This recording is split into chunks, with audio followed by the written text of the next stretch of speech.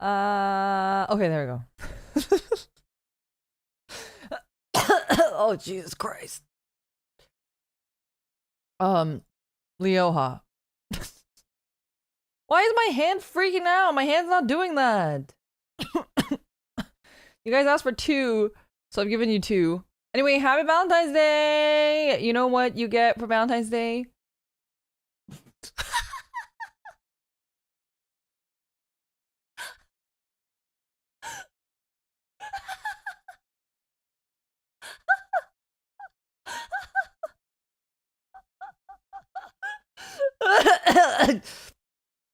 Oh god.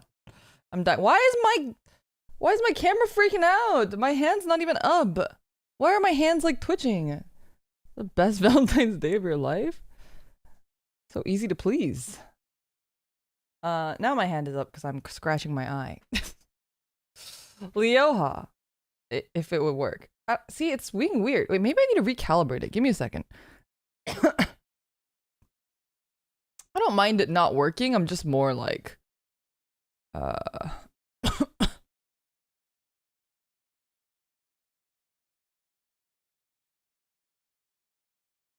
No. Nope. It's broken. Look at it. It's so glitchy. I'm waving. Why is it so glitchy? Zoltan, thank you so much for the 69, the 690 tip.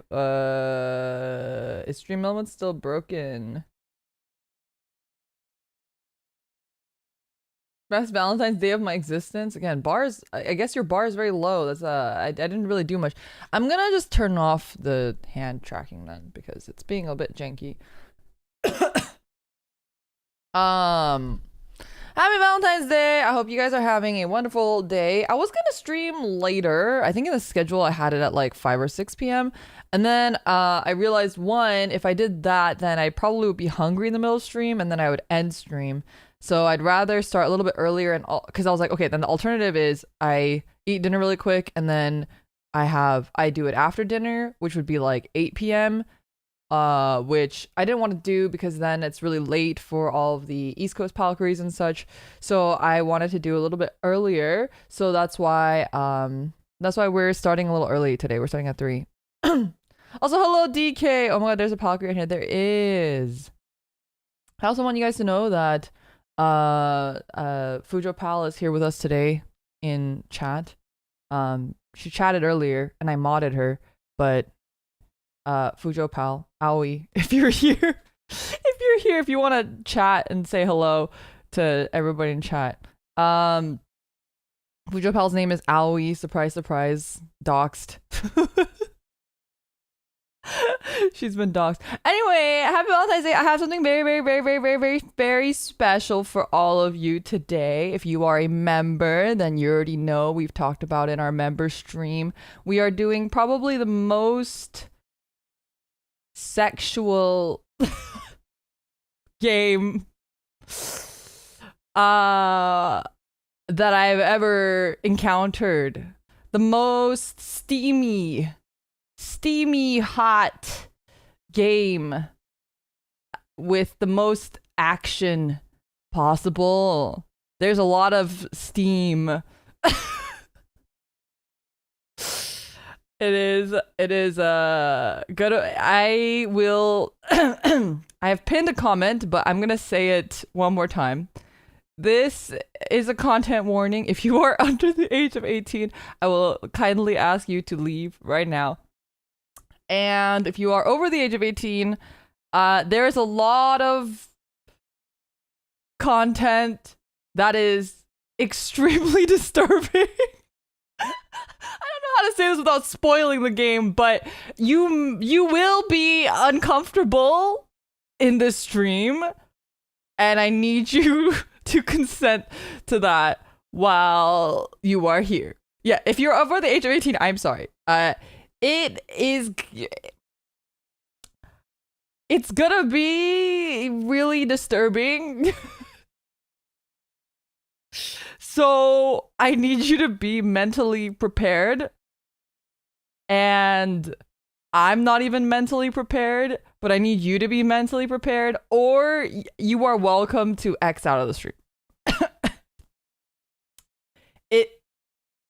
it's a lot. It's probably the most cursed stream that I ever have done and I ever will do. No VOD. If this survives, I will be surprised. But you know what? Donut survived given everything. And we do have our censor Palcaries here to help us through these hard times. We actually have two right at the ready. There, I'm gonna put them in optimal positions where I think, you know, typically you might see things like that. Well, so is it lads? No, it's much worse than lads.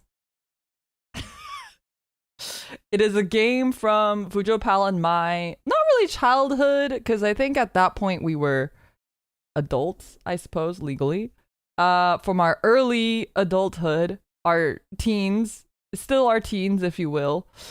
And it hadn't been translated at the time. It never gotten an official translation until now, in the year of our Lord 2025, we can finally play the game everyone has. I'm gonna say the title of the game. Don't look it up. The title. Okay, everyone, listen up. I'm gonna show you the title of the game because we're gonna turn the game on. If you are easily disturbed or are, you know, sensitive, do not look up the game because you will. Okay, I'm just making it very clear. You can look it up, but you might not be happy with what you see. I'm just saying that out loud. Okay, happy Valentine's Day. We're playing Sweet Pool. I have waited 15 years to play this game. It's Sweet Pool. Wait, DK, you know Sweet Pool? No way. DK, don't spoil it for them. Don't spoil it for them. Don't say anything. Don't say anything. If you guys have been part of streams, oh, it's kind of loud. Wait, you don't hear it though. If you guys have been part of streams, you guys have heard me talk about this game. You guys have seen this game. You know exactly what you're in for.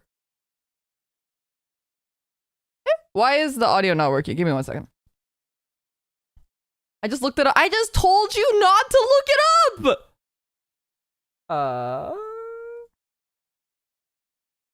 Properties.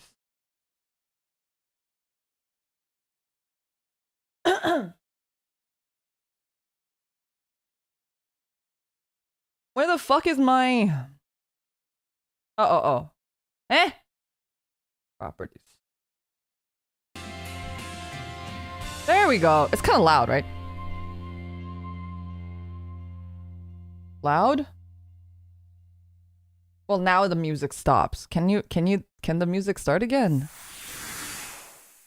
Look at how old it looks! You can tell it's old! Look at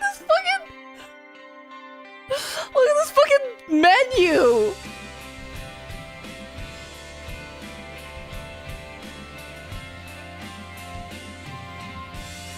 While seeing this in English, I know! The soundtrack of this game is pretty good. I think all Nitro Troll has pretty good music. How's the audio? It's too loud. Oops, not that. How about that? Is that better?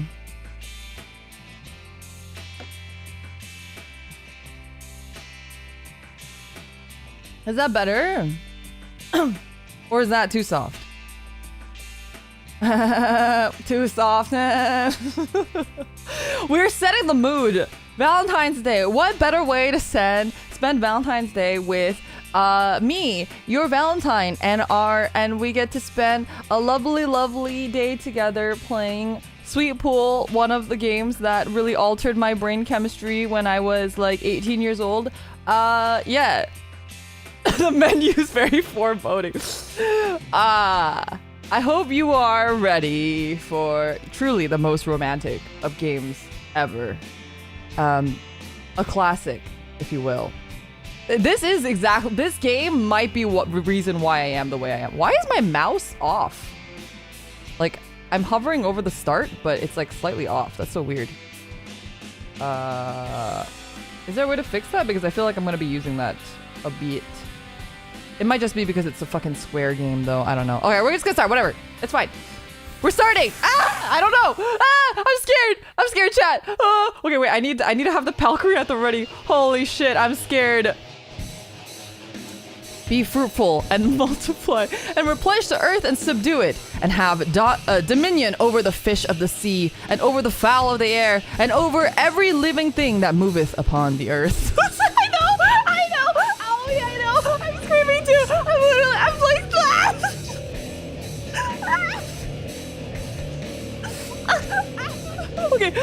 okay. Calm down. Okay. We're gonna.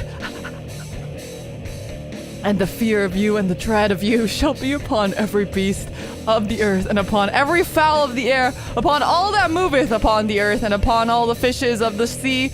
Into your hand are they delivered. I told my sweet... Why do you have a sweet pool friend?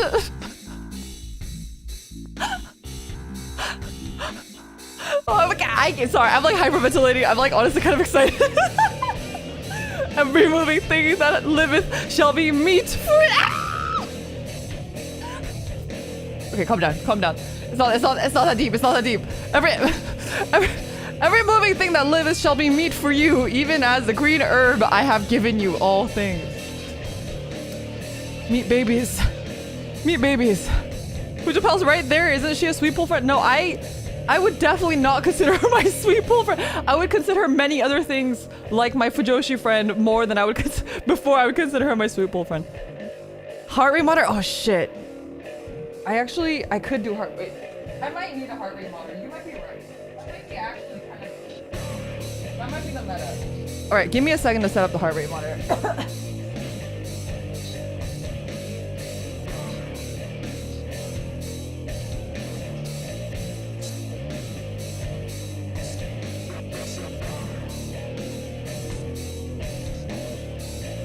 I wonder if this thing needs to be charged. Is this chargeable? Maybe not. I don't know.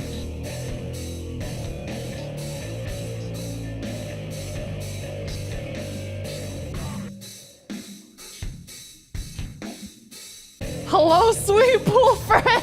Fuck!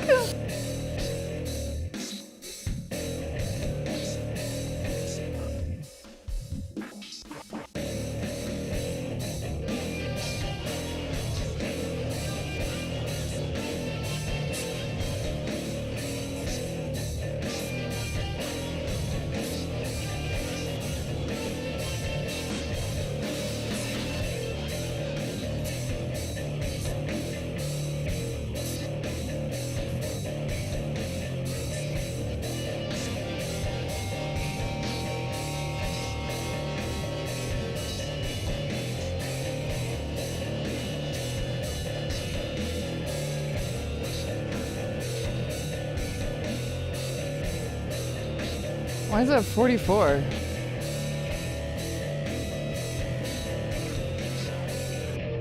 Oh, it disconnected. 1 second.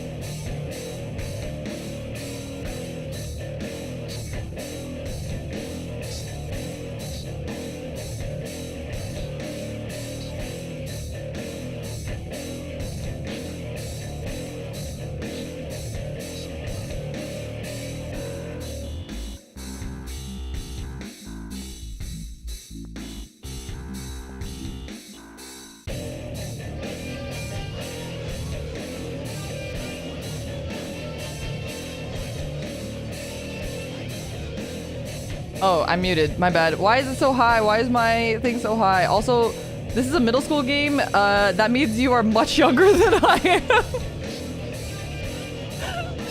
am. Sorry, I was muted. I was talking that whole time too. Why is my heart rate so high? Is that normal? Is that correct? I mean, I am nervous. Every time I turn on the heart rate monitor, I get nervous. So, playing this at 13 is actually insane. I don't know. Whew. But flesh with the life thereof, which is the blood thereof, shall ye not eat. Oh God. Whoso sheddeth man's blood, my man shall his blood be shed, for in the image of God made he man.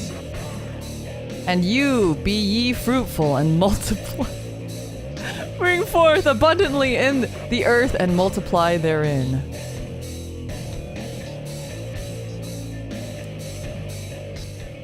Yeah, multiply. I know. Sounds pretty sexy. Told you. Steamy game.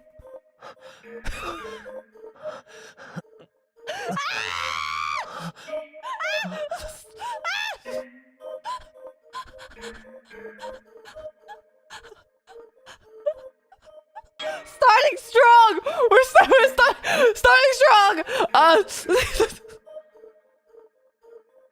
Bodies intertwine, sharing blood and breath, joining until they are one the flesh indistinguishable. Do you think I need the do you think I need scared. Thank you, Nitro Chiral. Feral groans. Penetrating heat is literally what it says.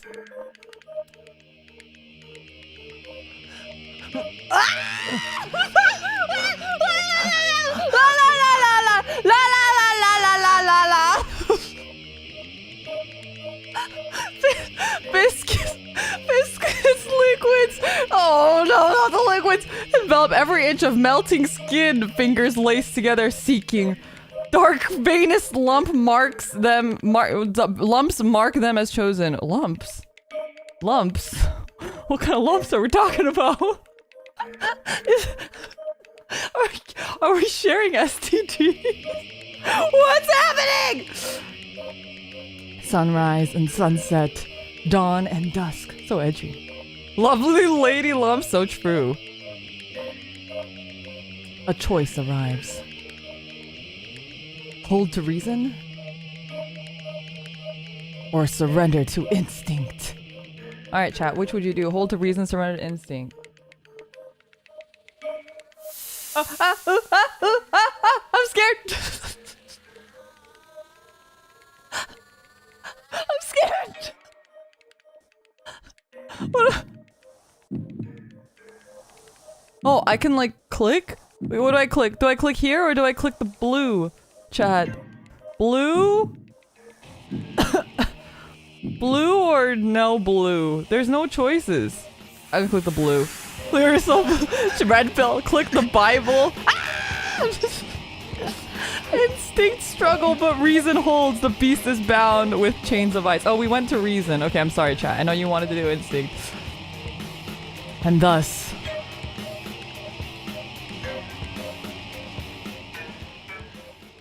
Thus what?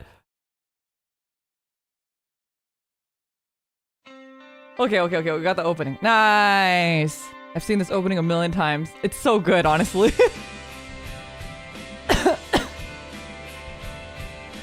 I feel like I'm gonna get demonetized just for the song, though. But whatever. But it's old enough, maybe they won't demonetize me.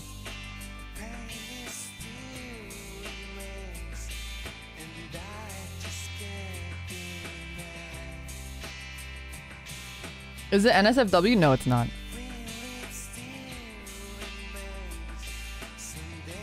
Sweet Pool must be a story about candies. Yeah! Yeah!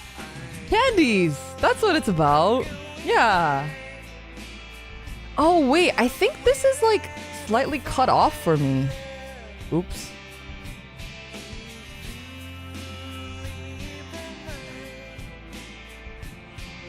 Makoto was my favorite back in ye olde day. So we'll see if that changed since, if my tastes have changed.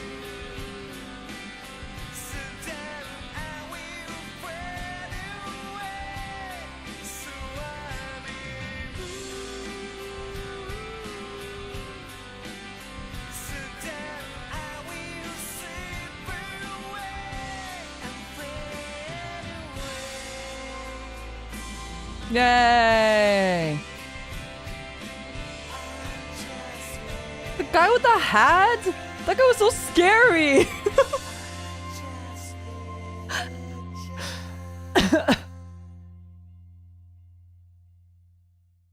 Alright.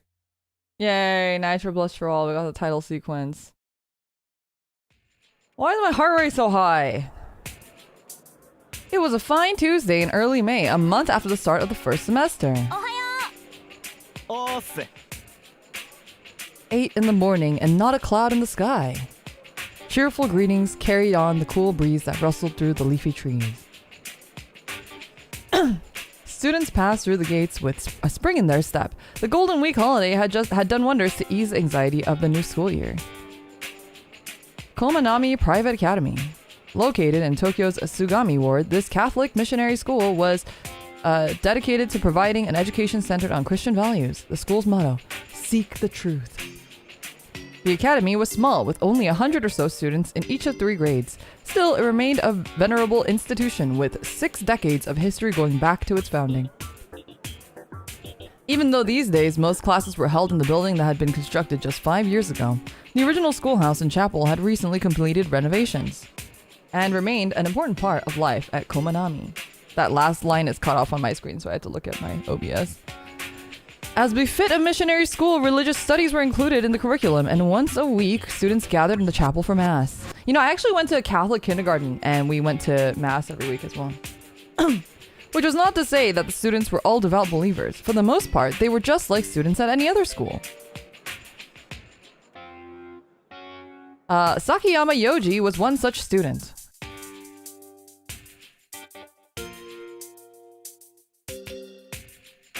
Is the heart rate accurate? I don't know. I can't tell. I just went to check and it says that that's what it is. But I'm not sure.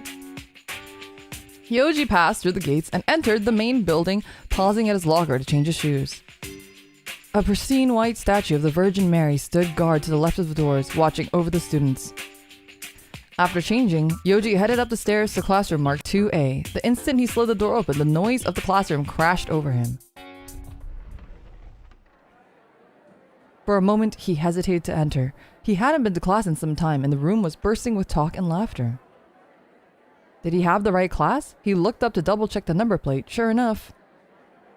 Forcing his stiff legs to cooperate, Yoji weaved through the groups of students to his assigned seat. All around him, people were going about their morning routine. Some were chatting with their friends about what they'd done over the weekend. Others were fixing their makeup or copying each other's homework. Although at first glance it looked like chaos, there was a palpable sense of community filling the room. But this only served to make Yoji feel painfully out of place. There wasn't a single person here he considered a friend. In fact, he didn't even recognize most of them. This was largely because he had been held back a year. Oh no, Miwa, hello. Miwa, do you know a game called Sweet Pool? I think you would like this game. I think you actually might like this game. Now he's stuck out like a sore thumb. Taking a seat at his desk, he went to hang his book bag on the hook. But to his surprise, there was already a bag hanging there. Confused, he looked around the room. Something definitely felt off. As if to affirm his suspicions, a few nearby students were watching him curiously. The yaoi game? Yes, the yaoi game. He lowered his eyes, feeling even more like an outsider. But just then, he felt a light tap on his shoulder from behind. It's Makoto! He turned around and was met with a friendly smile inches from his face. It belonged to Mita Makoto.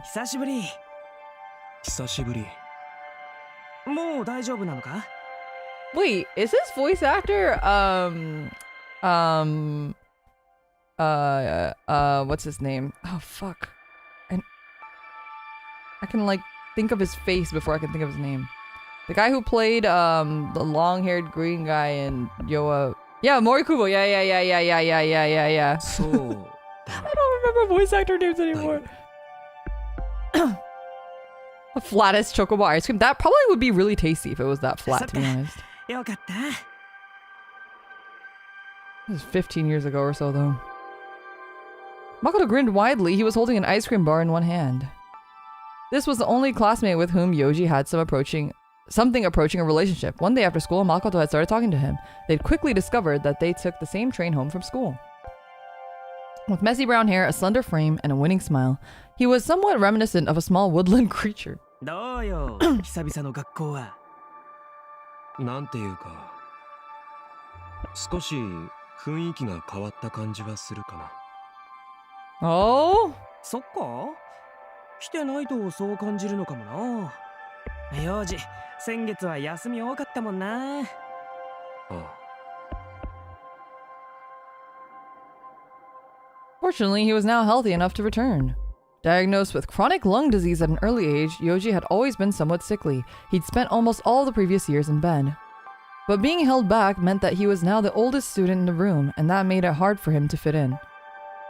Evidently, this didn't deter Makoto. それじゃあ変わったって感じでも仕方ないよな席替えもしたしああそれだよそうそう連休が始まる前にさ席替えしたんだよ Makoto's face lit up as he remembered. A seating change, now it made sense. Although he couldn't have known, he still felt bad for sitting in someone else's seat.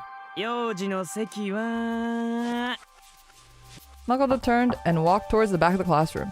Then he stopped and rapped on one of the desks. The music started again. ここね Yoji immediately grabbed his book bag and moved to the indicated seat. Pulling out the chair, he sat and looked up at Makoto. また食べてるんだな。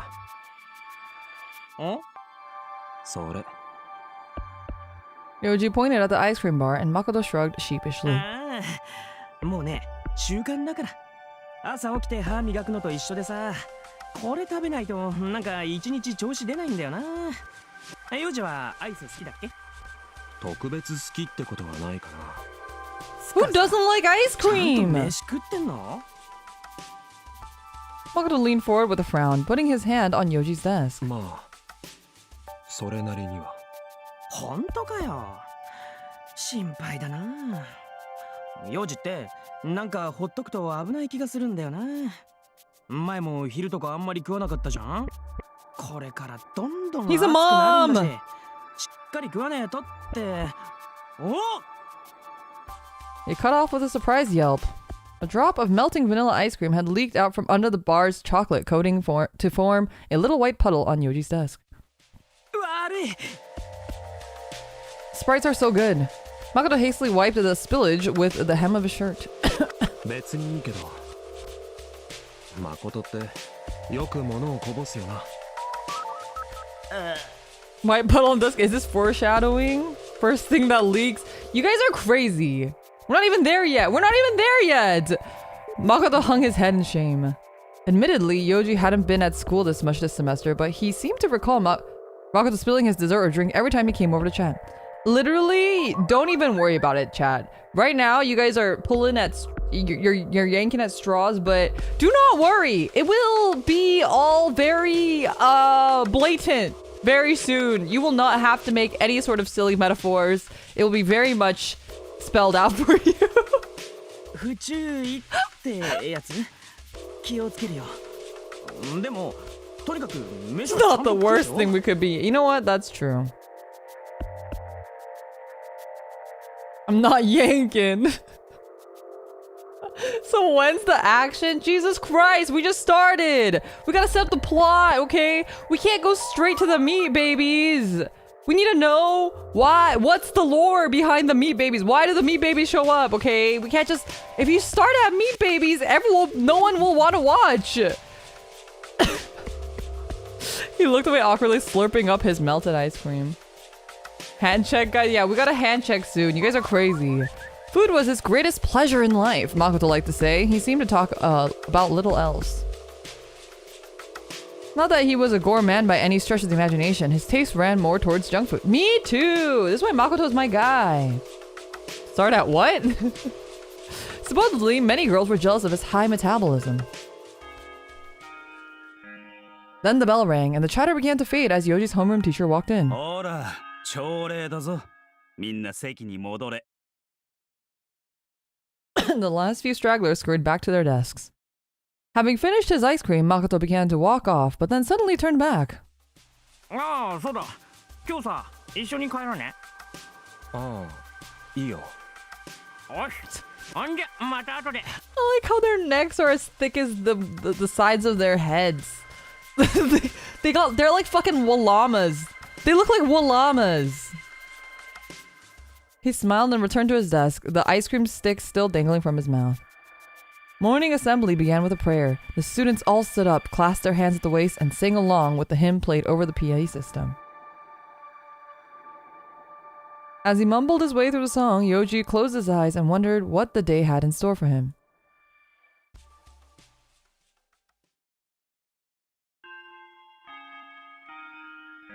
The bell rang, signaling the end of morning classes and the start of lunch period.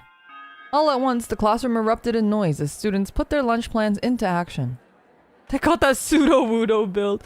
Yoji heaved a sigh of relief after being absent from school for so long. His first day back was proving to be stressful. He paused to consider how he would spend his lunch break, but realized that he wasn't that hungry in the first place. The instant the bell rang, Makoto had dashed out of the classroom to buy a sandwich from the school store. His favorite, the yakisoba egg sub, was so popular that it always sold out within 10 minutes, so speed was of the essence. Thick necks, thick. True. For his part, Yoji decided he would make do with a drink. He stood up from his chair and headed to the door where he crossed paths with another student coming in. I thought this was a photo for a second. Stepping out of the way, he looked up and froze. An icy gaze pierced through him. This was someone Yoji took great pains to avoid. After so much time spent away, the impact of seeing him again was so overwhelming. Shironuma Tetsuo. Somehow, this guy wasn't like the other students. Tetsuo was tan with light brown hair. He does not look tan at all. With light brown hair and eyes to match. Build-wise, he was on the larger side, and yet he wore his uniform neatly, his tie perfectly straight. But while his physical appearance was certainly intimidating, that wasn't the only reason Yoji felt uncomfortable around him. The problem was that Tetsuo didn't emote. He doesn't emote, chat! He doesn't use colon pleading. He doesn't PN. He doesn't use, I don't know what my emotes are called. What are my emotes called? He doesn't use... Pal what? Leora pal what? Yeah, he doesn't use colon 3. He doesn't hit the gritty... Wow, what a boring guy. His expression was a perpetual poker face, which made it impossible to tell what he was thinking. It felt like he had an invisible wall surrounding him. Nothing got through, in or out. Because of this, his mere presence was enough to instill Yoji with a vague undercurrent of anxiety. And as if all that weren't enough, he had a third reason to feel tense around Tetsuo. It had happened right at the start of the semester. He'd been in math class one day when all of a sudden, he'd felt like he was being watched. When he turned to look, he found Tetsuo staring at him, his elbows propped up on his desk. At first, he hadn't thought much of it, but Tetsuo had kept staring. Every time he turned to look, their eyes had met. The more he tried to ignore it, the more his discomfort had grown. That day, he'd felt Tetsuo's eyes boring a hole in his head all the way until the last bell rang. Why had Tetsuo been staring at him? He didn't know. After that, it had been a while before he'd stopped seeing Tetsuo's disembodied eyeballs in his dreams. What the fuck? What the fuck? Yoji, you need help. They never even said a word to each other, and yet as time passed, he felt Tetsuo's gaze on him again and again. It was creepy. After locking eyes in the doorway, Tetsuo broke eye contact and walked away, seemingly disinterested. As he passed, a peculiar scent tickled Yoji's nose. It didn't smell like any cologne he knew of, but it did evoke a strange sense of nostalgia? The scent faded as Tetsuo walked away. Finally, the tension drained from Yoji's body and he exhaled. Reflexively, he threw a glance over his shoulder in Tetsuo's direction and blinked.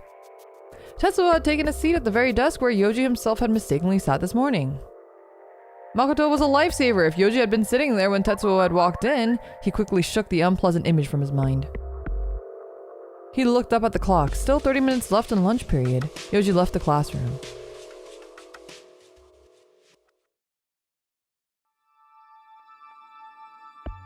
After school. Following the afternoon assembly, school was officially over for the day. All at once, the classroom exploded with chatter and loud goodbyes. Yoji's first day back at school had finally come to an end. Relieved, he began to pack up his things. Yoji! Makoto walked over with a big grin on his face, his sports bag slung over his shoulder. もう帰れる? あ Does his shirt have like photos of him repeatedly on it? I never noticed that. Why are there like pictures of himself? Like あんじゃ行こうぜ. Let's jet is crazy. Once Yoji grabbed his book bag, Makoto spun and head for the door. Together, they left the classroom and made their way down the hall towards the shoe lockers. A number of students, both male and female, waved to Makoto as he passed. Makoto was popular throughout the grade, not just in his class. With a personality like his, Yoji imagined he could befriend just about anyone. As they were changing into their outdoor shoes, a group of guys walking past called out to them. Oh, my cursor's off. Fuck, I forgot. おお、誠。お前さ、また部に戻ってこいよ。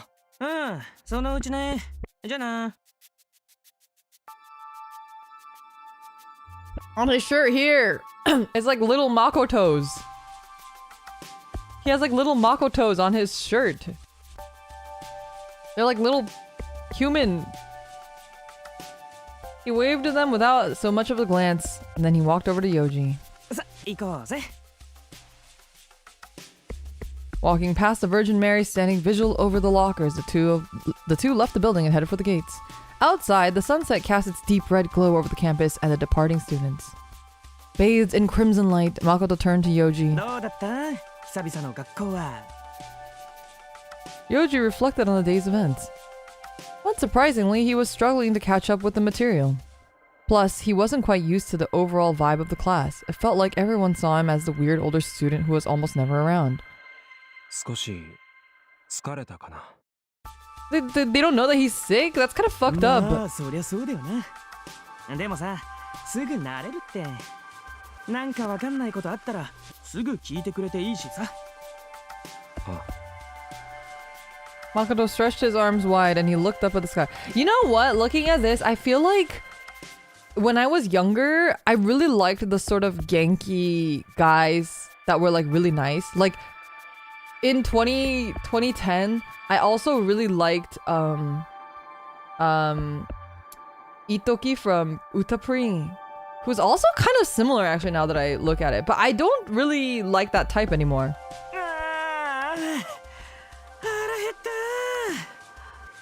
なあ、明日さ、帰りどっか食いに行かね？今日はこの後ちょっと約束があってさ。Why is he so much bigger? I think it's supposed to be like perspective, like the camera is closer to him and they're like walking together, which I think is kind of cool actually. Because that means like they like drew more sprites or like they have them at certain things. It's like kind of nice. 明日は幼児もちゃんと食えよ。世の中にはうまいもんが溢れてるのに食わないなんて大損だぜ。ほんと。それは人によるんじゃないかああ、もったいないって。Makoto made a show of pouting for a moment, then his lips curled into a mischievous 部 grin. 活やってた時なんかさ、ハンバーガー5個ぐらい食わねえと持たなかったんだぜ。 Oh my god. Yoji thought back to the group of guys who'd spoken to Makoto at the lockers. Those must have been his former basketball teammates. Makoto had been on the team last year, but had quit in order to take more shifts at his job. At least, that was the story he told. He worked nearly every Saturday, and all the practice and games had taken up too much of his time. Apparently, he'd been a valuable player, and his leaving the team hadn't gone over very well. They were still begging him to come back. Makoto had never explained why he wanted to work so much, but Yoji could only assume he wanted to maintain his food budget. Simply put, the guy ate like a horse. こんな話をしてると腹がちょっと待った。 Makoto held up a hand, stopping Yoji in his tracks. Yoji followed Makoto's gaze. A man was standing by the school gates.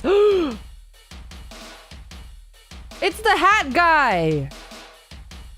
He was wearing a green shirt, sandals, and baseball cap. A flashy outfit, to be sure, but it felt somehow familiar. This is DK's favorite, apparently. うわ、タイミング悪い。嫌なやつになっちゃったな。Makoto scowled. It was Okinaga Zenya, a third-year student. Wait, he was a student? I thought he was like a teacher for some reason. I remember him being like a teacher. What the? He and Yoji had been in the same grade until Yoji stayed in the hospital. There wasn't a student at Komanami who didn't know Zenya's name. He was famous. And it was easy to see why. Zenya, my sweet baby boy who did... I feel like I'm having a very different memory of this game than you, sweet pool friend.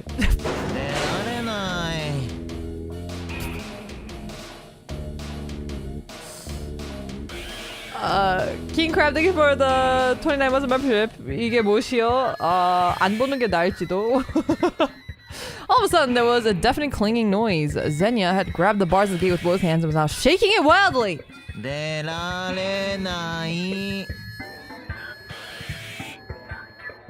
He was acting like a child, screaming and hanging off the gate. Makoto and Yoji could only stare in disbelief. Other students and passerbys on the street were watching with expressions of alarm. But the weirdest part of this was the school gates were open. Zenya was screaming for no reason.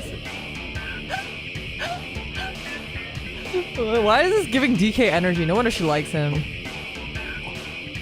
This was how Zenya had become so famous, or rather infamous. Not only was he eccentric in the extreme, but there were nasty rumors about his family too. Everyone avoided him, even the teachers. After giving the gates a long, hard shake, Zenya hopped down and walked off campus. His dogs are truly out. Beyond the gate, Yoji could see a black car parked on the street. A man was standing next to it. When he saw Zenya, he opened the rear passenger door. Even from a distance, everything about his appearance screamed Yakuza. Zenya tottered over to the car and climbed into the back. Once he was in, the other man slid into the driver's seat.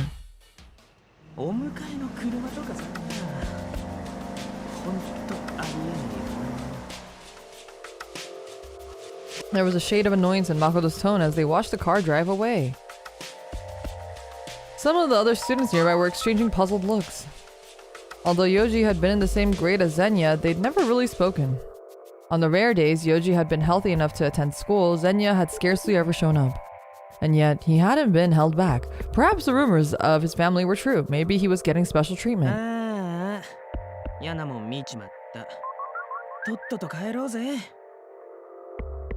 Makoto walked off toward the gate with a dark look on his face. His anxiety renewed by the encounter, Yoji passed through the gates and hurried toward the train station. Alright, so we've met four characters. I think we're just missing one now. Rhythmic vibrations traveled up through the walls of the train. Makoto had hopped off at the previous stop. Now Yoji leaned against the door, swaying with the train's motion. At this time of day, the trains were clogged with students headed home. Feeling slightly suffocated, Yoji shifted his gaze to scenery beyond the window. And if you guys are like not familiar with visual novels, usually, or like dating sims, the first chapter is always like an intro chapter where you meet all the characters, and then from there you can kind of start making decisions that alters like the course of like who you're gonna end up with. The early summer sky was streaked with red and navy blue. Fuzzy silhouettes of buildings and houses dotted the horizon. AirPods, people wanted those wires. Man, this is such an aesthetic though. Can we go back to these times? In the window pane, his reflections were translucent and pale like a ghost. Although nowadays, I think a lot of like, I feel like TikTok, like ASMR people use these headphones still. When do they pull their meat out? That's crazy. In the window pane, his reflection was translucent and pale like a ghost. Music blared from his earbuds, drowning out reality. You still use them? I don't even have an earphone jack on my phone, so I can't even if I wanted to. Memories of the day's events played in fast forward. The air conditioning was chilly on his bare arms. But just as a shiver ran down his spine... What is it? Something deep in his body began to throb!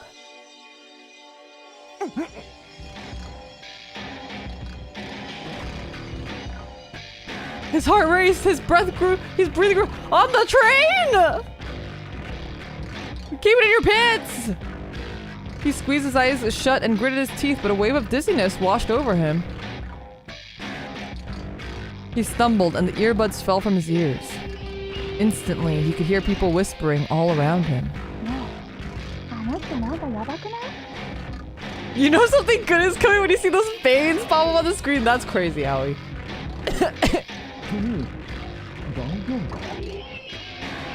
The voices were strangely muffled, yet beat against him like waves on a cliff. The OC's so good. The OC's actually so good. Just as he thought he couldn't take it anymore, the PA announced their arrival at the next station. Slowly, the train rolled to a stop. The doors opened and Yoji staggered out onto the platform. He felt a little better just getting out of that small enclosed space. His nausea persisted, however, and after a long deep breath, he headed for the turnstiles. I hope that was his stop and not just some random stop. The night air brushed his skin as he left the station. It had cooled down considerably, but compared to that air-conditioned train, it was practically warm.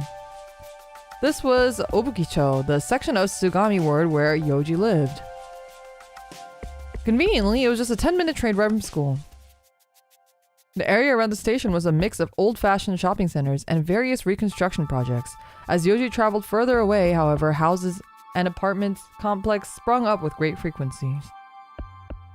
After a 15-minute walk from the station, his destination came into view, a pale white 3-story apartment building. He climbed the stairs to the top floor and walked down the hall. Apartment 303. He stopped and pulled the key out from his pocket. The building was so quiet he may as well have been the only resident. Every sound he made as he unlocked the door seemed to echo in silence. Finally, he stepped inside and pulled the door shut behind him. All at once, the familiar serenity of his apartment enfolded him, soothing his anxiety. Kicking off his shoes, he headed down the hall. On his left were the doors to the toilet and the tub. On his right, the door to his room. At the end of the hall was the dining room, as well as some other rooms that were currently just glorified storage closets. I have to look at my OBS. Yoji walked into his room and tossed his book bag on the bed. Oh, he has an aquarium! He got a little neon Tetris or something in there. Very cute. Oh, God. All at once, his nausea came back stronger than ever. He bolted to the toilet. Uh-oh. Is he throwing up? Wait, is this where he gets his period? And this is where he's getting his period. It says, "Aw, baby's first period." He gets his what?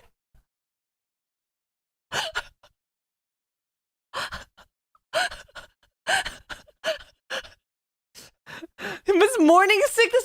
He's a virgin still. Don't say that. They didn't teach me this in biology class. He hadn't eaten anything since breakfast, so all that came up was stomach acid. Eventually, after a few more waves of nausea, his stomach finally settled. The acid stung the back of his throat. Grimacing, Yoji went to the sink and gargled some water from the faucet. Then he headed to the dining room.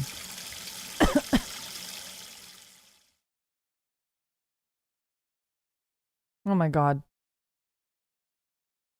Going back to school must have made him more anxious than he'd realized.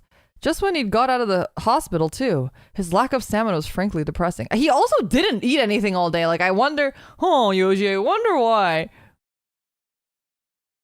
He decided to take his temperature just in case. The thermometer read 36.8. To the average person, this would be no big deal. To Yoji, it was the equivalent of a fever. Ever since he could remember, his normal temperature had always been slightly lower than most people's, usually around 35 degrees. As such, a temperature that most people would dismiss as a slight fever was enough to make Yoji dizzy. Rather than risk aggravating his symptoms any further, he decided to go lie down. Returning to his room, he could hear a faint mechanical whirring, not unlike the buzz of a bee. Why does he have like a prison bed? The room was largely empty, save for a TV, love seat, coffee table, and small shelf. In fact, the only thing that suggested an active occupant was the source of noise, the aquarium just behind the sofa. I think my heart rate monitor might be slightly off, actually, because I think Like my resting, I think it's like been putting my resting at around 100, which doesn't seem right, but I don't, maybe it needs a update or something. It wasn't particularly large or fancy, but it was the one feature of interest in an otherwise drab room.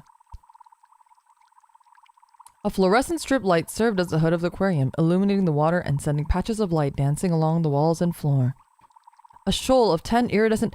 I called it! They're neon tetras! That's crazy. A shoal of 10 iridescent neon tetras darted in and out through the seaweed.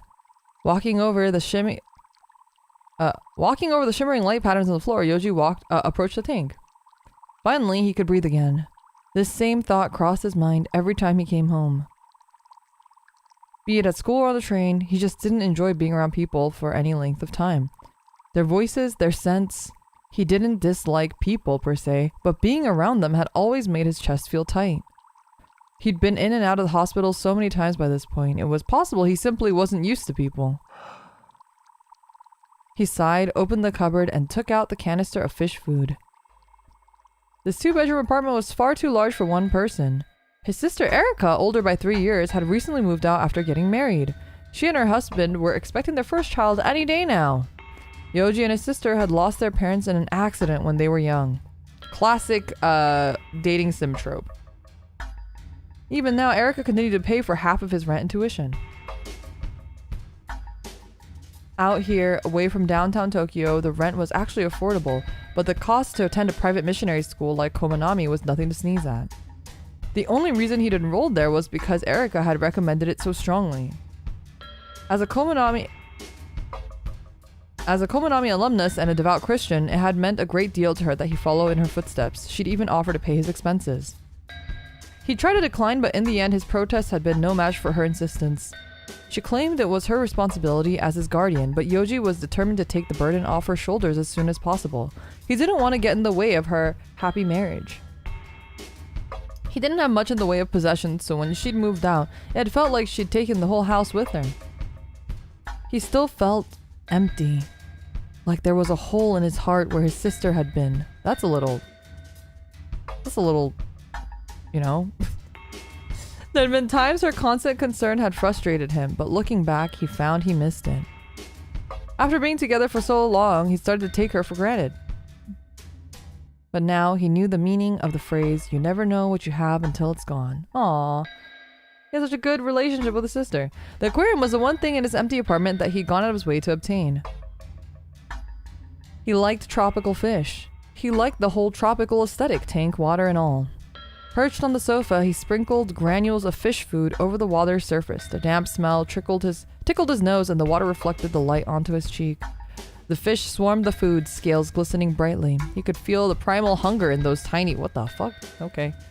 To most animals, survival was the only thing that mattered. They weren't swayed by thought or emotion.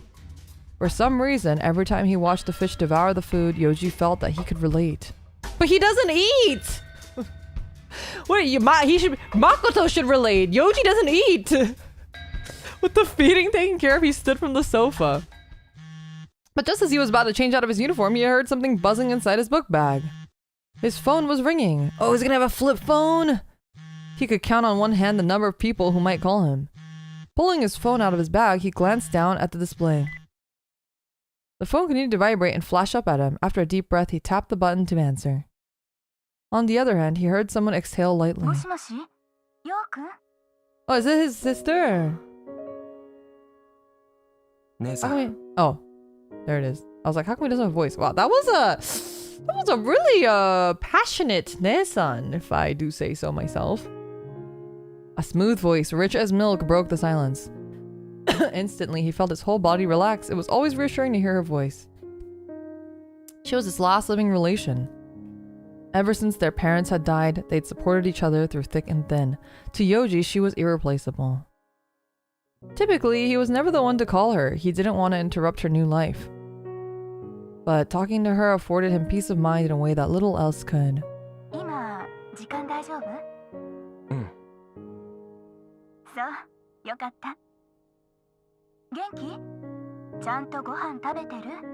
Aww. No, you're not, you fucking liar! A smile crept onto his lips as he answered. Because he's lying? Then he heard her sigh in relief and knew she must have been smiling too. さあ、体調の方はどう？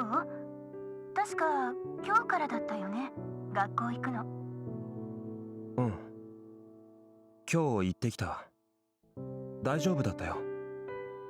さあ、それならよかった。ずいぶん休んでたから、さすがに全部が全部うまくいくってことはないけど、すぐに慣れるよ。去年は入院で大変だったもんね。一人で平気？ He didn't eat all day, almost fainted twice, threw up, and he's gonna lie to his sister. I mean, I guess it's like he has that whole like, I don't want to bother her mentality, but you probably should tell somebody, like, what if you just like keel over and die? Like, you need someone to do a wellness check on you, いつで man. もこっちに来ていいんだからね。Her tone was tinged with worry, but Yoji laughed it off. 大丈夫だよ。心配性だな、姉さんは。子供じゃないんだから。それより、そっちこそ体調は？もうじきだろ、生まれるの。Yeah, have him move in and he can help watch the baby. そう。だいぶ大きくなったよ。すごく元気でね。寝てる時にお腹を But 蹴られて therapists don't exist in 目が anime 覚めちゃ land. ったりする True. の。It's okay. It's okay. It's a I can fix him kind of deal. The therapist is me. それはすごいな。男の子だったよね。そう。名前をどうしようかってずっと考えてるんだけど、なかなか決まらなくて。Even over the phone, he could tell how excited she was. It warmed his heart. She was happy, and he couldn't ask for anything more. 生まれたら絶対に会いに来てよ。その前にもっと姉を心配して会いに来てくれてもいいのに。わかったよ。今度行くから。会ったら激痩せしてたなんてやめてよ。ないよ。本当に？ないって。He chuckled to himself, and she giggled そ playfully. れじゃあそろそろ切るね。何かあったらいつでも電話してね。ああ、わかってる。それじゃおやすみなさい。おやすみ。Just like that, the call ended, and he was dropped back into reality. His gaze wandered around the room for a moment. It was sweet of Erica to offer to let him move in with them. He felt grateful and guilty at the same time. She and her husband were still paying off his medical bills from last year.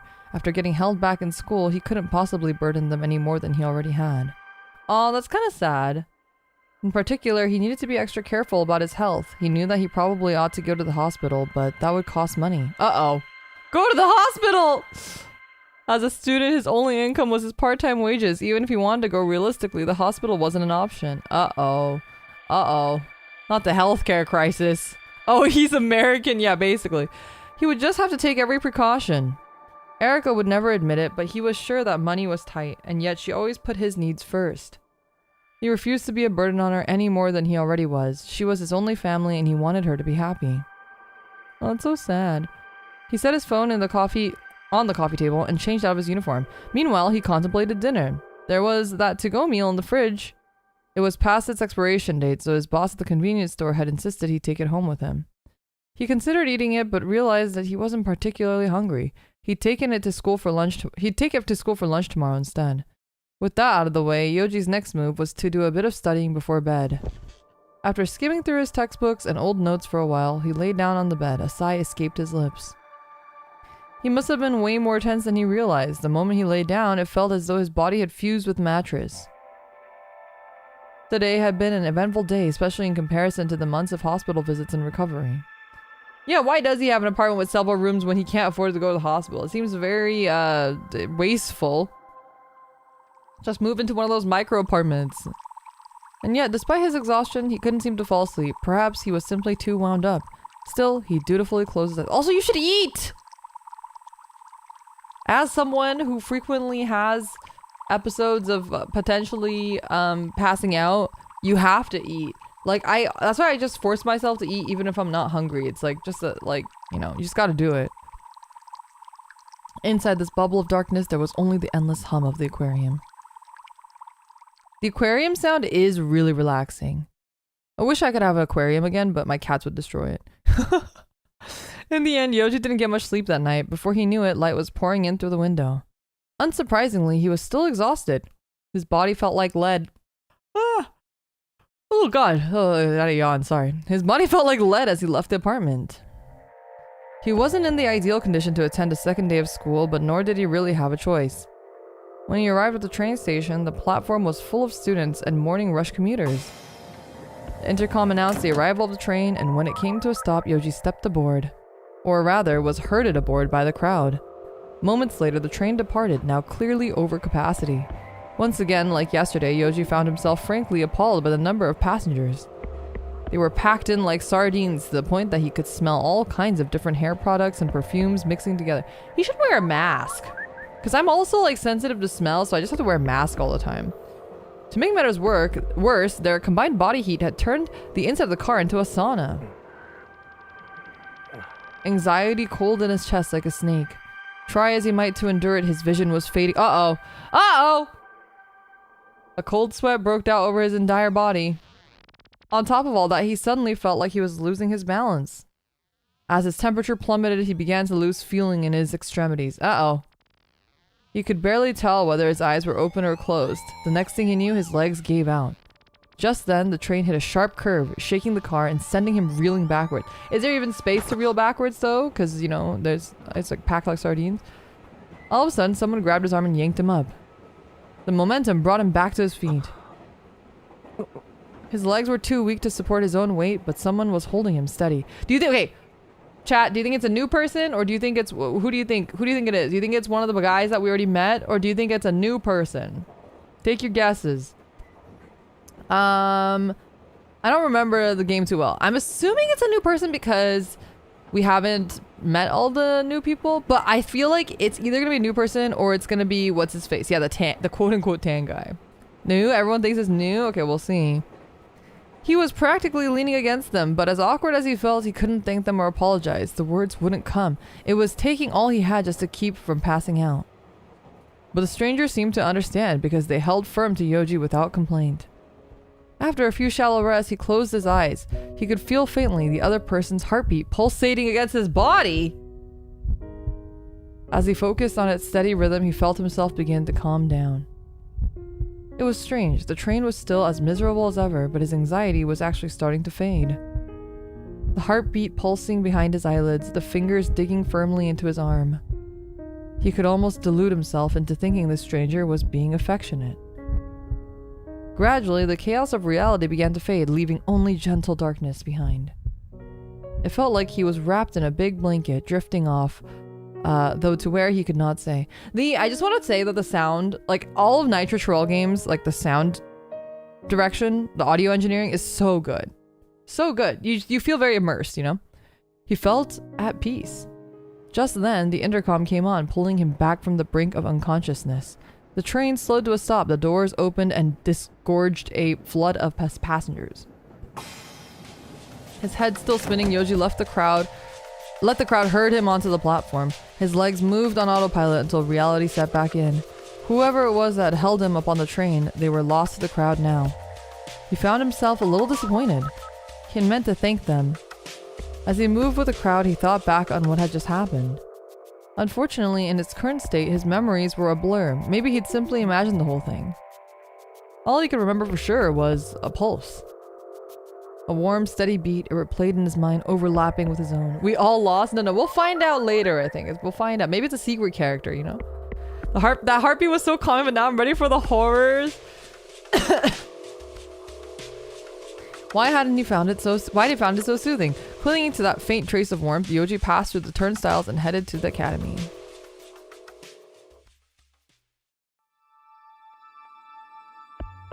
By the time he arrived at school, Yoji was feeling a lot better, save for the slight sluggishness of sleep deprivation. His morning classes ended without incident, and the lunch bell rang.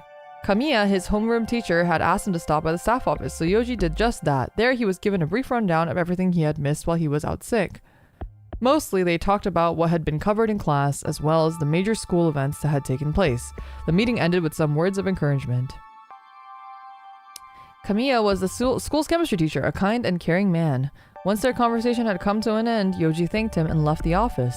Lunch break wasn't quite over yet, so he decided to cut through the courtyard and head for the school store. The store was located in the old school building, which was connected to the main building via hallways on each floor. Cutting through the courtyard was faster, of course. Due to its age, the old building was now used only for the school store, the chemistry lab, the sewing studio, and a few club rooms. Stepping out on the red brick walkway, he took a deep breath, savoring the fresh air. The courtyard was located between the two buildings, with an abundance of well-maintained greenery as well as several benches. It was a popular lunch spot, and today was no exception. Hello, Raiders. Hello, Raiders. Thank you, Echo. I'm gonna let you guys filter in really quick before I make a disclaimer. Okay, Echo's here. I can make the disclaimer. Okay. We are playing a really intense game. Happy Valentine's Day, by the way. It is the most steamy game possible, but it is also yaoi, and it is also has gore. So if you are sensitive to either penises or gore, or any other list of possible infractions, tags, if you're not comfortable with that, please leave. What's a penis? Teacher, what's a penis?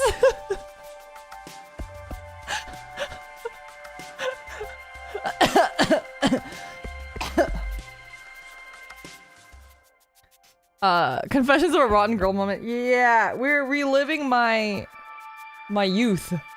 This game is about 15 years old or so. So it is an old game. As you can see, it is square, and the interface is very old looking. So we're early on, so we're not quite at the crazy parts yet. But I am warning you now. The game is called Sweet Pool. Don't look it up unless you are ready for what you will see. Unless you are mentally prepared for what you potentially might see. So, yeah. The best way to talk about Sweet Pool, the best 2-word summary of Sweet Pool is meat babies. If meat babies does not sound like an enticing thing to you, which it probably doesn't sound like an enticing thing to anybody, I suggest you leave.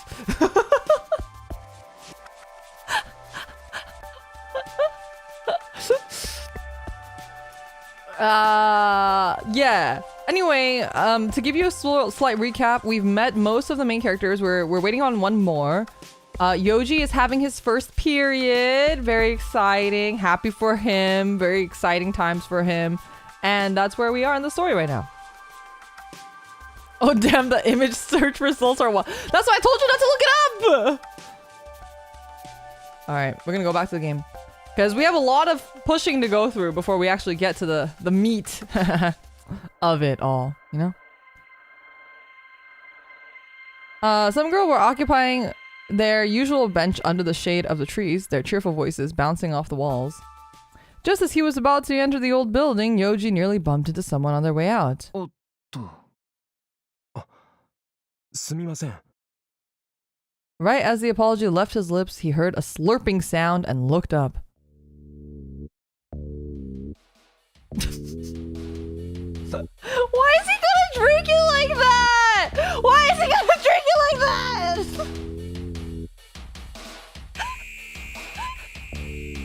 Owie, no! Why is he gonna hold the cup like that? Why is he holding it like that? It was Okinaga Zen. Yeah, of course it is. Of course it is. Was that a meerkat? He was wearing a bright green shirt and a baseball cap. Neither was part of the school mandated uniform. The shirt alone should have been enough to get him sent home for the day. If he could flout the rules this egregiously and get away with it, then there was no doubt he was getting special treatment.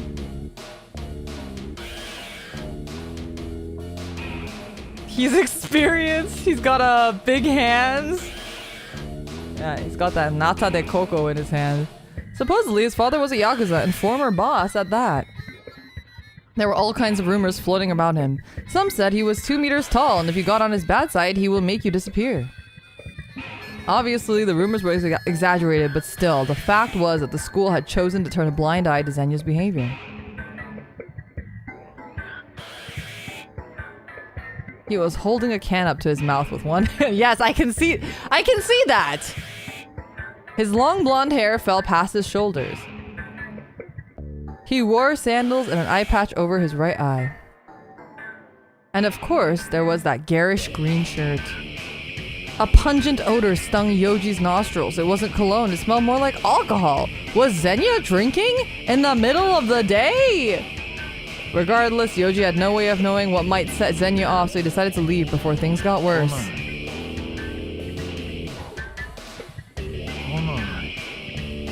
He's trying to get the... Okay, if you guys don't know what this drink is called nata de coco. It has like little like cubes inside of it that are like little cubes of like coconut jelly thingies. And so this is supposed to be... He can't get it because he's trying to get the little cubes out of the can. And if you've ever drank it out of a can, you know how actually difficult this is, and you actually do kind of do this sometimes.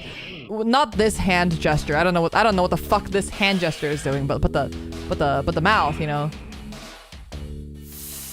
Oh! Oh!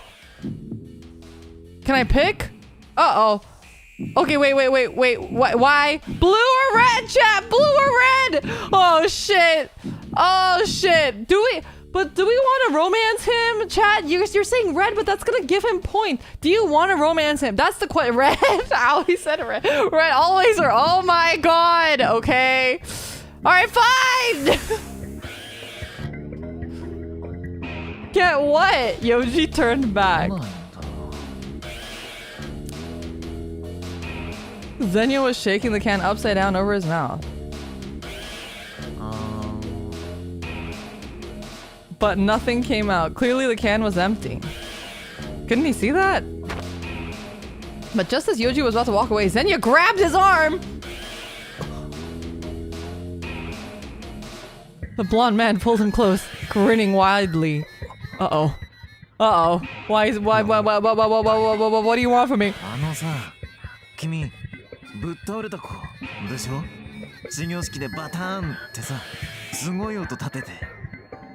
What's this music? I mean, the music's so good. Honestly, it's giving old school, really Silent Hill, Resident Evil vibes, for sure.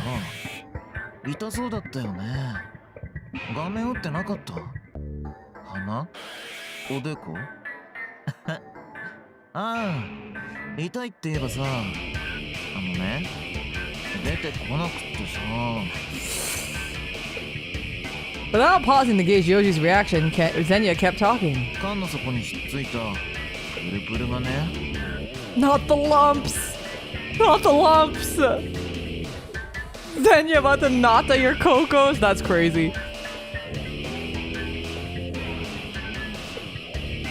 The label of the can read, with real coconut gel. For a moment, Zenya's pale fingers resembled the coils of a snake wrapped around its prey. His lovely yaoi lumps. I need a favor. What?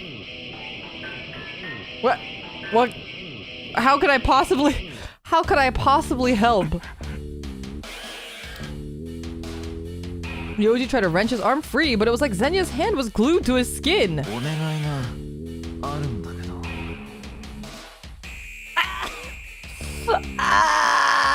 He repeated his words in the same vapid tone, and Yoji turned to look at him. He was grinning from ear to ear, but the light in his eye was cold.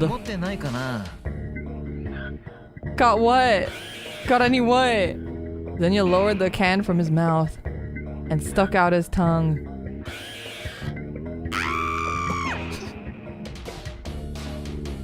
What is this? Help! That's scary! Why is it all cut up from the fucking thing? Ew! Do you think I need to censor this? I think this is okay. This is okay, right? Okay, I regret picking red. I think it's supposed to be like cut up from the can, maybe? Zenya's mouth was a sea of red, his tongue wet with saliva and blood. Yoji could make out over a dozen tiny 頑張っ cuts. たんだけどね。全然取れないの。鉄の味ばっかりするんだよね。That's crazy. Flicking his tongue in and out, Zenya guffawed and shrugged his shoulders. Isn't it guffawed? Wait, maybe I read that wrong. Yoji could only stare as he struggled to process what he was seeing. Yeah, me too. Yeah, fucking me too. だからさ、ねえ、持ってないかな。 Got any what? After a beat, Zenya opened his mouth cartoonishly wide. 絆創膏、ちょうだい。 Oh. For your tongue? There was no point wasting another second here. Did you just run away? Yoji summoned all of his strength and yanked his arm away, this time successfully. But Zenya simply lifted the can back to his lips, his eyes on Yoji. Was he going to wriggle his tongue around in there again? The image made his skin crawl. Okay, to be fair, I have also tried to like do that and then I have cut my tongue before. It really fucking sucks. It's a real thing that happens. As he walked past Zenya, he heard a sound, but it wasn't slurping. It was airy and stiff, like teeth clacking together. He didn't know what could be making that sound, and he had no intention of finding out. Instead, he walked straight into the old school building. As he passed the rows of unused shoe lockers, he heaved a sigh of relief. He never expected Zenya to mess with him like that. The image of his bloody tongue was burned into his brain. It's a good thing I have aphantasia. And that strange alcoholic smell. Bile rose in the back of his throat. Uh-oh, he's gonna throw up? He needed to just forget it. The guy wasn't normal. Shaking the memory from his head, Yoji headed to the store.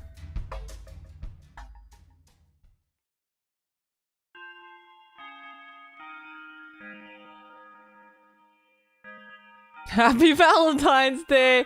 Yeah, yay, happy Valentine's Day. School was over for the day. Following the afternoon assembly, the classroom seemed to heave a collective sigh of relief. 帰ろうぜ。 Makoto walked over to Yoji's desk, his book bag already over his shoulder. 今日の約束忘れてないよな。飯食いに行こうってやつ。忘れてないよ。じゃあ早く行こうぜ。 Makoto grinned, practically bouncing on his heels. As Yoji set about packing away his textbook and pencils, Makoto gave him a puzzled look. あれ、幼児って教科書とかいちいち持って帰ってんの？持って帰ってるよ。なんで？予習と復習するから。予習と復習。マサすげえ偉くない？俺一回もやったことないんだけど。 Makoto's an idiot. He's a himbo. His eyes widened in mock disbelief. 休んでたから。ああ、そっか。そうだよな。でもすげえな。俺も見習わないとダメだな。とか言ってやらない。 Makoto shrugged his shoulders, then an instant later, his playful smile darkened. He was looking over Yoji's shoulder. 崎山。 Uh-oh. Is that my last name? At the sound of his name, Yoji turned and frowned when he saw who was standing there. Tetsuo. He stiffened. Oh, you guys might be right. It might have been Tetsuo that was holding Yoji up in the subway. He stiffened beneath Tetsuo's stare. 当番なんだけど、お前。 Oh, just kidding. Tetsuo's voice was deep and gruff in Yoji's ear. Had his voice always been like that? It was a tense moment, but all Yoji felt was surprised. It felt like he was hearing Tetsuo's voice for the first time, even though that couldn't be true. 当番って掃除当番。昨日から。 Then it finally hit him and he remembered that he was on cleaning duty this week. After being out sick for so long, he'd forgotten many of the little details of school life that most students took for granted. They shouldn't make him clean, he's sick! And now he'd inadvertently neglected his duties. Guilt washed over him and he cursed himself for not being more careful. As he knew this wasn't his fault, he knew it wasn't his fault he'd been sick, but every time something like this happened, it only served to widen the gap between him and everyone else. So why had Tetsuo gone to the trouble of reminding him? After a moment of thought, it dawned on him. Cleaning duties were always assigned in alphabetical order. Sakiyama Yoji, Shironuma Tetsuo. They were on cleaning duty together. ああ、そっか。幼児、今週の当番だったのか。あ、じゃあ俺、適当に待ってるわ。 His chipper mood suddenly gone, Makoto turned and stalked out of the classroom. Yoji was left standing there with Tetsuo. The situation was exceedingly awkward. お前は俺とゴミの担当だから。 Without another word, Tetsuo headed to the garbage bins in the corner of the classroom. Reluctantly, Yoji followed after him. The other students on cleaning duty were dusting and mopping with looks on their faces that said they'd rather be doing literally anything else. Some of them had given up entirely and were now chatting instead. Tetsuo stopped in front of the bins and then leaned forward slightly to scan their contents. The trash was sorted into two categories, burnables and non-burnables. Trash duty involved sifting through the garbage to ensure that everything was sorted correctly. Supposedly, the school had received complaints from the city for not keeping its trash separated, and ever since, they'd been cracking down. It was the end of the day, and the cans were nearly overflowing. Tetsuo was checking the non-burnables, so Yoji started on the burnables bin. For the most part, everything seemed to be sorted correctly, save for the occasional plastic bag that he had to untie and check. The only sound between them was that of rustling plastic. They had nothing to say to each other. Meanwhile, cheerful voices trickled in the room through the open doors and windows. Out of nowhere, Tetsuo's low growl broke the silence. Yoji looked up to find him holding a plastic bag in one hand. Inside was a half-eaten to-go meal. The moment he realized who it belonged to, he found himself wishing he could sink through the floor. Uh-oh. Is that his? It was his! No! He'd brought the to-go meal for lunch but had tossed it after only a few bites. He must not have been paying attention to which bin he was using. He turned away. Beside him, he heard a thud as Tetsuo tossed the to-go meal back into the trash. Flooded with fresh guilt, Yoji went back to work. Once they had finished looking through the garbage, they pulled out the trash bags and tied them up. Their last task was to take the two bags out to the dumpsters behind the gym. Yoji had just finished tying up the burnable garbage when suddenly, he felt something cold touch the back of his neck. What is it? Is it a drink? Oh, okay. Chat, did we go blue or did we go red? Blue or red? You guys know what happened last time we picked red, okay? Last time we picked red, you saw what? I don't know if we want. I'm scared of red. Red is cold. Red, always red. Oh my god. We go red all the way, then we're not gonna get on a route. I'm also scared of red. Okay, we got one vote for blue. Red, my beloved. At the same time, he smelled something faintly sweet.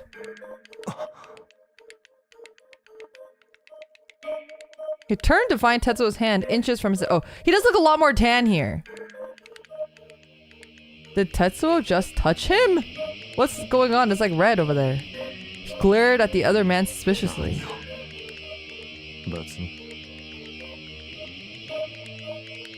Tetsuo replied brusquely, promptly retracting his hand and stuffing it into his pockets of his slacks. Wait, what the fuck? What just happened? Yoji wanted answers, but Tetsuo was as unreadable as ever. It felt as if an impenetrable force field was pushing him away. Was Tetsuo trying to mess with his head? Unsure how to feel, Yoji turned away, grabbed his garbage bag, and headed out of the classroom. At the sound of his name, Yoji looked back to find Makoto standing with a group of students near the door. As they made eye contact, Makoto walked up to him. As he spoke, Makoto shot a glance in Tetsuo's direction. He was busy tying up the non-burnable garbage.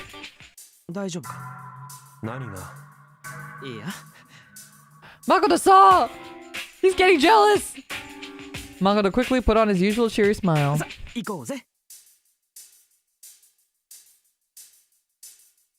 Securing a firm hold on his garbage bag, Yoji left the classroom with Makoto. There was blood at Tatsuo's thumb, right? I think I saw blood too. Together, they walked out of the front entrance and headed for the gym.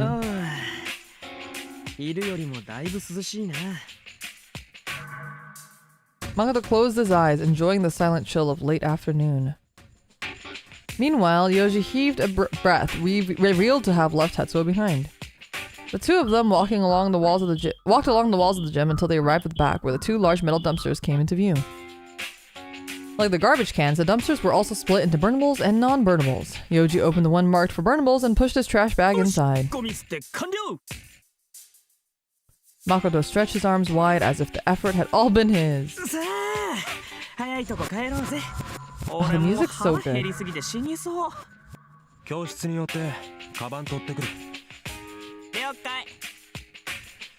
Makoto laced his fingers behind his head as they headed back the way they'd come. さっきさ、なんつうか、ヨジ、なんか怒ってるように見えたけど。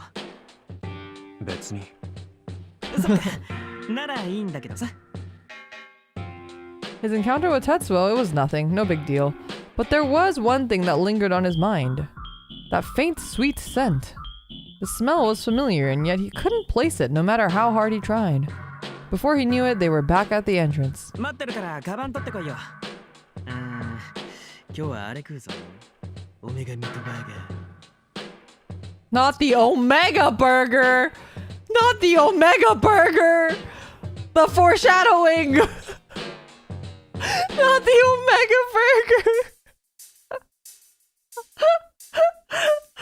Makoto leaned against the door, mouth-watering. Yoji had seen commercials for the Omega Burger before. The thing was absolutely enormous. Stop! すぐ戻る。ヨジも食えよ。オメガミートバーガー。Not the Omega Meat Burger. It's not even just Omega Burger. It's the Omega Meat Burger. それは無理かな。チェ After one last exchange, Yoji headed to the classroom to retrieve his book bag. Not the Omega Meat Burger. When he arrived, Tetsuo was nowhere to be found. Cleanup was over and a few students were standing around chatting. Feeling a tiny glimmer of relief, Yoji grabbed his bag and headed back to the shoe lockers where Makoto was waiting. After changing into their outdoor shoes, the two left the school. As they headed to the school gates, Yoji noticed a car parked just outside. It was the same black car from yesterday. A certain Okinaga Zenya sprang to mind. The driver was standing next to the car. いつもなんつうかすげえよな。 Makoto scowled, his tone dripping with sarcasm. As they drew nearer to the gates, the man's features became more clear. Wait, the last guy had glasses. It's not this guy, right? He looks to be somewhere in his 30s. He was wearing a suit with no tie and for some reason a single leather glove on his left hand. With his pointed chin, dark sunglasses, and the raised scars all over his face, the man gave off a particular aura. You could tell he wasn't a regular guy. The man took out a pack of cigarettes, put one between his lips, and lit it with a metal lighter. A curl of tobacco smoke rose into the air as he exhaled a wispy cloud. He's not like other guys. The other students heading home gave him and his car a wide berth, but he didn't seem to notice. とっとと行こうぜ。また沖永が来て暴れ出すかもしれないしな。 Makoto had a disgusted look on his face. He must have been thinking about what had happened yesterday. The driver was even more intimidating up close. And yet, there was something peculiar about the way he stood there like a loyal soldier who would never leave his post. The man glanced in their direction. Behind the sunglasses, his piercing gaze was reminiscent of a bird of prey. Makoto's voice was barely a whisper. Once they made it past them, the tension eased. さあ食うぞ。 As if to shake off any lingering fear, Makoto raised his hands over his head, grinning. Smiling slightly at his childlike display, Yoji followed Makoto to the train station. Does Yoji finally eat? Please tell me he eats something. The station square was overflowing with housewives on errands and students heading home for the day. Walking down the main street beneath the setting sun, they soon arrived at Makoto's favorite burger joint. The moment they stepped inside, they were engulfed by the dim of the restaurant. At this time of day, the customers were predominantly students and a long line had formed at the register. After ordering their food, Yoji and Makoto waited for their numbers to be called, then grabbed their orders and sat down at the counter. よっと。 Oh, that looks so good. Makoto's tray was crammed full of food. Just listening to him place his order had been hard on Yoji. It felt like he was the one making the cashier gape in disbelief. For himself, he'd simply ordered— oh my god, he's not eating! He's just eating— he's having coffee on an empty stomach! For himself, he'd simply ordered iced coffee. The greasy smell filling the restaurant had killed any appetite he might have had. なんだよ。それだけ？ So true. Makoto, you tell him. Makoto's lips curled into an exaggerated frown, his eyes on Yoji's coffee. 腹減ってないし。食える食える。一個やろうか。At least have like fries or something. He needs all the stomach room for the meat buffet later. That's crazy. いいよ。 Our boy was destined to be ruined by anyone. He doesn't have fuel to fight back. You're so right. Yoji shook his head and Makoto grinned like he'd seen it coming. See, Makoto's so fun! What a fun guy. Yoji resisted the urge to roll his eyes. Goofy though they were, he sometimes felt that Makoto's antics were the sole bright spot in his otherwise trying life at school. Makoto's unpretentious attitude enabled him to establish a comfortable rapport with just about anyone. Yoji suspected this was part of his personality that drew people to him.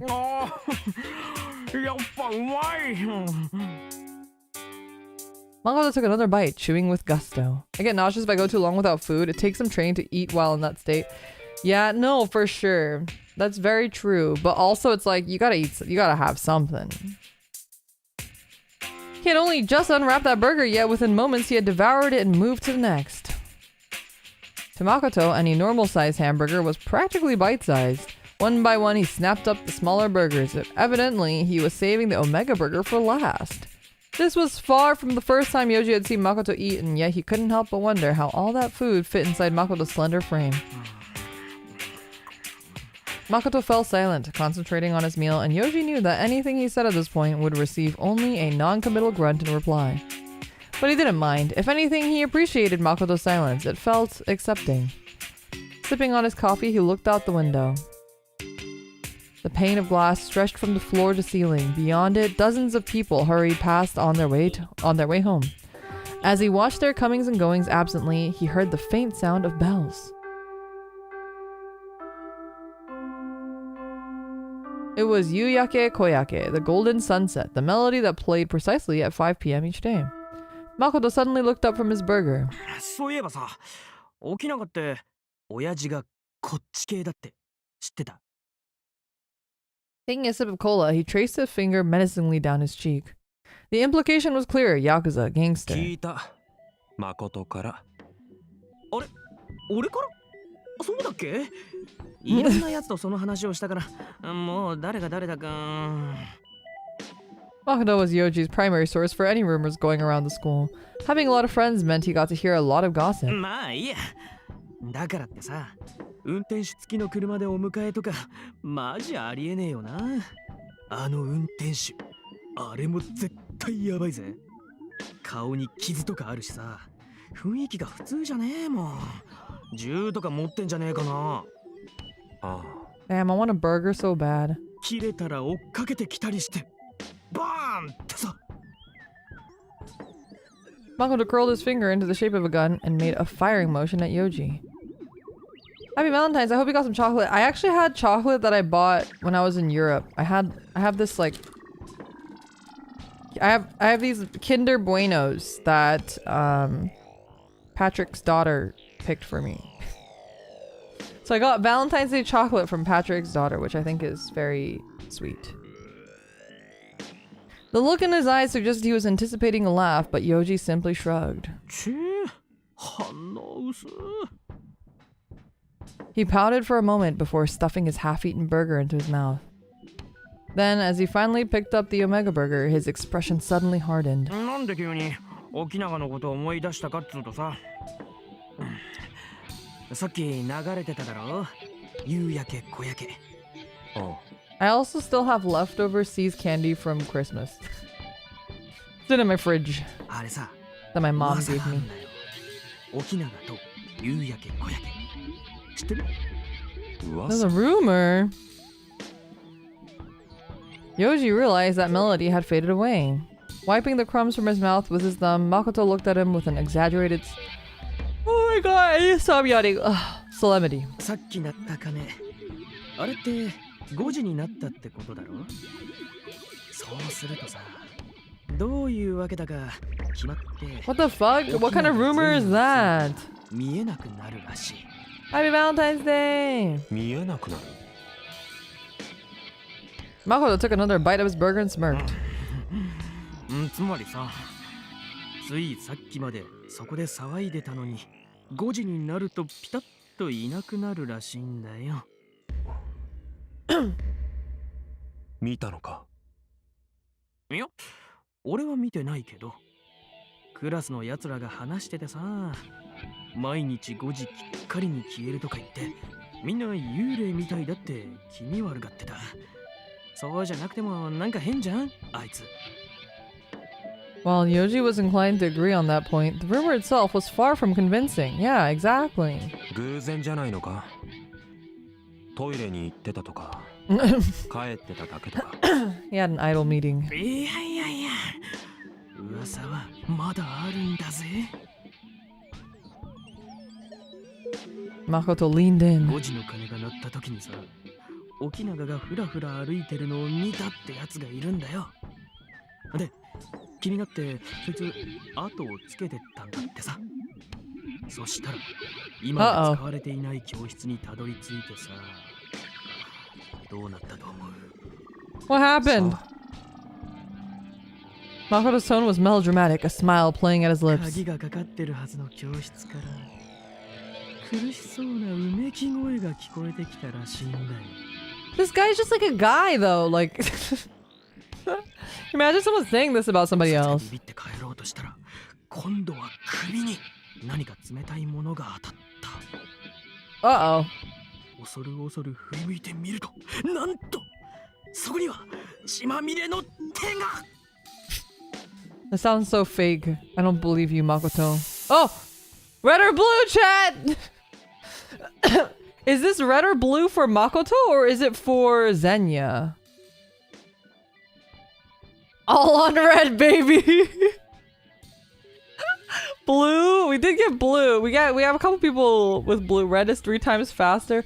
That doesn't feel well, but is this anti-gluttony? Always red. Blue? Oh, it's kind of a mixed bag this time. Might as well go all red. We do have more reds. But eventually, chat, we're gonna have to pick... Oh god. We're gonna have to pick blue at some point, okay? Alright, let's try blue because we want to see, like, maybe this will be... Or red because we'll see if this is like a Makoto thing.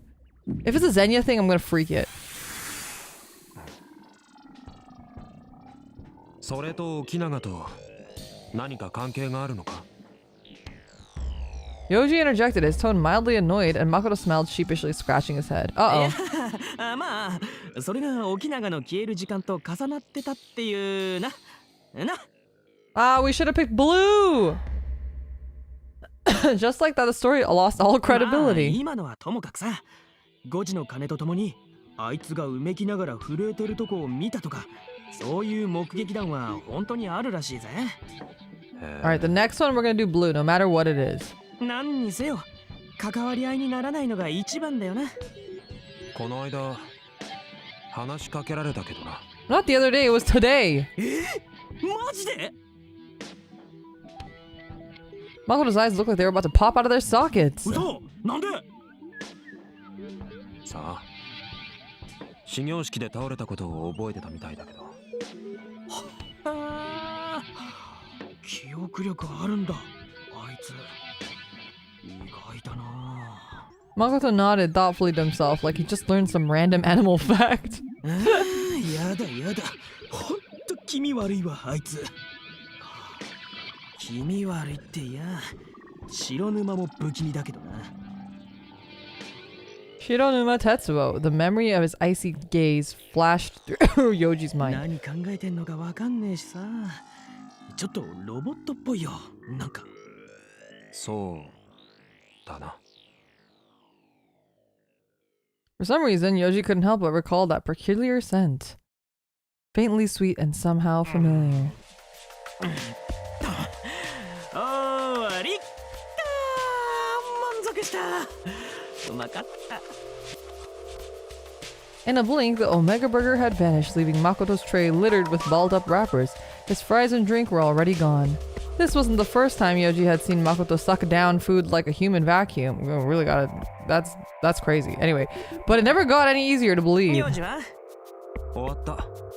終わったっていうかさ、飲み物だけじゃ終わったも何もねえじゃん。帰ったら飯食うの？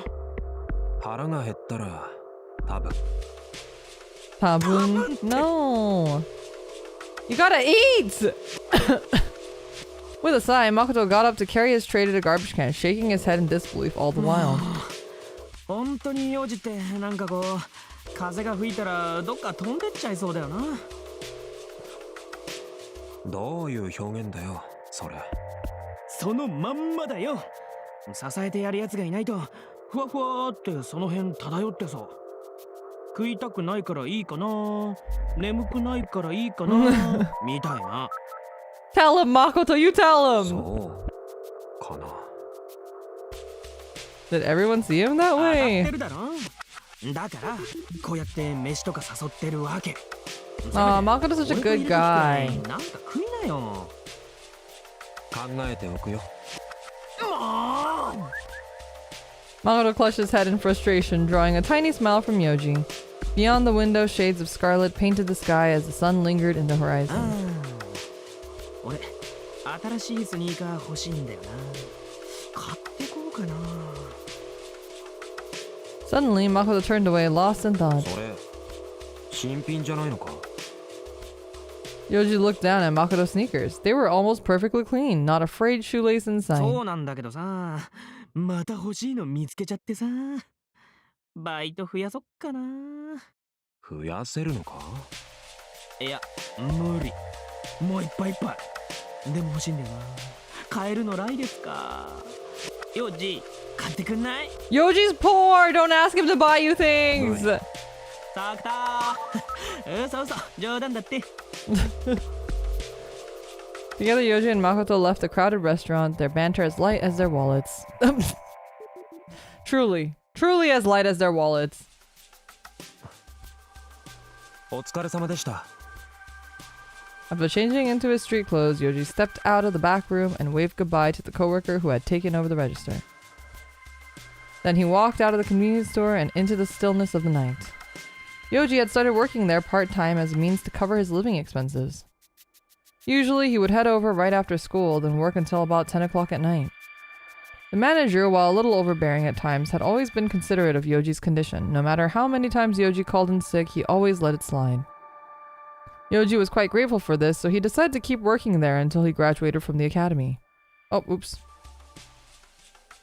With his shift over now for the night, Yoji headed home. Thankfully, his house was only 15 minutes away on foot. In this predominantly residential neighborhood, hardly anyone went out at night. Save for the occasional car, Yoji was all alone. The dim, flickering light of the street lamps only served to emphasize the emptiness around him. After so many nights deprived of sleep, Yoji was ready to drop. Yet he knew that the moment he crawled into bed, his eyes would snap wide awake. There was no escape from the misery. Oh, the misery! Everybody wants to be my enemy!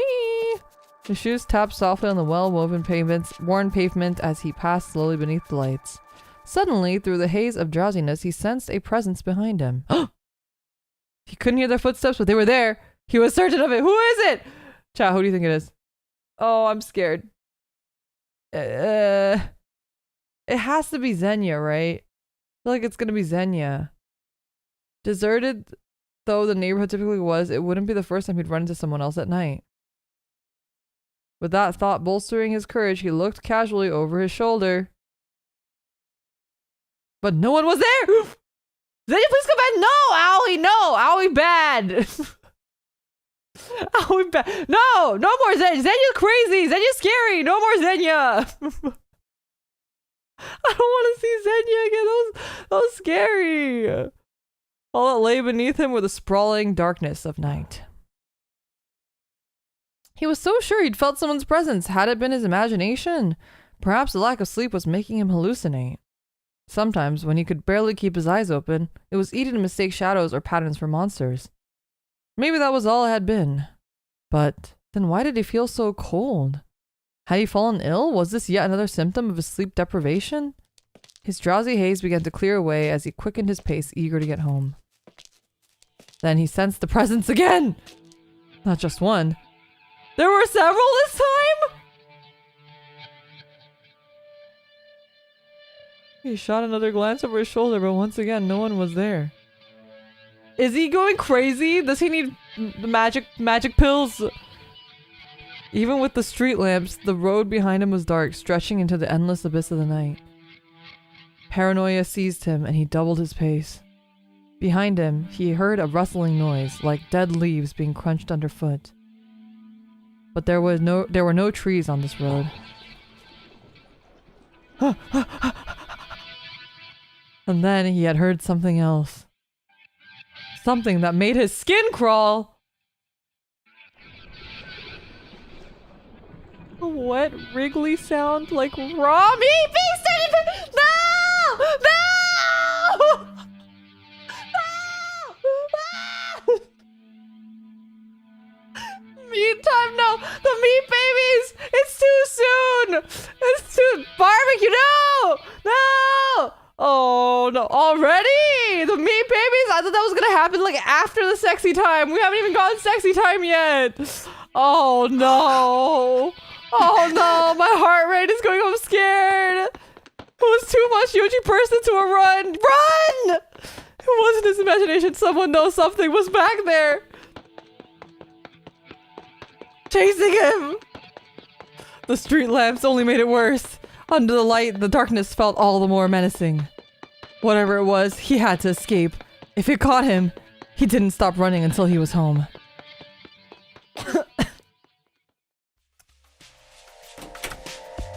The second he made it inside, he shut and locked the door behind him. Gasping for breath, he went to the kitchen sink, poured himself a glass of tap water, and gulped it down. Wiping his mouth with the back of his hand, he returned the glass to the counter. What was that just now? Was he sure that he hadn't imagined it? No, he'd felt it. And that sound, the memory sent a shiver down his spine. Something had been chasing him. He recalled the sound of its wet, raspy breath. It had seemed so real. But at the same time, he knew that it couldn't be. His heart still thumping wildly in his ears, Yoji headed for his bedroom. Eat something! You're hallucinating! Eat something! He remembered the ghost story Makoto had recounted the other day. He hadn't believed it, of course. He wasn't that gullible, but he'd still felt a little on edge afterwards. Perhaps the story had gotten to him after all. People said that telling ghost stories was a good way to get yourself haunted for real. Surely that wasn't true, right? It was probably the fatigue. Maybe a bath would help clear his mind. With that thought, he grabbed a change of clothes and he's gonna faint in the fucking tub. He was normally more of a shower person, but tonight he was in the mood for a long soak. His sister was the one who had turned him on to stress-relieving powers of a nice hot bath. So true! After pausing by the sink to strip down, Yoji turned on the hot water.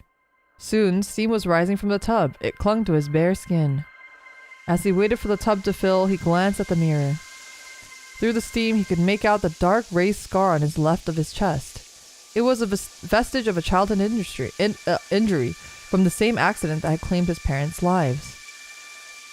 Even after all these years, the sight of it still pained him. Oh no, wait, is he gonna get his period in the bath? Wait, I think he is. Uh-oh. I don't know if I want to see this, I'm scared. Turning away from the mirror, he quickly rinsed himself down with a shower head and then stepped into the tub. Instantly, he felt the warmth of the water seep into his feet. Slowly, he lowered himself in the bath, submerging himself all the way to his shoulders and letting the warmth envelop his entire body. Pushing his wet hair out of his face, he looked up at the ceiling and watched the steam rise around him as he reflected on the day's events. But it wasn't long before his thoughts hit a brick wall. A wall named Tetsuo. The verbiage. That afternoon, Yoji and Tetsuo had been on trash duty together. Aside from the incident with the to-go meal, everything had gone smoothly as could be expected. But then, as Yoji was tying up the trash bag, something had touched him from behind. He put a hand to his neck. Why had Tetsuo touched him there?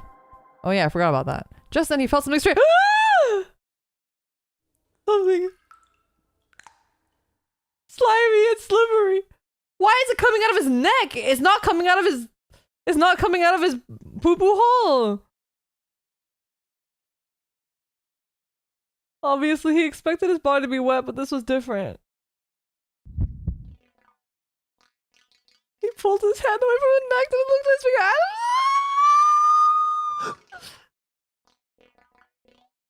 His breath caught in his throat. A red, viscous substance clung to his fingertips. Blood. The memory of that touch flashed through his mind again. Okay, is it just blood? Okay, please tell me it's just blood. Is this what periods are like? Yes. Yes, this is an accurate depiction of a period.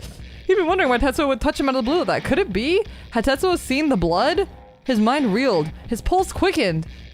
As his breathing grew ragged, a tingling sensation spread through his hands and feet. Perhaps he'd been soaking for too long. But just as he started to rise, he froze.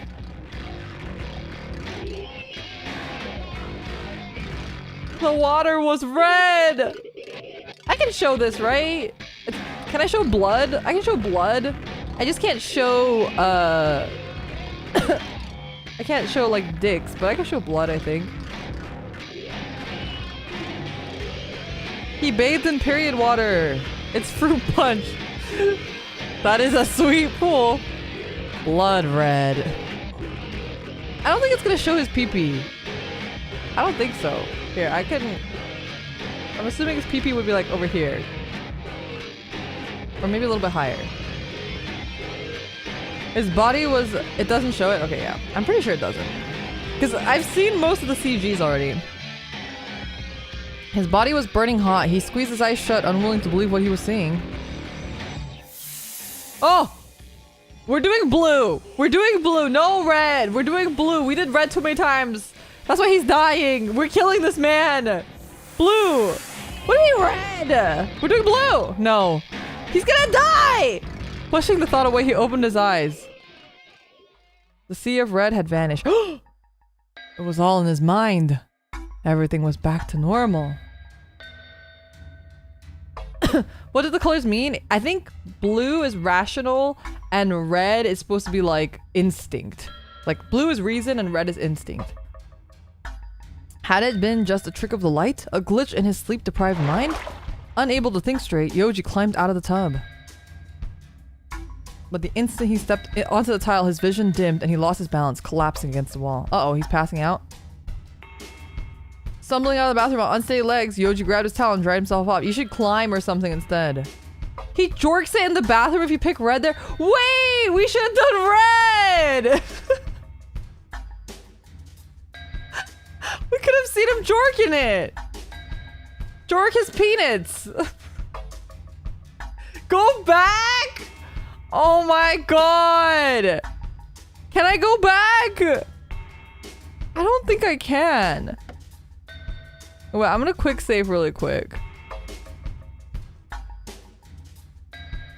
Can I backlog it? Always red.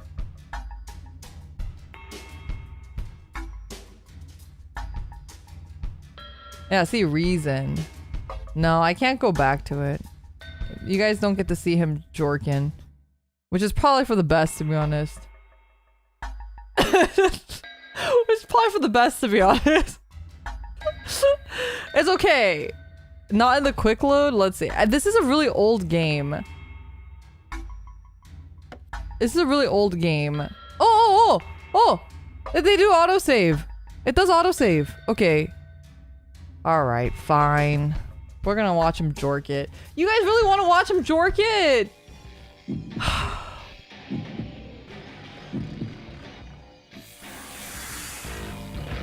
I'm scared. And yet, despite everything he was feeling beneath the water surface, he was growing stiff!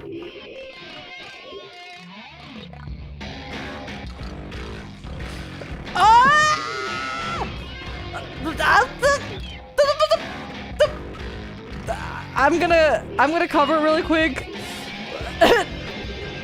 Amid the haze of dizziness, he felt his hand move down. You guys can see the top of the frame, I guess. This will cover enough, right? Wait, I'm scared. I'm scared. I actually don't know if it'll cover enough. That should cover enough. For a moment, he tried to resist the urge, but his body was in no mood to listen. Ignoring the disapproving voices in the back of his head, he wrapped a trembling hand around his shaft and pressed down lightly on the tip with his thumb! Ah!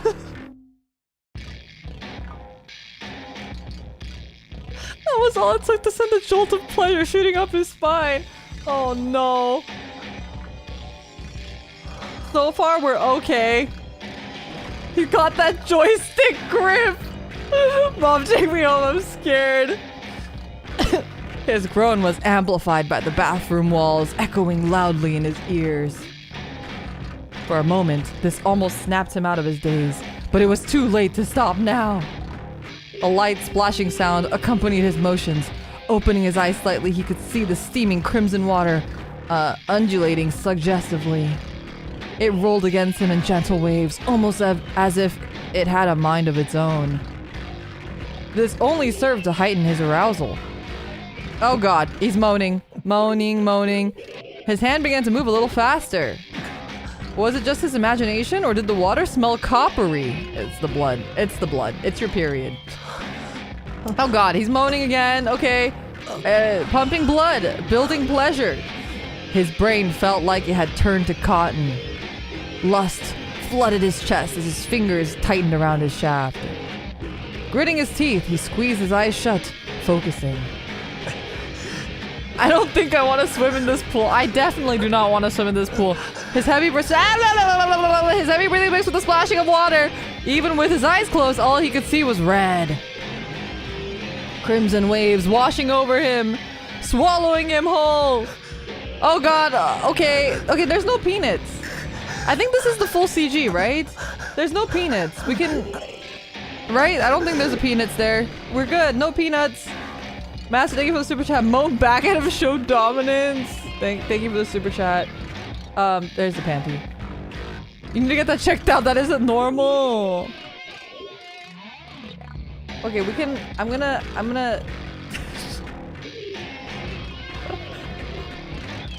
Just in case.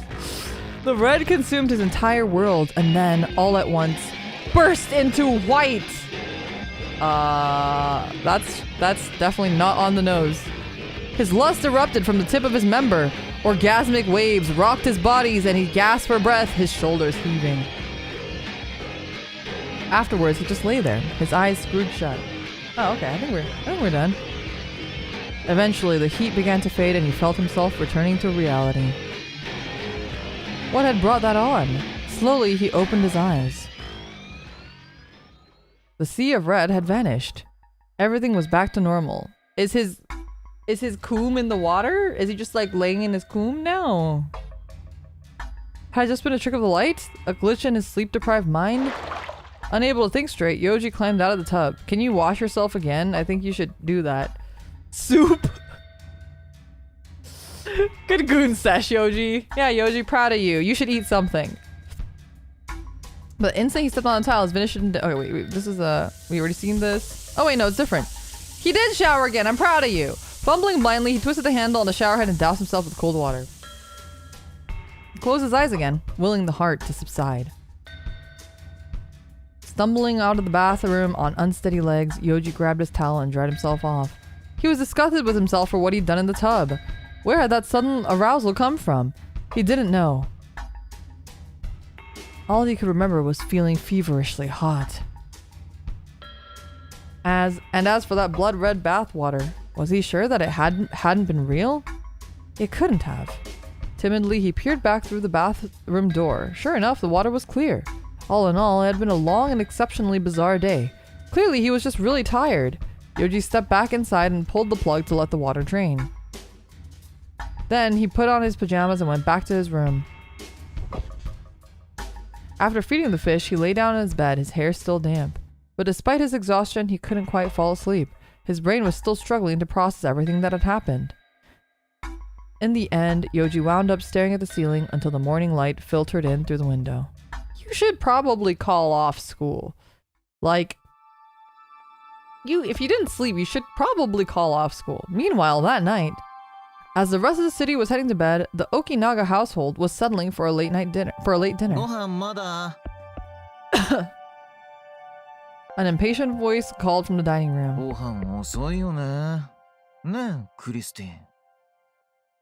Xenia sat alone at the large empty table, pouting and stroking the fat green iguana perched on his shoulder.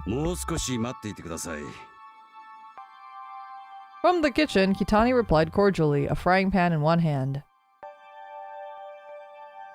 Zenya lived in a plain white 2-story house about 20 minutes from school by car. It was an unpretentious dwelling, modestly decorated with simple functional furniture. The interior was well maintained with not a single scratch on the perfectly polished floors. He had Kitani to thank for that. お待たせしました。 Moving to the table, Kitani set a plate in front of the younger man. It was piled high with eggplant stir-fry, and Zenya raised his hand jubilantly. Oh, is it, Midorikawa Hikaru? 待ったよ。お腹すいた。 It's like a very different role than he normally does. どうぞ。 It's 召し上がれ。 Hero! The crazy guy's Hero! Kitani smiled warmly, placing a bowl of miso soup beside the plate. Soon the table was filled with several different salads, a batch of white rice, and a few other dishes. いただきます。 The crazy guy is another crazy guy.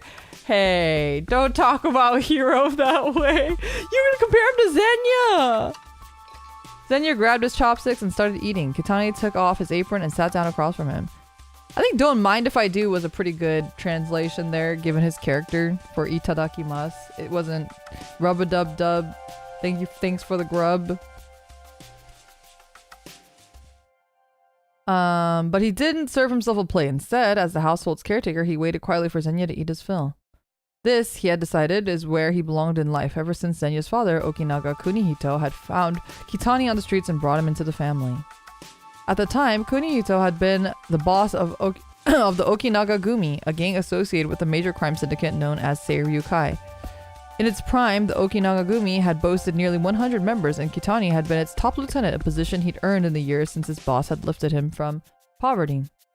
He owed his boss everything. When Kunihito's deteriorating mental health had forced him to retirement, Kitani had elected to stay by his side. Now they lived off of Kunihito's remaining assets, plus revenue from the property he'd inherited from his uncle. It was a less exciting life, but Kitani didn't care. The gang meant nothing without Kunihito. Kitani's place was here, serving the Okinaga family. Housework was no trouble. He'd been doing it since he was a kid. He'd even learned to enjoy devising new recipes for dinner. 北に、これうまい。 Zenya speared a slice of fried eggplant on his chopsticks and held it up, his mouth full of food. 容疑が悪いですよ、坊ちゃん。いいんだよ。別にいいの。はーい。クリスティにはしそ。 Can iguanas eat shiso? The iguana was leaning forward off his shoulders, looking very interested in her owner's food. Zenya picked a shiso leaf out of the salad and held it up to her. Christy opened her mouth wide and snapped the leaf up. おいしいね。まったく。 Kitani sighed, smiling in spite of himself. Zenya could be so innocent when he was in a good mood. It warmed his heart to see. ご飯おかわりはいりますか？半分だけね。 Kitani had taken Zenya's empty bowl and was about to pop open the rice cooker when all of a sudden, 全。 a low, hoarse voice echoed through the dining room. Instantly, Zenya's smile vanished. Kitani should have been used to this by now, but he braced himself anyway. The owner of the voice was standing in the doorway. Okinaga Kunihito, Zenya's father and the man who'd saved Kitani's life. His large frame and well-lined brow gave off a commanding air. He looked every inch the leader he had been. Until you saw his eyes. His eyes were bulging with fear like a mouse hiding from a cat. This was a marked change from the old Kunihito. Those who'd known him back then would scarcely recognize him now. 帰ってきてからちゃんと祈りは捧げたのか？ He spoke in a scolding tone, one hand on the wall. Then just as he was about to step into the dining room... Oh, Jesus. Kunihito let out a shriek and shrank down, shielding his head with his arms. He has like PTSD. The plate Zenya had thrown at the wall fell to the floor in pieces. The younger Okinaga stared at his father for a moment, then stood up from his chair. お腹いっぱい。 He stretched, patted Christy, and left the table as if nothing had happened. Meanwhile, Kunihito had curled up into a ball. He flinched as Zenya passed, but the boy didn't give him a passing glance. This is crazy, by the way. This is kind of insane. So I guess the dad kind of has like PTSD, and then like Zenya doesn't like the dad nagging at him, so he just like throws a plate at him to make him scared. 坊ちゃん。 Kitani called out to him, but he didn't look back. Instead, he stopped in the hallway and stared into space like a wolf, pricking up its ears.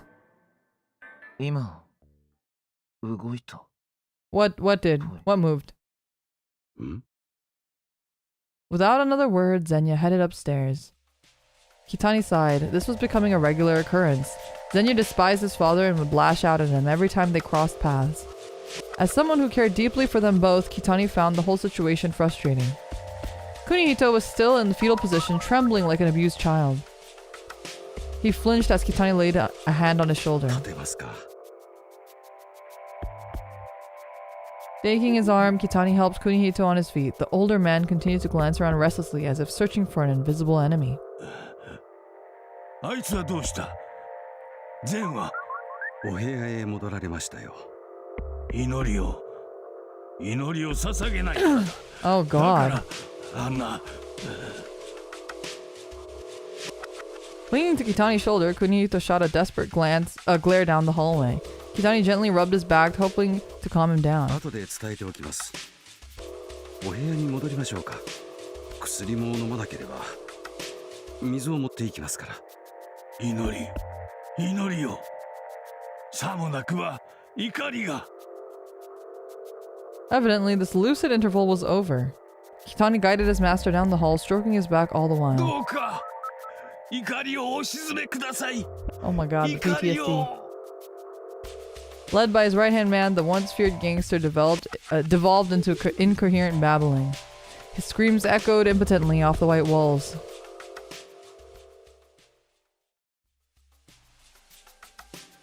The next day, Yoji headed to school, his mind still fuzzy from the lack of sleep.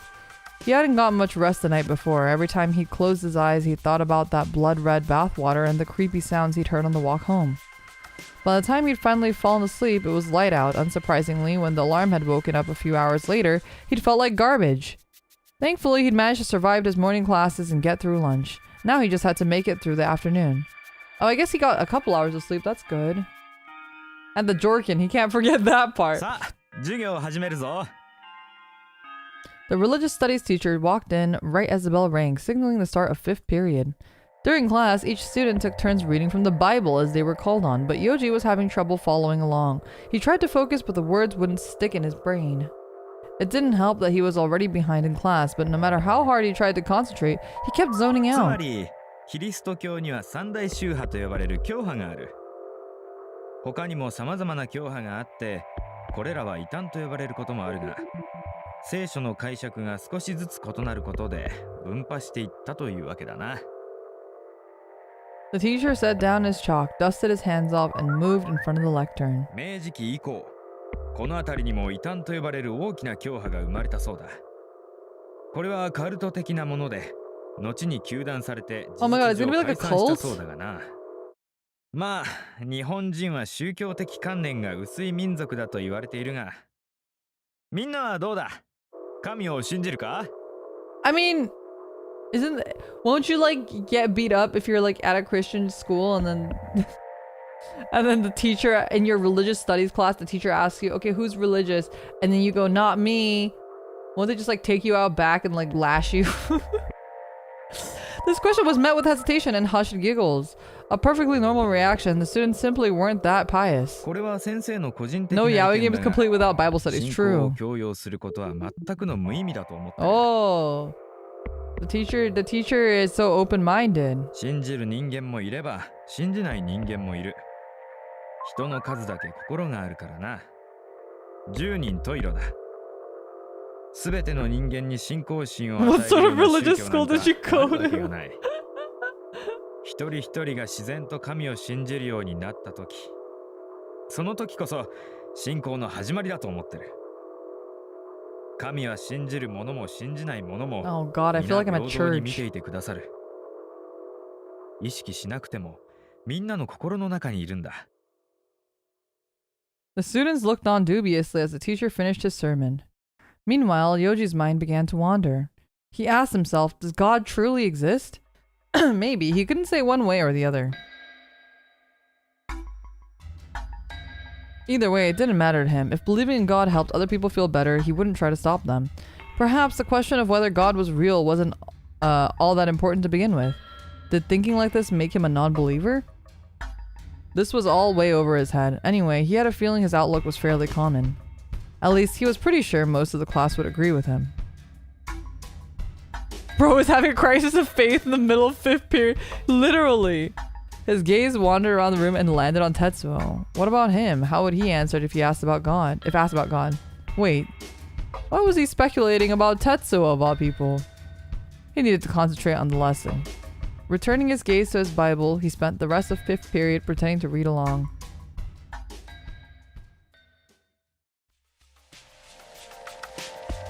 Try as he might, Yoji was unable to focus on any of his classes that day. As soon as the bell rang, he made his way through the middling students to the garbage bins in the front of the room.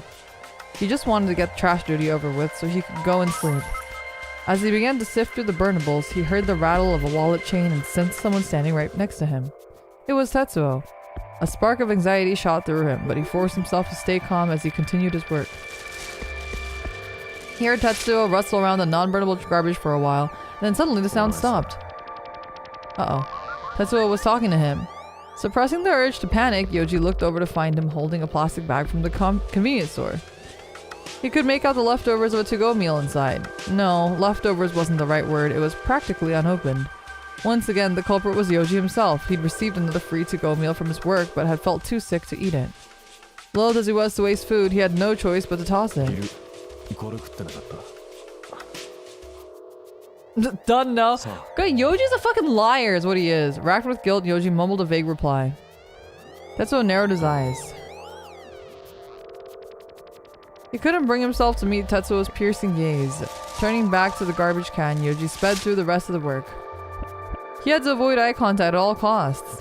Something told him that one look was all Tetsuo would need to see into his soul. Discomfort slowly built in his chest, but by the time he had finished checking all the trash, he could hardly breathe. Unable to bear it a second longer, he pulled the bag out of the bin, tied it up, and hurried out of the classroom. As he left the main building, Yoji heaved a sigh of relief. All at once, the tension drained from his body. He just couldn't handle being around Tetsuo. The man was so intimidating. Even now, all the way out behind the school, he could still feel Tetsuo's eyes on him somehow. That piercing gaze boring into the back of his head. All of a sudden, he recalled Tetsuo's touch on his neck. Unconsciously, he traced the spot with his fingers. Uh-oh, is there gonna be blood again? This evoked another memory, that of the crimson bath water. He had seen blood on his fingers last night in the bath. Had he hallucinated that part too? Why had Tetsuo touched him yesterday? Had he just been messing around? Or had he seen something that had sparked his curiosity? After riding this train of thought in circles for a while, Yoji gave up. No amount of speculation was going to give him the answer. The fastest way would be to ask Tetsuo directly, of course, but he had no idea how to do that. It wasn't the kind of topic one broached casually. As he contemplated this, the twin dumpsters came to view. After stuffing the bag of burnables into its proper container, Yoji turned and walked away. On his way back to the front entrance, he spotted Tetsuo up ahead, walking towards him with his garbage bag in hand. Yoji lowered his gaze, determined to avoid eye contact. As they crossed paths, he detected a whiff of that pleasant scent again. But he was far too tense to wonder what it was. As he passed the shoe lockers and headed towards his classroom, it was all Yoji could do not to collapse on the spot. Uh-oh. The only thing keeping him going was his desperate desire to go home and rest. I hope he makes it home. He hasn't eaten in like 3 days. The next day, Yoji still felt miserable. It seemed he had yet to overcome his exhaustion. Did he sleep? From the moment he woke up, he'd felt feverish. Even his heartbeat felt irregular. It was a struggle just getting to school. He'd had occasion to curse his pathetic constitution many times over the course of his life, and today was proving to be yet another.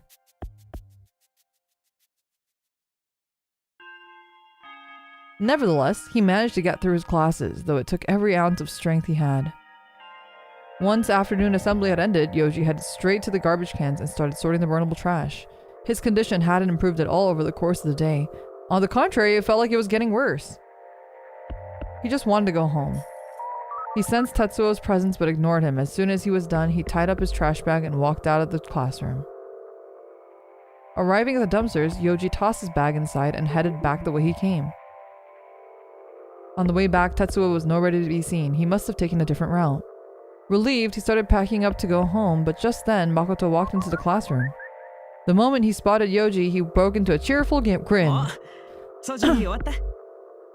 あ帰りどっか寄ってこうと思うんだけどさ、どうする？ Tell him you're too tired. あ。 Don't be a yes man. Oh, okay, nice. ちょっと。どうした？つか、なんか顔色悪くね？ Uh-oh. Makoto leaned in curiously, but Yoji pulled away. He didn't feel comfortable having someone stare at him up close. Granted, he could tolerate it most days, but today he just wasn't in the mood. そっか。まあ、病み上がりだもんな。あんまり無理させるのも悪いし。Thankfully, Makoto could take a hint. He smiled それ apologetically. じゃあ、気をつけて。またな。ああ。 Makoto's so nice. Makoto waved and headed back to his seat. Feeling a little guilty, Yoji grabbed his book bag and quickly left the room. But just as he started down the hall to the shoe lockers, the door to the neighboring staff room slid open. 崎山、ちょ Uh-oh. っと。 Tell him that you're feeling sick! Out popped Yoji's homeroom teacher, Kamiya, holding a large beaker with a syringe and a pair of tweezers sticking out of it. Oh, we didn't meet. We met him, but we didn't see his face before. We know what he looks like now. He looks like he has like a really intense yaoi chin. He has like the Dorito chin. He has like the super Dorito chin. His actual personality aside, Kamiya's general appearance gave him a certain air of sloppiness. Tall and bow-legged with a bit of a stoop, he wore thick spectacles and a dirty lab coat. His age was a mystery. He looked to be in his early 30s, but sometimes he could pass for a decade younger. はい。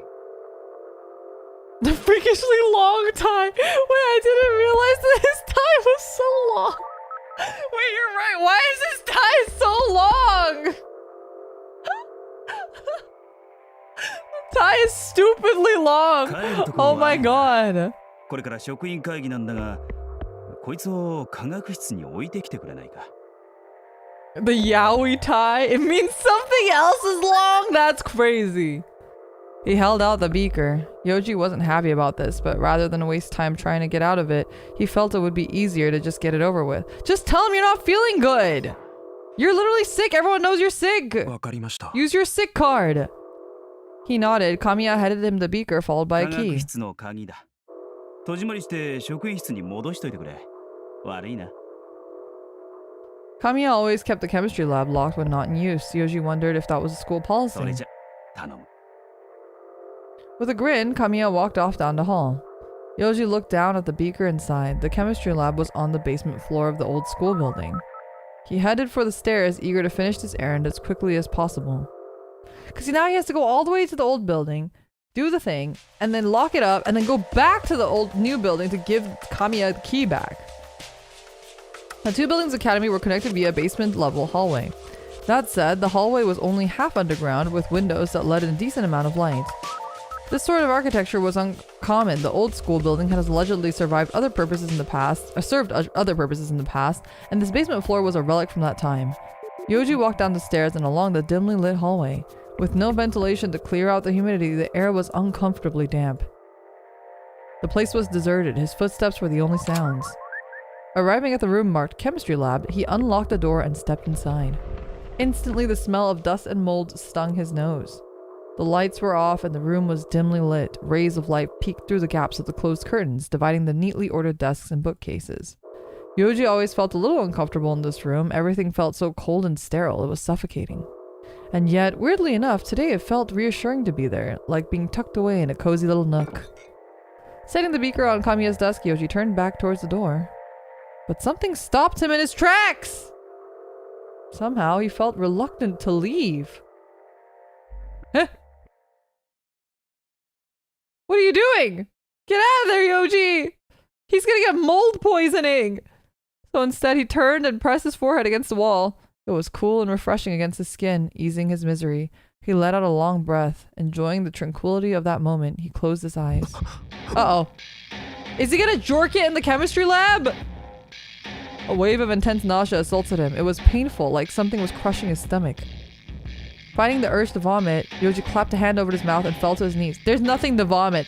There's nothing to vomit. You haven't eaten in 3 days. All at once, he was overcome by dizziness and chills, not unlike the symptoms that presaged a fever. He collapsed against the legs of the desk. Had he let his exhaustion catch up with him? No, that wasn't it. This was something else. Are we jorking it in the chem lab? Slowly, the discomfort in his gut began to change. His labored breathing went up an octave as his heart began to race. He opened his eyes and the vague outlines of the dim classroom came to view. Everything was blurry. His hand slipped from his mouth to his throat as if pulled by an invisible magnet. Whatever this was, it wasn't pain. He was getting an erection right there on the cold linoleum floor! Oh no, he's gonna jork it again.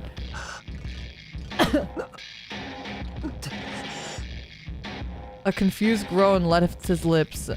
He didn't know what his body was after, but one thing was certain, it was out of control. As his brain struggled to process what was happening, one hand slowly pulled up his sweater vest and then his shirt before moving to his belt! He's gonna jork it! The metal clatter. I didn't even get to pick red. It's just going. He's just going. The metal clatter of the buckle sounded strange to his ears, and then his finger brushed to the bulge of his underwear. In the middle of class, well, I mean, the class is over, and the teacher that supposedly has access to this room is in a meeting, so, you know. He snapped back to reality. Oh, that goes gravity, and shame set in. Here, of all places, what was he thinking? What if someone walked in? But once lit, the fire refused to die. Oh god. Leaning his head back against the desk, he closed his eyes. Reason urged him to stop, but instinct spurred him on. We didn't even get to pick! And when forced to choose between them, reason didn't stand a chance. I think we picked red too many times, you guys. I think we picked red too many times. Master, thank you for the super chat. And what, you aren't even gonna help it? What, you wanna help him, Master? I'd like to see you help him. give a guy a hand, you know? He's just a freak by default now. Jorkin addictions. This is Jorkers Anonymous. This wasn't pain. It was lust. Carnal desire oozing from his pores. In stark contrast to the chill of the classroom, a bead of sweat trickled down his forehead. Oh! Whoa, whoa, whoa, whoa, whoa! Whoa, whoa!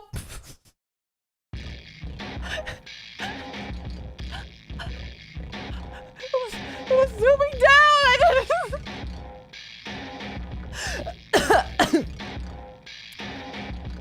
Sorry, I lost both of my hands in a jorking accident. Thank you for the super chat. The pen, luckily there's nothing here. Luckily, we don't see anything yet. But we're getting dangerously close. We're getting in dangerous territory here. After a moment to work up his courage, he slipped his hand under the waistband of his briefs.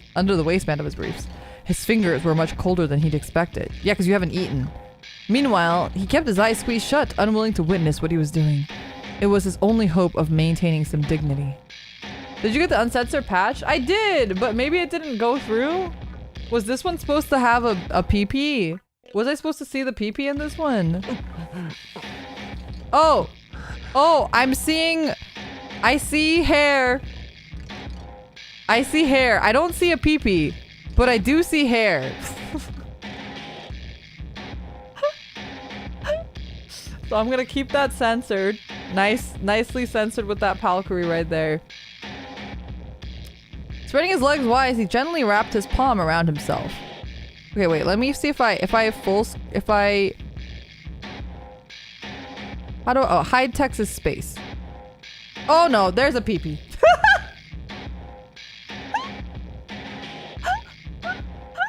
It was, because of the text, it has like a gradient, a black gradient. I couldn't really see it was blending with his pants. No, there's a full PP in there. Okay. He gently wrapped his palms around himself. Then slowly, he began to work his hand up and down. As waves of pleasures assaulted his mind, the voice telling him to stop fell silent. Okay, he's moaning. The motion of his hand, while awkward at first, grew steadily more fluid as distractions fell away. He'd never felt anything like this before. I have to like talk very fast over his moaning. The pleasure was irresistible. The Omega Burger is unwrapped as crazy. What did I walk into? Don't worry about it.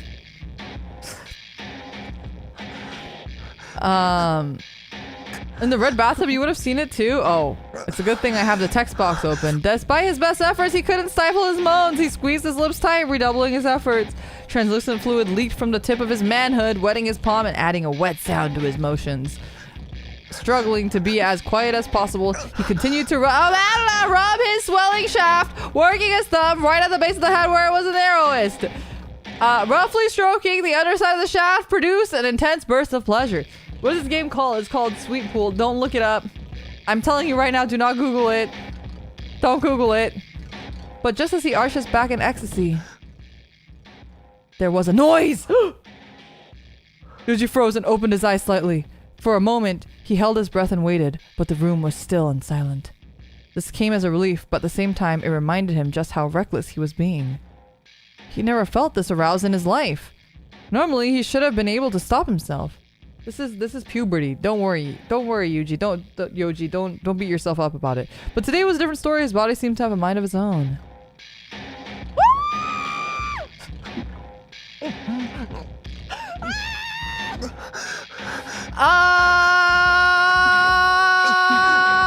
I did not expect for it to do that.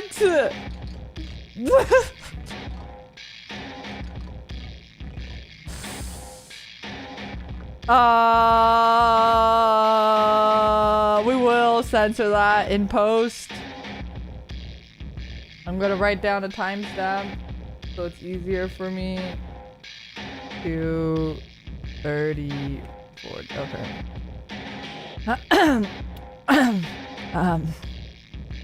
Yes, there it is. In full. Can we rewind? No, we cannot. The slightest movement of his hand brought the pleasure roaring back. Despite his misgivings, Yoji began to stroke himself again. He's not gonna stop. I thought he was like snap out of it. Like, oh shit, what am I doing? Never mind. Like, gotta not do that. I didn't see it. Can you show it again? No. He just couldn't stop. His palm was covered in fluids now, spurned on by the added pleasure lubrication offered. But just as his mind started to go blank, he felt a strange sensation in his rear orifice. Huh? He felt what?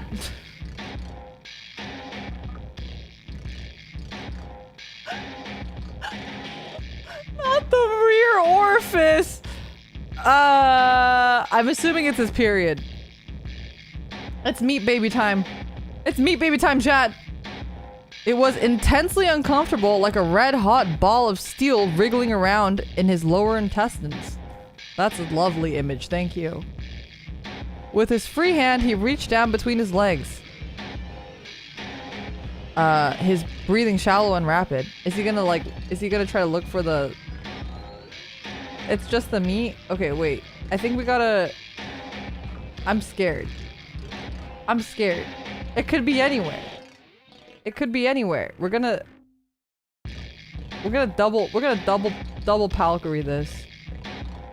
Oh, oops. I'm gonna just, yeah. Okay, here we go. Oh wait, let's do that.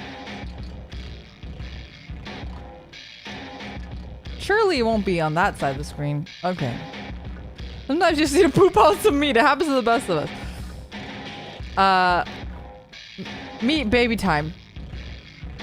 He moved his fingers towards a small opening and found the area to be wet. The bussy. Puzzled, he slid his fingers further. Question mark? It's like a ... question mark? Something was there! Some kind of lump! It was soft, slimy, and no bigger than the tip of his pinky. It wasn't excrement. But if not that, then what? A chill shot down his spine. Yoji pulled his hand away and looked down at the floor. In the dimly lit room, he could see something spreading over the linoleum. Some kind of dark liquid. He's having his period! No, wait. There were small lumps of something interspersed throughout. Oh no, the meat babies. His breath caught in his throat. He stood up, pulling his clothes back on. The heat in his body had all but vanished. Recalling the liquid, he quickly looked at his feet. But nothing was there. The floor was perfectly dry. Had he mistaken a shadow for something else? As he searched his memory, he looked towards the door.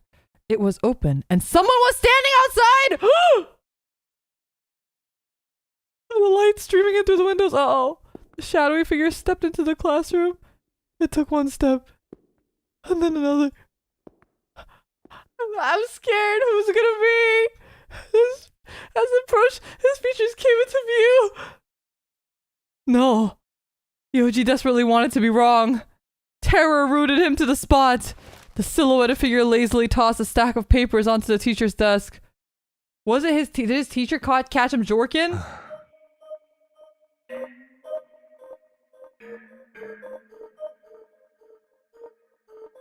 It was Tetsuo!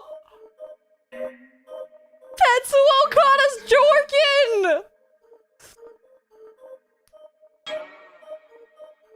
Yoji's mind went blank.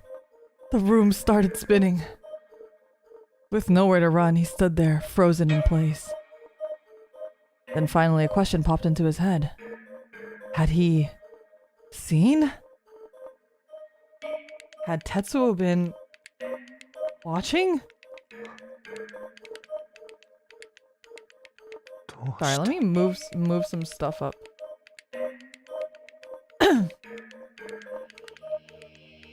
His mouth was dry, his voice trembling as he trailed off.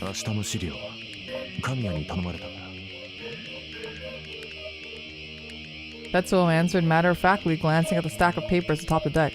Is he like, am I, or are we Yoji? Is he zipped up right now, or what's going on? What's the sitch? Is he like, is his limp dick hanging out of his pants, or like, what's going on? Silence. As always, Tetsuo was impossible to read. Yoji was starting to panic. He contemplated leaving, but quickly tossed that opinion out. He needed to know whether Tetsuo had seen him. Because I think earlier he pulled up his pants, but I don't know if he zipped them. Like, is his belt buckle undone? He did pull up his pants, they did say that. Before long, the silence grew unbearable. Anger, anxiety, and desperation swelled inside of him. Fighting the impulse to scream, he instead fixated his gaze on the man in front of him. いつから何がいつから言ったさっきそいつ持ってきた時 Tetsuo indicated the worksheets with a jerk of his head. In that case, maybe he hadn't seen anything. Oh my god. I hope not. Just as a hint of relief began to spread through Yoji's chest. That's crazy. Tetsuo, that's fucking crazy. That's insane. What? You can't just say stuff like that, Tetsuo! The blood drained from Yoji's face. Meanwhile, Tetsuo stared at him silently, not a muscle of his face moved. Wait, did Yoji come? Did he finish? Yoji could see no disgust or ridicule in his expression. But that only made him all the more terrifying. Surely Tetsuo must have had some opinion about what he'd just witnessed. But with such a total lack of response, it felt almost like a robot was watching him. Even mockery would have been preferable to silence, at least then he'd know what Tetsuo was thinking. Without that knowledge, how was Yoji supposed to know how to act? He may as well have been talking to a mannequin. Suddenly, Tetsuo turned back towards the door. Before he could stop himself, Yoji called out to him. Tetsuo glanced back over his shoulder. But Yoji hadn't thought of what to say next. He could only stare at the floor in silence.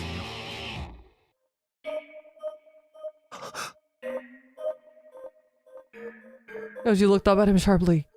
Did Tetsuo think he was worried about him spreading rumors? Somehow this made Yoji feel lower than dirt. He hung his head once more. After a moment, he heard slow, steady footsteps and felt Tetsuo disappear from the room. Then he heard the door slide shut and finally looked up to find himself alone. He could make out the faint sound of footsteps receding down the hallway, but Yoji remained rooted to the spot until long after the sounds had faded. His brain simply did not know how to process what had just happened. However, one strong impression lingered in his mind. Tetsuo was every bit as cold as the chemistry lab, and every bit as suffocating. Da-da-dun! Gradually, Yoji regained his composure, and with it came a storm of self-loathing and shame. He snatched his book bag up off the floor and fled the chemistry lab, locking the door behind him. He then hurried down the hall and up the stairs, pausing briefly to drop the key in the staff room before heading for the shoe lockers. All the while, his gaze was fixed to the ground. He couldn't bear to look anyone in the eye. He felt so miserable, he started to question whether he even belonged in the school. He couldn't shake the memory of what he had done, or the memory of Tetsuo's face. Each time it flashed through his mind, his heart leapt and the image crumbled away. Just as the shoe lockers came into view, he noticed a man in flashy garb headed his way from the opposite end of the hall. It was Xenia. He was humming cheerfully to himself. But Yoji was in no mood to get dragged into another encounter with him. He felt like garbage both physically and mentally. Hoping to avoid Xenia altogether, Yoji kept his game firmly averted as he headed to his locker. As Xenia passed by, Yoji heard that strange clacking sound again. But he didn't have the energy to think about it now. Instead, he quickly changed into his outdoor shoes and left the building, all the while praying he didn't catch Xenia's eye. When he reached the main gate, Yoji glanced over his shoulder. Xenia was nowhere to be seen. Relief flooded him. Feeling safe at last, he shifted his gaze to the sunset and shuddered. Red, the one color he couldn't bear to see. Lowering his gaze, Yoji passed through the gate.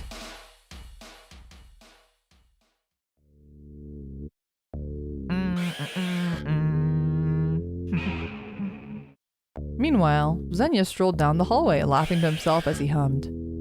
He just passed Sakayama Yoji, a former classmate who had been held back a year due to excessive absences.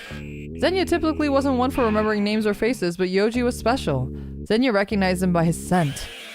Soft and sweet, yet sharp at the same time. Truly, it was a challenge to describe. He'd noticed it for the first time at the beginning of the first semester, the day Yoji had collapsed. Xenia, having shown up on time for once, had passed Yoji by the lockers. At the time, the smell had been so faint he thought he might have imagined it. But today, he'd been close enough to confirm it. Sure enough, Yoji had a scent, one that only Xenia could detect. What? Time for what? Spinning deftly on his heel like a practiced dancer, Xenia turned and leaned back against the wall. Another giggle escaped his lips. The other students nearby gave him a wide berth as they hurried past. Then suddenly, Xenia stopped laughing. He pulled the brim of his cap down low and tilted his chin down with it. Uh-oh. His voice was nearly inaudible as a grin crept over his face.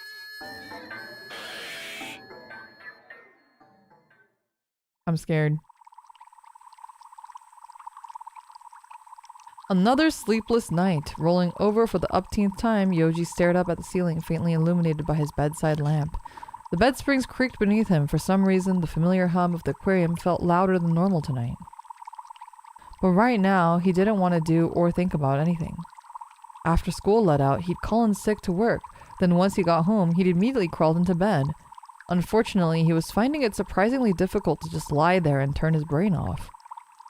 His thoughts kept dancing in an anxious spiral. Something was distinctly off about his condition today. It wasn't just poor health, there had to be something else. He'd never encountered symptoms like that before. Not to mention all those hallucinations. Maybe he had contracted some new illness. He'd been in and out of the hospital since childhood, but it wasn't something he could ever get used to.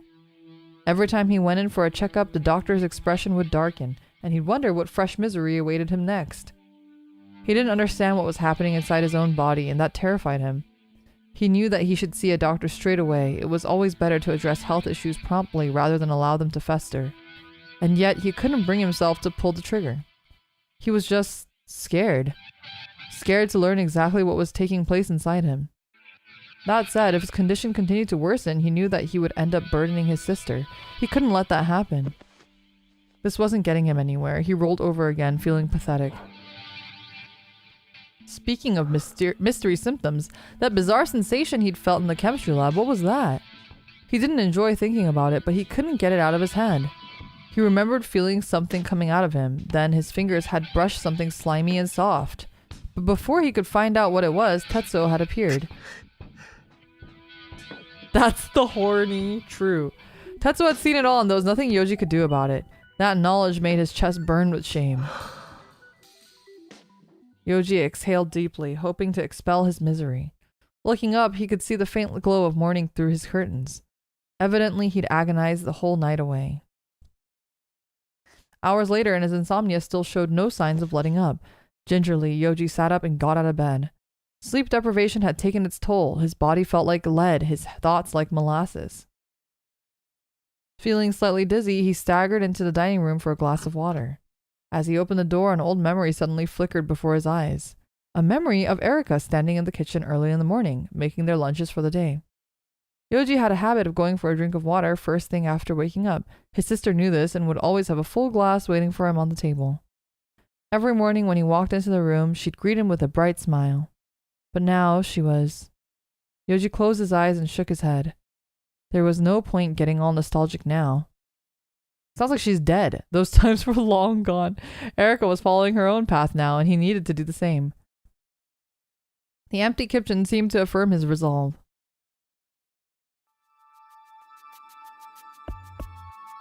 That day, Yoji didn't manage to drag his sluggish body to school until 4th period. After everything that had happened with Tetsuo, he didn't want to go to school at all, but he didn't have a choice. 4th period was chemistry. With no lab exercises planned today, the lesson was held in the classroom. Yoji slid the door open. All at once, the entire room turned to look. He knew he deserved it for coming in late, but regardless, he hated feeling like everyone was judging him. Their eyes followed him all the way to his desk. As he took his seat, Kamiya called out to him from behind the lectern. Yeah, this all happened because of you, stupid teacher. Hi. Yoji sighed internally. His poor health was no secret, and he appreciated Kamiya's concern. But this kind of special treatment was just going to widen the gulf between him and the rest of the class. Nobody wanted to talk to the sickly guy who got held back. Meanwhile, Kamiya continued his lesson. Try as he might not to think about it, Yoji couldn't help but glance towards the windows at the corner of his eye. For the briefest of moments before he looked away, he caught a glimpse of Tetsuo. His pulse quickened. Resolving not to look at him again, Yoji focused his attention on the lecture.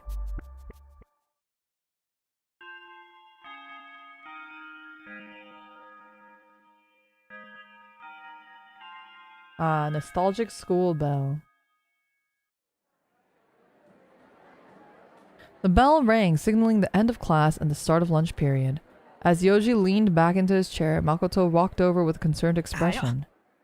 Ohayo. Yoji, 体大丈夫か? He nodded and Makoto raised a stern eyebrow. He's such a fucking liar! 嘘つけ。顔色 Yeah, you tell him! 真っ青だ。ちょっと寝つきが悪くて。おお、寝不足か。俺も昨日ゲームやってたらうっかり時間が過ぎててちょっと眠いんだよな。まあそんなのと一緒にするなって話だけど。He stifled a yawn as he spoke. 辛い時は無理しないで休んだ方が。崎山、ちょっといいや。Uh-oh. Suddenly, Kamiya appeared behind Makoto. 神谷とはなんだ神谷とは。神谷先生だろ。えいえい、神谷先生。担任を呼び捨てとはさすがだな、ミータ。Mita! As he spoke, he lightly smacked Makoto over the head with the attendance list. なんだよ先生、授業終わっただろ。崎山に用があるんだよ。ちょっと来られるか。He's like Mita's older brother. Kind of works out, I feel like. Hi. I can see it. They even have the same hair color. Yoji got to his feet and Kamiya jerked his head in the direction of the door opening before promptly walking out. あんま幼児いじめんなよ。先生つけろ。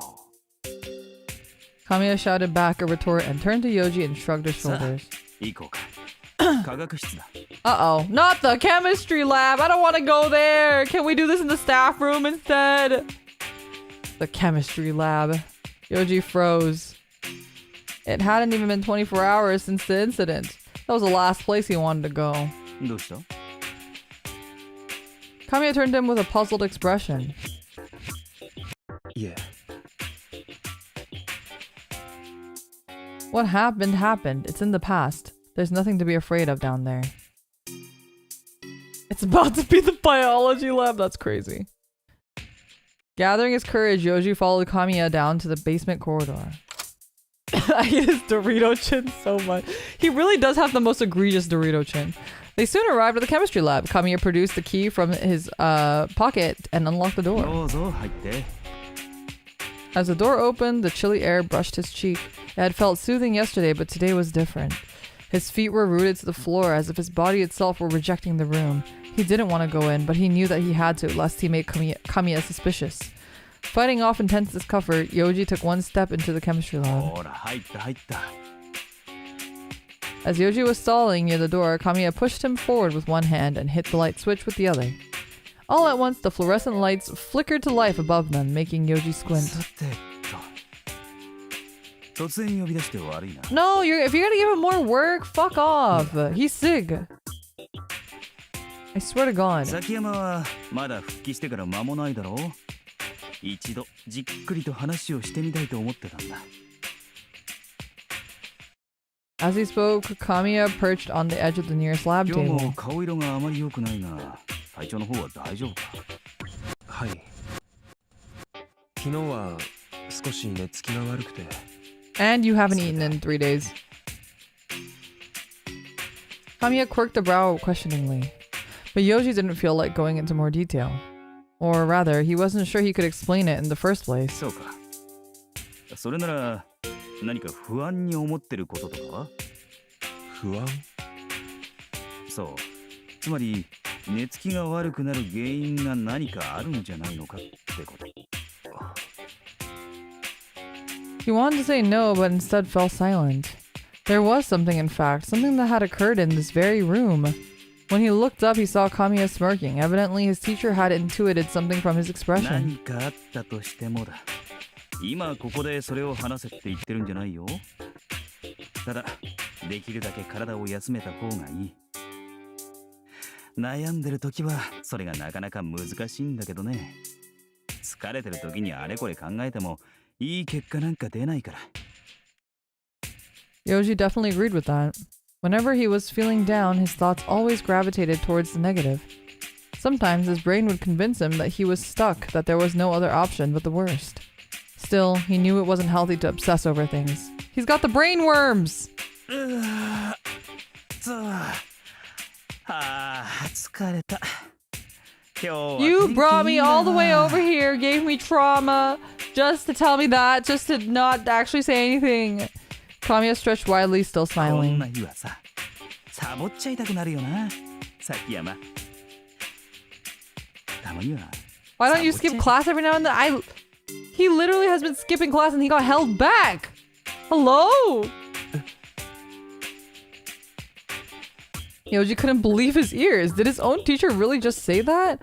Kamiya grinned mischievously. 勉強ってそれじゃ息が詰まっちゃうからねこういう日は公園を散歩するのも悪くないああ俺も公園に行きたいな He lay back on the lab table and Yoji suppressed a smile. Obviously, Kamiya didn't care about keeping up appearances in front of his students. どうするもし崎山がそういう気分なら先生は内緒にしておいてあげるよ Uh-oh. Can't go against 自然の流れに身を nature. 任せるということはとても大切だ The problem is we've been listening to our body too much, I think. He sat up once again, adjusting his glasses as he regarded Yoji with a serious expression. It was bizarre advice for a teacher to give, but he didn't seem to be joking. Regardless, Yoji shook his い head. え大丈夫です本当にはいそうか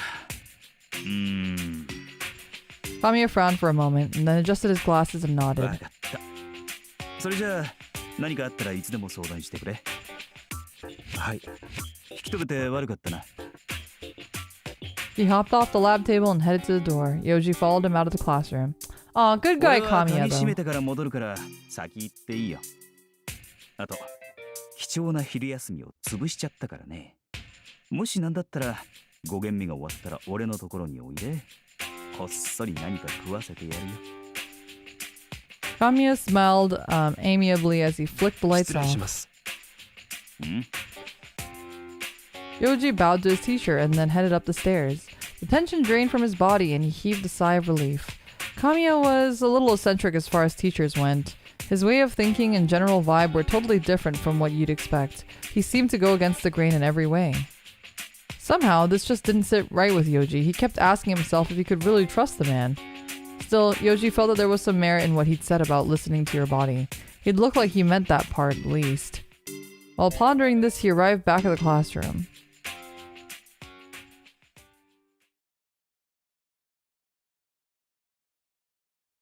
Afterwards, Yoji struggled with his lethargic body all the way until end of 6th period. Eager to get home as fast as possible, he headed to the garbage cans as soon as afternoon assembly concluded.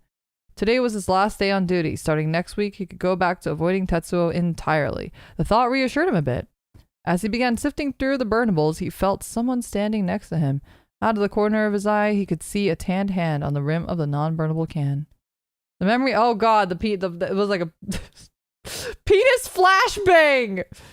Penis flashbang! Holy shit! Why do they have to keep doing that? I don't need to see the penis anymore! Stop it! We've seen it already! Memory of yesterday's incident threatened to rear its head, but he quickly shook it off and turned back to his work, keeping you on your toes. I feel like that was fast enough that nobody will catch that one, right? Do you think I have to edit that one out too? He hadn't brought a lunch to school today, so he didn't have to worry about it having shoved it into his face this time. I missed it. Needed another flashbang. No! After sifting through the trash at the speed of light, Yoji tied up his garbage bag and headed for the door. Uh-oh. Uh-oh. Uh-oh. All of a sudden, he felt a lump in his throat. Not in his butt? Blood drained from his face and goosebumps pricked up all over his arms. He's gonna jork! Oh no. His trash bag hit the floor with a rustling of plastic. Suddenly, Yoji was freezing cold. At the same time, he could feel sweat bursting from his pores. Before his brain could process what was happening, his body moved on autopilot, steering him towards the door. However, a low voice called to his back. He turned to find Tetsuo's icy gaze trained on him. But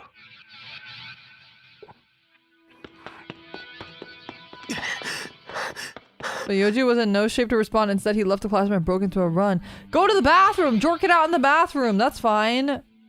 Just tell him that he had to take a shit. Yeah, nice! Somehow he managed to make it all the way to the boys' restroom. Perfect. Thankfully, it was empty. The familiar bathroom smell stung his nose. He darted into a stall and locked the door with clammy hands. He was in agony. He wanted to vomit, but it wouldn't come. Instead, the lump in his throat kept churning. This had to be some kind of illness. Okay, wait. I'm gonna prepare the... He must have contracted something without knowing, and now it was wreaking havoc on his body. Overcome with panic, Yoji leaned his head against the wall and squeezed his eyes shut. For a while, he just sat there and waited for his suffering to end. Tetsuo was thinking like, oh, he really had to take a shit. Oh, we're good now. Once the nausea had receded and he was feeling calm again, Yoji returned to the classroom. But cleanup was over and his abandoned trash bag was gone. Someone must have taken care of it for him. But who? I wonder who. Who could it have been? I sure wonder. If only there was somebody else on trash duty who could have picked up my bag and tossed it away from me. I wonder who would have done that. Could it have been Tetsuo? Yeah, no shit, Sherlock. Although the nausea hadn't exactly been his fault, the fact remained that he'd shirked on his duties. That afternoon, Yoji went home with a guilty conscience.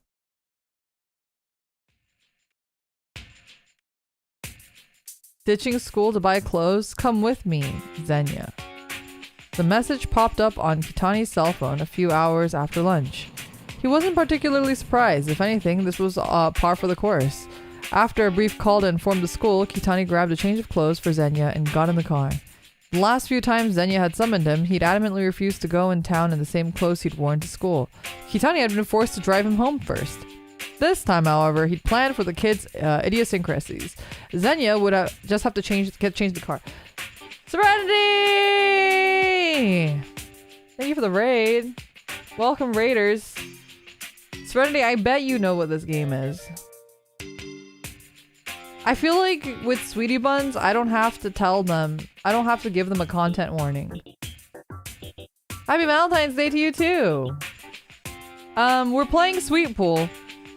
It is a really, really, really, really, really, really, really intense game. So, oh yeah, I know this. Yeah, I know you know this game. Of course she knew. I knew that she knew. I don't think the Sweetie Buns will. I don't need to give a content warning to Sweetie Buns, right? Sweetie Buns are used to this kind of stuff. This is the... But just in case you are squeamish, there will be a lot of blood and gore and penises. So if you are uncomfortable with any of those things, just heads up. They've seen Dramatical Murder. So essentially, this is the same company as Dramatical Murder. This is the game that they did before Dramatical Murder. So if you've seen Dramatical Murder, then you're fine. Kitani, osoi. It is tamer. I feel like it's tamer than Dramatical Murder in some ways, but it's more grotesque than Dramatical Murder. I think Dramatical Murder, there's like a lot of like death, but then this one is like a lot of like body horror. I guess Dramatical Murder has body horror too, but this was like a more like, it's more on the horror side of body horror as opposed to the gore side of body horror, because the meat babies are like, how do you, it's like, it's kind of like when you look at something like Resident Evil and you see like the zombies, like that's like a really different kind of gore than what Dramatical Murder's gore is. You know what I mean? Zenya was standing outside the gate with his arms crossed. In reality, he was hardly late. He'd arrived more or less as quickly as he always did when shuttling Zenya to and from school. He hopped out of the car and opened the rear passenger door. お待たせしてしまってすみません。さあどうぞ。さあ、買うぞ。何買おうかな。Zenya climbed eagerly into the back seat. Kitani shut the door behind him and hopped back into the driver's seat and set off towards the mall near the train station. As it turned out, Zenya was a lot more willing to change clothes in the car than he'd expected. Instead of complaining, the boy praised his initiative. This is like actually a photo, by the way. You can tell because of the windows. After Kitani parked the car, they got out and stepped into the elevator. The moment the doors opened again, Zenya sauntered onto the floor, busting with enthusiasm. One by one, he blasted through each boutique, buying almost everything he tried on, the very picture of self-indulgence. どれにしようかな。A dozen stores later, Zenya showed no signs of flagging. Kitani followed after him silently, his arms laden with heavy shopping bags. He could feel the salesperson staring at them from afar. To the average person, they must have looked quite the odd pair. Perhaps Zenya didn't mind, but Kitani knew exactly how out of place he 今 was. さ、カーディガンが欲しくってさ。You're wearing one! 今ですか？そう。ああ、これとかいいよね。He grabbed a sweater lying forgotten at the bottom of the shelf and giggled to himself. Sure enough, it was a light knit cardigan in pastel pink. A discount sticker had been slapped over the price tag. Clearly, it was an item that no one else had これ wanted. から暑くなりますが、うん。だからカーディガンを買うのは夏が終わってからの方が。うるさいな。俺が今欲しいと思ったからいいんだよ。A little brat is what he is. Spoiled brat! His sudden fury echoed throughout the 北にのくせ store. にそういうこと言うとかさ。ダメでしょね。 The air around them froze as Zenya's voice took on a chiding tone. すみませんでした。そんなことよりさ、これどう思う？これを買うかどうかがね、今俺の人生において最重要課題な Zenya's わけ。 fucking crazy. He held the cardigan up high, practically thrusting it in Kitani's face. ねえ、これ似合う？どうなのよ。そこんとこはさ、北にの正直な意見ってやつを聞きたいんだよ He ね。 literally already gave you his opinion! His tone was chipper, but his eye was not smiling. Kitani knew that he had no choice but to do as he was told. そうですね。似合うと思いますよ。 Poor 本気で言って Kitani. る？はい。本当に？ええ。北に的に何色？この色がいいんじゃないかと。 At this, Zenya smiled so brightly he seemed like a different person altogether. He gazed at the cardigan with such love it might have been a precious jewel. でしょ？やっぱそうだよね。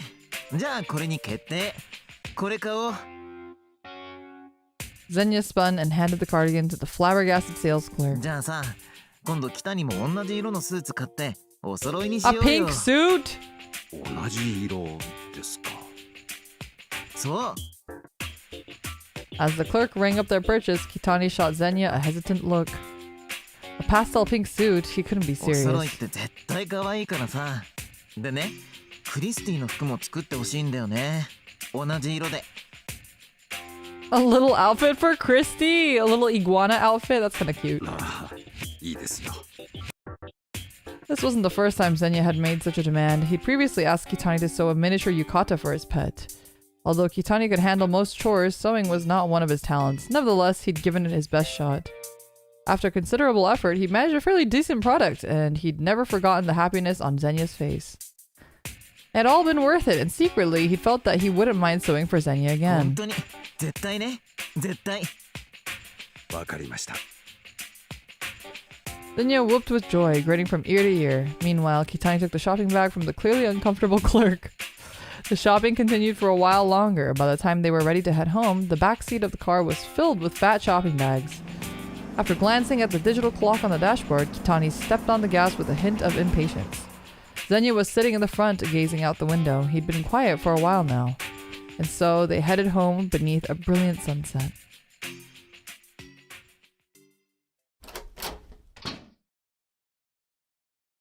When they arrived, Xenia ran straight up to his room on the second floor. The clock had just struck 5 p.m. It was time for his daily ritual. After an hour or so, Xenia emerged from his room, looking haggard. He sat silently on the dining room sofa, sulking. Meanwhile, Kitani did some cleaning and prepared dinner. Now and then he glanced at Xenia, but didn't say a word. At times like these, he knew better than to disturb the young man. 北に。はい、クリスティにご飯あげに行く。わかりました。 Xenia stood up and left the room. Kitani stopped what he was doing and followed him upstairs. The room at the end of the hall had been set aside for the iguana's use. Inside, Christy had her very own special habitat. The room was humid with a large glass greenhouse enclosure taking up most of the space. Xenia pulled up some green leafy vegetables out of the refrigerator nearby and offered them to the iguana sitting on her ほ perch. らクリス、ご飯だよ。 Christy leaned off the perch, secured herself on Xenia's arm, and began to eat. 今度ね。 There's no 北にがまた illustration of クリ the スの服作ってくれ iguana! るって。お揃いだって。よかったね。嬉しいね、クリス。 As Xenia stroked her back contentedly, Kitani watched on, feeling increasingly conflicted. That Kitani would grant Xenia's wish was a given. Xenia knew this, and still he responded with such joy. Kitani found this painful somehow. 北に。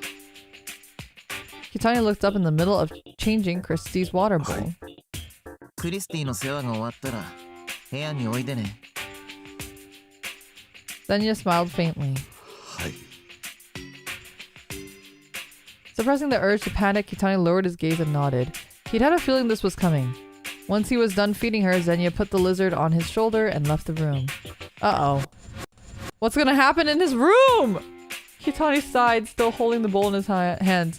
He could feel his mood growing sour. At this time of day, there was only one thing Xenia could want. Uh-oh. Does he have to bend over? One might have even called it Kitani's ritual. I'm scared! What's gonna happen? Truth be told, even after all this time, he still wasn't used to it, but Xenia would never take no for an answer. Kitani sighed once more and left the room on leaden legs. I'm scared. 失礼します。うん。 Do I... I'm scared! His knock was met with a muffled response. Kitani opened the door and walked in. Oh, the room is cool. Wait, let's look at the room. The main ceiling light was off, leaving the room dark, but for the soft multicolored glow of Xenia's decorative lights. Xenia was sitting on top of the black duvet covering his bed, eating something. Christy was perched on his shoulder. Maybe it's okay. He's eating. It can't be something weird. He was stuffing thin slices of raw beef into his open mouth. 冷蔵庫から取ってきたんですか？ Are you... Is that... That does not sound good. You should not be doing そう。 that. 北にも食べる。いいえ。Kitani shook his head slightly. Zenya patted the bed next to him with his free こっ hand. ち Uh-oh. Hesitantly, Kitani sat. The room smelled strange, like he was burning incense somewhere. Kitani couldn't quite place the scent. The retro psychedelic decor perfectly complemented Zenya's personality. Though Kitani wasn't one to judge, it was all a little tacky for his taste. The room's most prominent feature was the glass case sitting atop a chest of drawers. Do we only censor the peanuts? That is the main censor, yes. I want to show you guys Meat Babies, but I mean, I don't think we're going to have Meat Babies here, but it does depend. It's more of like, will I get banned on YouTube for showing this or not? The case displayed a wide variety of eye patches. If he were younger, Kitani might have appreciated Zenya's style, but at his age, it only made him uncomfortable. Oh no, the scary music. While licking his fingers clean, Zenya gazed into Kitani's eyes. 今日は買い物も行ったしさ。まずは北にの肩を揉んであげるね。いえ、そんな。Uh-oh. いいからいいから。Uh-oh. Poor Kitani. Before Kitani could protest further, Zenya hopped up on the bed behind him and put his hands on Kitani's も shoulders. ちゃん、本当に。いいからいいから。 Zenya repeated himself loudly as he started to rub. Kitani's muscles were tense and sore from days of hard work, and the pressure made him exhale softly. Zenya wasn't especially skilled, but regardless, it felt nice to have his blood flowing once more. どうよ。気持ちいい？はい。 As he reluctantly gave into the massage, a thought occurred to him. Music is so eerie. Zenya wouldn't volunteer to give him a back rub for nothing. He had to have an angle. Sure enough, he felt Zenya's breath tickle his ear. Uh-oh. 北にさ、お願いがあるんだけど。はい。ね、ちょっと調べてほしい人がいるんだよね。調べてほしい。Oh, it's gonna be Yoji. ですか。An unusual request. Zenya hardly ever took notice of anyone. Who could he possibly want to know more about? 下の学年でね。崎山洋二って言うんだけど、もともとは同じ学年だったんだよね。留年ですか。そうそう。なんかさ、体弱いみたい。始業式でもバタって倒れちゃった青白い子でさ。でね、その子について調べてほしいの。何でもいいから、いろんなこと。わかりました。Sakiyama Yoji, the name was unfamiliar. Supposedly, the young man was sick, but surely there must have been more to him than that if he'd managed to catch Zenya's interest. なんかね、いろいろ同じとこがあるっぽいんだよね。もしかしたらさ。Does Zenya also get periods? そう。俺とお前は同じだぜ、みたいな。Kitani didn't really understand what Zenya was saying. Nevertheless, with a little legwork, he could easily find out what sort of person... Uh-oh. The hands on his shoulders fell still. Kitani tensed up slightly as Zenya whispered into his ear.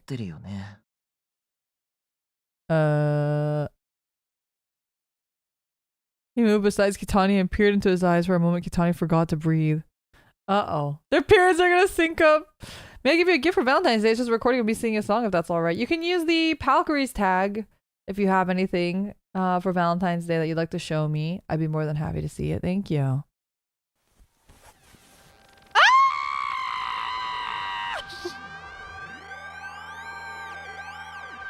Oh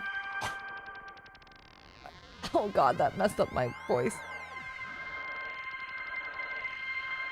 Alright, well, this is not censoring stuff, I guess. It's more, this is like, you know, this is like on the level of like Left 4 Dead, not Left 4 Dead, Last of Us type of stuff. So. Then Zenya removed his eye patch, revealing the deformity underneath. The skin around Zenya's right eye was red and inflamed, as though it had been burned with hot metal. Flesh bulged from the gaps around his bloodshot eyeball, and what remained of the eyelid did nothing to hide it. Occasionally, the eyeball twitched like a fetus kicking in the womb. The sight filled Kitani with a mix of emotions. Jesus, like a fetus kicking like in the womb is crazy. Not quite disgust, not quite fear. No, it was something far more complicated than that. 早く来た Does he have to like kiss it? What does he have to do? Lick it? Xenia leaned into him like a child begging for candy. Summoning all of his courage, Kitani cupped Xenia's face in his hands. Then he drew his lips close and gently slid his tongue over Xenia's right eye. Oh, ew! Ew, he's gonna lick, he's licking his eyeball! Ew! Is he really licking his eyeball?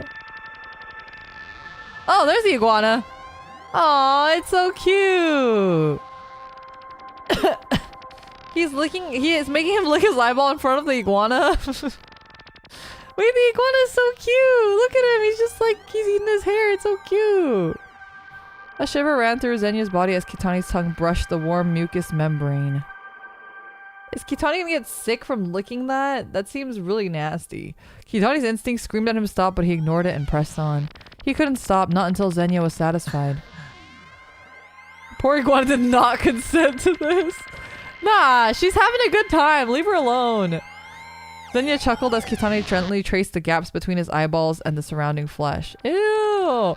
From time to time, Xenia asked him to perform this ritual. No, not a ritual. This was a trial. Xenia always kept his eye covered. He would never reveal it, much less allow Kitani to touch it unless he was trying to test Kitani's loyalty. Anytime Xenia's confidence wavered, he would call upon his servant to prove himself once more. Kitani had been through this many times now, but could never quite come to terms with it. And yet, if it made Xenia feel better, he couldn't say no. いいよ北に That's great. That looks so nasty. It's definitely given Last of Us. Xenia giggled and stroked Kitani's hair. Flesh upon flesh, blood set aflame by the slightest contact. But there was no romance between them. No love, no desire. Nothing but unwavering loyalty. Well, that wasn't quite bad. I thought it was going to be a little bit worse than that, actually. Late that night at the Okinaga residence, Kunihito knelt before the altar, alone. Beneath the house lay a tiny chapel. Kunihito had it built himself, a place to worship God. His God. Uh-oh. To Kunihito, his God was everything. Oh. The man clasped his thick, wrinkled fingers together and shot a pleading look at the statue on the altar. Of all bizarre implements filling the cramped space, the statue was the strangest by far. It appeared for all the world like a misshapen lump of volcano rock. If this was meant to be a god, it surely was not a god of men. And yet, Kunihito's awe was real. He prostrated himself before the thing, as though to welcome the second coming of Christ himself. どうかお許しください。我が息子を、前夜をどうか。 Maybe he thinks like Xenia has that eye thing because he's like because of demons or あな something. た方の恨み、この私が忘れません。生涯忘れはしません。キャツに滅ぼされた恨み。キャツがあなた方をないがしろにした恨み。 The lore is going deep. A breath of wind swept through the chamber. For a moment, the candles flickered, and Kunihito's shadow danced upon the walls like a demon struggling to break な free. ぜ選ばれたのが我ら人類だったのか。 Huh? 我らでなければならなかったのか。そし Extinction. て、それ以外の民はなぜ滅ぼされなければならなかったのか。 Just then, a stronger gust of wind blew through the room, snuffing several candles. Kunihito let out a shriek and curled up into a ball, hands clasped together above his head. どうか怒りをお鎮めください。どうか。 Two thick books lay forgotten at his trembling feet. Tattered and faded, each bore the words Holy Scripture on its ど cover. うか。 His prayers continued without pause.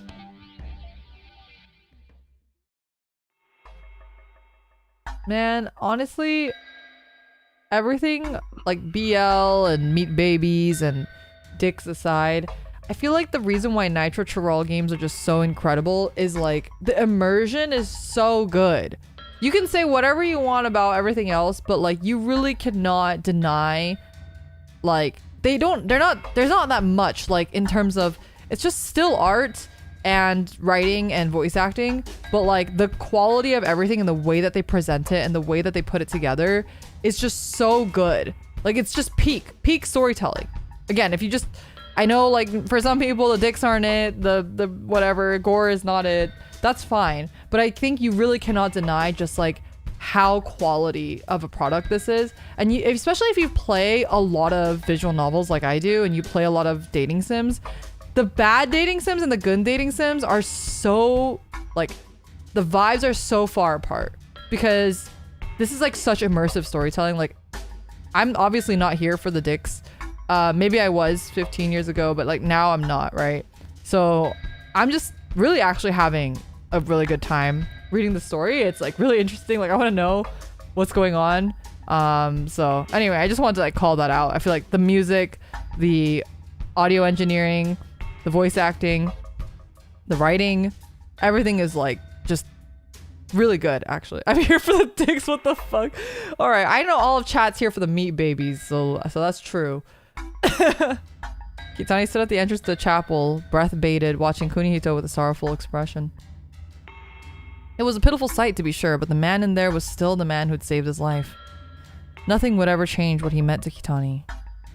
And yet, it hurt to see him like this. Every night, at the stroke of 12, Kunihito would enter the chapel and stay there praying until dawn. Once he finally emerged, pale and haggard, he would sleep, but only for an hour or two. More than anything, Kitani feared for his master's health. The longer he kept this up, the more likely he would collapse from stress. But Kunihito couldn't stop. To stop would make them angry, he said. Zenya would be punished, he said. Kunihito was praying to protect his son. Zenya despised him, and yet he still cared. But Kunihito's feelings toward his son were not like most fathers. Kunihito was afraid of Zenya, and Kitani had begun to realize that this was driving Zenya to rebel him even more. But it wasn't his place to interfere. All he could do was watch over the broken family and pray that these tangled threads could one day be unwound. You've returned with burger. Fuck, I want burger. I was just gonna eat leftovers. I was just gonna eat leftovers for dinner. It is Valentine's Day. Maybe I should also get like a Valentine's Day meal, you know, for myself.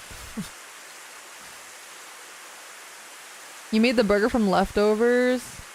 I have leftover kimchi soup, kimchi jjigae, and there's a really good pizza place near me. Maybe I get pizza, but I want a burger. There's no good burger places around me. That's a problem. A croissant, oh my god, I love croissant sandwiches, especially with egg, cheese, and sausage. That's my favorite type of croissant sandwich. You should make a bat calzone, so true. Just want to get some udon and the spider roll. Ooh, that sounds good. You're not close to a habit? I don't think so. I think there's like there's a McDonald's really close, but that McDonald's is kind of bad. And then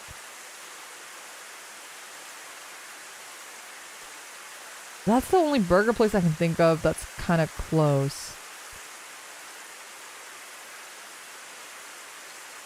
Do you have a Stream Elements link? What do you mean?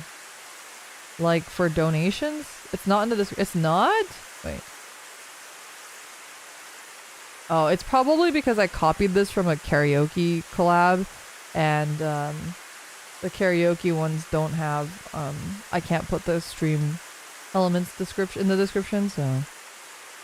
The rain coupled with the heat of early summer had served to create a distinctly muggy weekend. Anyway, if I want a good burger, I have to drive kind of far. I don't really want to drive far. I was gonna send food money. Oh, you don't have to do that. I really appreciate it though. I should probably put the link in here.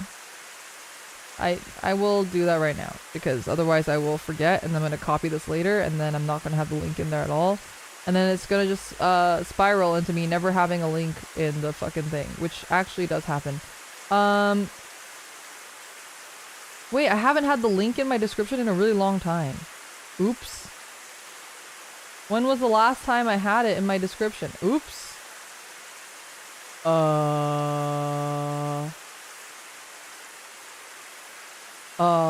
Well, it's a good thing you brought it up because it hasn't been in my videos in like maybe 2 months, it seems like. Okay, I just added it. If you refresh, you'll probably see it.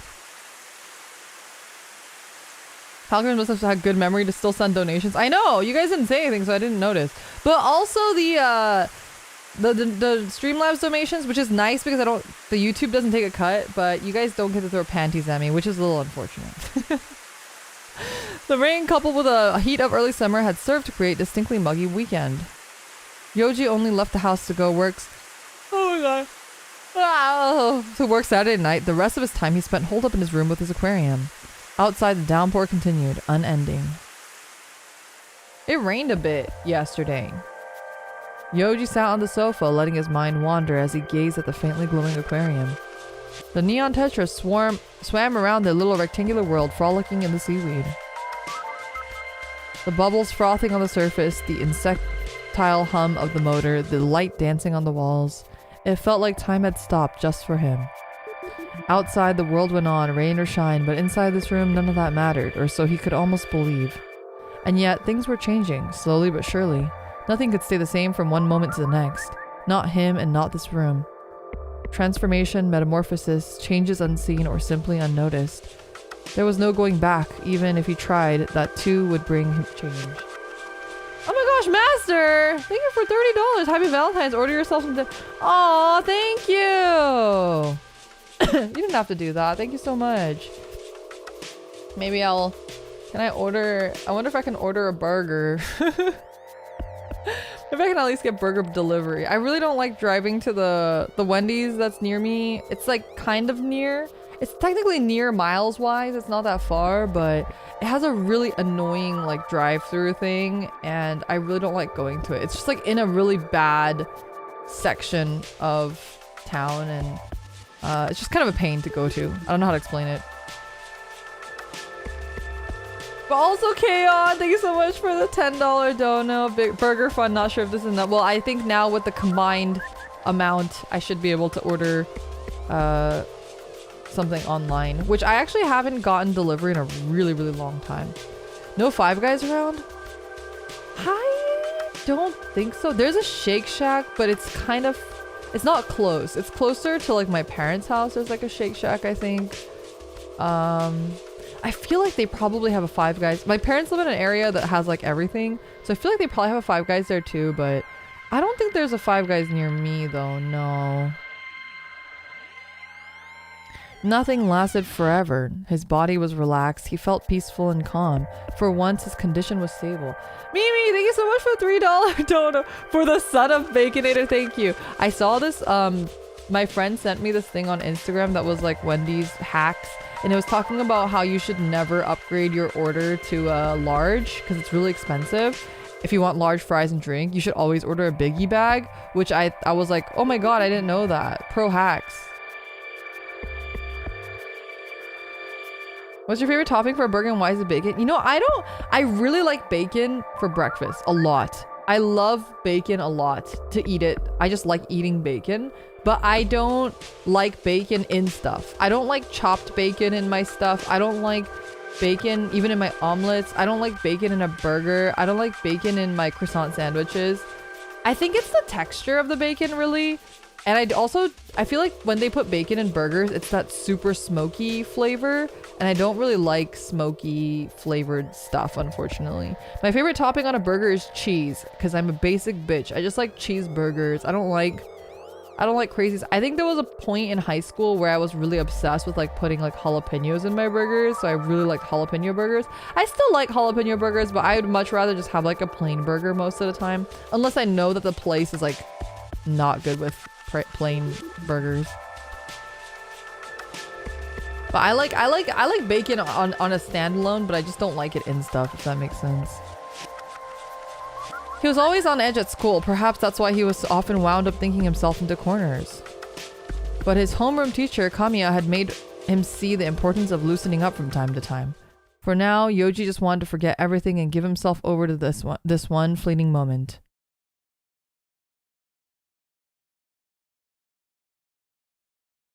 Yoji sat there for hours as his mind wandered. I'm Yoji! Just me sitting in my room, letting my mind wander, having brainworms. You know, the whole thing. Then the phone rang, shredding his tranquility like a knife. He sat up slowly and reached over to grab it.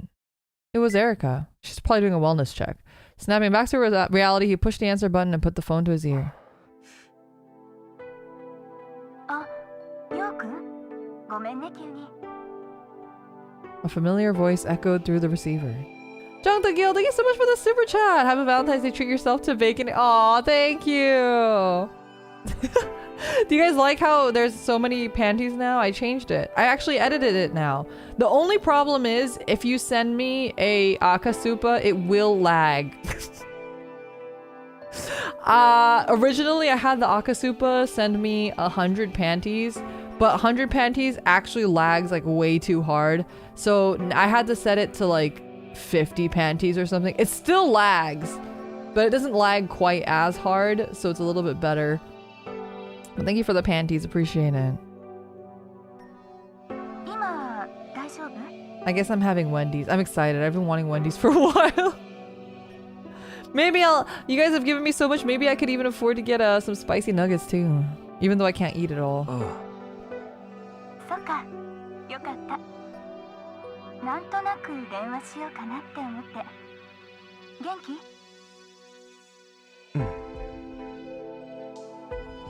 嘘元気って声じゃない I really like his hair. He has a really nice hairstyle. そうかな。 I mean, typically I'd like it on a girl, but that's okay. うん疲れてる感じがする学校大変なの He shook his head ruefully, smiling. He could never hide anything from her. 久しぶりだからどうしても。具合悪いの Do panties only work for Supra or Streamlabs too? Right now it only works for Supas. I don't know if there's a way that I could get it to eventually work for Streamlabs, but yeah, for now it's just for Supas. 少しね。病院は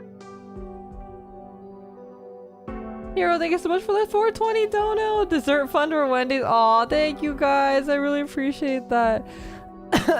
I feel like every time I get a Frosties though, I take too long eating my burger before I get to the Frosty, and then it's usually melted. So I'll put it in the freezer, but then if I take it out of the freezer, the texture really changes and it's not quite as good.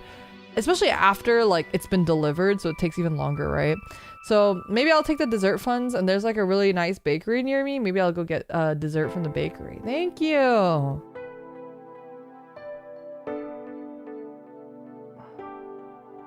Yeah. Or boba, yeah. The boba place near me though, because I mentioned it last time, but all the boba places around me are kind of bad. The one good boba place around me is really expensive. It's like almost $7 for a cup of boba. The other places are a bit cheaper, but they're like a lot. They're not very good. どうして Her tone grew more insistent. Yoji wasn't sure what to tell her, but he decided to try anyway. 通院費バカにならないし。またそういうこと言ってるこれ以上姉さんに迷惑かけられないから。She sighed, and he felt the atmosphere of the call turn serious. それよりようくんが我慢することの方が辛いよ元気になってくれたら私はそれが一番嬉しいだから辛い時は無理しないでちゃんと病院へ行きなさい Master, oh god, it's lagging. the panties flew everywhere. They even flew on him. Thank you so much for the Akasupa. Just so it lags for prospectus. That son of a bitch get those spicy nuggets or whatever logo there. Aw, thank you. Appreciate it. Did you guys see the lag? And then the panties also, like, they don't fall properly. They're literally like falling everywhere. It's pretty funny though. It's actually pretty funny. I think even though it lags and stuff, I kind of find that it's humorous, so I kind of like it. Thank you so much. I really appreciate this. Crazy. Happy Valentine's Day. Thank you. I'm catching strays. More like protagonist. That's crazy. Thank you. ごめん。 He appreciated her concern but felt guilty at the same time. It seemed that no matter how hard he tried, he would always be a burden on his sister. If it would help him stand on his own 2 feet, maybe going to the doctor wasn't such a bad idea after all. Yeah, it took you that long to realize that? 私が退院してヨウくんも元気になったらどこか遊びに行こうか。どこかってどこへ？そうだな。水族館とかは？ヨウくん熱帯魚とか好きじゃなかったっけ？好きだけど。子供の頃はよく一緒に行ったよね。でも2人で住むようになってからはなんだかんだで忙しくしてたじゃない？ Massa, thank you so much for the dipping sauce. Super. Sorry, I forgot the dipping sauce. Thank you. Appreciate it. Yeah, I'm gonna have my ghost pepper ranch sauce. As much as he appreciated the invitation, Yoji couldn't help but hesitate. Erica should prioritize her new family, not him. でもそれとも兄弟で行くのは恥ずかしいから嫌？全然そんなことない。だったらいいじゃない。ね、約束ね。元気になったらどこか遊びに行こう。もしかしたらこの子も一緒に連れて行けるかも。ああ、わかった。楽しみにしてるから。うん、俺も。それじゃあ急に電話してごめんね。またかけるね。ああ、体に気をつけて。そっちこそ。じゃあね、おやすみなさい。おやすみ。Yoji set his phone back on the coffee table. Ever since they were kids, Erica had always been weirdly prescient when it came to his health. No matter how hard he tried to hide it, she always knew when he was feeling unwell. She always said that she could tell by his voice and expression, but even now that they lived apart, she somehow managed to call right when he needed her most. Even if the invitation had been more for his sake than hers, he still appreciated it. He needed to get better soon in order to uphold his end of the bargain. In the meantime, he decided he'd call the school tomorrow and let them know he'd be stopping by the doctor in the morning. With that settled, Yoji slowly closed his eyes. And so the night passed quietly with the rain.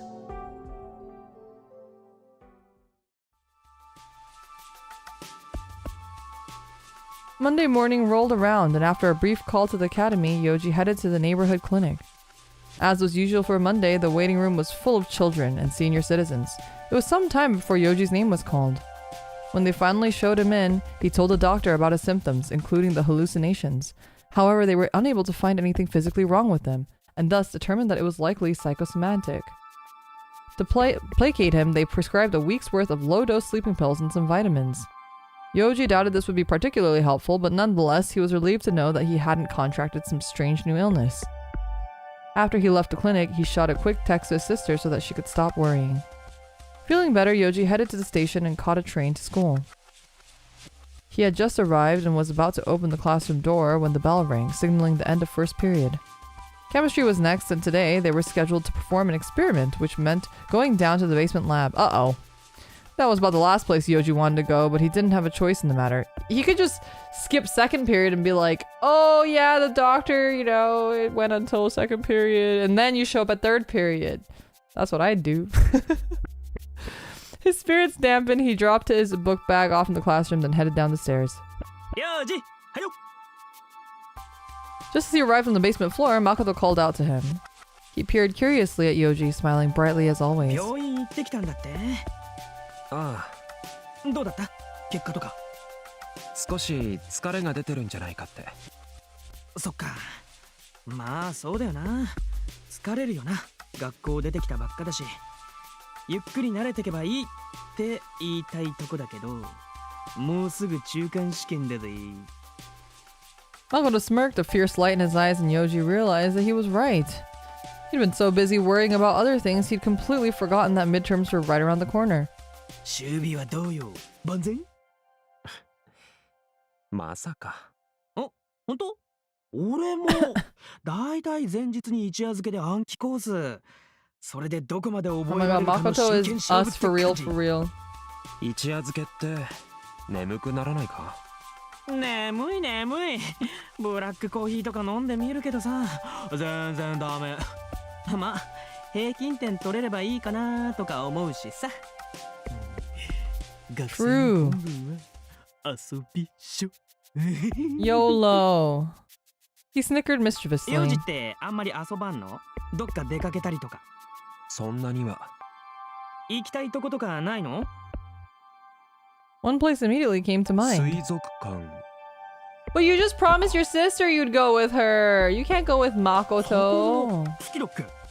そうだな。家でも飼ってるよ。お、マジで？俺も魚好き。スイスイ泳いでるとこ見ると癒されるよな。食ってもうまいし。 Fucking 試験終わ Makoto. ったらさ、回転寿司行きてえな。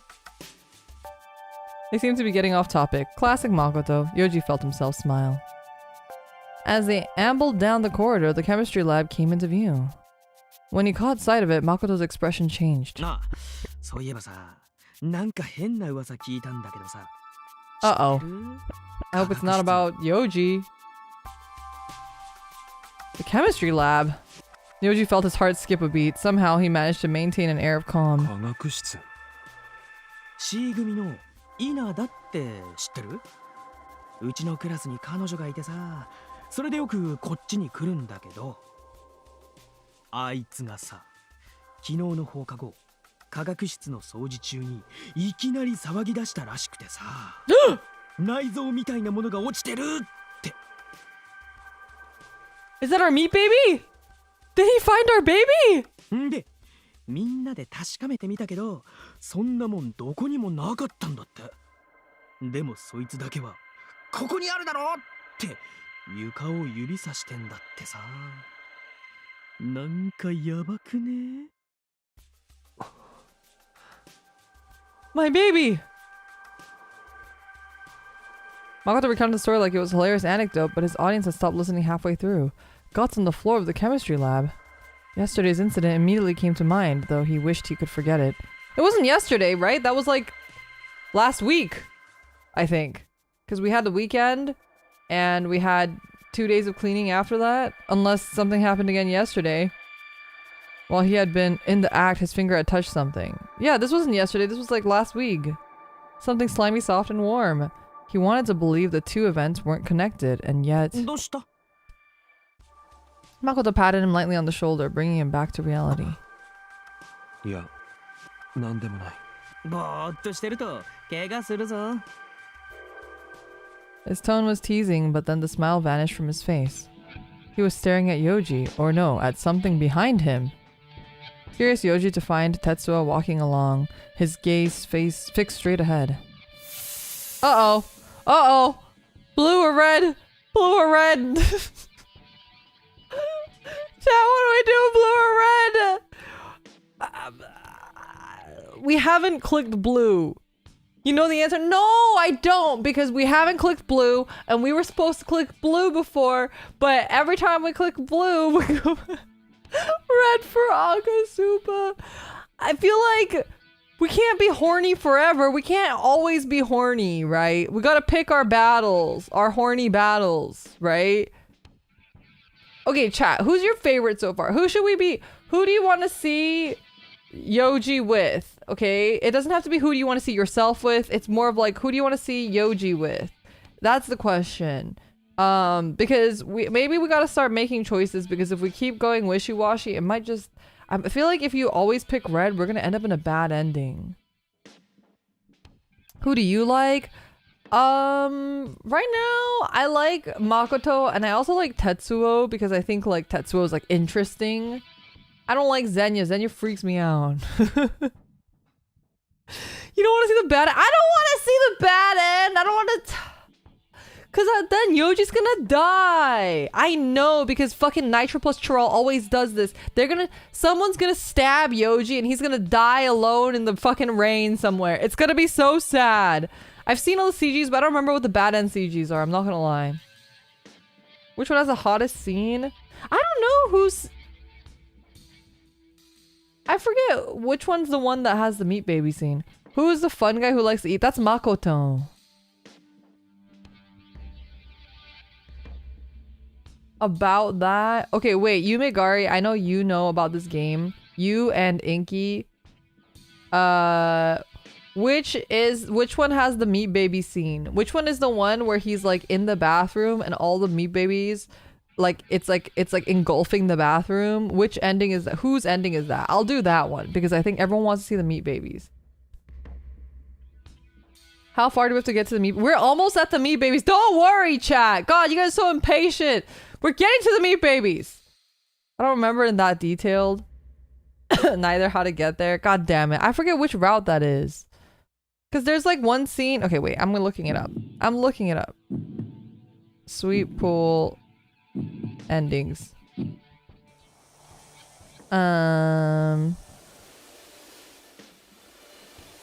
Meat is red, so red. No, where's the I need like a what the fuck are meat babies? Yeah, exactly.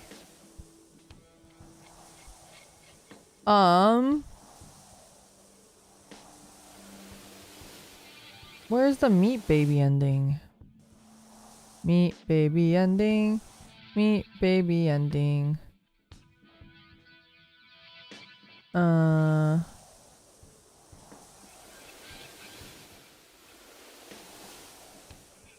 I don't know, I can't find. Okay, let's see. Meat baby ending. Oh no, the Makoto ending was really sad. I remember that because I really liked that CG.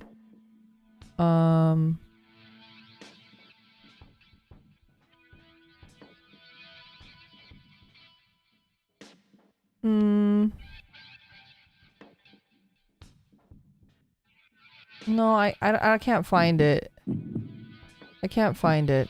Alright, whatever. We're gonna go with blue because last time we promised to do blue and then we changed our minds because we wanted to see him jorking it. So in this time we're gonna go blue because I feel like that's only fair. I promised to go blue last time, you know? Makoto muttered, his eyes still following Tetsuo's back. 機械みたいだよな。何考えてるのか全然わかんねえ。同じ年なんて思えねえもん。でも結構いろいろやってるって聞いたことあるぜ。Oh, shady shit. いろいろ Before he knew it, he was asking for details. そう。怪しげな店から出てくるとこ見たってやつとかいるし。あと年ごまかして。Is he like a host? 沖永も相当やばいけど。一応あいつは親の正体とか知れてる分まだマシだよな。白沼ってさ、本当にわけわかんねえもん。If you had to be a lewd anime girl, what kind of girl would you be made Kao Gyaru? I don't know. I think you guys would know that better than me. I feel like I have very low self-awareness when it comes to these things. I feel like I would probably be the degenerate one. Like Akane and Gridman, or like I don't know. Yeah, like an otaku-esque one. Like a hikikomori type one that doesn't leave the house. Like but I don't know, is that considered like a lewd trope? I feel like it's maybe not. Yeah, I love Akane. If you're talking more like costume, like what kind of lewd costume? I don't know, chat. What do you guys think fits me? Probably OL? Lewd OL? That probably makes sense. Gyaru also, I could see that for myself, because I do be a bit Valley Girl sometimes.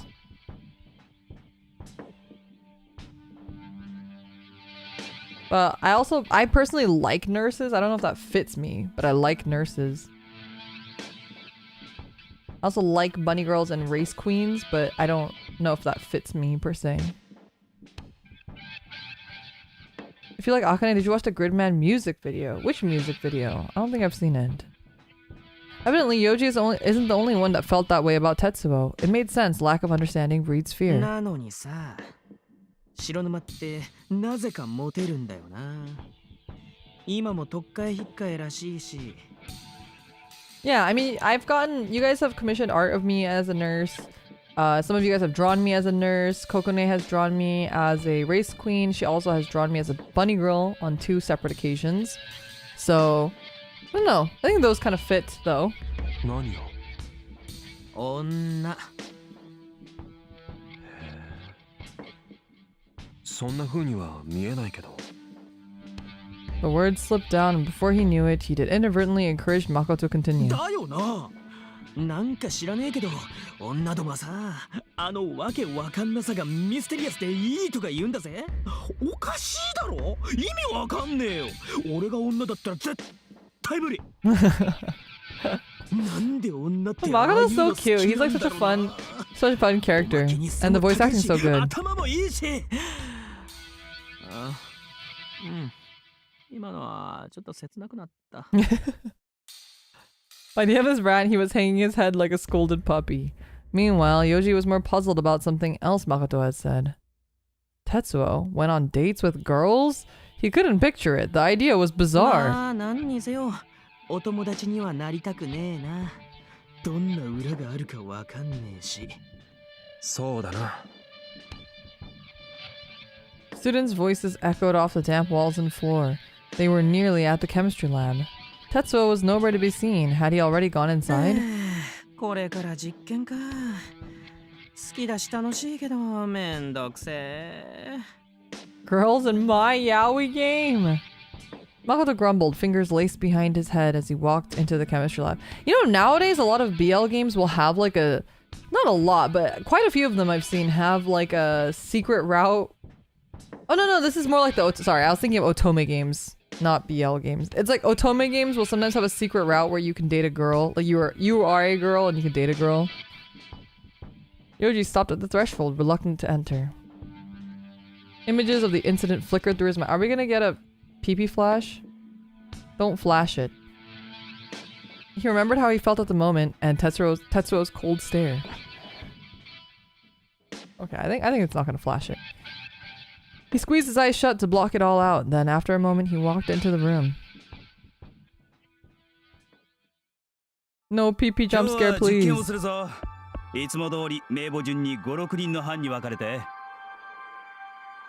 Oh god, I have to be in there with Tetsuo. Kamiya called out over the din of chattering students. The words alphabetical order sent Yoji's mood into a tailspin. He knew he'd end up in the same group as Tetsuo. The other groups, once formed, talked excitedly amongst themselves, but Yoji's group was decidedly quiet. The atmosphere was more than a little awkward. It's Sweet Pool! Hello, Mercy! We're playing Sweet Pool. Yes. Welcome, welcome. Probably because Tetsuo was there. Who is your favorite in Sweet Pool, Mercy? Determined to ignore Tetsuo as much as possible, Yoji kept his gaze focused on the lab table. Today, they would be conducting a flame test. As such, each table was stocked with matches, evaporating dishes, menthol, sodium chloride, potassium chloride, and so on.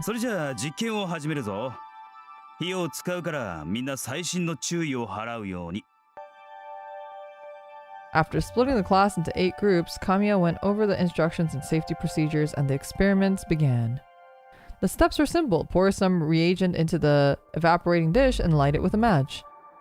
Varicolored flames went up around the room, causing a few students to exclaim in delight.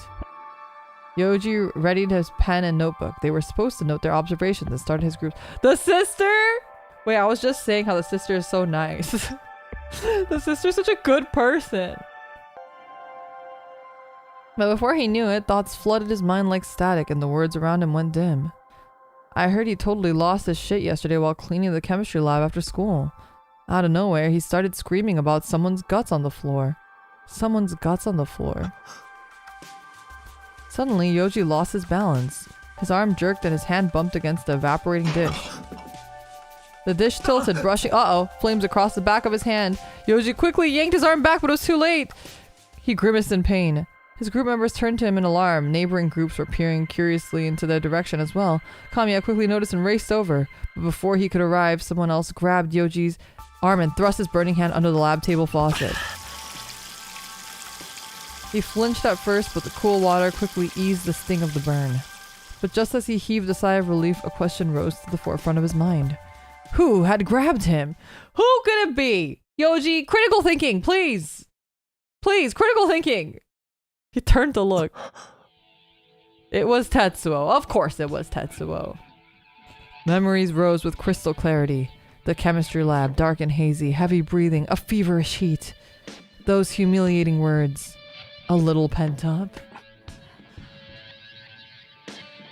もういい。 Yoji growled, yanking his arm away.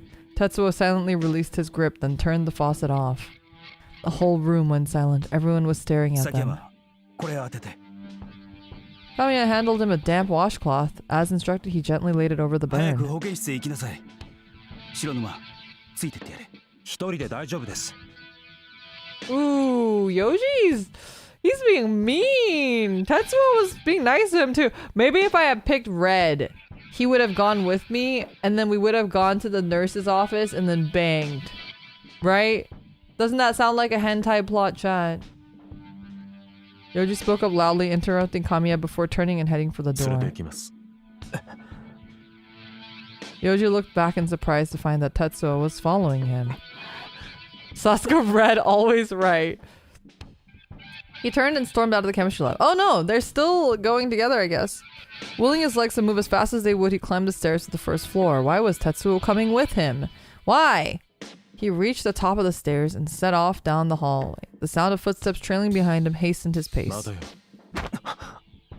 よ。 Yoji flinched as Tetsuo grabbed his shoulder from behind. He felt the impulse to bolt, but Tetsuo shoved him against the wall.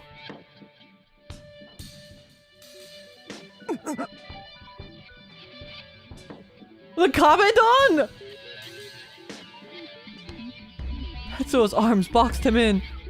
Yoji stared at him, unable to believe this was happening. Tetsuo was too close, suffocatingly close. 何？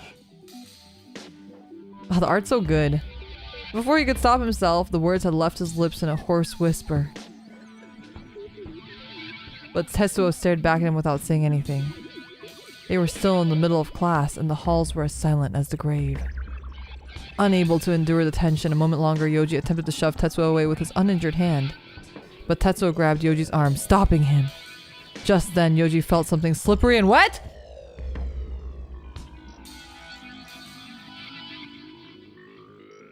Confused, he looked down at his arm. Blood!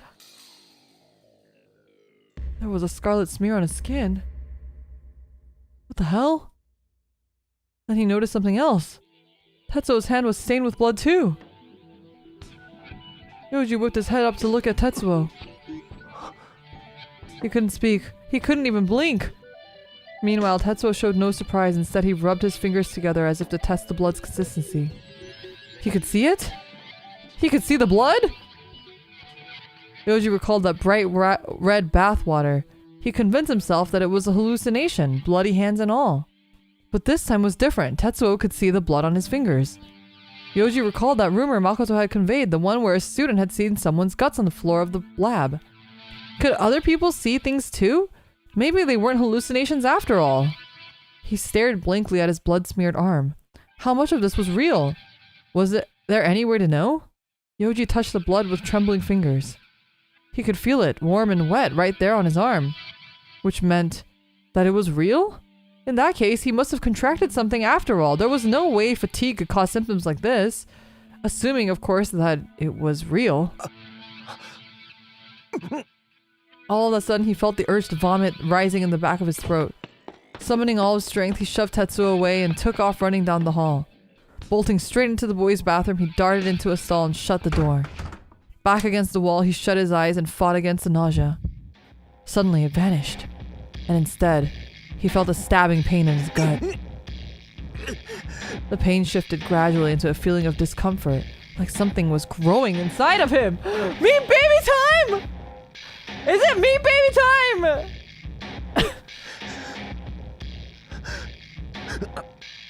Not the fucking light sticks for meat babies.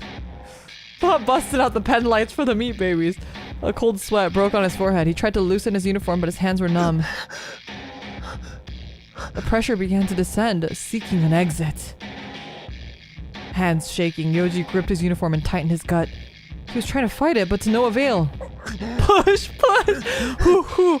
Was it he, hoo, hoo? He, hoo, hoo! You can do it, Yoji! Hee hoo hoo! The moment he realized that it was hopeless, the tension broke, and the floodgates opened. He felt something slide out of him. A breath forced its way past his lips. He couldn't move. He couldn't think. His body was frozen as if embodied in ice. Did he just poop his pants, or is the meat baby in the toilet? Like, where's the meat baby? I need to know. Oh, shoot, you're right. Okay. The discomfort and pain in his gut were subsiding, but his heart was full of despair. Shifting his body, he felt a weight in his soiled briefs. Oh no, he did poop his pants. Meat baby's in his underwear. Fighting a surge of disgust, Yoji forced his stiff hands to lower his slacks and underwear. He heard something hit the ground with a soft plop. Whatever it was, he didn't want to see it. His heart was pounding so hard it hurt. Squeezing his eyes shut, he took a deep breath. Then, once he had prepared himself, he slowly opened them again. His gaze drifted down to his feet. There, a bright red puddle had formed on the tile, and something was floating in it. It was dark red and lumpy, with veiny lines across its surface. Are they gonna show it to us? As Yoji stared at it, it twitched! On closer inspection, it seemed to be pulsing. Almost like a little heart. A chill shot down his spine. As he shuddered, the tip of his shoe slipped into the puddle. He quickly yanked his foot back, afraid that the blood might start creeping up his leg. I heard he totally lost his shit yesterday while cleaning the chemistry lab after school. Out of nowhere, he started screaming about someone's guts on the floor. Overcome with fear and confusion, Yoji yanked up his damp underwear, put his slacks back on, and left the restroom. He had no destination in mind. He just needed to walk for a while. He's gonna just leave the meat baby on the ground? He's just gonna put... He's not gonna pick up the meat baby! He's gonna leave it there! He's not gonna put it in the toilet! Flush it down! He's just gonna let it sit on the ground there! Not even put it in the trash can or something! Not even put it in his pocket! He's really doing the dad's going to get some milk. Dad's getting cigarettes. He's leaving his meat baby in the toilet! What was that thing? It had looked like an organ of some kind and had been moving. Had that thing been inside his body? Yo, he's gonna get some milk, alright? Stop! No, no way. Was it real? Was he dreaming? Or was he just losing his mind? He could hear the world he knew falling to pieces around him. After speaking briefly with Kamiya, Yoji went home sick that day. He was out of the building before the bell rang for third period. He left the meat baby on the ground. He just left it? Uh-oh. Uh-oh. It's Tetsuo, probably. Sometime later, a lone figure stepped casually into the boys' restroom. He stopped in front of one of the stalls, his long blonde hair bouncing off his garish... Oh! It's not Tetsuo. It's the fucking Zenya. Oh no. Oh no. This is the worst case scenario. It would have been better if Tetsuo found it, but if Zenya found it... Takayama Yoji had been here. Zenya had seen everything, starting from his argument with the other student in the hall. The memory of that little scene put a smile on his face. How do you see everything? Attending class wasn't really Zenya's thing. Instead, he would often go for walks around the building, sometimes even off campus. Today had been another day of peaceful silence in the hallways, that is, until he heard the sounds of an argument. Careful to stay out of sight, he'd watched the two students bicker. One of them had been Yoji, but he hadn't recognized the other one. Granted, he didn't really recognize most people. All of a sudden, Yoji had shoved the other guy away and made a mad dash down the hall. The guy had stood there for a moment, then walked off. So Zenya had tailed Yoji all the way to the boys' bathroom. Once inside, he'd stayed perfectly still and silent, listening to the sounds of agony emanating from the closed stall. Yoji had been breathing so hard it was almost sad. Zenya had to fight to keep from laughing. Then, as his shoulders shook with mirth, he'd smelled something. He smelled the baby! Is Zenya gonna pocket the baby and leave? No fucking way. If Zenya... This is like the worst case. If Zenya... I don't want to even imagine Zenya scooping up the little baby, putting it in his pocket and running home with it. Oh, it's a light snack. Oh, no. No, no, no, no, no, no, no, no. Oh, no.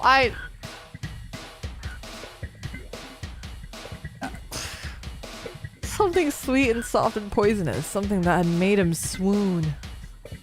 He'd slipped out of the bathroom, heart pounding with excitement. And now, after savoring the anticipation for a while, he'd return. どうかなどうなってるのかな Humming merrily to himself, Zenya pressed a thin hand to the door of the stall. It didn't take long for him to find what he was looking for. やっぱりあった。見つけた。 Beaming innocently from ear to ear, Zenya squatted on his spindly legs. There was a pool of blood on the floor, and a strange-looking lump was floating in it. これこれ。やっぱりね。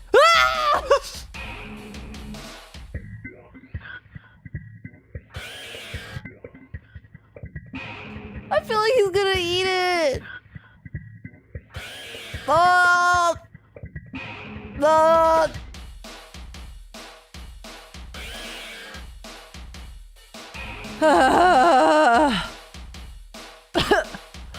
Rub-a-dub-dub. Thanks for the grub.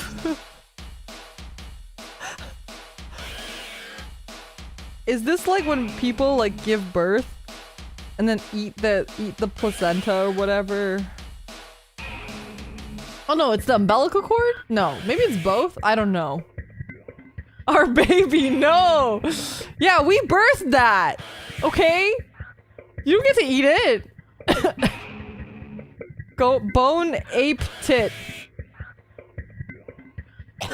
He whispered giddily to himself, then without a moment's hesitation, he reached down and grabbed the lump between his thumb and forefinger, staining his pale fingertips with blood. Is he really gonna eat it?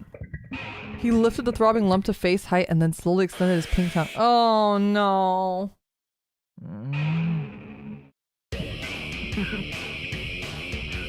He pretended to lick it and then shook his head and laughed at his own joke. いいな。ほんと。いいな。 Okay, he didn't eat it. That's good. Jesus Christ. Dropping the lump to the floor, he began to laugh, rocking back and forth on his heel. He's not gonna keep it? He's just gonna leave it on the floor? He's not gonna put it in the toilet? He's not gonna flush it down? あったかい。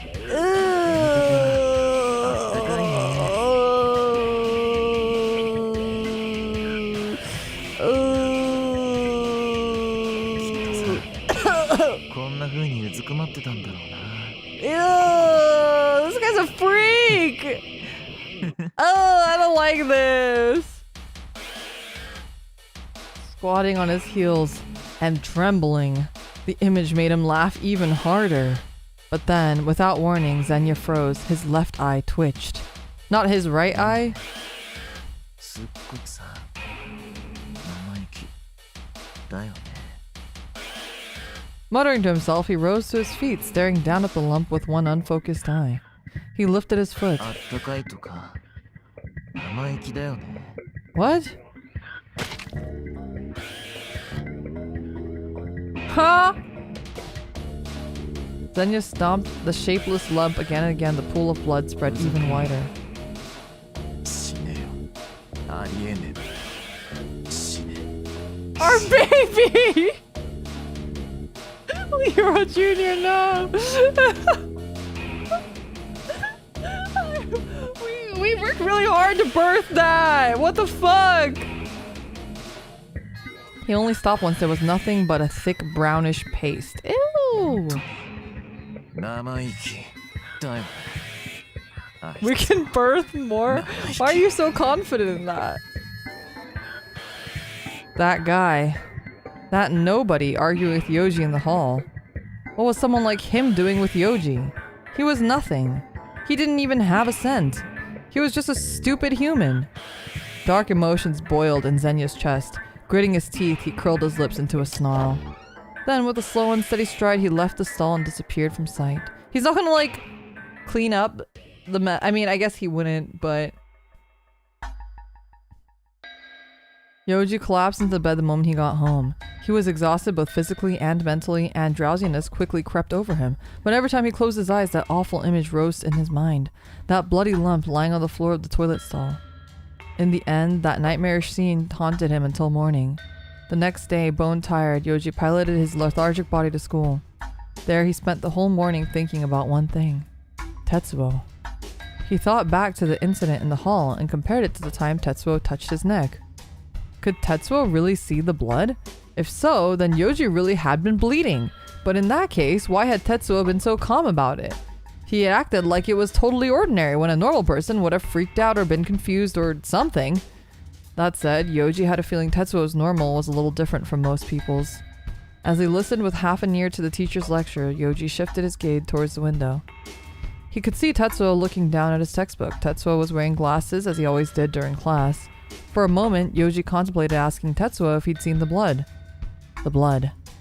Come to think of it, he'd left it in the bathroom. He left the bathroom in such a panic yesterday he'd forgot to clean up his mess. He was concerned someone might have seen it after he left, although he hadn't heard anyone talking about it. Unfortunately, this made him even less certain how much of it had been real. The bell rang, signaling the end of class, and the classroom roared to life.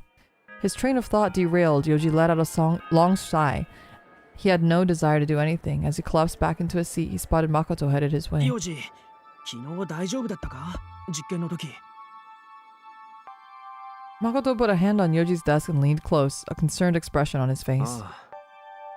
大丈夫。 Yoji put his hand on the desk for Makoto to see. All that remained of his burn was a faint pink mark.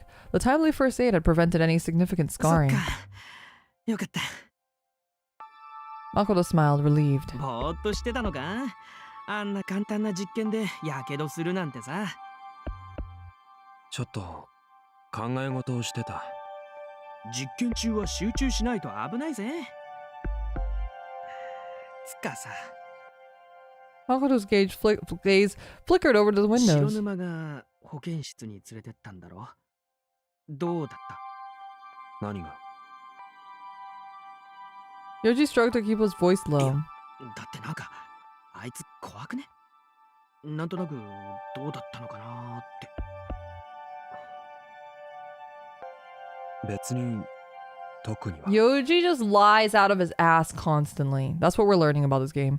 Yoji stood up from his seat. This was the last conversation he wanted to be having right now. Makoto looked slightly worried. He could probably tell that something was wrong. トイレ? ああ。 Yoji answered curtly and walked off without making eye contact.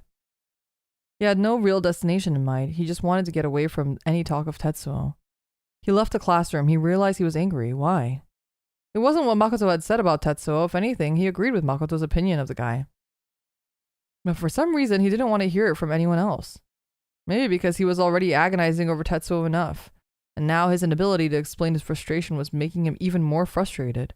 Hoping to calm himself, Yoji spent some time wandering the sunlit halls.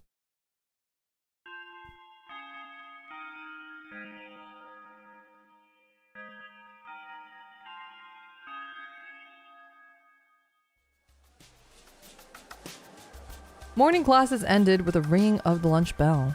Yoji left the classroom and headed for the school store in the old building. There, he bought a carton of milk and then headed back up. He got the milk, Chet! Dad's coming home with milk! Baby's dead, but Dad's coming home with milk! Everything's fine!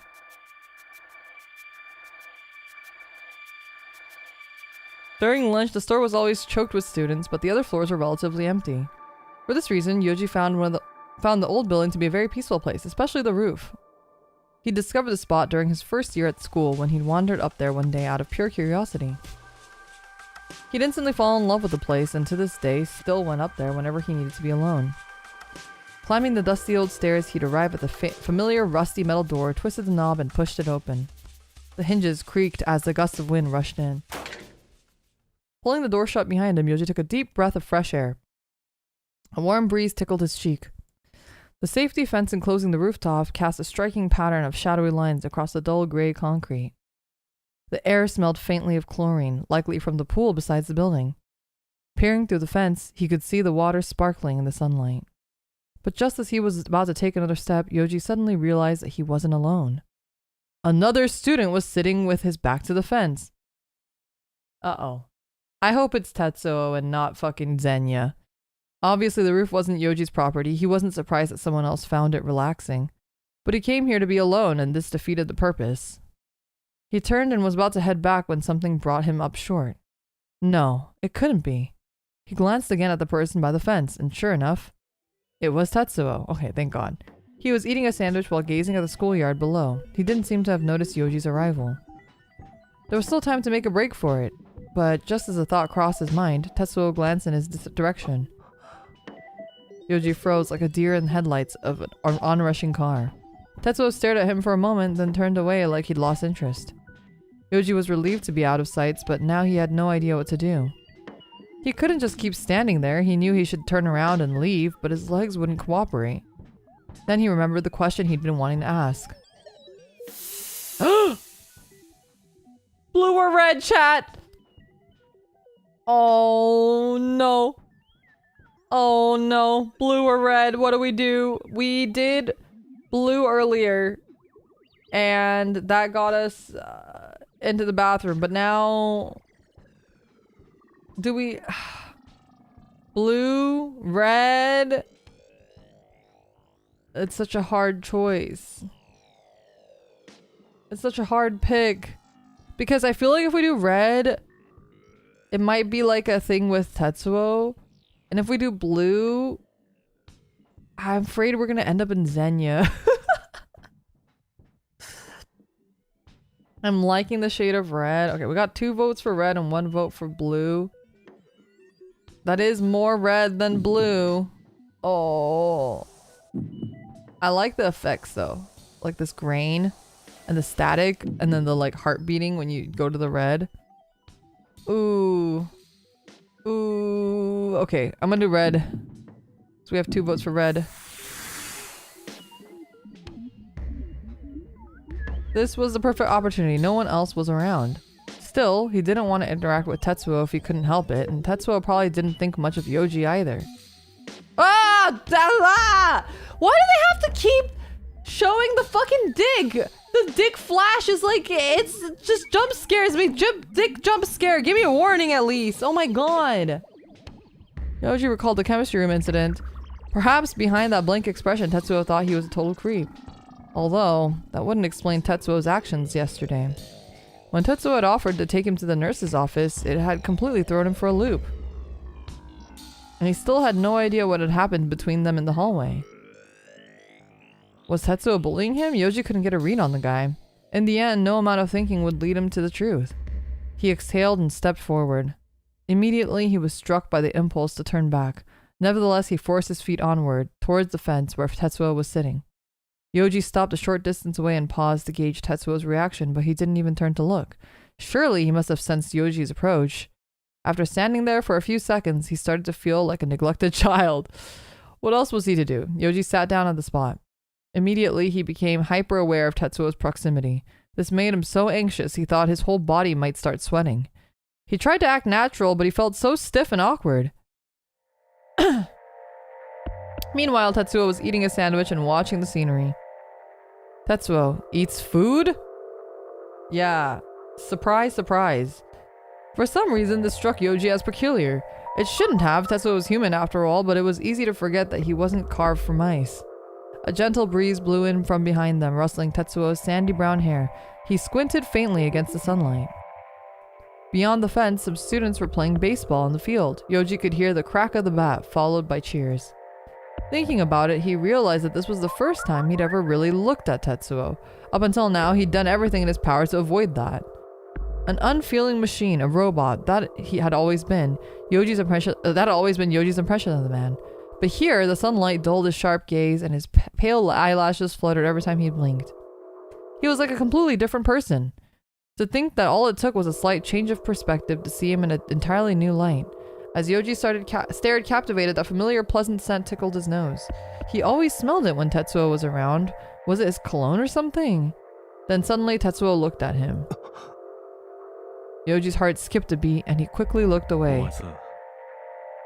At the sound of Tetsuo's voice, Yoji's entire body went rigid.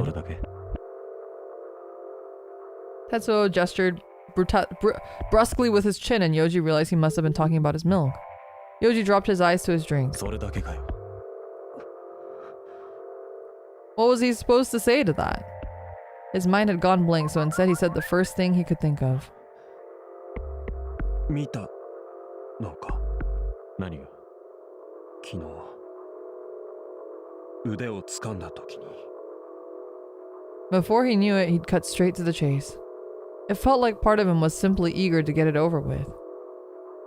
He needed to finish the question. After a deep breath, Yoji continued. 血ついただろ手にああ For a moment, he thought that Tetsuo would ignore him again, but it seemed that this time was an exception. As Yoji lifted his head in surprise, Tetsuo looked 具合 away. 悪いんだろ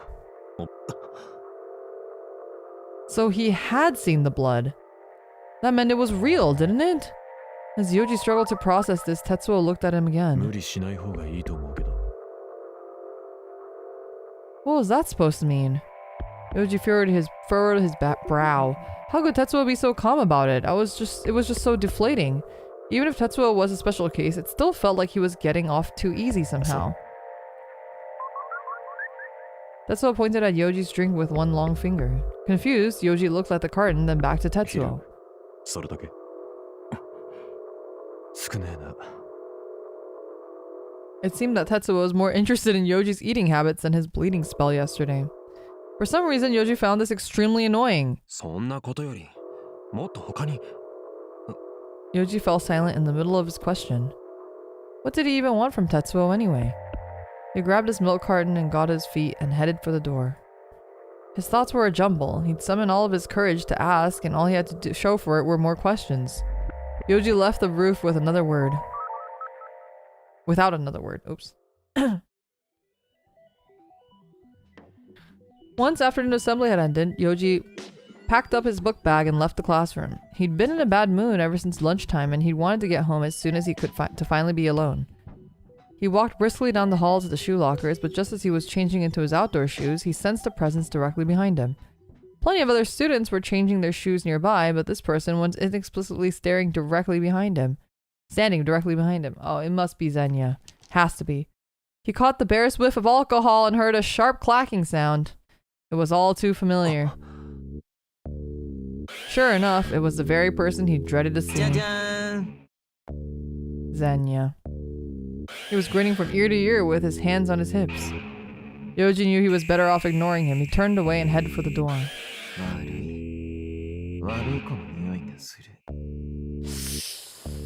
Uh-oh.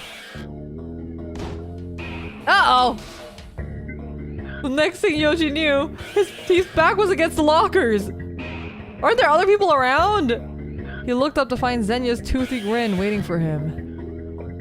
Fighting the urge to panic, Yoji looked Xenia firmly in the eye. 何か用かだったらどけよ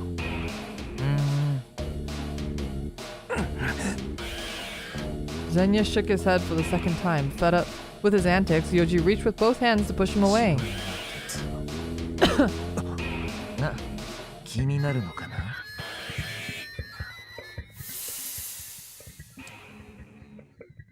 Red or blue?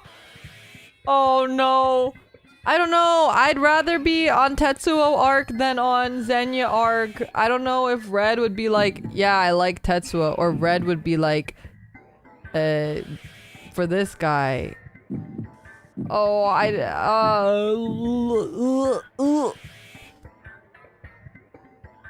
might have the blue ball. Yeah, but I'm scared that if I do this, it's more like answering the Tetsuo question, not him.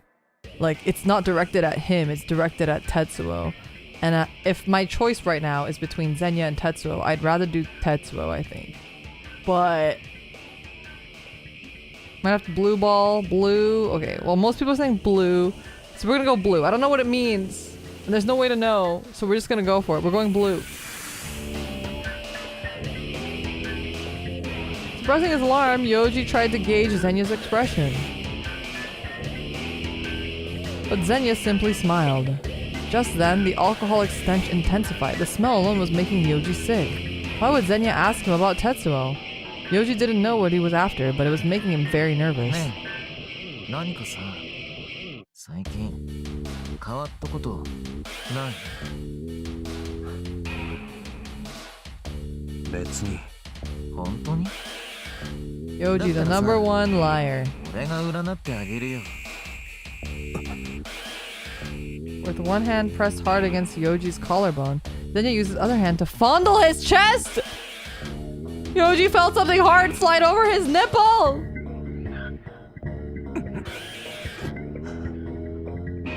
Oh no, Mivi, thank you for the raid. Oh no.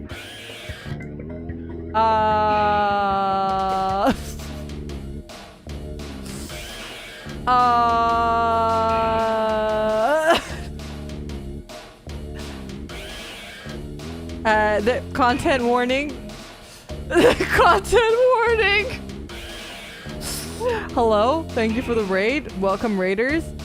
This game is really intense, and there is if you are sensitive to penises and nipples, male nipples, and gore, I do suggest you leave.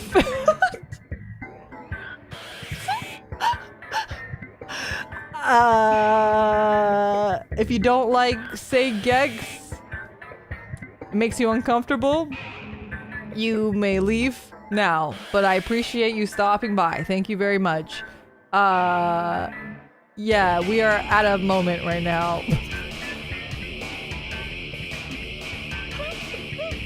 We are surely at a moment right now. Can't forget the meat babies. The Gex is the least traumatic thing about this game. Yeah, there's a lot happening right now. Our boy Yoji is on his period. He's experiencing a period for the first time. It's very traumatic. Okay, give him some space. And there may or may not be meat babies involved. So, yeah. Anyway, thanks for the raid. If you're leaving, see you later. If you're sticking around, get some popcorn, I guess. Utterly repulsed, he lowered his gaze to Zenya's hand and realized that he was holding a pair of dice. Perhaps that was the source of the clacking sound he often heard in Zenya's vicinity. これ使ってね、占うんだよ。 Oh, he was just putting dice on his nipples? Oh, I thought it was gonna be something else. どれどれ？両親は白沼哲夫のことを。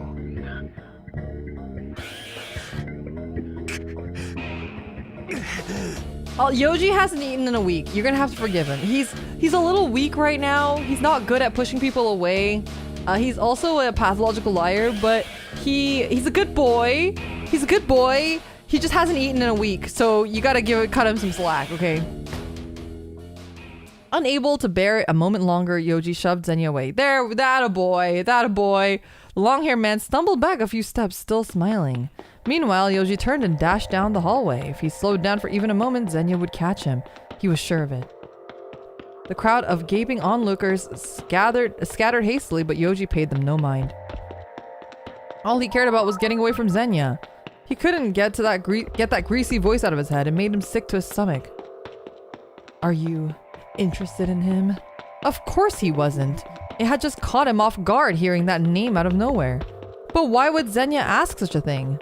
And how did he know about Tetsuo? They weren't even in the same year.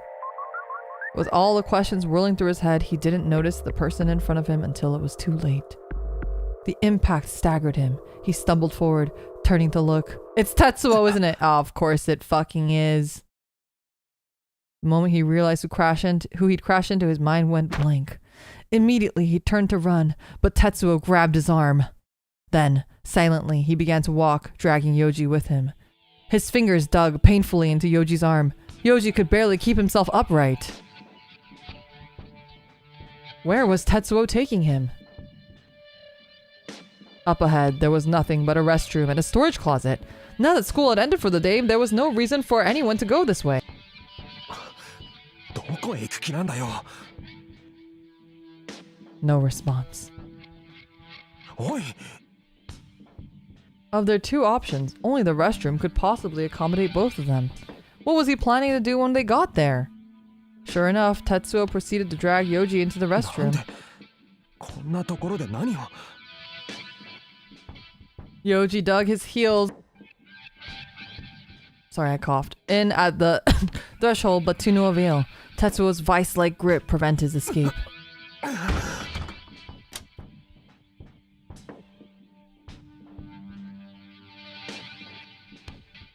To his shame, Yoji couldn't stop Tetsuo from pushing him into the boys' bathroom.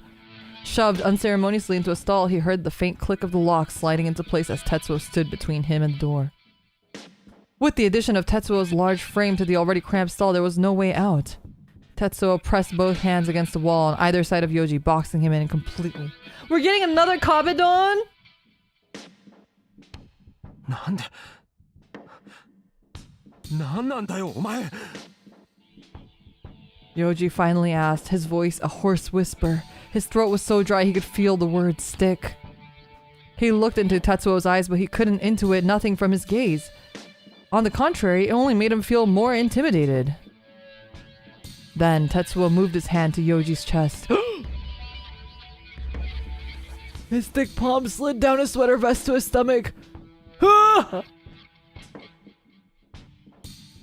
Then he felt it descend further. 何やって。 He grabbed Tetsuo's arm and tried to stop him, but Tetsuo had already unbuckled his belt. Whatever he thought he was doing, Yoji just wanted him to stop. やめろ。 Confused and desperate, Yoji shouted and threw a punch. The dull impact echoed in his fist. Oh, it's not crazy yet. I feel like it's gonna get crazy any second now, though. Tetsuo fell still. Yoji had just hit someone for the first time in his life. Yeah, but you haven't eaten in a week. I'm sure the punch was like nothing. The sensation of colliding flesh and bone lingered in his knuckles, numbing his hand. He had barely moved, yet his chest was heaving as he gasped for breath. Tetsuo's tongue darted out to lick the corner of his mouth, now faintly red and swollen. Oh god, I thought I was gonna say something else. The next thing Yoji knew, heat exploded on his cheek as spots of light burst between his— Did Tetsuo slap him?!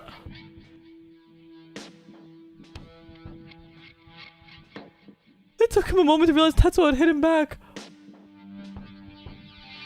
Anger surged before the pain could kick in, and he glared up at Tetsuo, but then he heard a voice in his ear. おとなしくしてろ。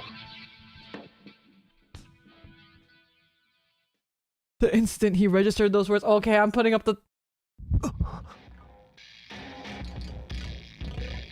A chill shot down his spine as he felt a sharp pain in his gut. Something was swelling inside him. Why did it have to be now? He knew what would happen next. Another baby! Baby 2!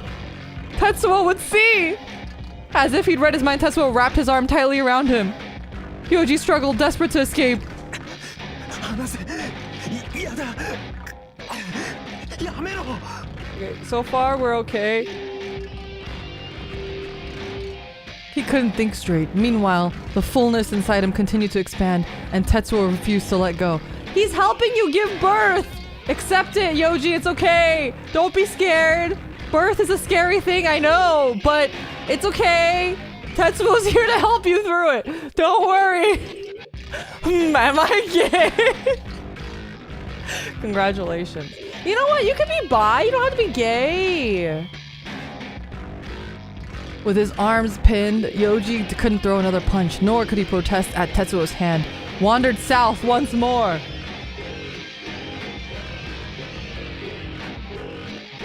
He unbuckled Yoji's belt and yanked down his slacks and briefs.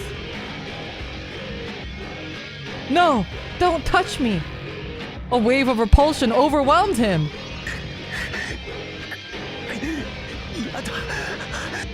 Wait. There's no penis yet. We're okay right now. Right now we're okay. It's just like this right now. He'd never imagined that this might happen to him, much less at the hands of a younger man. He'd rather have been beaten with an inch of his life. Physical pain was nothing in comparison. If this continued, something inside of him, some part of his soul would break. This had to stop before it was too late. But he was unable to defend himself, and that made him long for death.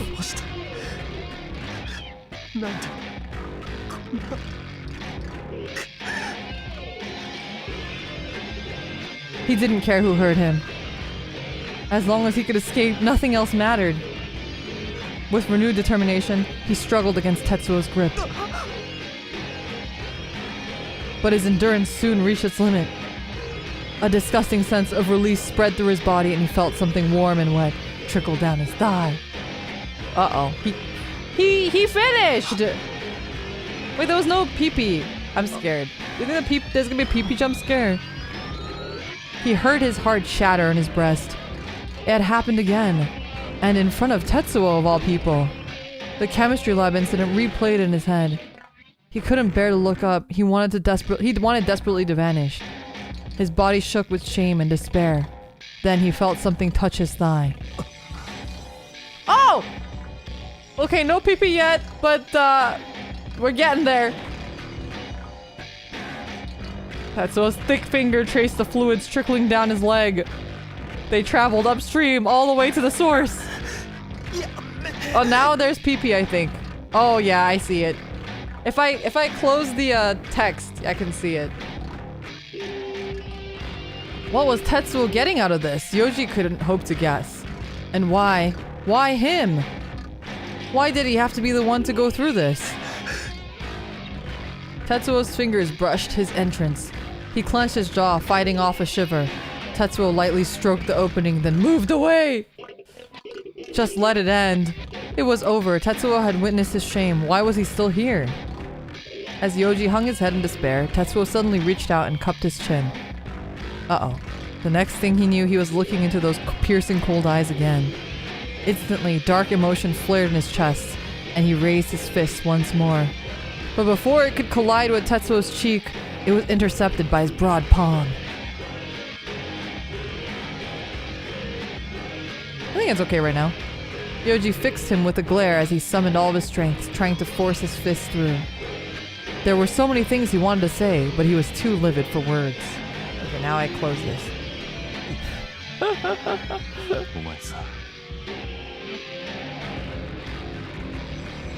As he held onto Yoji's fist with one hand, Tetsuo raised his other hand to eye level. His fingertips were stained red. Blood again? You've got a problem. Yeah, no shit, Sherlock.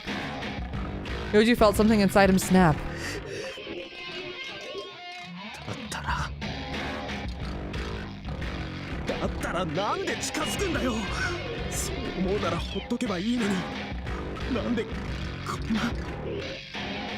His voice was shaking, but he couldn't stop.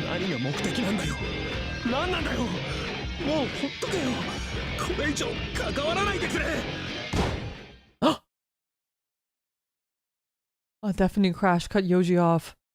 Tetsuo had punched the wall next to his head. Behind those unfeeling eyes shone an icy blue light that froze Yoji to the core. Fear ran down his spine like a drop of frigid water. Tetsuo straightened up and released Yoji's hand. But Yoji was rooted to the spot. Then Tetsuo turned around and left without another word. The faint clink of his wallet change faded with his footsteps. After Tetsuo was gone, Yoji collapsed to his knees. For a while, he just stared into space. Then finally, he staggered to his feet and got dressed. He couldn't think. His body was on autopilot as it carried him from the stall. With the tension finally gone, the pain in his cheek suddenly came to a sharp focus. It felt sore and bruised, but nothing seemed to be broken. Tetsuo must have let him off with a slap. Not only had Tetsuo copped a feel, but he'd barely had to work for it. The thought made Yoji furious. He hated himself for being so weak. As he hung his head in shame, he noticed his book bag lying on the floor. Tetsuo must have left it there. He slung it over his shoulder. It felt like a ton of bricks. Stumbling out of the boys' bathroom, Yoji headed for the shoe lockers, changed shoes, and left the building. Dusk had fallen, and the campus was dyed a mix of dull colors. Beneath the darkening sky, Yoji passed through the gates and headed for the train station.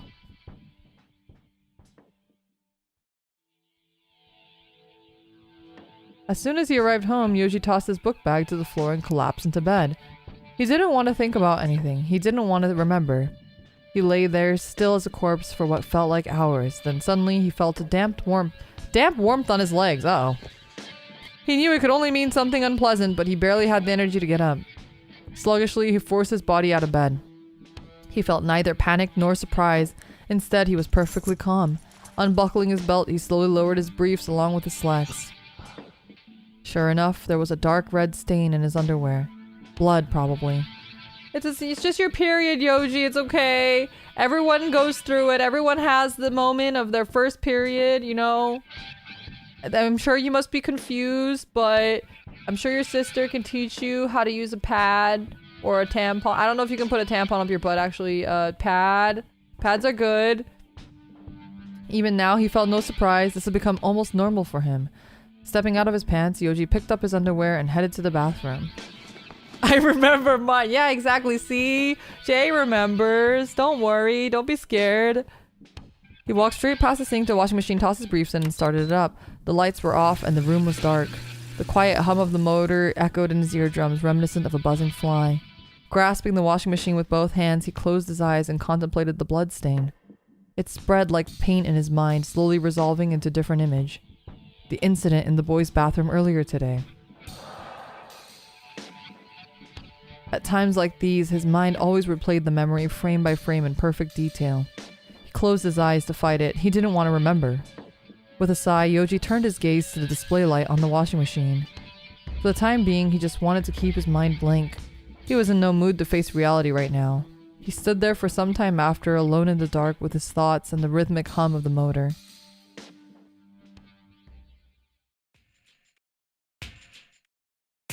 Late that night, Makoto was riding his bike down a deserted road. His pet beagle, Mary, was beside him on her leash, her tongue lolling as she ran at full speed. Makoto always took her for a walk after he got home from work. He had adopted her from a family friend when she was just a puppy. She was his responsibility, and it was his job to look after her whenever he wasn't at school. The night was much more pleasant than it had been during the day. Makoto had worked up a sweat and the breeze felt good. As Mary paused to sniff a utility pole, he slowed to a stop, inhaling deeply. The air smelled of plants and water like a dewy meadow. It was a summery scent that reminded him of the changing seasons. He tugged gently on the beagle's leash and put his feet back on the pedals. Tonight, he was taking the scenic route for a change. Biking past the train station after he rode for another 10 minutes until a white apartment building came into view. He came to a stop a short distance away and stared up at the walls. The name fell from his lips. Yoji seemed different these days. It felt like something else was going on with him. Something not related to his health. But Yoji never talked about it. Whenever Makoto tried to ask him about his condition, the dark-haired youth would just shake his head and say that he was fine. It made Makoto want to rip his own hair out. Yoji's condition seemed to be getting worse too. He never used to be quite so pallid and listless. Irrational though it was, Makoto couldn't help but worry that he might disappear one day. He couldn't bear to see Yoji this way. If there was anything he could do to help, he'd do it. He just wished Yoji would reach out to him. Makoto is a real one. He's such a good guy. Makoto gazed forlornly up at the building. Here, you can see the puppy. Aww. As the night breeze washed over him, he started to feel more and more pathetic. What was he doing, acting like a stalker? Ashamed, he clicked his tongue and turned away from the building. Wrapping Mary's leash around his wrist once more, Makoto put his feet back up to the pedals. But just then a car approached with its blinker on. Makoto watched as it pulled over right outside of Yoji's building. It's Zenya, isn't it? The car was perfectly ordinary, but something about it struck Makoto as suspicious. The driver's door opened and a man stepped out. Makoto squinted at him. He looked vaguely familiar.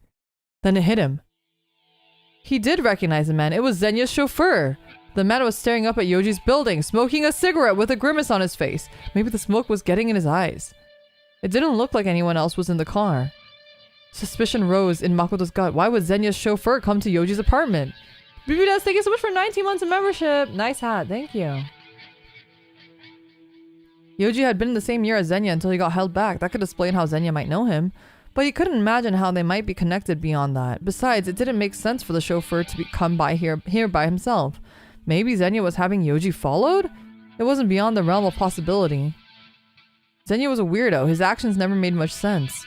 Maybe on the off chance this theory was right, it would be best to let Yoji know before something serious happened. Makoto's mind was racing faster than it ever did in class.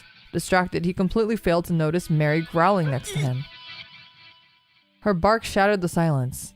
Makoto flinched and froze in place like someone had poured a bucket of ice water over his head. The chauffeur turned to look at his direction, cigarette pinched between his fingers. Hastily, Makoto grabbed the bike's handlebars and sped off in the opposite direction, taking care not to tangle Mary's leash. He pedaled like crazy until he was gasping for breath. All he could think of was getting the hell out of there. The scenery passed by in a blur. The next thing he knew, he was back in his own neighborhood. His house wasn't too far off now. He glanced down at the leash and realized that Mary was running as fast as her little legs could carry her. In his panic, he hadn't given any thought to his poor dog. Sensing he might have pushed her too hard, he braked immediately. Mary began to pant, tongue still lolling, all the while wagging her tail happily for some reason. Dopey mutt is crazy. He chided the dog, but deep down he knew she hadn't meant any harm by it. If anything, he was the one to blame. Makoto put his hands on the handlebars and heaved a long sigh. Thinking back on what he just witnessed, he couldn't help but frown. The least he could do was get in touch with Yoji. He pulled out his phone and opened his contacts. Yoji needed to know right away. But before he could place the call, Makoto stopped short. He didn't know Yoji's number! He had his email address, but the rest of the contact info was blank. In that instance, Makoto felt like a complete and total failure. Why had he assumed that he knew Yoji's number? All of his other friends had given him both email addresses and phone numbers, but not Yoji. Actually, it was more than that. Thinking about it, Makoto realized he hardly knew anything about Yoji. Not that he needed to know all the details of his life, but weren't they supposed to be friends? Come to think of it, Yoji almost never talked about himself. How did Yoji really feel about him? He never really stopped to consider it before now. As he pondered this revelation, Makoto suddenly felt a tug on the leash. Mary was looking up at him, pacing, impatient for her walk to resume. He needed to pull himself together. For the time being, he'd send Yoji a quick email. It was something, at least. Once it was sent, Makoto set off his bike once more, his heart full of thorns. He was probably just freaking out over nothing. Yoji didn't like to talk about himself much. It was nothing more than that. Still. No, he needed to stop thinking about it. Shaking away his anxiety, Makoto squinted at the streetlights ahead of him. No point in obsessing. Thinking wasn't his strong suit anyway. He'd just talk to Yoji about it tomorrow at school. With that settled, Makoto headed home. Emails instead of SNS. I think this was like in 2010 or so. In Japan, it was pretty common to, I mean, sometimes, so they would send emails instead of text messages, but sometimes they would send text messages, but would call them emails. So I don't really know exactly which it might be in this era, but... The next morning, the sky was covered in dark clouds that threatened rain at any second. The moment he got to school, Makoto looked for Yoji at his desk. Thankfully, the dark-haired young man had just arrived himself. Makoto caught him as he was about to sit down. Yoji! Impatience raised his voice a few notches louder than intended. Startled, Yoji turned to look at him. Makoto made a beeline to Yoji's desk and leaned in close, propping himself up with both hands. But Yoji didn't answer. Instead, he continued to gape at him in shock. This struck Makoto as strange, and he paused. Once again, it seemed that Yoji wasn't quite himself. Yoji, どうした? At this, Yoji seemed to snap back to reality. いや、なんかぼーっとしてるから。ああ、ごめん。大丈夫。それでどうした？ああ、あのな。うん。Struggling to control his emotions, Makoto opened his mouth to speak. 昨日さ、夜ちょっと用があってたまたま用心地の前を通りかかったんだけどさ。 It wasn't until he started talking that he realized he hadn't come up with an explanation for what he was doing near Yoji's building. He wasn't sure Yoji would believe his impromptu excuse, but he didn't exactly have a choice. Thankfully, Yoji didn't question it. Relieved, Makoto continued where he had left なん off. か変なの見ちゃってさ。変なの？ああ、さ、お前んちのマンションの前に沖永を送り迎えしてるやつがいたんだよ。車乗りつけてさ。沖永の？ほら、校門前まで車で来る柄の悪い運転手。 Once he put the pieces together, Yoji furrowed his どうして brow. マンションの前に？俺が聞きたいぐらいだよ。でもさ、あいつってつまり沖永の身内ってことだろ。だから He paused to take a steadying breath and lowered his 目 voice. つけられてんじゃないかって思ってさ。沖永に。 Yoji fell silent. He looked conflicted. Makoto took this as a bad sign. Had Yoji really done something to get on Okinaga's bad な side? んかされたりとかしてないよな。あ Ah, Yoji, you fucking な liar! らいいけど、前に話しかけられたとか言ってたからさ、ちょっと心配になって。そうだな。あいつ変人だし、何考えてるかわかんねえからさ。これからも何してくるかわかんねえし、気をつけた方がいいぜ。あ Yoji nodded. But for some reason, Makoto wasn't satisfied with this answer. That's it? Just okay? Didn't he have anything else to say, or had he decided it was no big deal? Somehow it just wasn't enough, but what more did Makoto want exactly? Yoji's reactions were always a little muted. This was nothing new. And yet Makoto could feel his panic rising once more. Yoji was looking at him strangely. Just then the bell rang, signaling the start of class. じゃあな。 Makoto walked away, frustrated. Yoji probably thought he was acting weird. Makoto himself was inclined to agree he needed to chill out. At least he'd managed to tell Yoji what he'd seen last night. What Yoji did with that information was for him to decide. There was simply no point of getting worked up about it. With a heavy sigh, Makoto headed to his desk.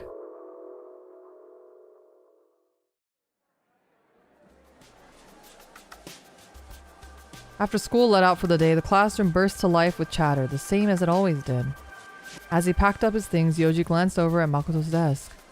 Right after afternoon assembly had ended, he'd left school with a group of friends.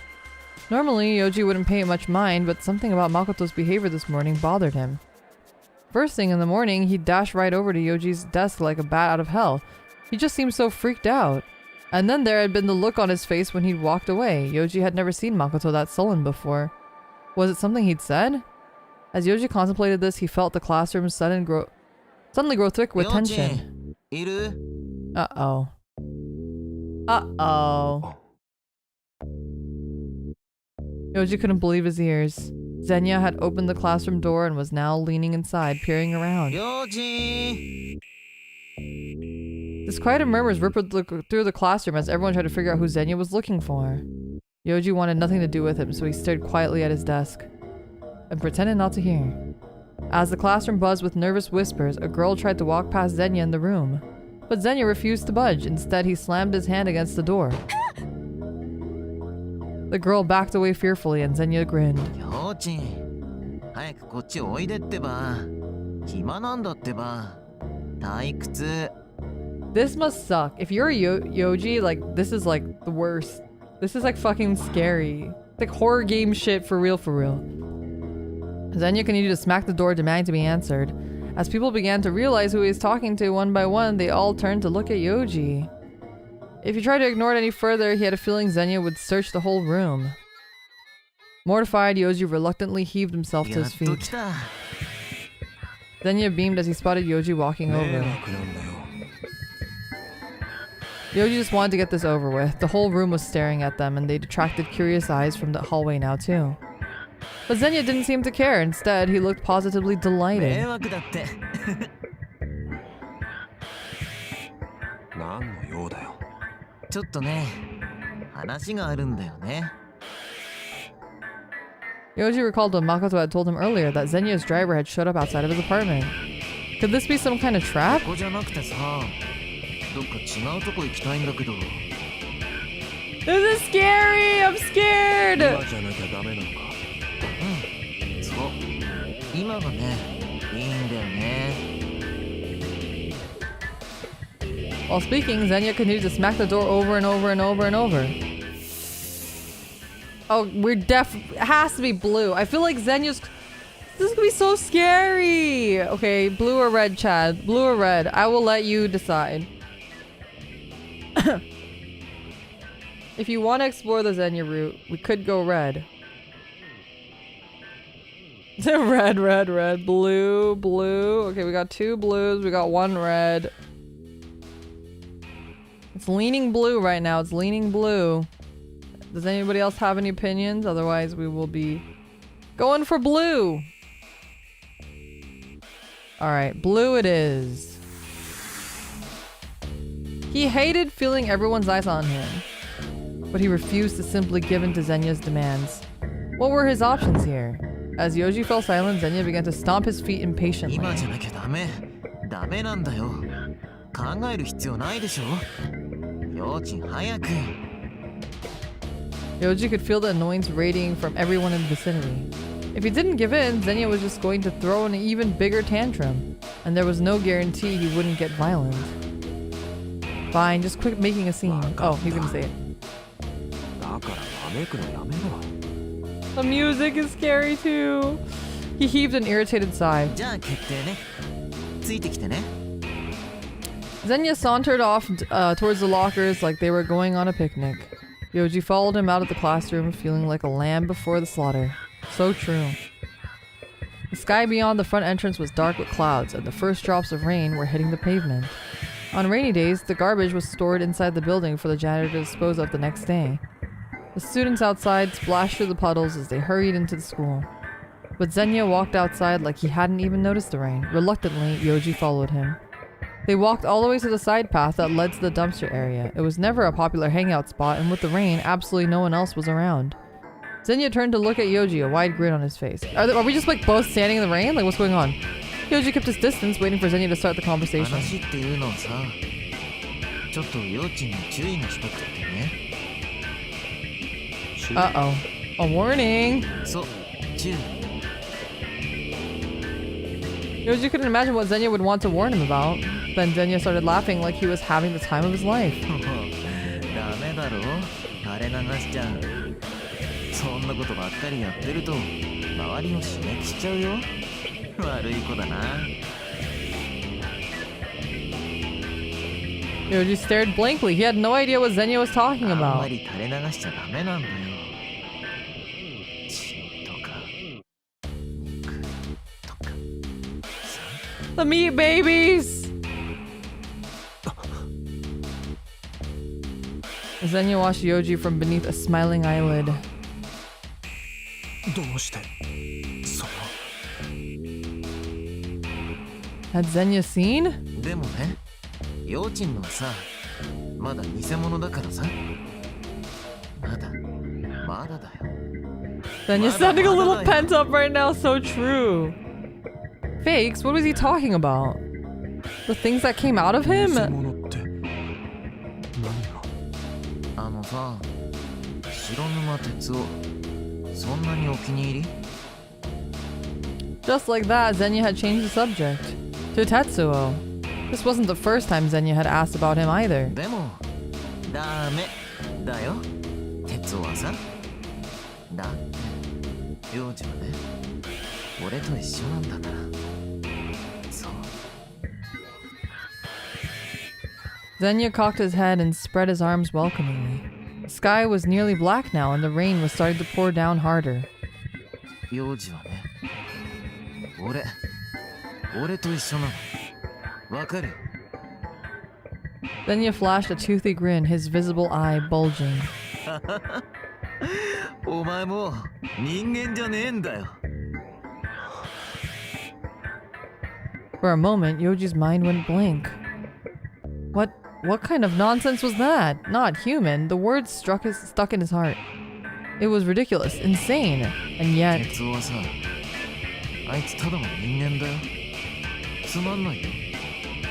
だからさ。 Slowly, Xenia approached.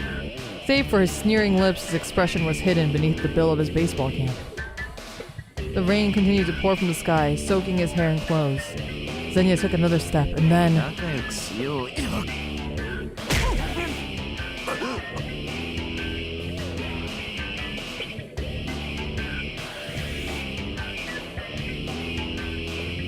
Xenia's fist slammed into Yoji's gut, forcing the breath from his lungs. Oh shit. His legs buckled, bile rose in his throat.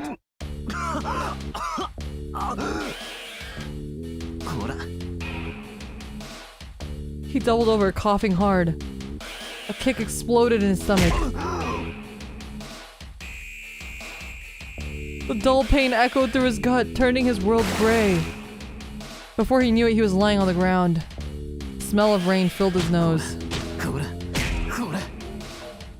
He's just kicking the shit out of me! Xenia screamed as he sent kick after kick into Yoji's stomach, shoulders, back, anywhere he could reach. The pain was a blur now, a haze that enveloped his whole body, and he could do nothing but grit his teeth and bear it.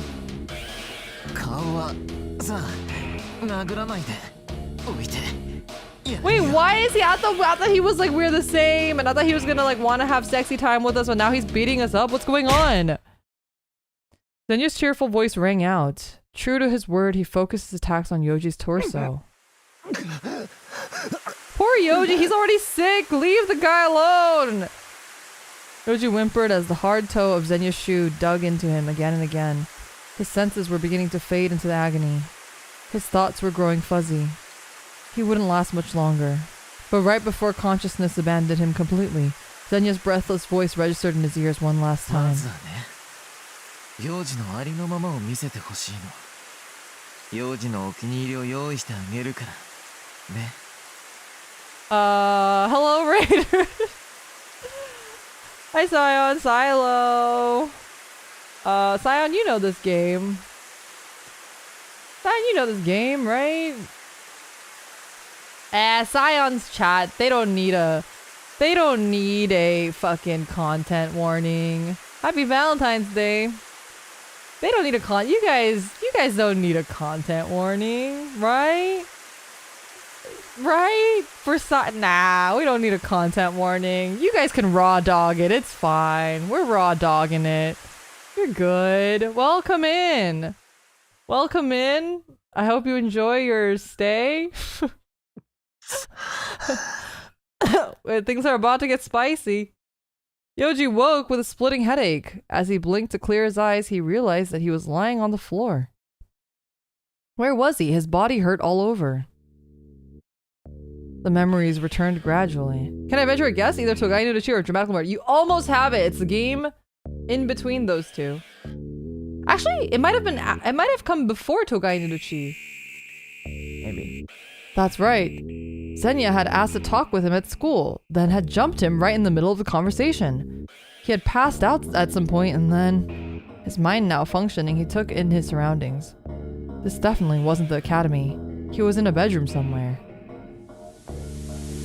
The room was completely dark, save for a single faint source of light, a TV sitting on a desk near the front of the room.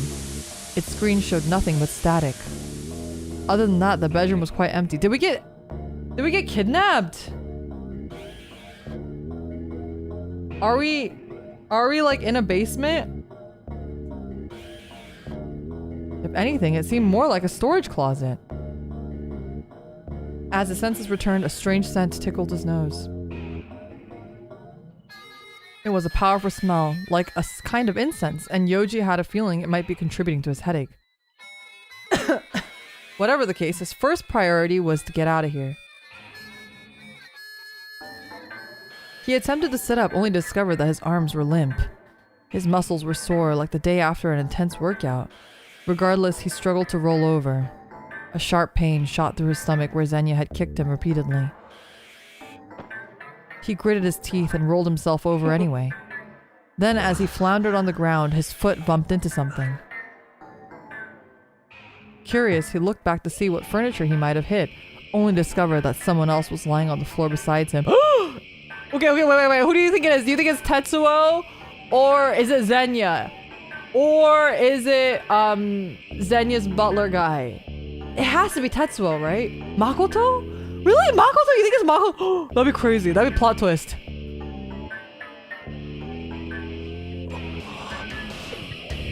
It's Tetsuo!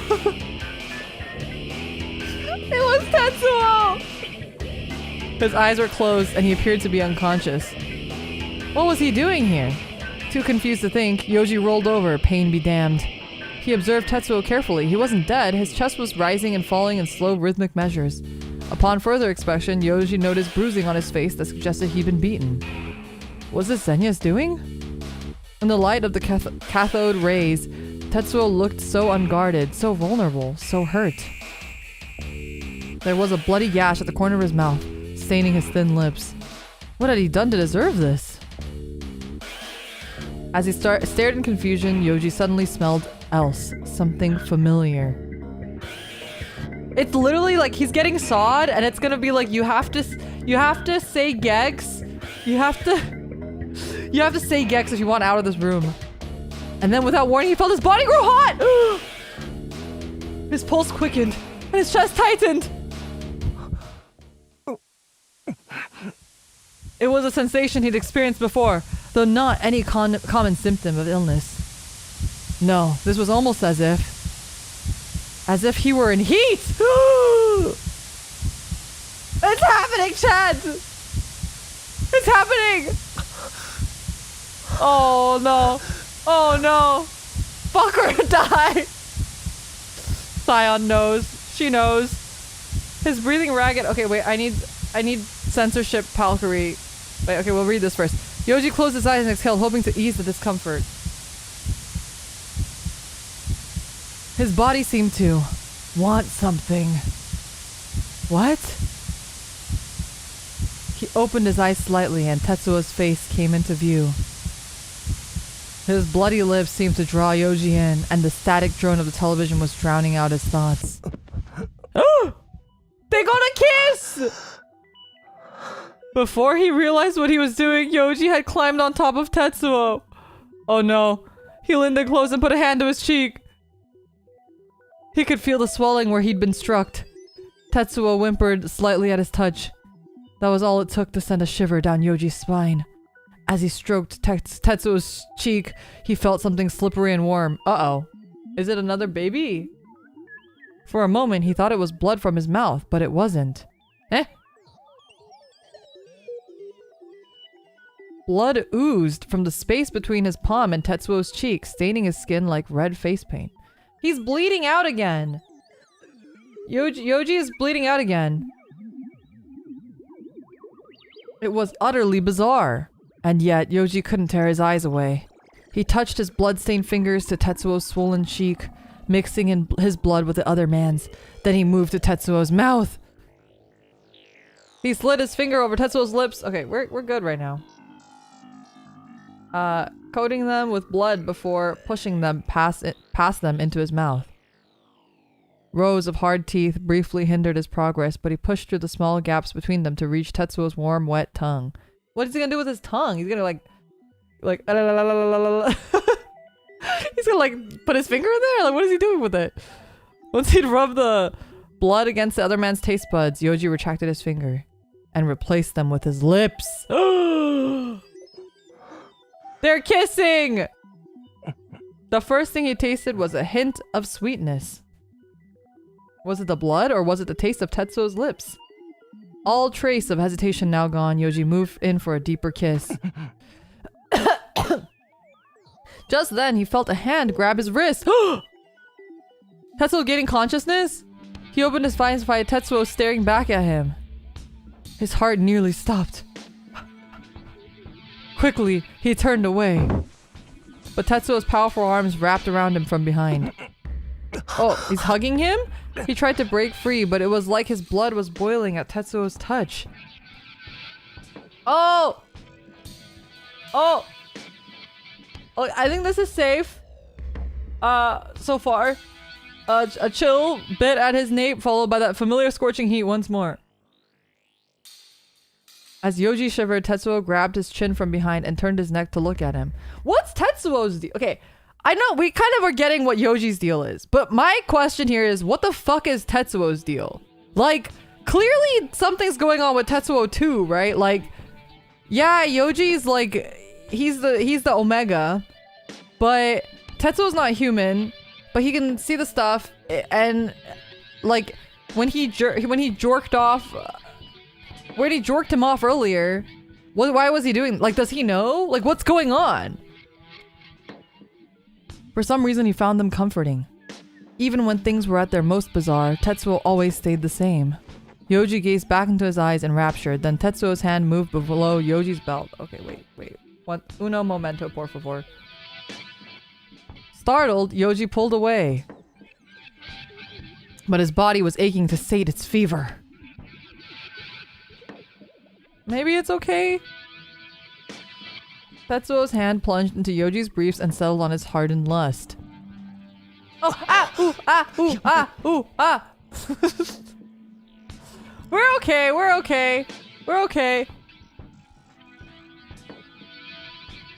Yoji clamped down on his arm, but Tetsuo paid him no mind.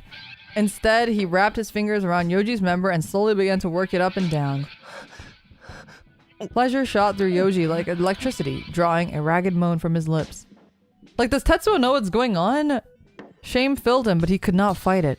Part of him wanted Tetsuo to stop, part of him ached for the other man's touch. The conflict made him want to scream.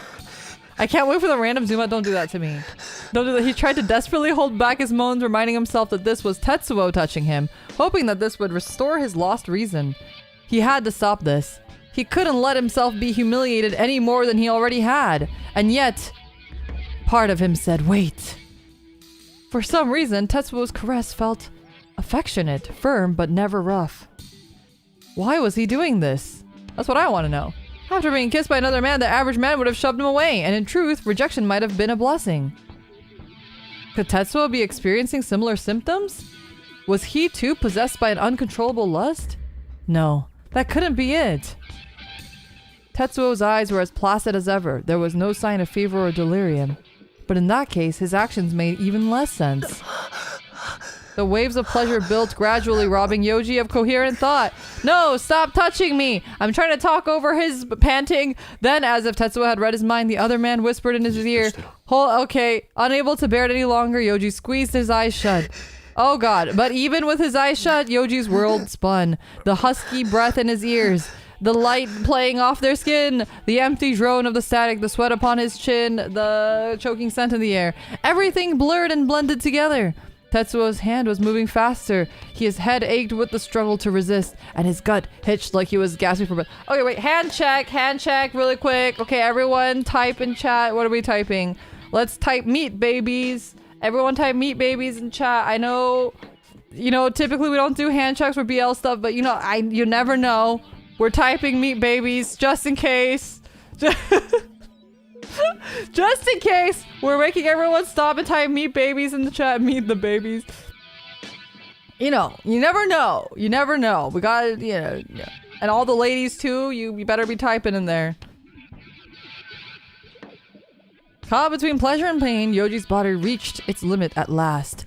A haze stole over his exhausted mind and his senses dulled as though his spirit were fleeing his body.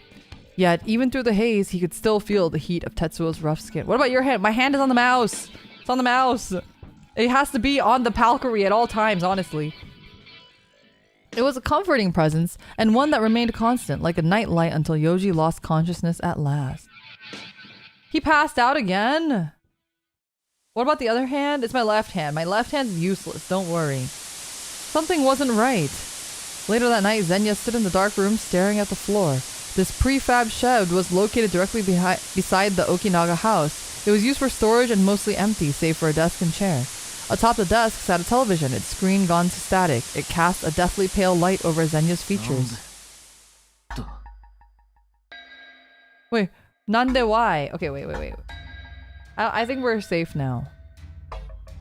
He'd made an effort to air the place out, but the scent of incense still lingered faintly. It was enough to make the blood throb in his veins. And yet, Zenya squatted down and touched the floor with his index finger. Yoji had been here and Tetsuo next to him. Nothing had gone according to plan. By all rights, Tetsuo should have lost his mind. Failing that, he should have at least displayed some kind of physical response. But Tetsuo did! He jorked him. Tetsuo jorked him. They kissed and they jorked. Zenya had watched the whole thing from his room via the spy camera attached to the TV on the desk. As for the TV itself, he'd only left it on to spite them, hoping that the constant buzz of static would make them feel even worse. Arturo, thank you for the super chat. Is that a heart rate monitor? What's going on? Content warning. Yeah. That was more or less the amount of forethought Zenya had put into his little show. He'd had two goals, to put Tetsuo in his place and to reveal Yoji's true nature. But the plan had failed. At no point had Tetsuo lost his composure. He hadn't even batted an eyelash. But this smell, Zenya inhaled sharply. It was designed to work as an aphrodisiac, forcing susceptible individuals into heat. It was only effective on Zenya's kind, and there was no question Yoji had been under its influence. The scent had awakened his dormant instincts, which had swiftly overwhelmed Yoji's reason. It was simply impossible to resist the urge once it came. Indeed, it should have been impossible for anyone to maintain their composure in a situation like that. Yoji's touch should have inflamed even the coldest heart, precipitating the rapid and total loss of control. And yet, Tetsuo had remained stoic to the end. Was this proof that he wasn't human? Was he the same as Zenya? No, that couldn't be. If he were one of them, he would have reacted to the incense. He didn't fit into either category, so what was he? Oh my god. Zenya threw a savage kick at the desk. As it toppled over, the television fell to the floor with a deafening crash. All at once, the room went dark. Zenya hated that he couldn't understand. He needed everything to be simple and clear. If he couldn't tell what something was at a glance, well, better that it not exist at all. He hated people like Tetsuo, of course, but more than that, he hated all of the myriad expressions that other people use to hide their true feelings. Fake smiles, sympathetic tears, anger professed on another's behalf. You had to decode them if you wanted to know what they meant, and that was more than Zenya could bear. It would be so much easier to relate to people if they all had faces like a child's drawings. Zenya summoned those cool, collected features into his mind's eye. Kitani's research into the man's background had turned up nothing of note. He was an ordinary human, but he didn't act like one. Worse, he dared to approach Yoji. It needed to end, now. He gave the desk another good kick and headed for the door. His covered eye has begun to ache as if awakened by his rage. Soon I'll wipe that look off your face, and then I'll make you wish you were dead. Smiling to himself, Zenya slowly licked his lips. They don't have chapters in this game, huh?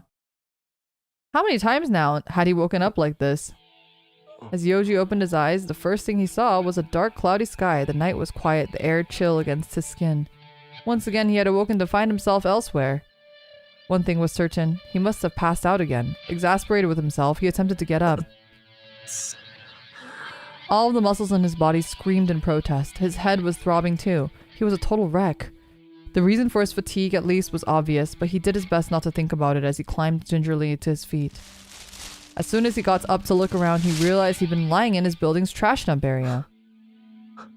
He was overcome by the impulse to laugh. It was just so absurd, stupid, fucked up, pathetic. The words rose in his mind, then were carried on by a wave of fragmented memories. Zenya. The dark room, the pale light, the cloying smell of incense, the pain in his head and body, the fever that had seized control. Tetsuo. The feeling of his lips, his hand grabbing him from behind, and then the heat of Tetsuo's flesh. Emotions he could not name welled up inside of him, and he covered his mouth with the back of his hand, stifling the urge to scream. Why? Why? The questions kept multiplying. The entire situation was just pathetic. He felt like a pawn in someone else's game, forced to dance the whims of some malevolent puppet master. As a pawn, he would never see the whole picture. He would be pushed around one move at a time until he was ultimately sacrificed for some greater purpose. Yoji trudged to his apartment on leaden legs. As soon as he got inside, he went into his room and threw himself down on the bed. He did it. Oh. 1 second.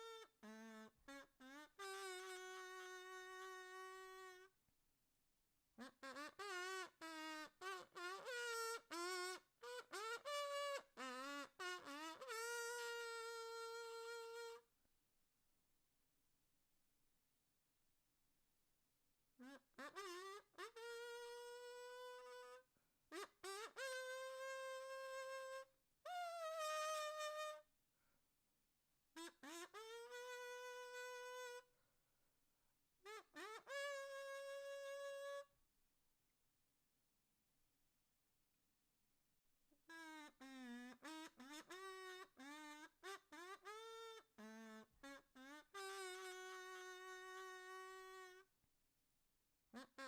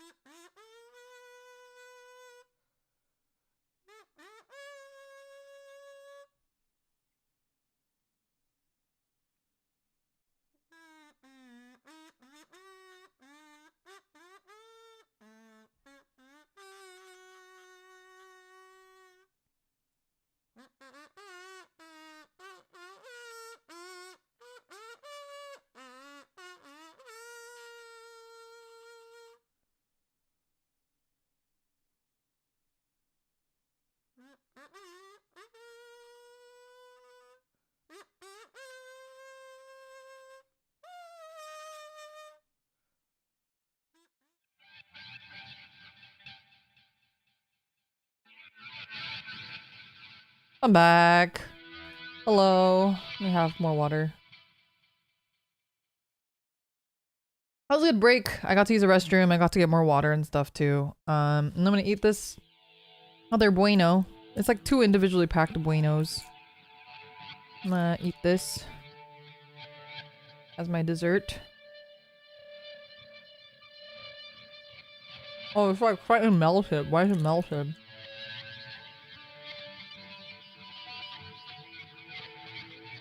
I didn't get Wendy's because I didn't think my roommate would buy me food.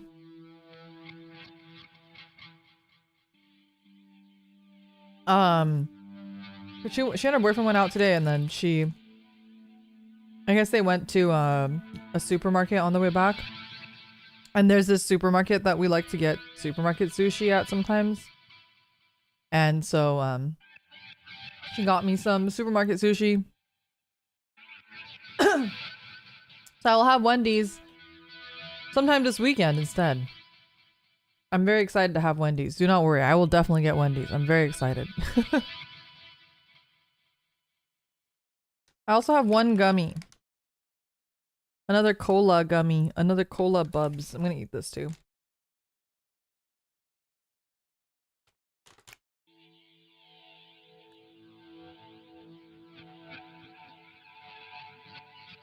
Oh, what?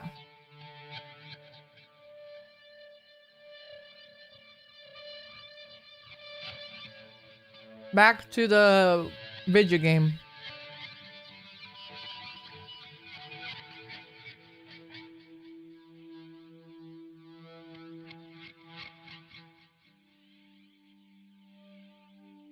I'm not gonna read. I'm gonna eat this gummy, so I'm not gonna read the text. You guys can read it.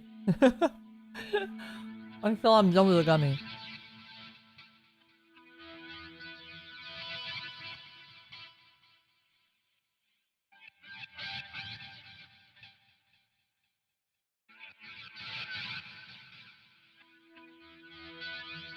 How do you process the events that just happened, though? That's so hard.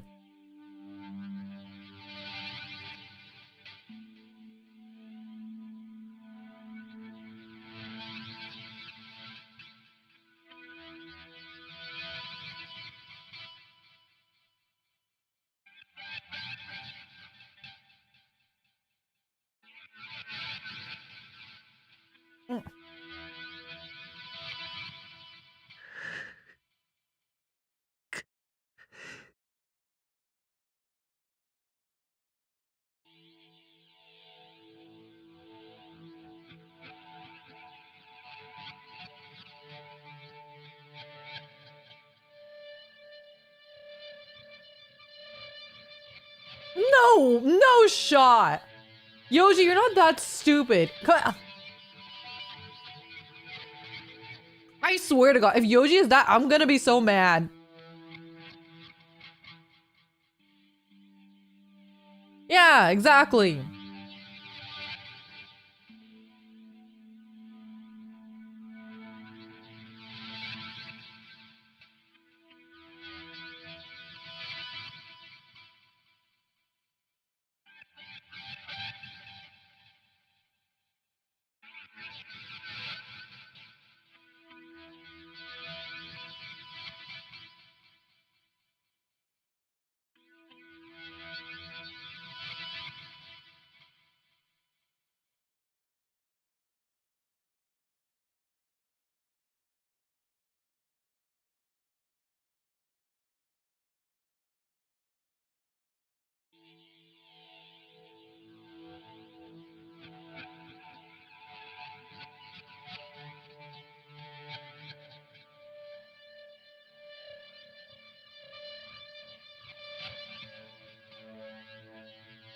What'd you eat? I had supermarket sushi.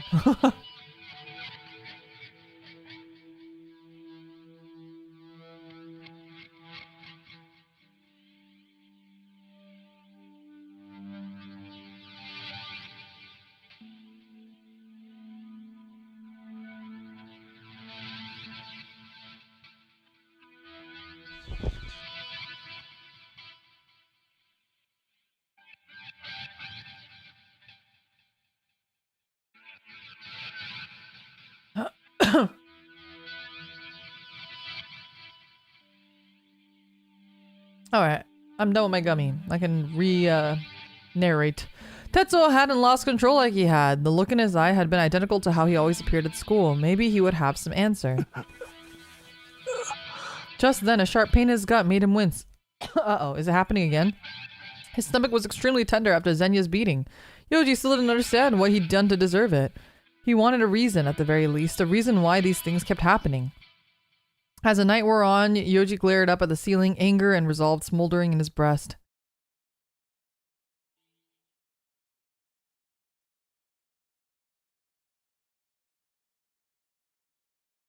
Next morning, Yoji dragged his sluggish, aching body into the shower before heading to school. The warm water seeped into his wounds and sharpened his mind. In the mirror, he could see bruises all over his body. The sight was unpleasant, to say the least. Still, at least he knew what caused those. Better a straightforward beating than a mystery symptoms and hallucinations.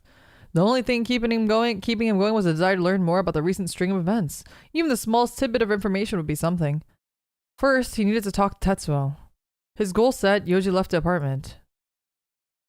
Yeah, poor guy. He's already sickly, and then all this shit starts happening, and he gets beat the shit out of, and then basically has to say gex with this random guy that he doesn't like.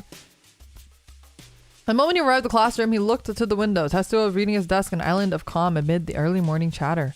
On any other day, that was where he would have stopped, but today he marched straight up to his quarry. He knew that if he let doubt take over for even a moment, that would be the end. Tetsuo noticed him approaching, pulled his glasses off, and looked up. They should let him keep his glasses! We need a Megane in here! Their eyes met. Yoji felt a surge of anxiety. At the same time, something felt ever so slightly off.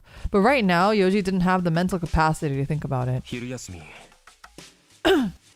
急行車の屋上に He doesn't have any of his bruises or scars from yesterday. Yoji spoke in a quiet, firm voice so that only Tetsuo would hear, and then turned and walked away.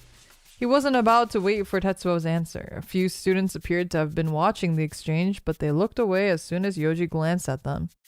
Arriving at his desk, he took a seat and struggled to process what he had just done. Then the morning hymn began to play over the loudspeaker. As Yoji stood for assembly, he hardened his resolve. All he could do now was wait for lunch to roll around. Ugh, that's so anxiety-inducing. The whole like, hey, I want to talk, and then you don't talk for like hours. Morning classes ended and the bell rang, signaling the start of lunchtime. Immediately, Yoji stood up and left the room. Cutting through the courtyard, he entered the old building and headed for the roof. With every step of the musty old staircase, his nerves grew worse and worse. Tetsuo hadn't exactly agreed to meet him there. There was no guarantee he would show up at all. When he left the classroom, Yoji had purposely avoided looking at him. Somehow he didn't want to know whether Tetsuo planned on turning up. Arriving at the door to the rooftop, Yoji pulled it open and stepped out onto the roof. How's the fire alarm? It was fine. My roommate was just cooking and she didn't properly ventilate. Our new apartment is really freaking sensitive with the fire alarm, so... There was no sign of anyone else, just a wide open swath of concrete. Would he come? Yoji walked over to the fence and leaned back against it. His gaze dropped to the ground and he absently scuffed his shoes against the concrete. Every minute seemed to last an eternity.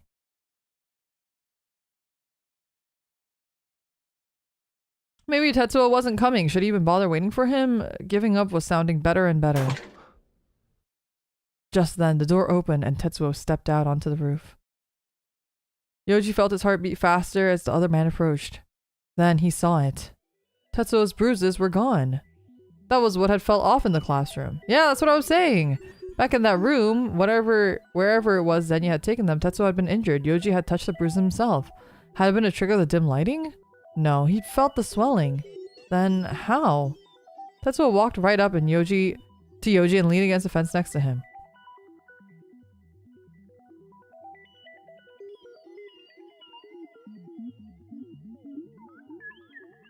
Yoji stared blankly at his face but couldn't see any trace of his injuries. How was that possible? He felt his mistrust of Tetsuo growing. Maybe Tetsuo really was working with Zenya. He dismissed the idea last night, but what if he faked those injuries? Suspicion morphed into anger and Yoji shot Tetsuo a glare. どういうことなのか説明しろよ。何が Tetsuo's composure fanned Yuji's rage. It felt like proof that he knew 昨日 everything. のことだよ。お前、沖永とグルなんじゃないの Oh my か。 god, he's so dumb! Yoji, no! Tetsuo didn't answer, but Yoji wasn't feeling patient, and this only frustrated him further. 何か言えよ。俺も Tetsuo paused for a moment. よくわかんねえよ。いきなり殴られて、気づいたらあなただ。嘘だ。 Yoji refused to accept that for an ふ answer. ざけてるのか。冗談も大概にしろよ。 Once again, Tetsuo said nothing. Surely, if he were innocent, he would defend himself, right? What the hell was his problem? 嘘じゃないなら否定しろ。とにかく、本当のことを言えよ。 More than dishonesty, it was Tetsuo's attitude that Yoji found truly infuriating. Even now, he couldn't tell what Tetsuo was thinking. Was he connected to Zenya? What did he know about Yoji's condition? There were so many questions Yoji wanted to ask, but the most pressing of them all was, why had Tetsuo touched him like that there in that dark room? Uh-oh. With Tetsuo standing right in front of him, the memory was clearer than ever. At the same time, he felt a strange ache deep inside. His gut throbbed faintly, almost as if he'd grown a second heart. Then he realized what it was. The same sensation he'd felt in that room, and before every one of his recent attacks. It always happened the same way. His pulse raced, his breath grew ragged. These were the signs that he was losing control, which meant he didn't have much time. Without conscious thought, his body turned towards the door, but Tetsuo grabbed his arm from behind. 待てよ。触るな。 Oh! Uh-oh. Uh-oh, chat. What do we do? Blue or red? Blue or red? What do we do? How are we feeling about Tetsuo? Do we want... I feel like Makoto's dead in the water. I feel like Makoto's red. Oh my, red for bet. You guys are crazy. I like how last time it was at least a couple of you guys said blue, but now it's everyone has the hots for Tetsuo. I see how it is. You guys just like Tetsuo. Okay. Yoji yanked on his arm, trying to shake Tetsuo off. A strange sweet smell was in the air. This too was something he'd encountered before. Tetsuo's a dreamboat, bro. You know, I think of all of them, I do think Tetsuo and Makoto are pretty attractive, but Tetsuo feels like the canon answer. You know what I mean? He feels like the game wants you to date him. You know what I'm saying? The smell filled his brain with a pleasant fog. 話せよ。 Prying Tetsuo's fingers off, Yoji dashed away. No! I thought I pressed red. Flinging open the door, he bolted down the stairs and out of the old building. Just as he was cutting through the courtyard, however, he felt a sudden sharp pain in his bowels. Gritting his teeth, Yoji hurtled into the main building and down the hall to the restroom, the same one Tetsuo had dragged him into previously. He darted into a stall, locked the door, and put both hands on the wall in front of him. His head hung as he grimaced in pain. Meat baby number 2 time? Wait, have we done number? No, this is our second baby. His body knew what was going to happen next. There was no stopping it, no matter how hard he tried. The pain in his gut swelled as something grew inside of him. With sweaty hands, Yoji loosened his belt and lowered his pants and underwear. Can you at least do it in the toilet this time? His entrance burned as the first trickle slid down his thighs. Shame filled his heart to bursting. All he could do was gasp for breath and wait for the nightmare to end. The swelling in his abdomen grew rapidly until it was almost too much to bear. Then finally, the tension drained from his body. His crushing despair was accompanied by a wet plop! Can you stop doing that on the floor? Come on, man. Come on, the toilet's right there! Yoji squeezed his eyes shut, willing himself not to look. But even without confirmation, he knew what was there. The memory unfolded behind his eyelids, every bit as vivid as a real thing. A puddle of blood with a red lump floating in it. The lump is covered in thick veiny lines. It twitches like a little heart. Leo Jr. the second? No, this one is... We're calling this one Palcary Jr., okay? A little heart. Yoji pulled his hands away from the wall and pressed them to his face. He refused to look. He wouldn't accept it. But at the same time, he knew that it wouldn't stop. You're not human. Yoji whimpered, biting back a scream. If no one could tell him what was happening to his body, then maybe he really wasn't human. There was no light at the end of this tunnel. It took all the strength he had just to stifle his sobs. What the fuck, my child? You just gonna leave it on the bathroom floor like that? After he dressed himself, Yoji walked out of the boys' restroom, leaving his mess behind. Why would you... Can you just at least, like, get a tissue and, like, clean it up and flush it down the toilet or something? Like, why would you leave it there? Who would do that? He knew there was a chance someone might see it, but he just didn't have the energy to clean it up. Oh my god! Janitor, clean up in stall 3. He caught a glimpse of himself in the mirror as he walked by. All the color had drained from his face. Even his lips were as pale as a corpse's. He felt absolutely awful. Unable to summon the willpower to go to the nurse's office, Yoji staggered back to class. Finally, class is ended. As Yoji quickly packed up his things, Makoto walked up with a concerned expression. なんか顔色すごい悪いけど平気？ああ。ちょっと体調が良くなくて。そっか。じゃあ早く帰った方がいいよな。 Makoto looked up as he had something more to say. Hesitation was written all over his face. 聞いてもいいか? Uh-oh. I'm scared. What is he gonna ask? 何を? 今日白沼に何か用とかあったのか? 朝話しかけてたみたいだったから。 Is Makoto getting jealous? Oh! Chat, red or blue? Oh no! The problem is I don't know what either of these things mean! What is red? What is blue? Is red? Well, like, because, okay, it's reason versus instinct, right? What would instinct? Phone a friend. Can I get 50-50, please? Well, it's already 50-50, I guess.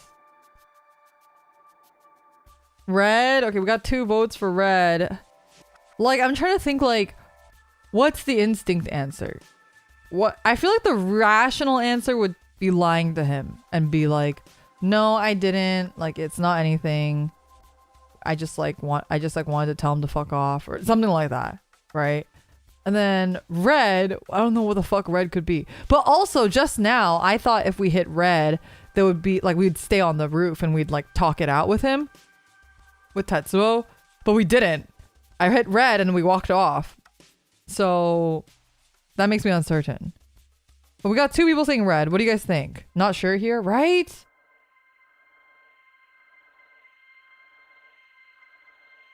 Any other opinions? Otherwise, it looks like we have... Well, we have 1 blue, 2 reds. Red, Makoto's a bro. Alphonin blue. 2 blues, 3 reds. Red is in the lead right now. If anybody has any last minute answers. I'm scared! Show him the meat, baby red. Oh god, red it is.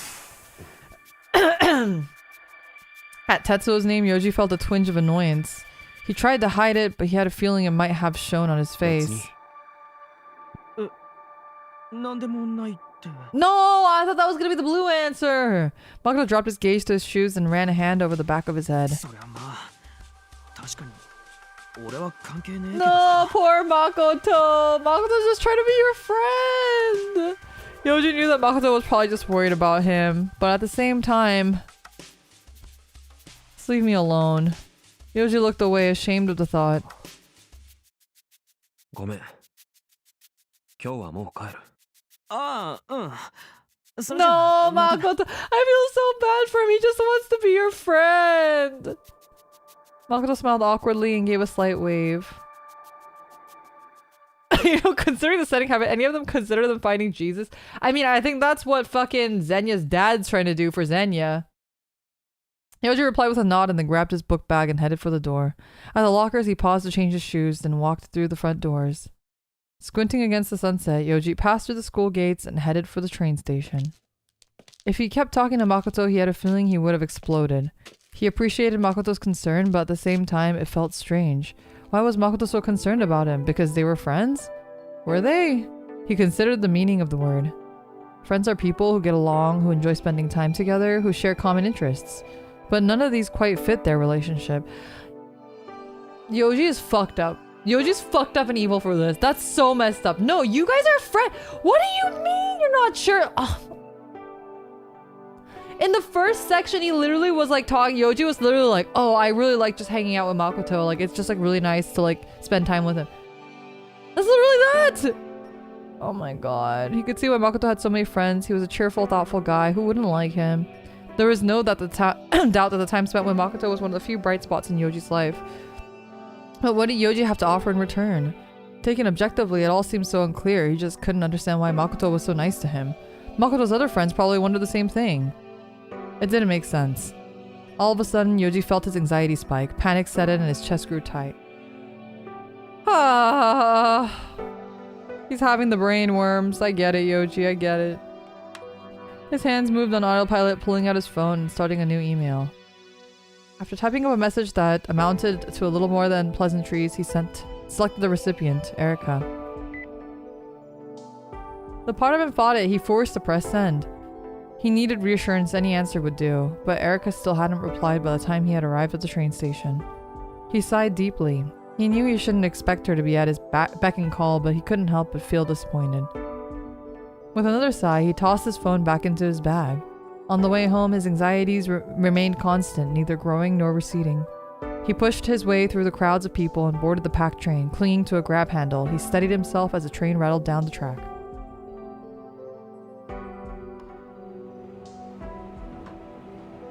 In the end, Erica was the only person he knew he could trust completely. Of that alone, he had no doubt. That's why Mercy's favorite character is Erica. Oh. Psst. You know Okinaga Zenya, right? The Yakuza's son? Total creep, am I right? You know, he's always kind of one corn dog shot of a picnic, if you get my drift. Real loopy. Well, there's this bizarre rumor going around. Supposedly he disappears every day exactly at 5 p.m. Isn't that weird? I thought so too at first, but people say he'll be screaming his head off one minute, then it'll all go quiet when they look around. He's just gone. I mean, hardly anybody sticks around that late anyway, so it's no surprise you don't hear about it much. Some people say they've seen him rolling around on the ground screaming. There are stories of his driver carrying him out of the building too. Stuff like that. Well, you know how Yuyake Koyake always plays at 5 p.m.? They say he disappears right when it starts. Isn't that kind of creepy? Almost like a ghost story. I mean, he's not a ghost, but whatever he is, he's bad news. Yikes.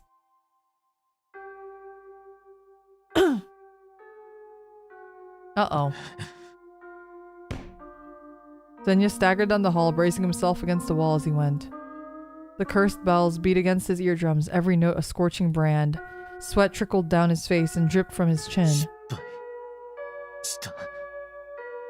He grimaced. It felt like someone had stuck a dagger in his right eye. Normally, he always made sure to leave school by 5 p.m., but today he'd lost track of time. It was their fault, Tetsuo and Yoji. Lately, he couldn't get them out of his mind. Uh-oh. Oh, the audio is so cool, too. Like, you hear the Yuyake whatever one, like, it sounds all distorted. Illuminated by the setting sun, the hallway was devoid of life, and his groans of pains went unheard. Ahead, there was only a restroom and a storage closet. Hardly anyone would bother coming down this way. If he locked himself in a toilet stall, he could wait it out without being seen. On days 5 p.m. rolled around while he was still on campus, Zenya would often use this restroom as a hiding place. His body screamed in protest. It felt like his muscles and organs were expanding inside of him, threatening to pop like a meaty balloon. Ew! His left eye was blisteringly hot.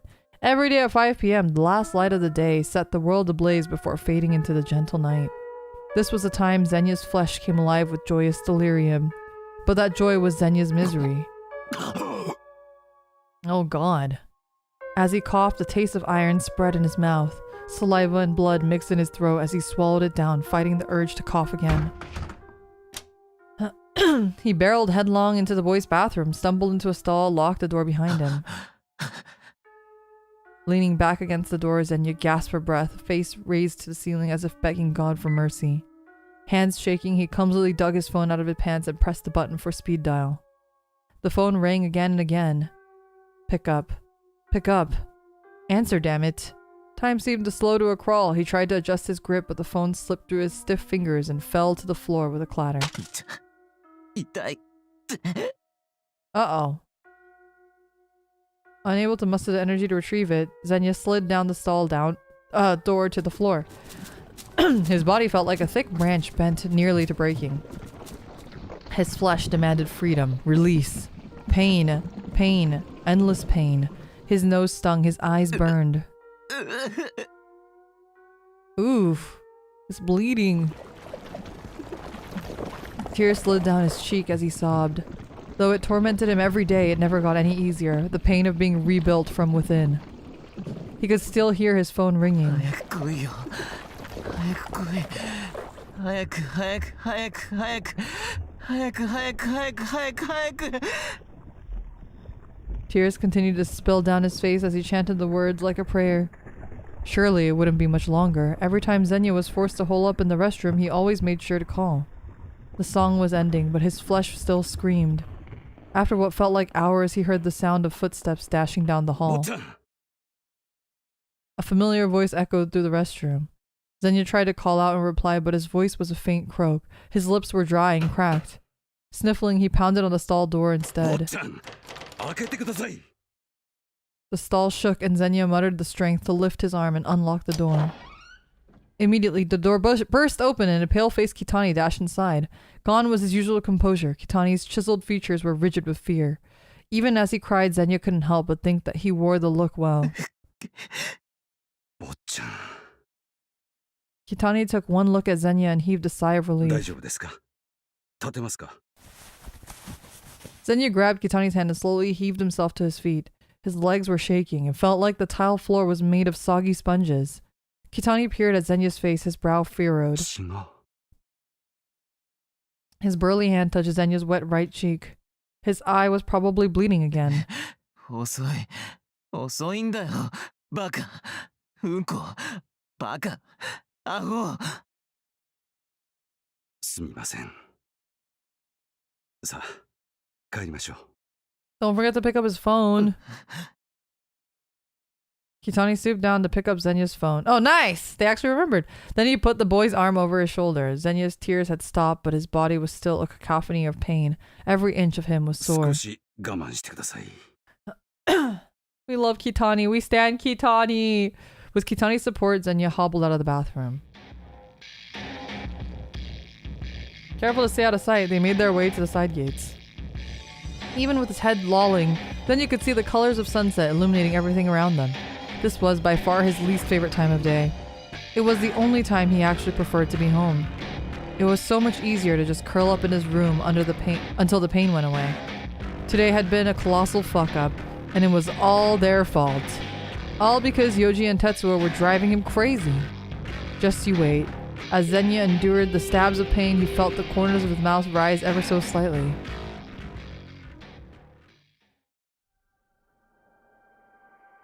Kitani hadn't gotten much sleep last night. Perched on the edge of the dining room table, he pulled a cigarette from his pack and glanced up at the clock on the wall. It was just past midnight. He lit the cigarette, took a long drag, and exhaled slowly. Finally, he could feel himself begin to relax. Xenia had been holed up in his room ever since he'd gotten home from school. Whenever Kitani put his ear to the door, he could hear the boy muttering to himself. As for Kunihito, he'd gone down to the underground chapel and yet to come out. As he watched the smoke rise, Kitani reflected on his miserable morning. Yesterday, they'd kidnapped Shironuma Tetsuo on his way home just as Xenia's plan had dictated. That had been an unpleasant experience, although Kitani would never refuse an order. Beating up kids was not something he enjoyed. Then he remembered Sakiyama Yoji and how he'd passed out halfway through the ordeal in the shed. The sight of him roughed up had turned Kitani's stomach. He would have preferred to carry the boy all the way back into his apartment, but he couldn't risk being seen. Instead, Kitani had been forced to leave him in the trash dump nearby. At one point, he'd asked Xenia if he worried they might report the assault, but the younger Okinaga had laughed it off. Those two, not a chance. A sigh left his lips and a cloud of smoke. Back in the gang, he'd done plenty of things to be ashamed of, but Kitani's policy had always been to never harm the innocent, especially women and kids. That was still true now that he'd left a life behind. No matter how much he told himself he'd been doing his job, it weighed on him. Still, that Shironuma Tetsuo was something else. No matter how hard Kitani had punched him, he barely even blinked. It had felt like years before he'd passed out from the tranquilizer shot. Honestly, Tetsuo had held out longer than most gangsters would. The memory of that stony gaze still lingered in Kitani's mind. There was a dark light hidden behind those eyes. It was the kind of look that chilled you to the bone. He'd seen Tetsuo walk by a few times before while waiting outside the school gates for Zenya. His aura was so unlike the other students that Kitani had found his eyes drawn to him. For some reason, it felt like he'd met Tetsuo before, but he couldn't quite place where. Does everyone... It's like Tetsuo, like... Does everyone have, like, some kind of connection to Tetsuo? What the heck? Maybe his brain was mixing him up with someone else. Exhaling another cloud of smoke, Kitani glanced up at the clock again. Perhaps it was time to go check on Kunihito. He put out his cigarette in the ashtray, then left the dining room and walked down the hall. He descended the staircase, then gingerly opened the old faded doors of the chapel. He could hear the older man praying inside. Kitani pressed his back to the wall and closed his eyes. He didn't have to actually see Kunihito to know what he was doing. Day in and day out, it was always the same thing. Beneath the flickering candlelight, Kunihito would face the altar and pray. どうか怒りをお鎮めください。どうかお願いします。どうか。 But today something was off. Kitani opened his eyes. Normally, Kunihito's prayers bordered on hysteria, but this time his voice was a little more than a whisper. Kitani peeked into the chapel and a shiver shot down his spine. Uh-oh. What is it? Oh no, I don't know. I'm scared. Chat, I'm scared. Kunihito was holding up something to the altar. Oh no. Is it a meat baby? Is it a meat baby? It looked like a furry lump.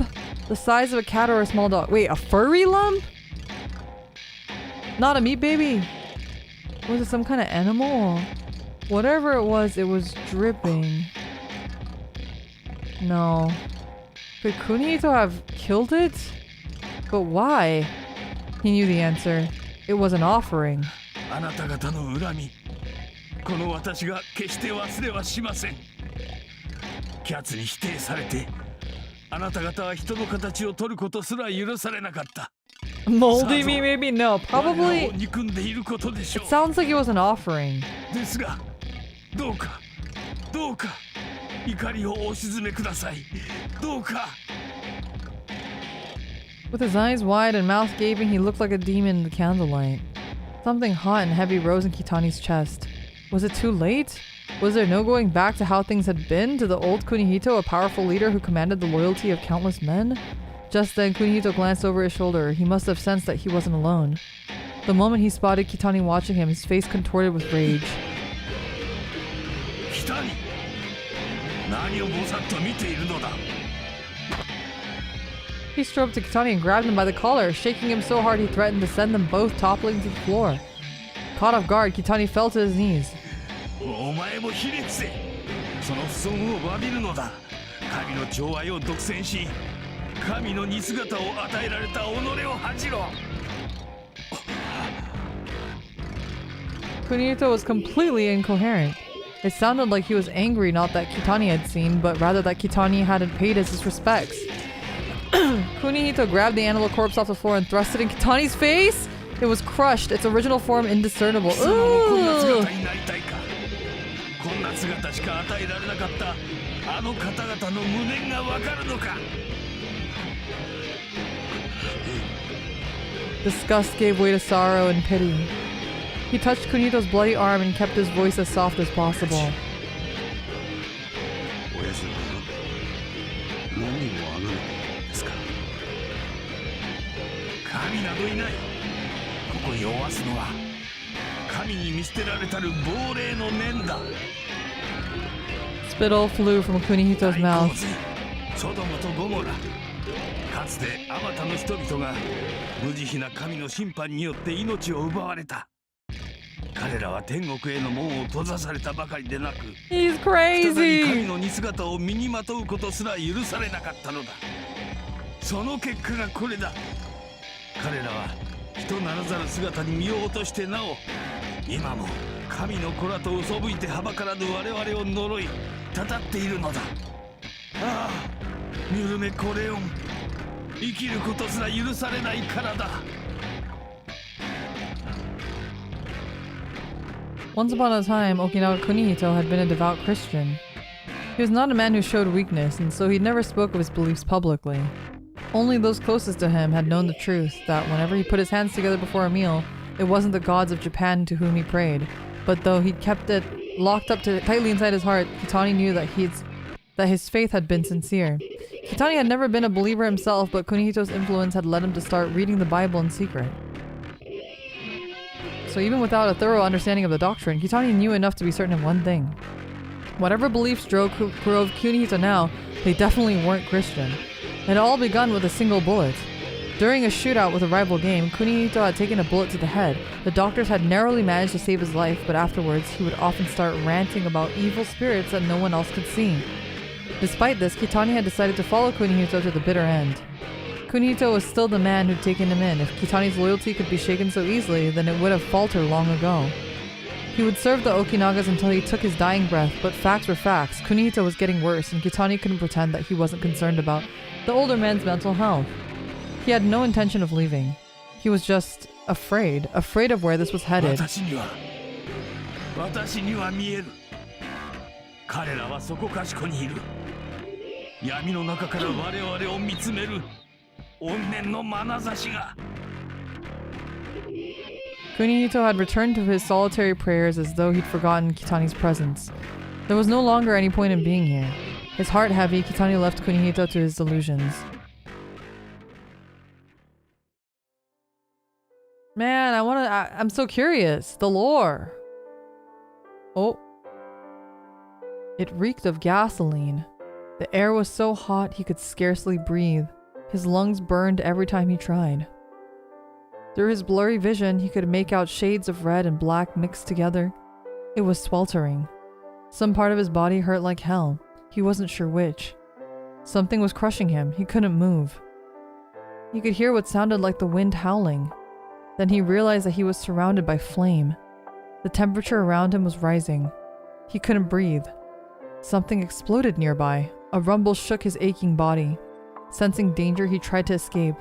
But when he tried to move whatever was on top of him, his hands touched something slimy. Why? He lowered his gaze to his stomach. A blood-soaked lump of flesh was sitting there. You're pregnant.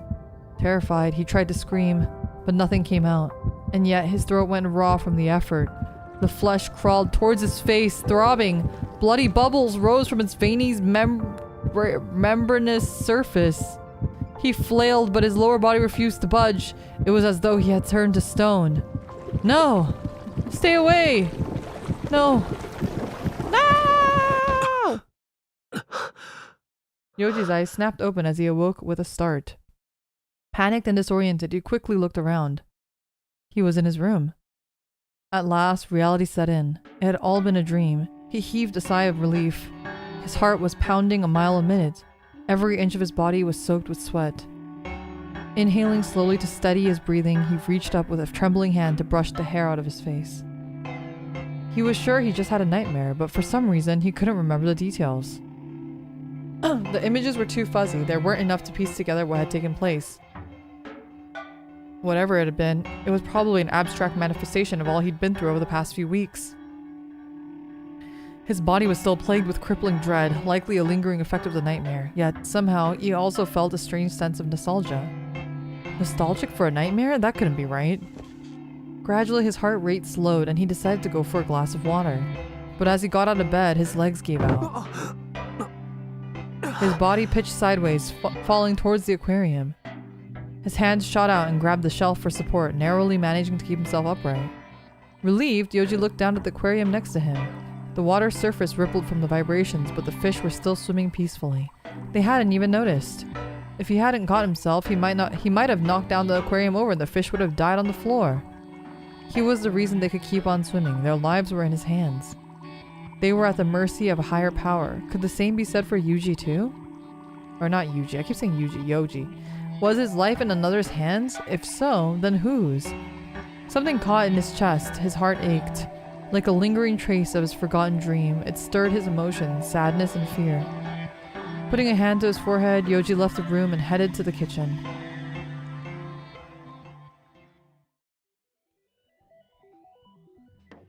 After downing a glass of water, Yoji returned to his bedroom and sat down on the sofa. He unplugged his phone from the charger and checked the display. No reply from Erica.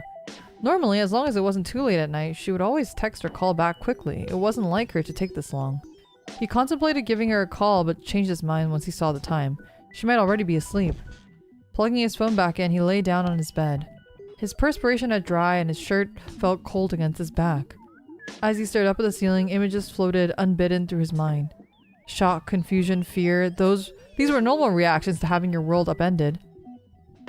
With his weak constitution, death had been a specter in Yoji's life for as long as he could remember. But no matter how hard he tried to prepare for any given scenario, reality always outdid his imagination in the worst possible way. The more he thought, the more pessimistic those thoughts became. He rolled over and closed his eyes, and drowsiness soon washed over him. Just then he heard a soft buzzing. It was his phone. He needed to answer it. It could be from Erica. Try as he might to rise, his body was too tired to cooperate. He decided to call her back tomorrow. Yielding to the haze of fatigue, Yoji closed his eyes once more. The next morning, thick gray clouds covered the sky as Yoji headed off to school. It was chilly outside and the humidity clung to his skin. It would likely rain this afternoon. As he walked to the station, he checked his phone to find a missed call from an unknown number. At this, he furrowed his brow. He had assumed the call had been from his sister. However, an explanation quickly came to mind. Maybe it was from her husband? This wouldn't be the first time he had called on her behalf. Yoji debated calling back but hesitated. His brother-in-law was a good guy, but Yoji barely knew him. Would it be weird for him to call? After giving it some more thought, he decided against it. Speaking with him was awkward enough as it was, and it wasn't like he urgently needed to talk. Instead, he returned his phone to his book bag. He'd reach out to Erica again some other time. What if she just gave birth? I feel like he should have called her. Thankfully, Yoji's condition remained stable throughout the day and he was able to focus on the classes for once. Makoto must have been feeling bad about yesterday because he didn't come over to talk like he usually did. It was awkward, but Yoji did his best not to think about it as he packed up to go home. Roughly half of his classmates were still in the room, chatting loudly with each other. So loudly, in fact, that Yoji couldn't help but overhear. そういやさ、聞いた？ B 組のやつが男子トイレで変なもん見たって話。Uh-oh. 何それ？ああ、それ知ってる。科学室で見たとかってやつでしょ？ちっけえよ。だから男子トイレでさ、血と肉みたいなのが落ちてたとか言ってんの。They saw Palcary Jr. They saw Palcary Jr. Yoji froze in the middle of... Yeah, what? Well, like, what did you think would happen? Didn't he even literally say someone might see, but he didn't care? 何それ？寝ぼけてたんじゃないの？多分そうっぽい。後で他のやつが確かめに行ったら、そんなもんどこにもなかったんだってさ。なんかそれって科学室のと一緒じゃん。それがキモいのがこっからでさ、ちょうどそのトイレから出てきたのが沖永前夜でさ、すっごい汗かいて血だらけでフラフラになりながら出てったらしいぜ。そしたら5時を知らせる夕焼け小焼けの鐘が。それ本当？確かにあの人キモいけどさ。ほんと多分ほんと。嘘。よくわかんねえ。どっちだよ。The students burst into laughter, but to Yoji it felt like the world was caving in on him. It happened again. Another person had witnessed his mess. Yeah, you left it there. You're gonna put it down the toilet like a normal person. Why had he just left it? Yeah, good question. Regret flooded his chest.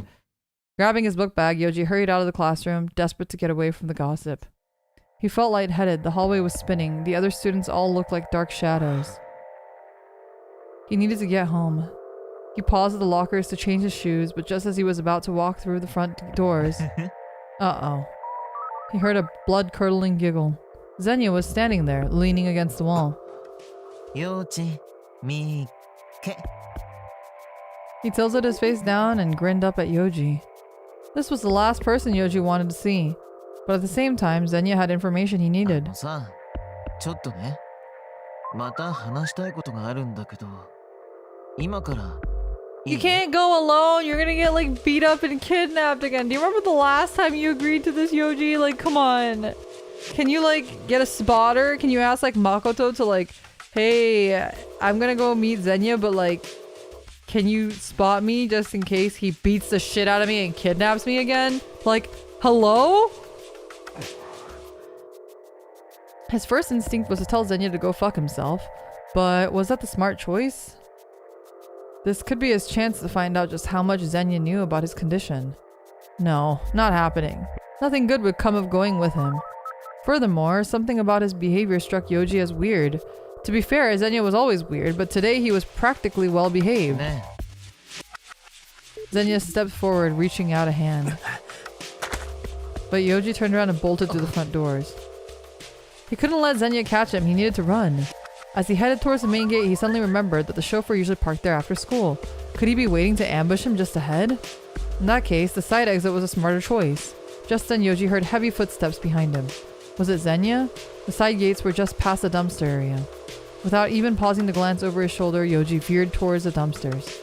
The sky was dark, as though night had already fallen, and it was starting to rain. No one else was outside in this weather. Almost there. But just as he ran past the dumpsters, something heavy smashed into him from behind. The impact sent him stumbling forward, but he managed to keep his balance. What did he throw at him? A slimy voice whispered in his ear. Zenya was clinging to his back. Oh, he jumped him, literally. Shoulders heaving, Yoji tried to shake him off. Surprisingly, Zenya let go without complaint. He laughed and shrugged casually.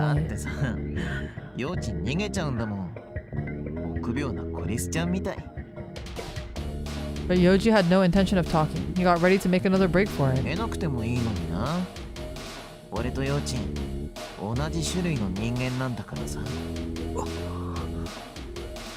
The same species. This proved it. Zenya definitely knew something.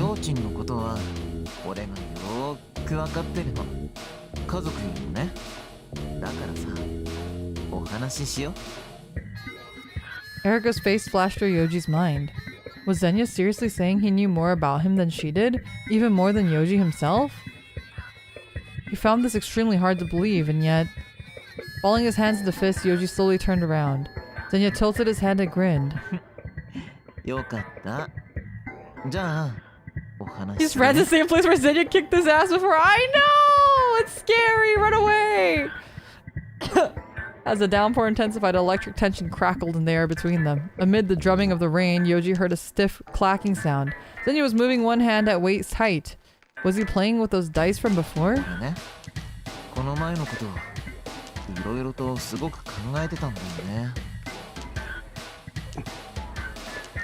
Was he referring to the incident with Tetsuo in that room? Yoji didn't want to think about it.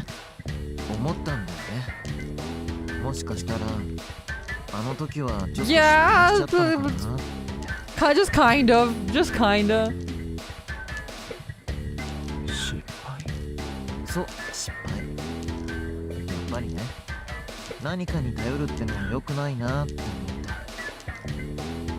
The dice fell still. All Yoji could hear now was the rain.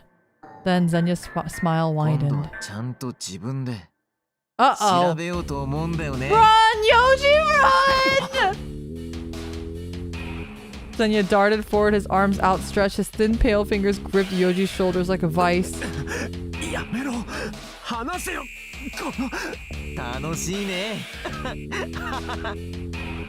Yoji! Zenya burst out laughing. At the same time, a strange light burned in his visible eye. Yoji struggled to get away, but his shoes couldn't find traction on the muddy ground.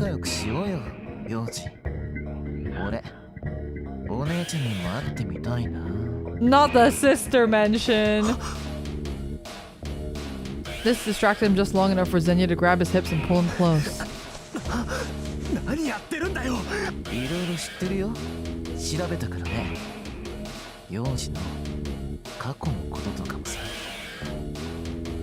His past? Why would Zenya care about that?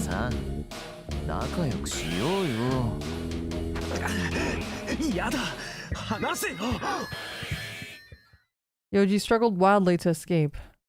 And then, all of a sudden, Zenya froze. Yoji looked up and gasped at what he saw. Oh! Is it the teacher? Zenya was rooted to spot, his arm twisted behind his back.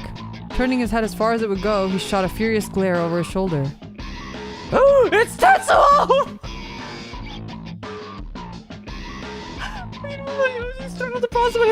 Yeah, I mean, if I were Tetsuo, I'd be pissed too! Oh my god!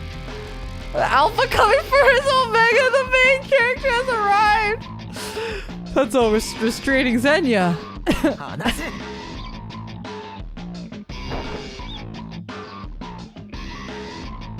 Zenya screamed, whipping his arm free. He backed away from Tetsuo. Tetsuo stood there silently. As usual, his expression was blank. No, wait, something was different. Tetsuo was soaked from head to toe, but Yoji thought he could see a faint light in his eyes.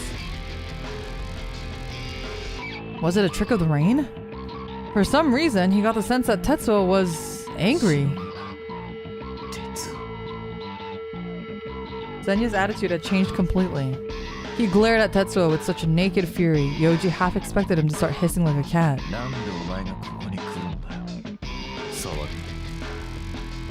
Tetsuo's growl cut through the rain.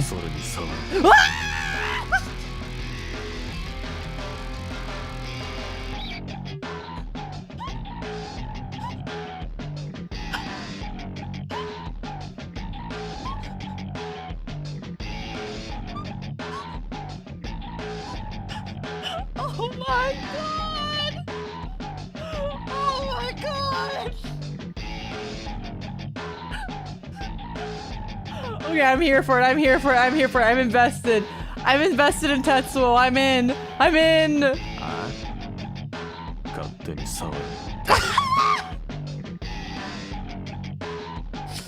the Zenya's draw drop. Yeah, mine too, bitch. Mine too.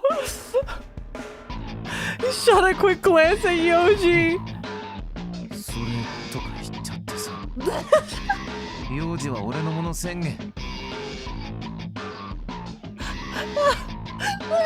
Zenya stared at the sodden ground. A strange sound bubbled up from the back of his throat and from his shoulders began to shake.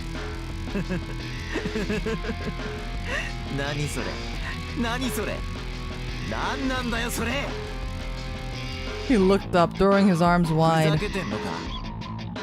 being punked!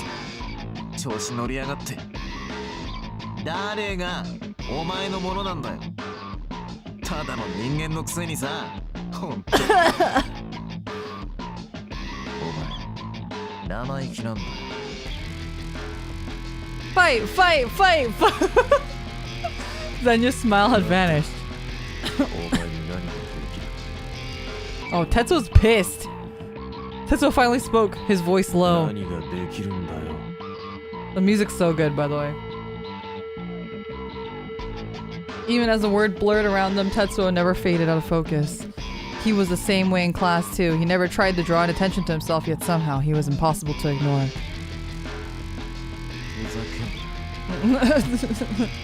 Zenya whispered, his head tilted at an unnatural angle.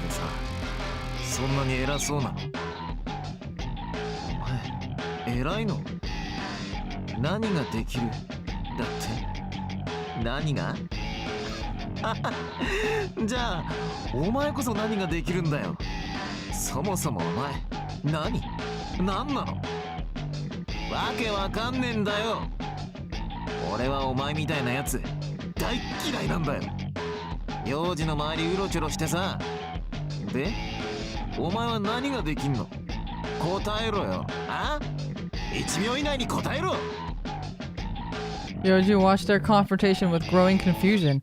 It seemed that Tetsuo and Zenya weren't working together after all. Yoji, you stupid motherfucker! I can't...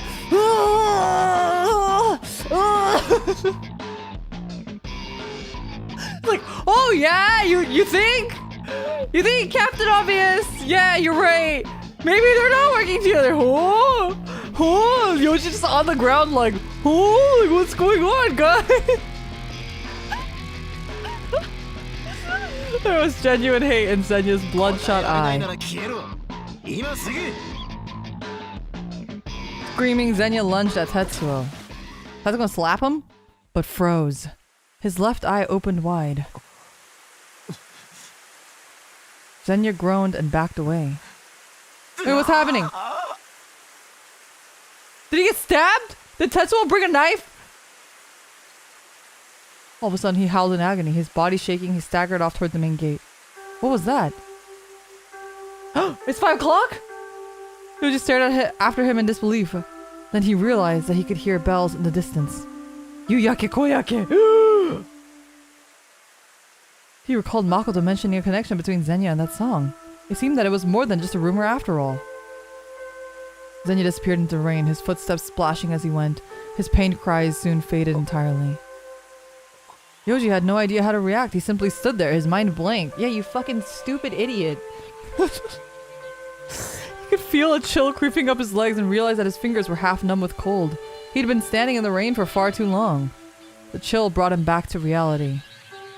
Tetsuo. He turned to find sharp eyes staring into him. He knew he should be grateful for Tetsuo's rescue, but Yoji couldn't help but be wary around the larger man. どうしてここに沖永とお前が話しているのを見た Had he seen the little exchange by the lockers? わざわざ He's involved! What do you mean, Yoji? Tetsuo was also kidnapped! Like, okay, you realize that they're not working together, so you must now realize, oh, I guess Tetsuo was actually kidnapped when I got kidnapped. So we were both kidnapped and put in a fucking room. So, of course, Tetsuo was concerned because you two are talking after he had gotten kidnapped and you had gotten kidnapped. So, it does involve him. It's not about you, Yoji. It's not all about you. The world doesn't revolve around you.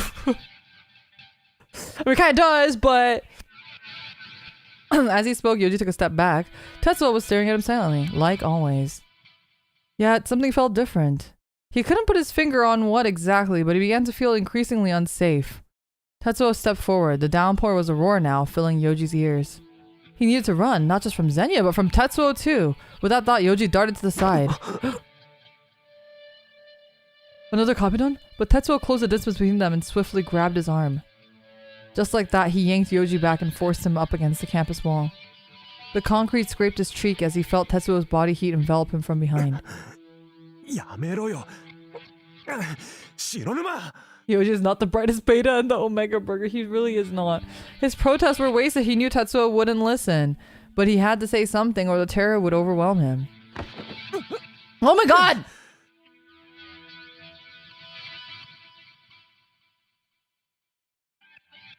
Tetsuo placed one hand against the wall, trapping Yoji between the body and the concrete. Yoji could feel Tetsuo's warm breath on the back of his neck. His touch seemed to set his skin aflame. Then Tetsuo grabbed his chin with his free hand, forcing him to turn his head. Next thing he knew, he felt something wet touch his neck, and it wasn't the rain. It was Tetsuo's tongue! Slowly, it trailed down his neck to shoulder. A shudder shout out. Wait, what the fuck is going on with Tetsuo? Wait, I'm so confused. Because right now, Yoji's not in heat. So, what's Tetsuo's deal? Maybe it's like because he's like, now that he's like had a taste of Yoji in heat or something, it's infected him a bit or something. I don't know. A mist of disgust, terror, and something else entirely. He sucked in a breath, bracing himself. Just then, the wet sensation vanished and he felt a sharp pain on his neck. Is he biting him? Oh! He's marking him! He's getting marked! Did Tetsuo bite him? With his lips still on Yoji's neck, Tetsuo released his hold on his chin. He used his free hand to yank up Yoji's vest and shirt and roughly pawed at his stomach. Roughly pawed at his stomach? What? His fingers were cold and damp from the rain. This is a really good art, by the way. The hand is so well drawn, like, very nice. Yoji protests, but his voice cracked, turning his demand into a desperate plea. He hated himself for sounding so pathetic.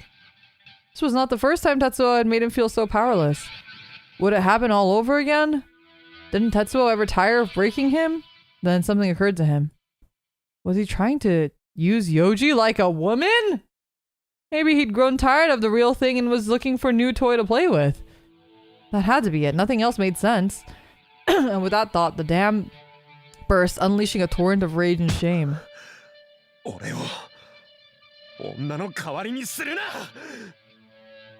He tried to punch the wall, but Tetsuo's hand shot up to catch his fist.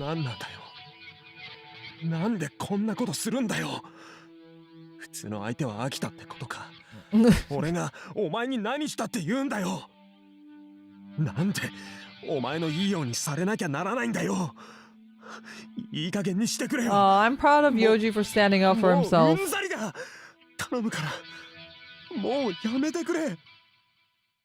The words poured from his lips and were carried off by the rain. He couldn't have stopped himself even if he wanted to. At the end, Yoji felt his throat hitch in a sob. He didn't care what happened now. Maybe Tetsuo would beat him to a pulp. It didn't matter. He just wanted it to be over. He stood there with bated breath, waiting for an answer. But then he felt Tetsuo's lips on his neck again. A soft brush like the faintest of kisses. Or maybe like a message. Not a massage. Huh. I know what? What do you know? What do you know? His whisper made Yoji inhale sharply. He smelled something overpoweringly sweet. It was the same scent that always filled the air around Tetsuo. Today, it was stronger than ever. But it didn't turn his stomach the way cheap cologne would. Instead, it seemed to penetrate Yoji's very bones and creep into his mind like a fog. I know. What did Tetsuo mean? He tried to think, but the fragrance had him. As his mind grew clouded, his heart began to race. He could feel a strange ache building in his chest. He doesn't even care. He continues. Yeah, what's happening? Something was different about Tetsuo today. Yeah, I wonder. Those times he'd manhandled Yoji before, all Yoji had sensed from him was a cold mechanical sense of purpose. This time, however, it felt different. Almost like Tetsuo wanted him. Get ready? Uh-oh. Okay, wait. As he continued to nibble on Yoji's neck, Tetsuo slid his hand down Yoji's stomach toward his waist. There, Tetsuo deftly undid his belt.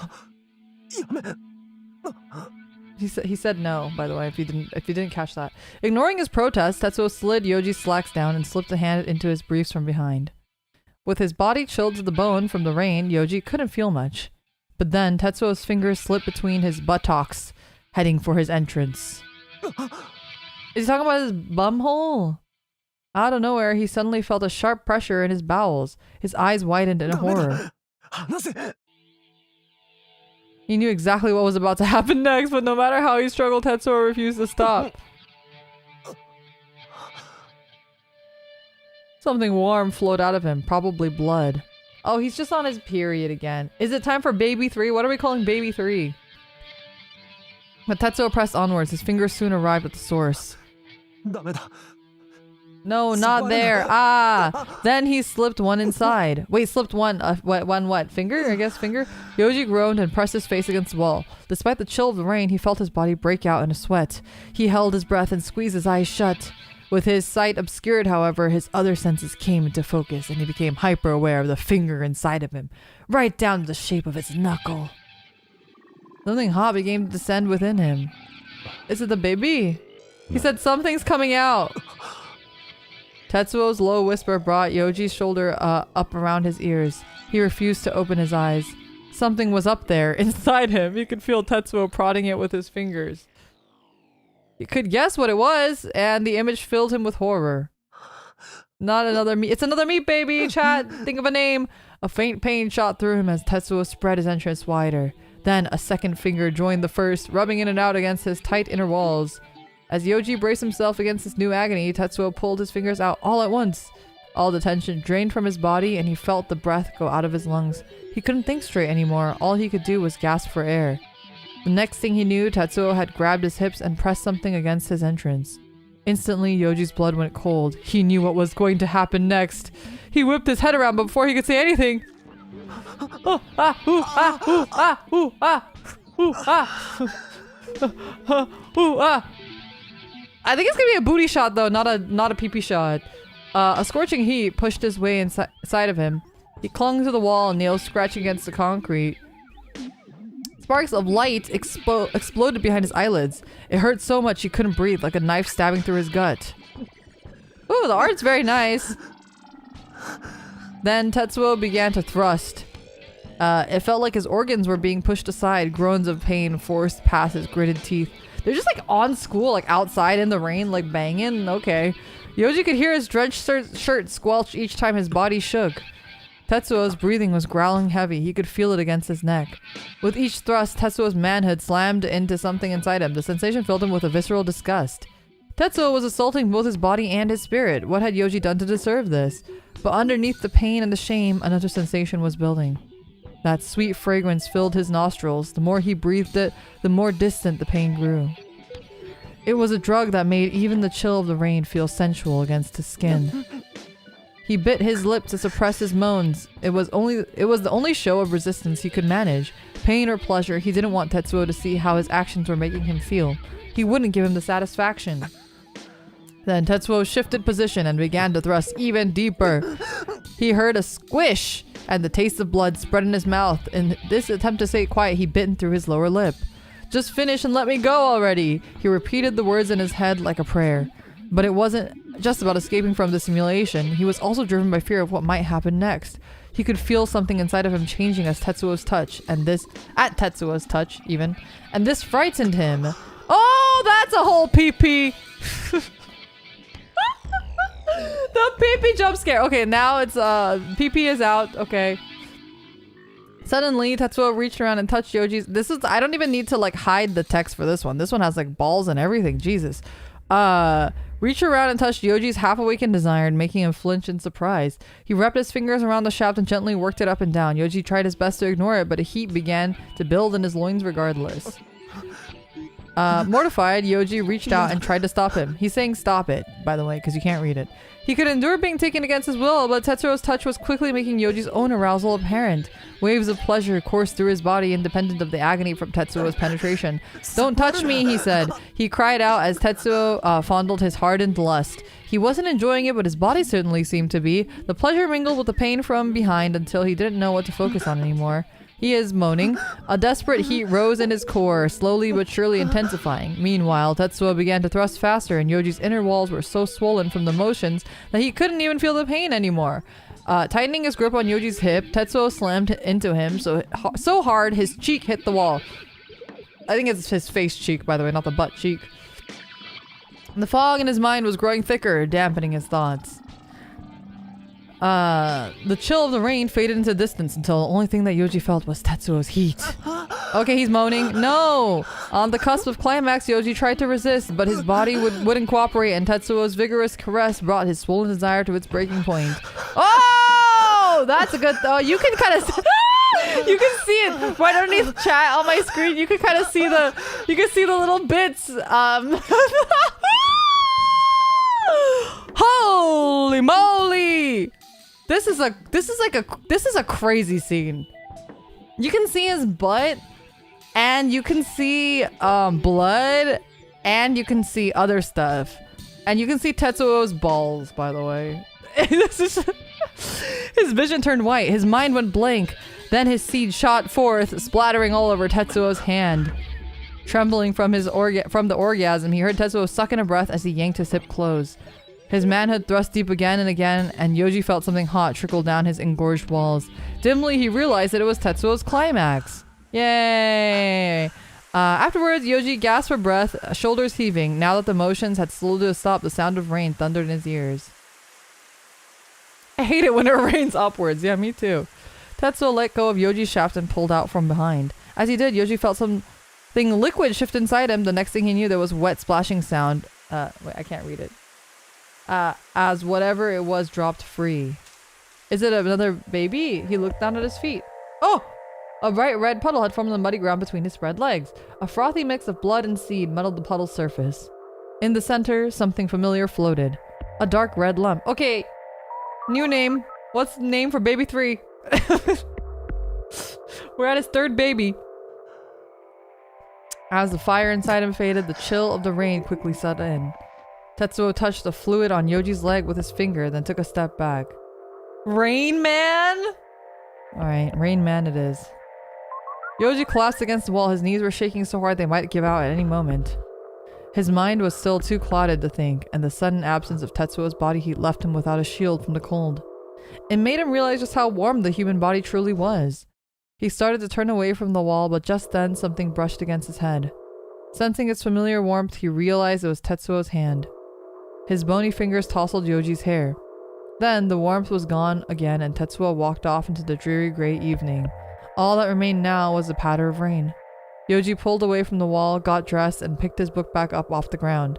After being forgotten in the rain for so long, it was sodden and heavy. Right as he started to kick the mud from his shoes, however, his bag suddenly began to vibrate. It was his phone. Quickly, he dug it out of his bag and looked at the screen. It was an email from his sister. He quickly opened it.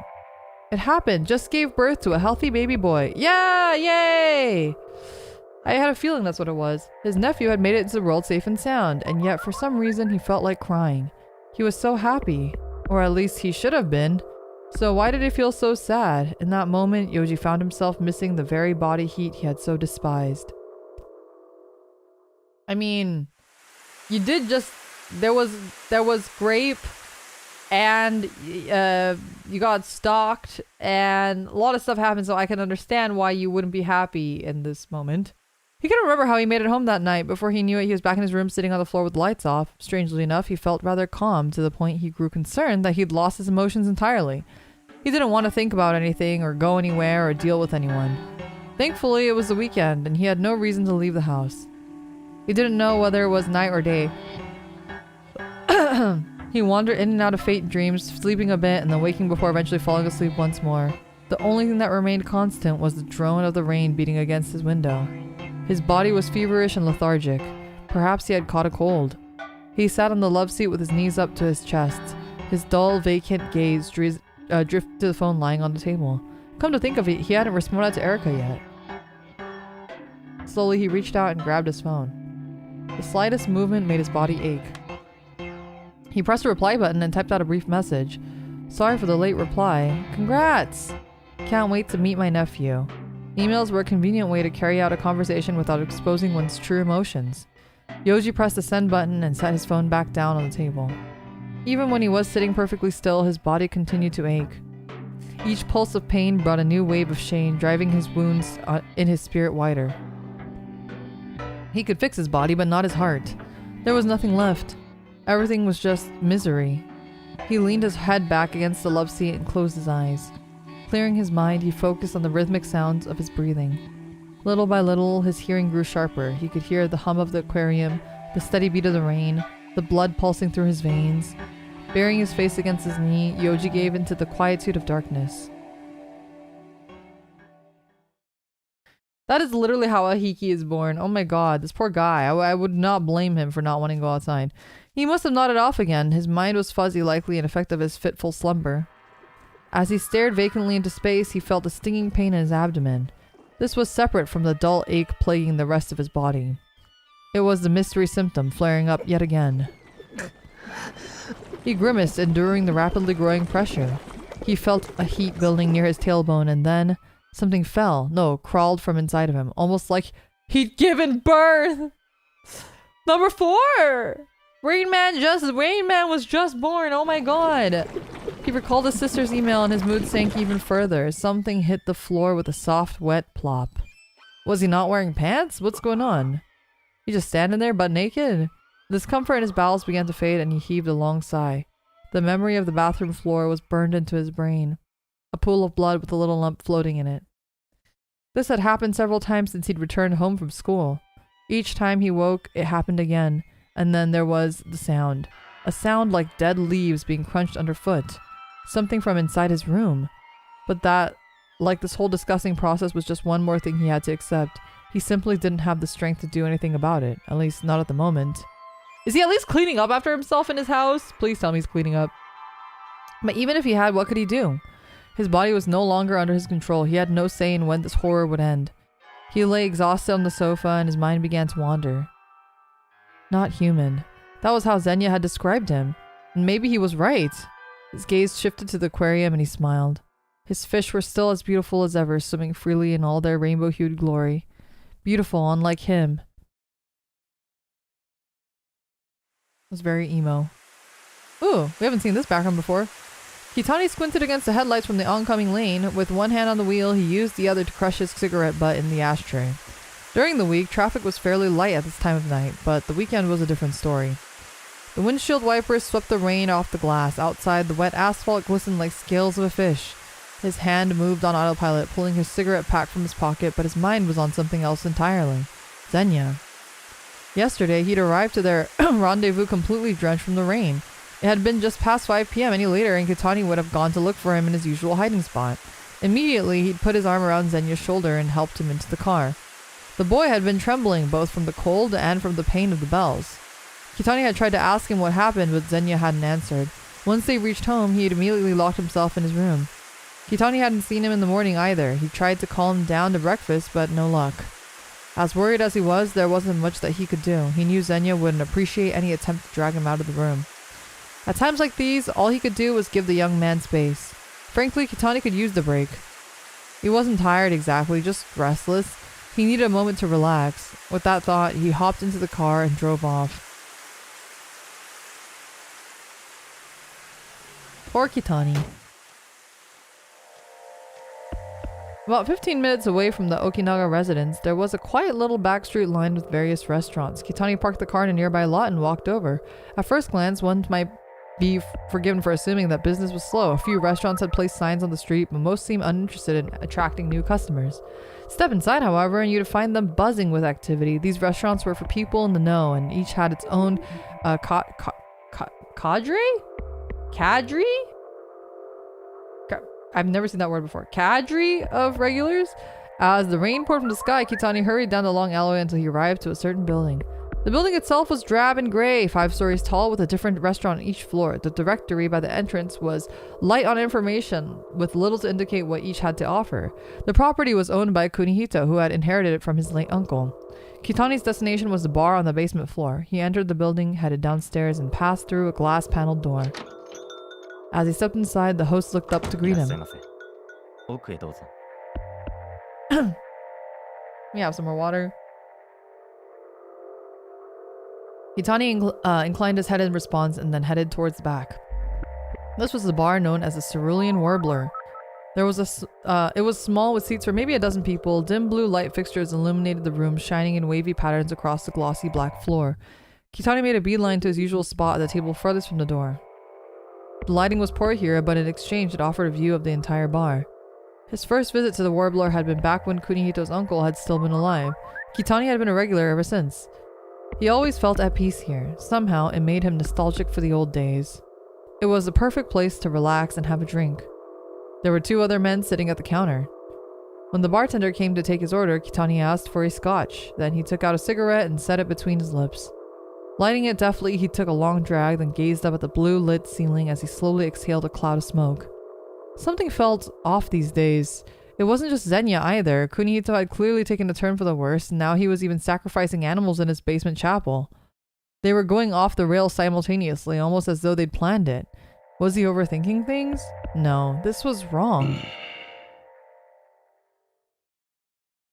Closing his eyes, Kitani pinched the bridge of his nose, rubbing away the stress. Kunihito was, well, the old man was just different now. Kitani would never forget that summer day they'd first met 25 years ago. Flashback! At the time, Kitani had been contemplating suicide. Or murder. He'd managed to graduate from middle school, but hadn't given any thought to his future beyond that. There was no point, he'd felt. He had no hopes or dreams, he was nothing but a waste of space. Or so his parents had taught him. His father had been an abusive alcoholic, he'd had a mistress and was hardly ever home. The few times he had come home, he'd always be stone drunk. He would beat the stuffing out of Kitani and his mother, then take his mother's hard-earned savings and leave. Oh, this is giving me taco pee. It's giving taco pee! Despite this, Kitani's mother had always waited faithfully for her husband to return. In Kitani's eyes, she had been a pathetic creature. But such a life could not endure forever. Overcome with anger and resentment and loneliness, his mother had suffered a mental breakdown. She'd started to take it out on her son. I never should have had you. It's your fault I'm stuck here. I wish you were dead. He'd lost count of the number of times she said those words. Tragic backstories like this were like his were a dime a dozen, of course, but as it turned out, the weak all acted in the same predictable ways. Stereotypes existed for a reason, after all. Before he knew it, he was thinking about killing his mother. He would plan it all out down to the minute minute details and do trial runs in his head.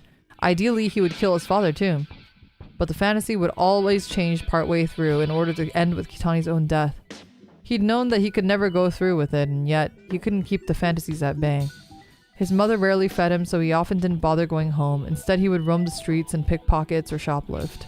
He started getting into fights too. Scarcely a day went by without him punching someone. Eventually, the desire to kill his mother shifted into a desire to kill anyone. Day in and day out, he would contemplate murder. But he never acted on his fantasies. He told himself that this was proof of his weakness. Or maybe part of him still clung to the hope that his life had some kind of meaning. One night, he picked a fight with a group of guys who beat him within an inch of his life. Afterwards, he staggered around for a while before collapsing on the street. There, face in the dirt, he thought to himself, maybe he'd be better off dead. If he wanted to take a life so badly, why not take his own? The taste of copper filled his mouth and a sharp pain flared in his chest. Maybe if he lay there long enough, he would shrivel up and die. What a relief that would be. The thought brought a smile to his face. He lay there for hours. It was late at night and hardly any cars passed through this part of town. Eventually, he felt the world begin to fade. At last, death was coming. He closed his eyes. The next thing he knew, there was a blinding light. He heard the putter of an exhaust pipe followed by a door opening and shutting. Footsteps echoed off the asphalt and he realized that someone had pulled over for him. For a moment, he was disappointed that they hadn't run him over, but this was interrupted by a sharp pain stabbing through his body. Unfortunately, it wasn't the weight of the car. Someone had hauled him into a kneeling position. He opened his eyes to see a man older than his father looking down on him. "Leave me alone. Just let me die." But the words caught in his throat. In the center of the man's wrinkled face shone a pair of cold, cruel eyes. A shiver ran down Kitani's spine. Kitani found himself without an answer. Nevertheless, he worked up the courage to speak.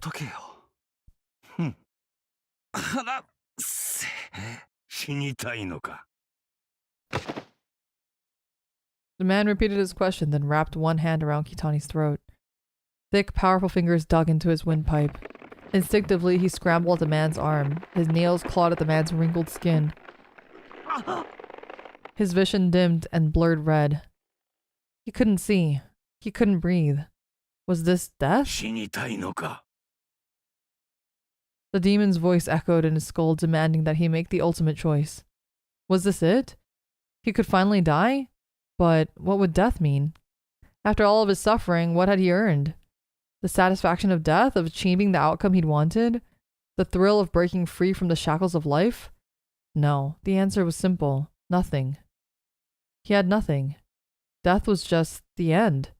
In his mind's eye, he saw himself black and crumbling like a sheet of paper thrown into fire. The image filled him with howling dread. His words came out as a hoarse whisper. The fingers around his throat held fast. He screamed as loud as he could to muster.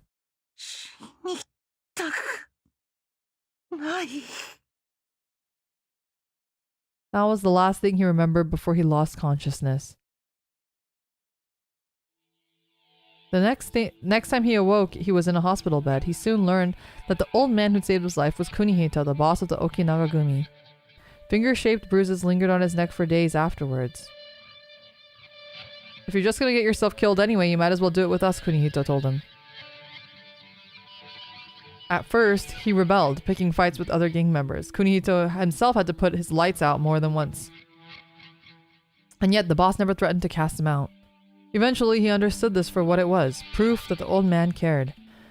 Still, it didn't come easy. He struggled to accept the idea that a complete stranger would have any regard for him at all. For a kid who had never known the love of his parents, it was like waking up on another planet.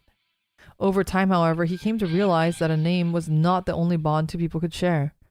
The blood of the covenant is thicker than the water of the womb. That was the Okinaga way. Everyone respected Kunihito, respected his stoic strength. Once Kitani came around, he devoted himself entirely to Kunihito. Everything he did was for the boss, not the gang. And so, Kitani hadn't thought twice before following Kunihito into exile. The lieutenants behind the takeover must have been glad to see him go. They never looked kindly on the favor Kunihito had shown him. In the end, he had bought his freedom with the tip of his little finger. A small price to お待た pay. せしました。 The clink of a glass brought Kitani out of his reverie. His cigarette had burned half to ash. He crushed it in the tray with one hand and grabbed the glass with the other. Just the tip? Yeah, I guess just the tip. Lifting it to his lips, he took a small sip, savoring the taste. What strange beliefs had entrapped his master's mind? Until now, Kitani had assumed that Kunihito had invented his own god to worship. Beyond that, he hadn't given it much thought. But everything he'd witnessed recently, particularly that animal sacrifice, it made him anxious. In the chapel, there was a large chest that held books passed down for generations. He had seen Kunihito rifle through it on occasion. More than likely, those documents were the source of his new faith. Kitani knew that he needed to stop Kunihito before he did something even worse, and that meant he needed to get inside that chest. Kitani swirled the amber liquid in his glass and then took another sip. As the alcohol burned its way down his stomach, he watched the blue lights dance on the walls. He was concerned about Zenya too, and then there was the matter of Yoji and Tetsuo. It wasn't normal for Zenya to fixate on other people, so perhaps there was more to them than it seemed. He would have to keep an eye on them. At this point, he realized that this little excursion wasn't shaping up to be much of a break at all. Shaking his head at himself, Kitani set his glass down and pulled out another cigarette.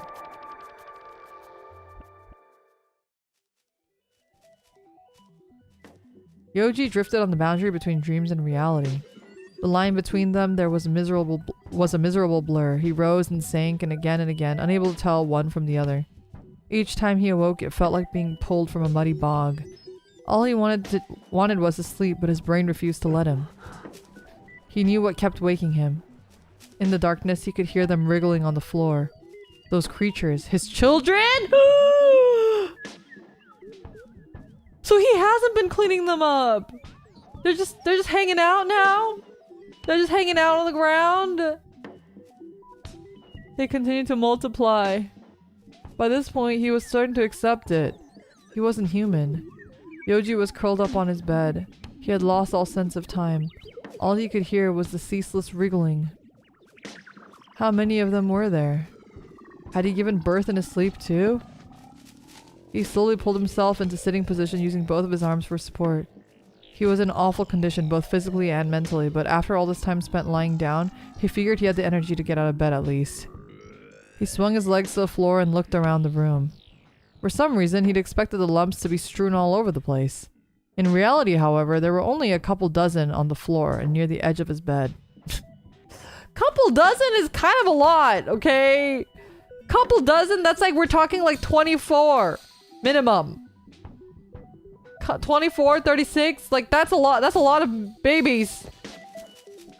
Heaving himself to his feet, he walked across the room. Everything felt distant, like he was walking on clouds. Most of the lumps were fairly small, even the largest were only about the size of his fist. They looked so soft and frail, like actual human organs. Most were dark red in color, but some could also be considered pink. Each was covered in a glossy sheen and raised veins pulsing in rhythm. Strewn among them were thick chunks of what looked like tree bark. He prodded one of these and found it was rubbery. This led him to conclude that these bark-like chunks were actually old flesh lumps that had withered over time.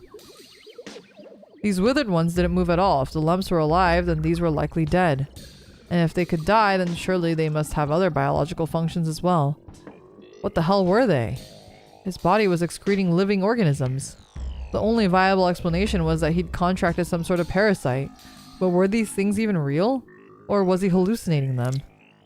Slowly he crouched down and picked one of the small, still twitching lumps. The thin membrane covering its flesh was every bit as soft and sticky as it looked. Was it possible to physically touch a hallucination? As he watched the lump's pulse gradually slowed to a stop. Had it already been dying when he picked it up, or had he pushed it over the edge? He wasn't sure, but either way, it didn't really matter. Straightening up, Yoji carried the corpse to the kitchen and dumped it into the sink strainer.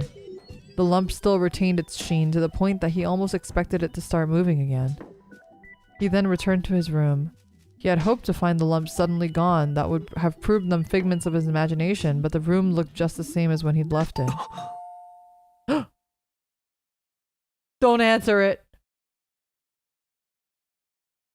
At the sound of the doorbell, Yoji nearly jumped out of his skin. Who could it be?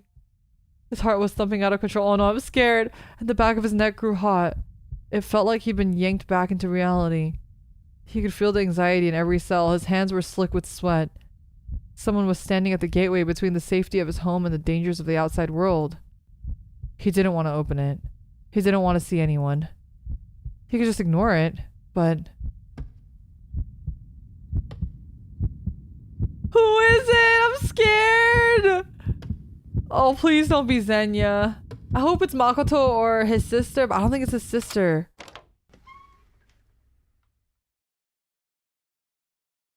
Nothing could possibly surprise him now, and yet his legs threatened to give out with each step. His body shook uncontrollably. It's Tetsuo! How does he know where I live? Tetsuo was standing there, silhouetted against the dark rain clouds behind him. Yoji didn't know why he'd answered the door. Couldn't he have just ignored it? Hadn't that been the plan? His grip on the doorknob tightened. Oh, goddamn. Quickly, he tried to pull the door shut, but Tetsuo wedged his shoe in to stop him. He grabbed the door and peered at Yoji through the gap. Yoji growled, glaring.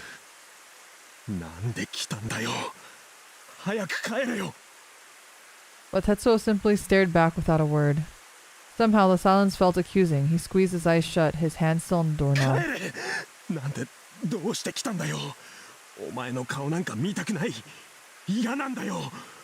Oh, this is so sad. Poor Yoji. The words came out in an incoherent jumble. He didn't want to see Tetsuo again. His face was a reminder of what had happened.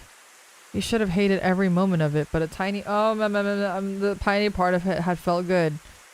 He knew it was a normal reaction to be stimulated in that manner, but still he resented it. It made him feel so unbearably pathetic. A moment of silence passed. Then he heard movement and opened his eyes. Tetsuo had slipped a stack of paper halfway through the gap in the door. On closer inspection, it looked like a bundle of worksheets. Then Yoji realized that it must be Monday. He'd inadvertently skipped school with no notice. Come to think of it, he had a vague memory of his phone ringing.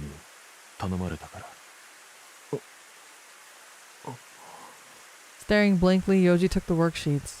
The paper felt warm against his fingertips. With his task complete, Tetsuo silently turned and walked away. Yoji didn't bother seeing him off. Instead, he shut the door and turned back to his world. The sticky darkness enveloping his body, the wriggling noises that echoed in his ears. Yoji stood there at the door unmoving, his homework still in hand.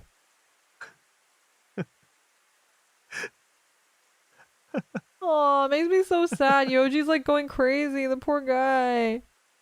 All of a sudden, he started laughing.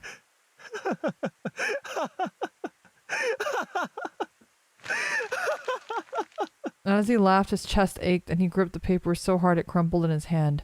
Everything was so messed up. Him, Tetsuo, everything. So what if Kamiya had asked him to? What kind of person would agree to that request after what he'd done? He could have made up any excuse to get out of it. And yet, he hadn't. Why? Had he come to check on his victim? To see the defeat in Yoji's eyes? To point and laugh? Or... No, what difference did it make? Really, what difference did it make?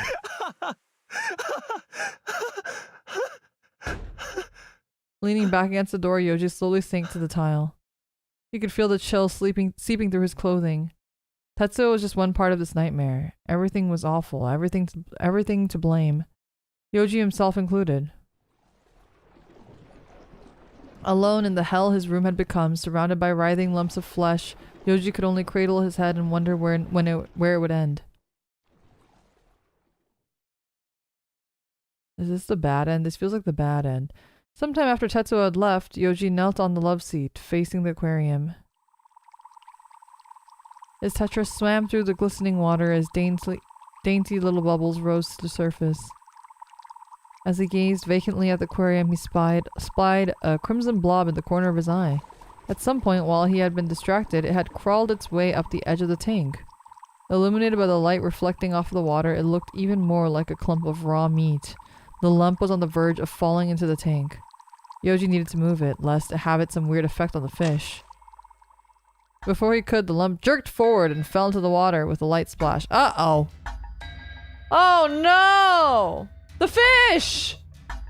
Oh no! Oh no! Mistaking it for food, some of the tetra approached it and began to nibble. Uh-oh. Uh-oh. A red haze filled the water. He needed to get it out of there.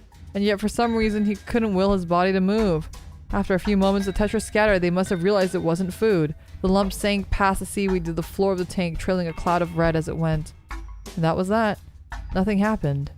Despite everything, the aquarium was the one thing that never changed. Oh, thank God. Its cold, sterile beauty remained untarnished. But before he could finish that thought, one of the fish began to act strangely. Uh-oh. Out of nowhere, it started to swim in clumsy circles as though it had lost all sense of direction. And then, after a moment, it stopped moving entirely. His whole aquarium's gonna die! The next thing he knew, there was a sharp popping sound. The fish seemed to lurch in place.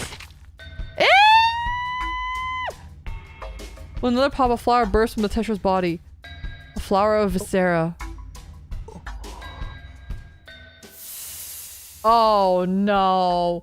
Oh no. Oh no. I'm thinking it has to be blue. I feel like red is gonna be bad. I feel like red. I'm scared of red, chat. You guys are voting red, really?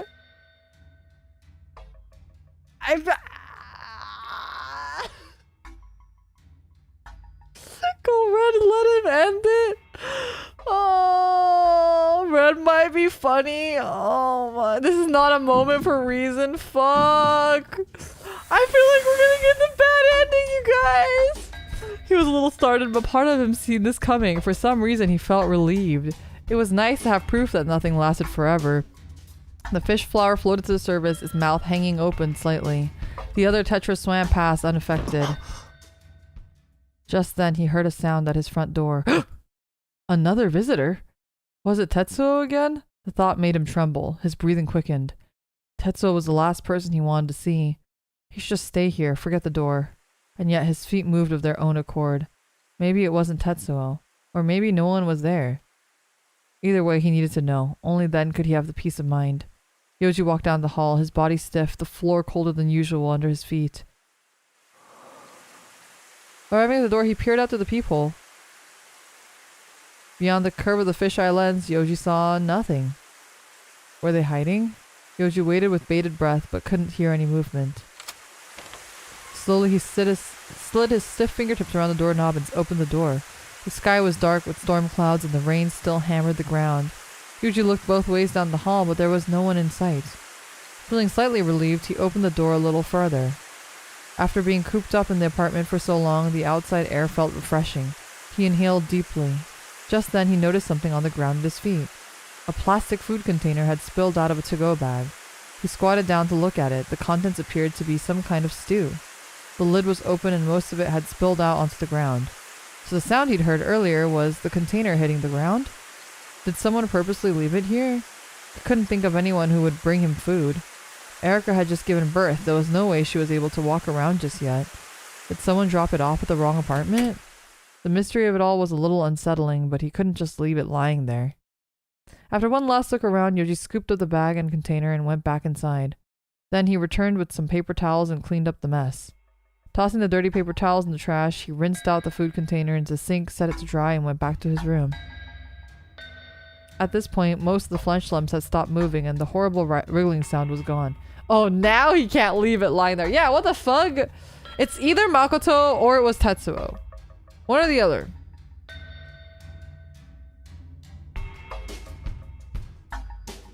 He was birthing them with less frequency today. His condition was slowly stabilizing both physically and mentally. Maybe it was finally over, in which case he needed to go back to school. But first, he decided to see the doctor one more time. The past few days had been downright bizarre after what he'd been through. There had to be something wrong with his body. This time, however, he would bring one of the flesh lumps with him. One look and the fatigue excuse would fly out the window. This time, he didn't care if it was a disease. He just wanted to know the cause. Not knowing was far, far worse. Drowning men will clutch at straws, he thought, then flop down on his bed and close his eyes.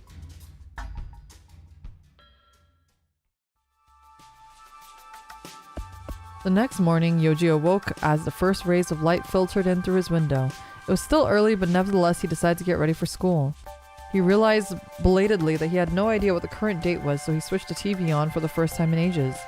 The rest of his morning was spent giving his room and aquarium a much-needed deep clean. The flesh lump had made the tank cloudy, so he took out and changed the water. A few tetras had died overnight, so he removed their corpses as well. Save for a faint lingering sense of fever and lethargy, he felt much better today. He'd stopped giving birth, too. I like how they just straight up saying I straight up say that he's giving birth. The past few days had truly been a waking nightmare to the point where he'd wish himself dead, but now he felt nothing. The dead flesh dirtied his hands, but he continued his cleaning regardless, scooping up each little corpse one by one. Then once he was finished, he left the apartment. Outside, the sky was a pale gray, though the storm had since let up. It felt like an eternity had passed since the last time he'd walked through the outside world. The half-dried asphalt smelled of rain. Today, his plan was to visit the neighborhood clinic and get a checkup before school. In his pocket was a plastic bag with a withered lump inside. What would the doctor say when she saw it? He was mildly terrified to find out. At the clinic, the waiting room was packed as usual. Once again, he waited about 30 minutes until a nurse called his name and then stepped into the exam room. He informed the doctor that his symptoms had worsened and that promptly handed her the plastic bag. The doctor took one look inside and gave Yoji a funny look before handing the bag back dismissively. Confused, Yoji opened the bag. The lump had vanished without a trace. The doctor seemed to intuit something from this. She asked him to undergo a simple test, saying that it would produce fast though not comprehensive results. Flabbergasted, Yoji reluctantly agreed. The results showed nothing out of the ordinary. Satisfied, the doctor asked, looking at him with a knowing expression on her face. In the end, she decided that the root cause was anxiety and that his hallucinations were a symptom of high stress levels. She prescribed him a mood stabilizer and sleeping pills and instructed him to get as much rest as possible. With that, the appointment was over. Yoji paid at the front desk and left the clinic. As he walked to the station, his brain attempted to process what had just happened. He was sure he'd put the lump in the bag this morning, and yet the bag was empty. Had he merely convinced himself that he'd put it in there before he left? Or had he grabbed the wrong bag? No, he definitely remembered putting it in the bag. But now it was just gone. Vanished. He'd gone to the doctor looking for answers and left even more confused. Ghosty-chan, thank you so much for the super chat. Leo, happy Valentine's Day. Here's some chocolate. Thank you. Happy Valentine's Day. Thank you for the chocolate. His legs felt like lead. School was the last place he wanted to be. There was no way he'd be able to concentrate like this. But now that the doctor had given him a clean bill of health for the second time, it reaffirmed an alternate possibility lurking in the back of his mind. He needed to talk to Tetsuo or Zenya. After everything they'd put him through, he realized he really didn't fancy the prospect of being around either one, but he had no other choice. Worst case scenario, if he failed to uncover anything significant, at least he would know that it was a time to give up. This was his only lead. He needed to find out what they knew. With renewed determination in his stride, he pressed onward to school. I hope he chooses to talk to Tetsuo because, I don't know. I guess in his position, they're both equally bad. As soon as he opened the classroom door, the familiar buzz washed over him. First period had just ended. Yoji had only been gone a few days, and yet it felt like he'd returned from some distant planet. Some of his classmates noticed him at the door, but quickly went back to minding their own business. Yoji walked to his desk, hung his book bag at the hook, and sat down. The room seemed unusually loud today. He wondered if he just needed to acclimate to it again. However, it quickly became apparent that something was out of the ordinary. Nearby, a group of students were chatting in a circle, their voices loud with excitement. Uh-oh. Tetsuo? 見てないんだけどさ、何やらかしたの3年の沖永いるじゃん。朝さ、下駄箱のとこで白沼があいつ殴ったらしいよ。そんで、沖永もやり返そうとしてさ。Oh, Tetsuo and Zenya are fighting. Fight. Tetsuo punched Zenya? 数学の吉村とか、あと神谷とかが2人を引き剥がしてさ。で、職員室連れてって、どっちも家に返されたってさ。ああ、だから白沼いないんだ。わけわかんねえ。ほんと、何考えてんのあい。沖永殴るとかやばいよな。ヤクザの息子でしょ。狙われるんじゃねえの。Yoji listened to all this with disbelief. Tetsuo punching Zenya? That sounded so backwards. He could see Zenya punching Tetsuo for sure, but he simply couldn't imagine a situation in which Tetsuo would be the aggressor. Last Friday after school outside in the rain, no matter what Zenya had done, Tetsuo hadn't lashed out. He simply stared Zenya down. Would Tetsuo really hit someone out of nowhere? Had Zenya taunted him into throwing the first punch? That seemed somewhat feasible, at least. Feeling restless, Yoji shifted his gaze to the windows. よじはよ Makoto, best boy! A cheerful voice called his name, and Yoji turned to find Makoto standing there with a smile.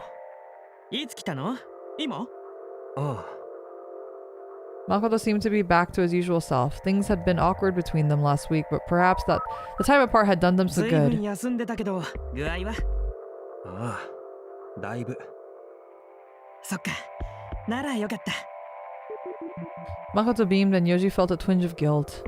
Makoto was the one who had warned him to stay away from Zenya in the first place. そういやさ今朝の話聞いたか今朝白沼の話みんなが話してるのが聞こえた。やっぱ白沼ってヤバいやつだったんだな前からそれっぽい感じだったけどさだって Yeah, but nobody knows that fucking Zenya kidnapped Zenya sicked his adult ass bodyguard, former Yakuza adult ass bodyguard on him, kidnapped him. いつかなんかやらかすかなとは思ってたけど Makoto shot a meaningful glance at Tetsuo's empty desk, but something about his tone and expression irked Yoji. Makoto was probably shocked by what had happened, a perfectly understandable reaction. But behind the idle gossip, Yoji could sense some hostility from Makoto and the others. None of them even knew Tetsuo. They had no idea what he was thinking or what he'd been through. そう思わねそうかな。 Yoji did his best to conceal his emotions, but his response came out more curt than casual.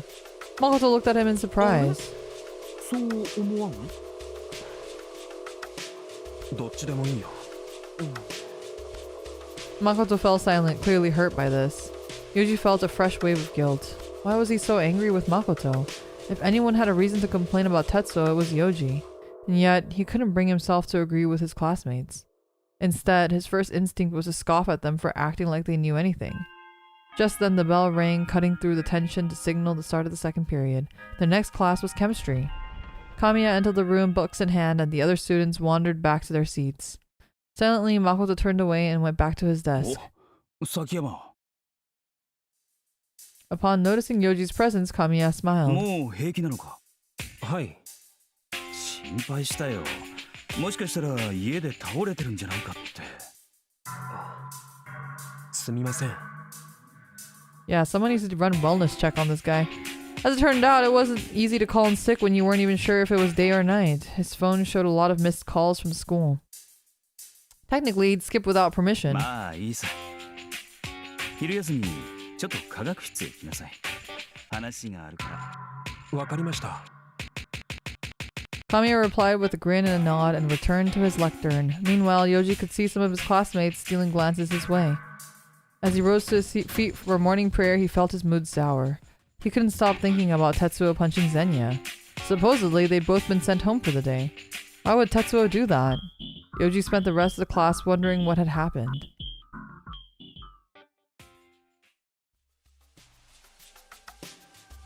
At the start of lunch break, Yoji promptly left the classroom and headed to the chemistry lab.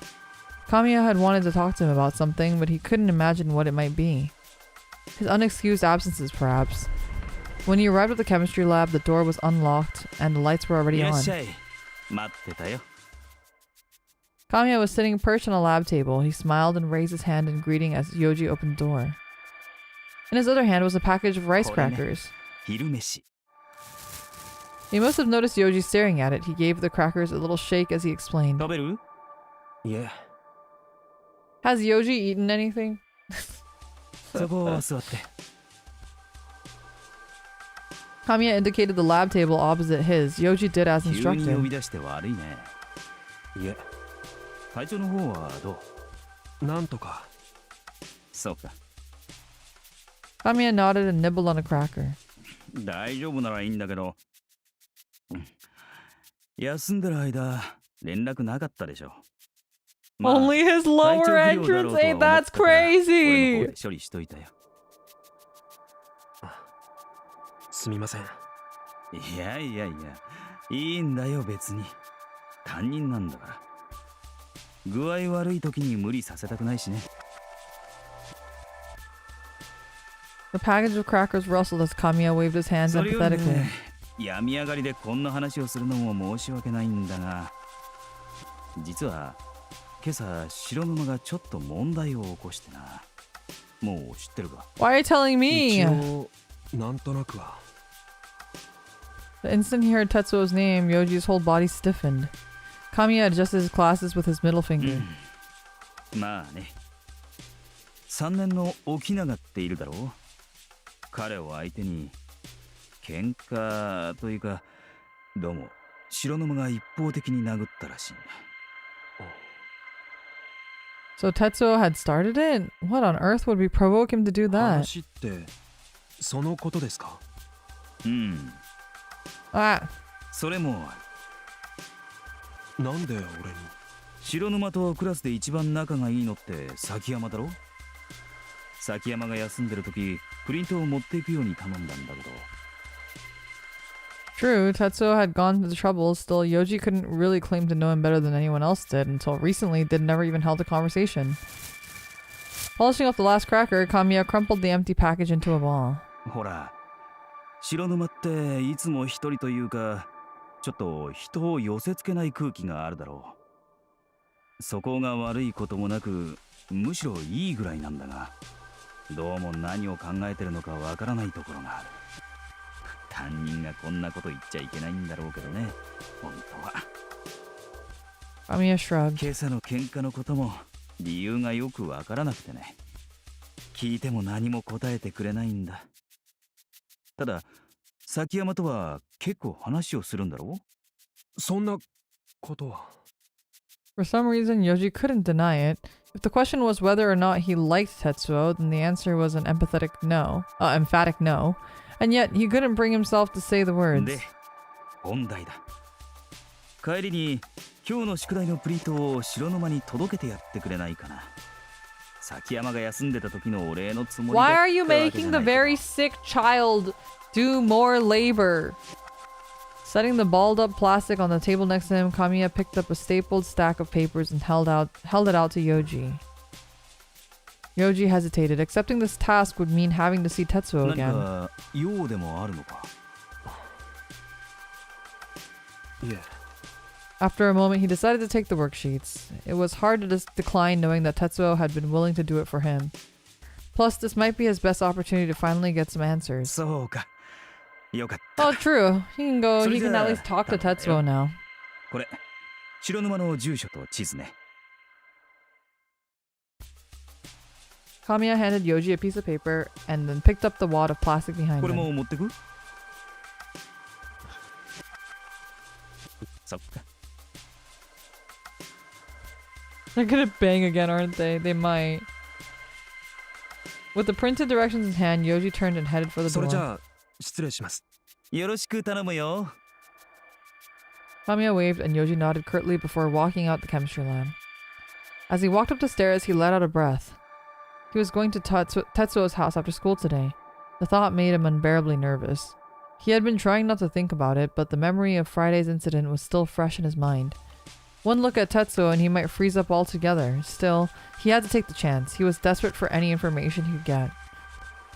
Reassuring his anxious brain, he headed back to class.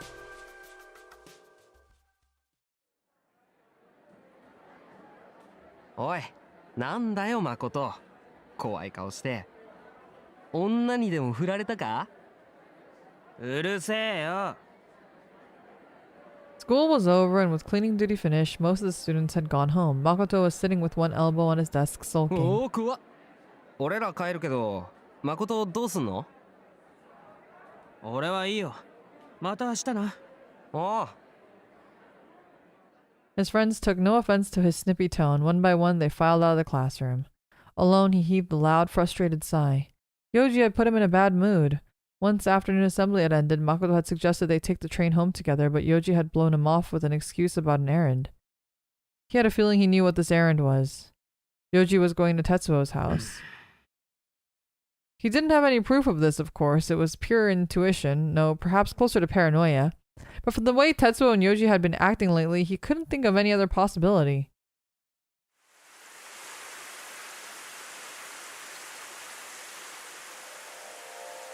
On Monday, Yoji had been out sick. Kamiya had called Tetsuo over and given him a stack of worksheets.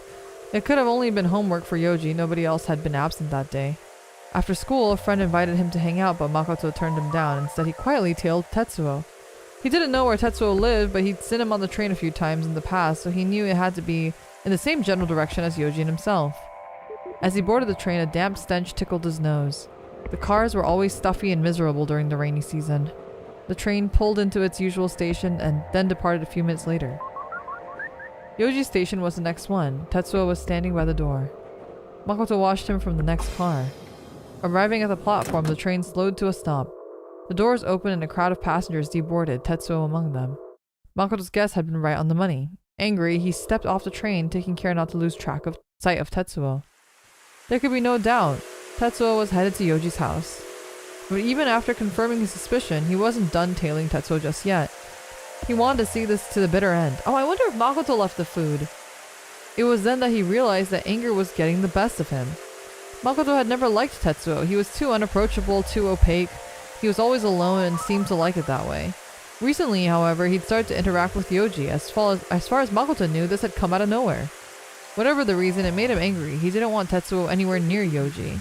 Yoji never tried to make friends with anyone. Maybe he was embarrassed about being the guy who got held back. To the rest of the class, he was the older kid with health issues and everyone kept their distance from him. This just worried Makoto even more. It felt like if he didn't do something, Yoji would spend the rest of his school life as an outcast or maybe drop out entirely. Although Yoji was rarely the one to initiate conversations, Makoto found him surprisingly easy to talk to. His absent-minded personality was something new. It made Makoto want to find out what was going on inside. Before he knew it, hanging out with Yoji had become the norm. At some point, he'd even started to believe that no one but him would ever be there for Yoji. He'd never questioned this belief or wondered why he felt this way. Perhaps that was why he felt so nervous seeing Tetsuo and Yoji together. He was anxious about losing his place as Yoji's friend, something he'd previously taken for granted. When he thought about it logically, he knew that there was no harm in Tetsuo and Yoji talking. His rational mind understood, but his worry remained. He needed to keep those two apart. Makoto's own thoughts filled him with shame. He knew this attachment to Yoji wasn't healthy, but he just couldn't stop himself. Makoto continued to follow Tetsuo, keeping as much distance between them as possible. He held his umbrella down low to conceal his face. Up ahead, he could just make out the top of Tetsuo's plastic umbrella. He felt ridiculous. Why was he acting like such a stalker? Just then, Tetsuo entered Yoji's apartment complex. Makoto watched him go, suddenly overcome by a feeling of utter misery. Why had Kamiya asked Tetsuo? Makoto was the one who had always looked out for Yoji. Why hadn't Kamiya asked him? The dull patter of rain against his umbrella seemed to thunder in his ears. The next day, after school, Tetsuo once again disembarked at Yoji's station. Although he'd had no reason to believe that Tetsuo would visit Yoji again, the need to make sure had Wait! But I thought it was just Monday that Yoji was gone. How is it a second day? The second day, I think I'm confused on the timeline. Wasn't it Monday was the day that Tetsuo gave Yoji the papers, and then now it's Tuesday, and now Yoji is taking Tetsuo papers, I thought? No? Did I misunderstand that? Once his suspicions had been confirmed, fury and panic seized his heart. Why would Tetsuo go back to Yoji's house? Did Kamiya send him on another errand? Or did he have something else in mind? Makoto sighed for the upteenth time. And now Yoji was going to Tetsuo's house. I guess it's Wednesday? Whatever. Exasperated, Makoto ran his hands through his hair. He contemplated another afternoon of spying, but thought better of it. He couldn't do that to Yoji. Come to think of it, Tetsuo wasn't the only problem lately. Zenya was dangerous too. But even after hearing about Zenya's driver hanging around outside his apartment, Yoji didn't seem to be taking it seriously. Why didn't Yoji open up to him? Couldn't he see how much Makoto cared? All Makoto wanted was to help. He just wanted Yoji to trust him. Why wasn't he good enough? There was at least another day because he fought that guy. I thought they fought on Tuesday morning. But I guess it was Wednesday morning that they fought. I guess it was Monday papers, Tuesday was the meal, and then Wednesday is when Yoji showed up to school. And they had the fight in the morning. Growling in frustration, Makoto ruffled his hair even harder. He felt so stupid getting all depressed like this. Overcome with shame, he buried his face in his arms. In all his life, he'd never felt like this before. For the time being, he needed to keep Tetsuo and Yoji from growing any closer. He needed Yoji to choose him. Of course. Makoto wanted Yoji for himself. A statement like that carried some serious implications, to be sure, but it was the most apt way to describe his feelings. 気持ち悪い、俺。ホモなんじゃねえの? A wave of self-loathing washed over him. His forehead hit the desk with a thud and he slowly closed his eyes. Ah! Keep doing that. After school, Yoji caught the train to Tetsuo's house. It was, in fact, the same train he always rode home, only this time he would be getting off one stop later. Gripping the handle above him, he swayed with the train and watched the scenery fly by the windows. The sky was a dull gray with only the faint outline of the setting sun peeking through. He was actually going through with this. Yoji was surprised to find himself more curious than afraid. He wasn't excited about having to talk to Tetsuo, of course, but this was a chance to see what he was like outside of school. Maybe he'd get a glimpse of something he wouldn't ordinarily. The train arrived at his usual stop. It felt strange not to be deboarding here. When the train began to move again, his nerves kicked in all at once. Minutes felt like hours. He started to wonder whether he'd missed the stop by accident. Then the conductor announced the next station as the train pulled into the platform. The doors opened and the passengers began to file off. Yoji joined them. The station was laid out much the same as Yoji's own, to be expected given that they were on the same line. He passed through the turnstiles and exited towards the street, and followed the map that Kamiya had given him. About 10 minutes of walking, he arrived at an old Japanese-style house located in the middle of a residential neighborhood. The nameplate next to the intercom read, Shironuma. This was it, Tetsuo's home. Yoji took a deep breath to calm his racing heart. Exhaling slowly, he pressed the button on the intercom. Hi. A soft feminine voice rang from the speaker. 崎山って言います。同じクラスの。His nerves had made him a little tongue-tied. 宿題のプリントを神谷先生に頼まれて。ちょっと待っててね。The speaker clicked off and the front door こん opened. ばんは。あらあら、どうも。哲夫の母です。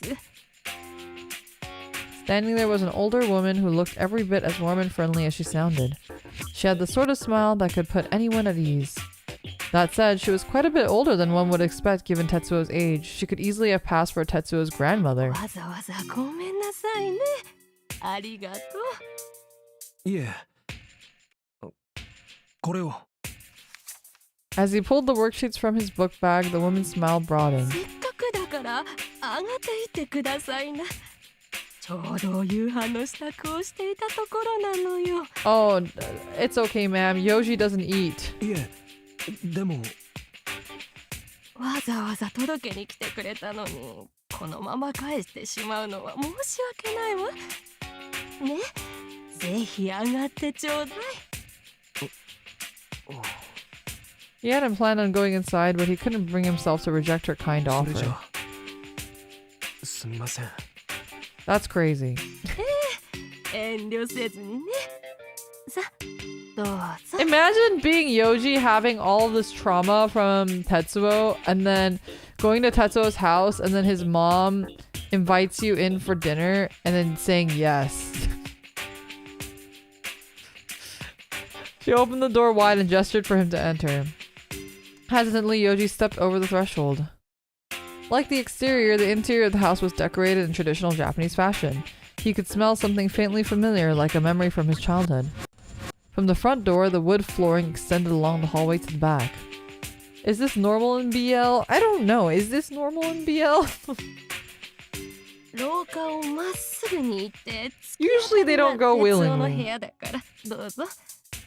お夕飯すぐにできるから待っててね。 Not to mention he probably wouldn't eat the food. Yeah, he doesn't eat. It would be even ruder. The woman smiled and disappeared into the living room. Part of him was still reluctant, but he couldn't turn back now. He headed down the hallway. The left side opened out into the garden and the right side was lined with sliding doors. It recalled distant memories of his grandmother's house. He soon reached the door at the end of the hall. He paused, wrestling with his thoughts. Should he really have come inside? Maybe he should have said to hell with courtesy and gone home. After a moment of internal debate, he came to a decision. Ignoring the jackhammer pounding in his chest, he raised a sweaty hand and knocked. After a moment, Tetsuo poked his head out and froze. Yoji dropped his gaze to his shoes. He desperately wanted to disappear. His body was so tense he felt like he might pass out. Why is he wearing his shoes in his house? That's what I want to know. Tetsuo mumbled under his breath. Unable to look at him, Yoji dug into his book bag and pulled out the worksheets. Tetsuo's gaze shifted to the papers. Yoji thrust them into his hands and his fingers closed around them.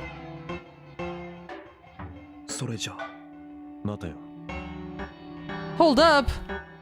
As Yoji turned to leave, Tetsuo called out, making him flinch.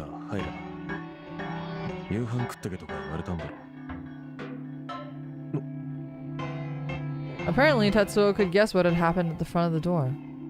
He went back inside his room. Loath as Yoji was to obey, he knew he just couldn't stand there. Reluctantly, he stepped inside. It was a perfectly ordinary Japanese-style bedroom furnished with a bed, desk, and a bookshelf, all in matching black. Nothing looked particularly out of the ordinary. It was actually a little surprising considering Tetsuo gave off such an alien vibes. If this were anyone else's room, Yoji wouldn't have thought twice about it. Tetsuo dropped his homework on his desk and sat down, then indicated the bed with his chin. Yoji did as instructed and sat gingerly on the black duvet. His body felt awkward and stiff, like a robot's. The anxiety was making him hyper-aware of every movement, right down to the twitching of his fingers. Tetsuo was still in his school uniform, minus the tie. Evidently, he hadn't changed clothes since this morning. Yoji dropped his gaze to his knees. The silence weighed on him like a ton of bricks. He considered making small talk, but didn't he come here for a reason? What was it? He was so nervous his mind was blank. Desperately, he searched for the answer. First, he was supposed to deliver the homework. Check. Second, that's right, he was supposed to find out if Tetsuo knew anything about his condition. Come to think of it, he'd been wondering about the incident this morning, too. Leroy's armpit sweat, thank you so much for the super chat. Happy Valentine's Day, you beautiful one. Thank you. Happy Valentine's Day to you, too. Thank you for the panty. Why had Tetsuo punched Zenya? What else did he want to ask? A memory flashed through his mind. Last Friday in the rain. His hands started to shake, so he clenched them in his lap. Why had Tetsuo done that to him? He wanted to know, but couldn't bring himself to ask. He only meant to gather his thoughts, but now his mind was full of awful memories. Forget it. I should just go home. Just then Yoji looked up and his eyes met Tetsuo's. Awkwardly, he looked away. As usual, Tetsuo's stony gaze was impossible to read. What was Tetsuo feeling right now? The silence was unbearable. Yoji had never imagined how frustrating it could be to have such trouble reading a person's thoughts. He needed to leave. But just as he was about to stand up, there came a knock at the door. It was the woman from earlier, Tetsuo's mother. Tetsuo stood up and headed for the door. Yoji had missed his chance to leave. After all, he couldn't just shove Tetsuo out of the way and make a break for it. At least the interruption had broken the tension. He felt a little calmer now. Maybe he could hang in there a little longer. Sighing to himself, Yoji followed Tetsuo out of the room. Ooh, it looks yummy! I love lotus root. He entered the living room to find the dining table covered with steaming plates of food and bowls of miso soup. The sight was actually kind of heartwarming. He could easily see the care Tetsuo's mother had put into her cooking. Yoji could make a few simple dishes himself, but nothing too elaborate. This would be his first proper home-cooked meal since Erika had moved out. Every inch of the room radiated warmth. It was the perfect place for a family to gather. In other words, it was everything that his apartment wasn't. Yoji nodded and sat where she pointed. Tetsuo sat down next to him. Meanwhile, Tetsuo's mother bustled from the living room to the kitchen and back.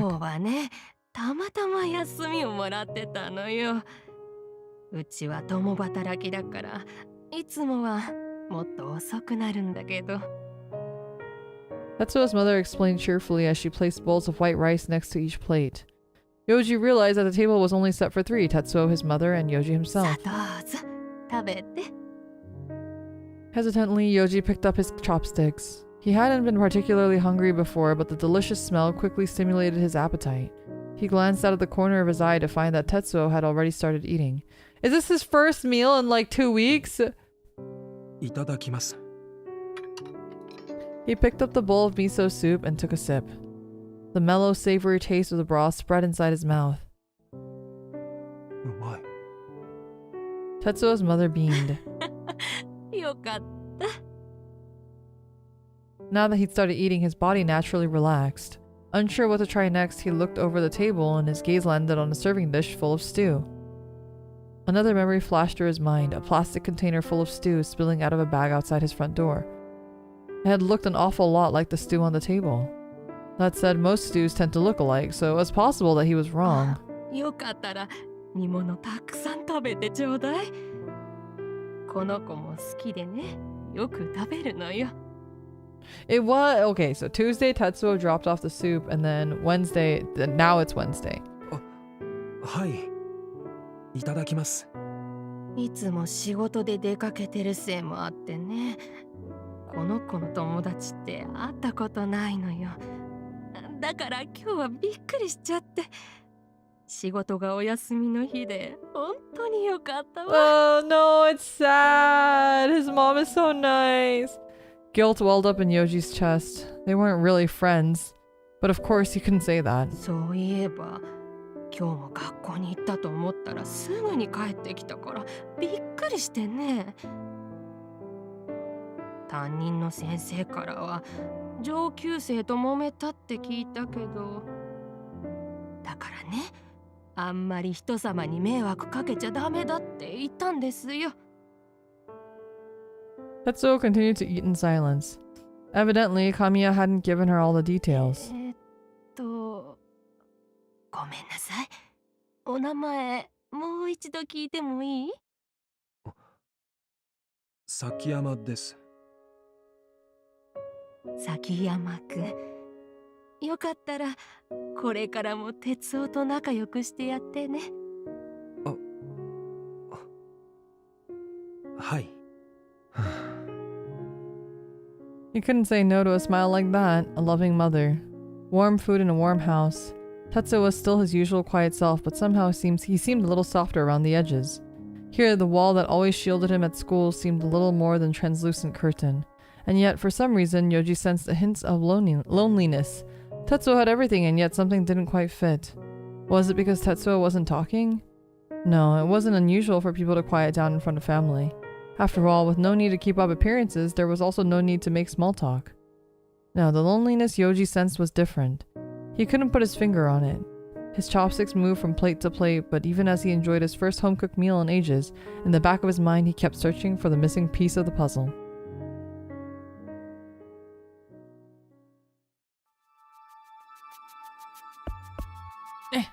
My chair is like weird. It was well past 9 p.m. by the time Yoji arrived home. He didn't talk to Tetsuo! Tetsuo's mother must have been ecstatic to finally meet someone from her son's class because she'd remained chatty long after dinner had ended. Mostly she'd asked about school, claiming Tetsuo never told her anything. It was clear from her tone that this was merely the reluctance of a young man asked to share his life with his mother and not the aloof silence he exhibited at school. At home, Tetsuo was perfectly normal, but then what was that lonely vibe that he'd felt? As he pondered this, he changed into his pajamas and fed his fish. His mind was so distracted he nearly gave them too much. He'd been fidgety ever since he got home. Maybe it was nerves. Dinner had been perfectly pleasant, but that hadn't mitigated the anxiety of being in Tetsuo's house. On top of that, he'd failed to accomplish his original goal. He hadn't managed to ask Tetsuo a single question. Annoyed with himself, Yoji left his room and headed to the kitchen. There in the sink was what looked like a black withered chunk of tree bark. It was a dead flesh lump. He'd thought he'd disposed of them all, but apparently he'd missed one. Sensing the memory of the weekend's horrors looming in the back of his mind, he quickly averted his gaze. Next to the sink, the plastic container was still sitting upside down in a dish drainer, clean and dry. Something about the stew tonight had reminded him of the container's former contents. If it truly was the same stew, however, that would mean Tetsuo had brought it to him. He struggled to imagine Tetsuo doing something like that for anyone, much less him. He thought back to dinner time and Erika's face floated through his mind. They had used to share meals together just like Tetsuo and his mother. All at once, he was overcome with wistful nostalgia and a hint of envy towards Tetsuo. Still, that was a side of him Yoji could never have seen at school. Strangely enough, he seemed more human at home. A lot more human than Yoji himself anyway. He was starting to forget what being with family even felt like. He could admit it. He was jealous, plain and simple. And yet, he couldn't stop thinking about the loneliness he'd sensed at the dinner table, though it was clearly none of his business. He recalled the look on Tetsuo's face as he ate. Somehow, the Tetsuo in his mind looked sadder than the real thing. No birth since? Yeah, his period's over. He's done with his period, finally. The next morning was uneventful. Yoji's condition had stabilized, so he headed off to school. Perhaps a proper meal had done his body some good. Yeah, I think so.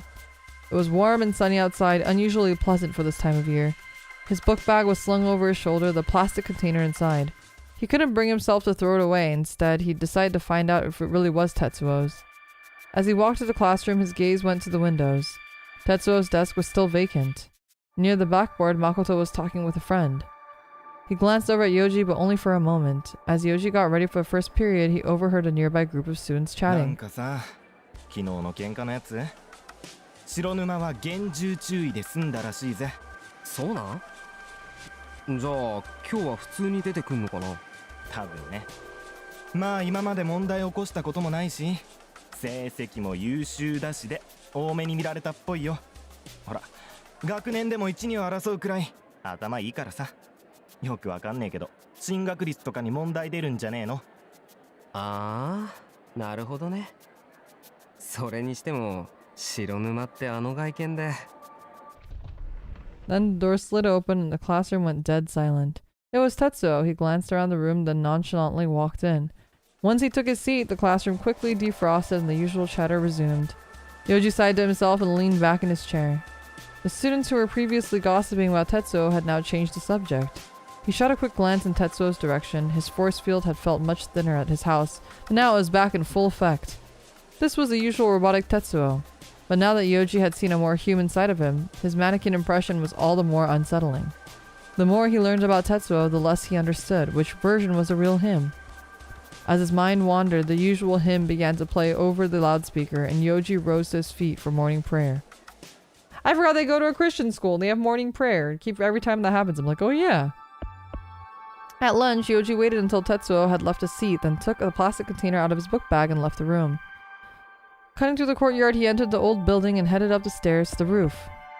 He had a hunch. One that persisted ever since he'd walked out of the classroom. Pushing open the door to the roof, Yoji stepped out onto the concrete. The bright sunshine made him squint. Through the glare, he could make out a figure sitting next to the safety fence. Sure enough, it was Tetsuo. Yoji stopped just outside of the doorway. He'd been right, and the knowledge gave him a bit of a rush before doubt crept in, and he debated turning back.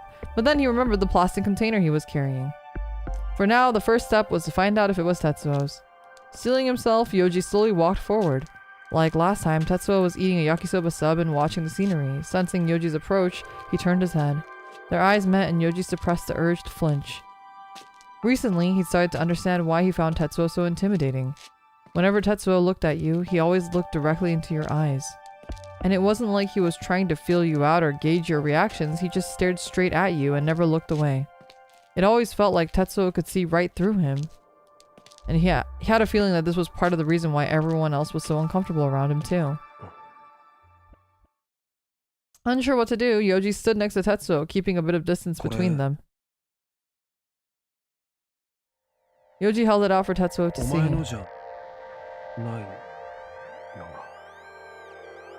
The moment he asked the question, he instantly regretted it. What if he was wrong? He was ready to bolt. Tetsuo stared at Yoji for a moment, then opened his mouth to speak. So, Tetsuo really did bring him Sue that day? Yoji felt like he understood the man even less now. Tetsuo didn't respond. Instead, he took another bite of his sandwich. Yoji waited for a moment, but evidently Tetsuo had no intention of answering. The silence was exceedingly awkward. A light breeze ruffled his hair, and he could smell a hint of chlorine from the pool next to the building. He couldn't just keep standing there. Reluctantly, he lowered himself beside Tetsuo. For some reason, being around Tetsuo wasn't as stressful as it used to be. Was it because they had dinner together? He glanced in Tetsuo's direction. Which was the real Tetsuo, this one or the one he'd met yesterday? Could both be real? What about the Tetsuo who'd violated him in the rain, or the one who'd come by to deliver his worksheets? It was impossible to keep up. If only he could be sure that Tetsuo hated him, at least then he could respond in kind. Instead, suddenly Tetsuo turned his head and Yoji found himself staring in his eyes. His heart leapt, he quickly turned away. どういうつもりなんだよ。なんか、いろいろ。 Yoji mumbled, staring down at the ground. As usual, Tetsuo didn't respond. This time, however, the silence pushed Yoji to continue. お前のこと、よくわからない。何回か見てるんだよな。俺が、その。 Oh my god, I hope we get some answers here. なのに、なんで？もしかしたら変な病気かもしれないのに気持ち悪くないのかよ。 As he spoke, his eyes wandered over the cracks in the concrete. お前のことホモなのかと思ったけどそうだったとしてこんな気味悪いやつは相手にしないよな。 As inhuman as me. 俺はお前のことが怖い。何をされるかわからないし、何を考えてるのかもわからないから。だから。 Unsure how to finish, Yoji fell silent. The air between them felt so awkward, he couldn't think of anything to say. Maybe Tetsuo was fed up with him. He had humiliated himself in front of Tetsuo so many times now. Perhaps all this flailing for meaning was just making it worse. In that case, maybe it was best that they cut ties for good. With that thought, he moved to get up. All of a sudden, something appeared before his eyes. It was a sub sandwich covered in cling wrap. A yakisoba egg sub, to be precise, the Academy's most popular menu item, and one that often sold out within the first 10 minutes of lunch break. Did Tetsuo buy this for him? No way. He couldn't picture Tetsuo doing that. And yet, the sandwich was right there. Could he possibly accept such a generous gift? Wait, what was he thinking? Yoji thrust the empty container into Tetsuo's hand and stood up, ignoring the sandwich. Then he turned and headed for the door. For some reason, he felt utterly humiliated. And a little angry. Were these feelings directed at Tetsuo or himself? Either way, being around Tetsuo always seemed to throw him for a loop. Driven by emotions he couldn't describe, Yoji fled downstairs.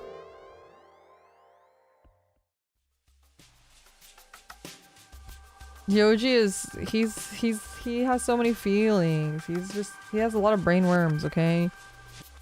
By the time he made it back to the classroom, lunch break was nearly over. Yoji returned to his desk and went to take out his textbook for 5th period. Just then, he sensed someone's presence and looked up to find Tetsuo standing there. Was Tetsuo angry with him? Now that he thought about it, his actions certainly warranted it. After all, he'd stormed off without even acknowledging Tetsuo's offer. As Yoji steeled himself for a fight, Tetsuo set down something on his desk. A very familiar-looking wallet. Yoji realized that he must have dropped it on his way back. He usually kept it in his back pocket, so it must have slipped out while he was running. And now Tetsuo had returned it to him. He only needed to say 2 words. Thank you. And yet, he couldn't do it. Part of it was stubbornness, but mostly it was shame. He was furious with himself for acting like a child when Tetsuo was always so calm and mature. He hung his head in silence for a moment, then he felt something cold touch his neck. Yoji looked up in surprise. It was Tetsuo's hand. Instantly, memories flashed through his head, the toilet stall, the encounter in the rain. He jerked away, shooting Tetsuo a suspicious glare.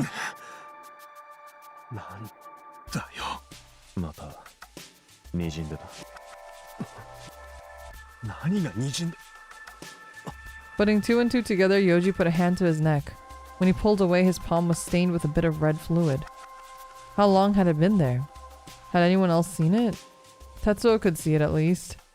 This proved that it wasn't a hallucination. Still, how could Tetsuo bring himself to do that? To just touch someone's blood like that it was no big deal. Didn't it disgust him at all? As Yoji watched, Tetsuo slowly curled his hand into a fist. It was like he was cradling the fingers that had touched Yoji's neck. The sight was captivating. Yoji felt his face grow hot. An ache blossomed deep in his gut. A low breath escaped his lips and then... Makoto! The drama! The drama! Cold voice broke the spell and Makoto stepped in front of Yoji like a shield. 嫌がってるだろ。どけよ。 Oh my god! Makoto fixed Tetsuo with a vicious glare. 迷惑なんだよ。いきなり付きまとってきてわけわかんねえし。幼児が嫌がってるの分かってんだよな。おい。どけよ。金輪際、幼児に近づくな。Oh my god! Other students were shooting concerned looks their way. Yoji had no idea what was happening. Should he say something? What? Oh!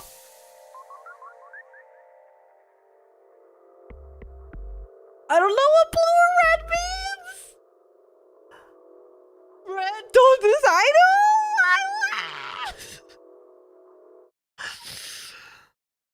Do we go blue or do we go red?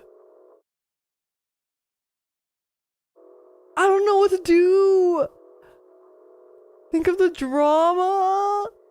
I don't want them to fight. I want everyone to be friends. I just want everyone to be friends. Why can't we all red? Oh my god, everyone's saying red. Okay.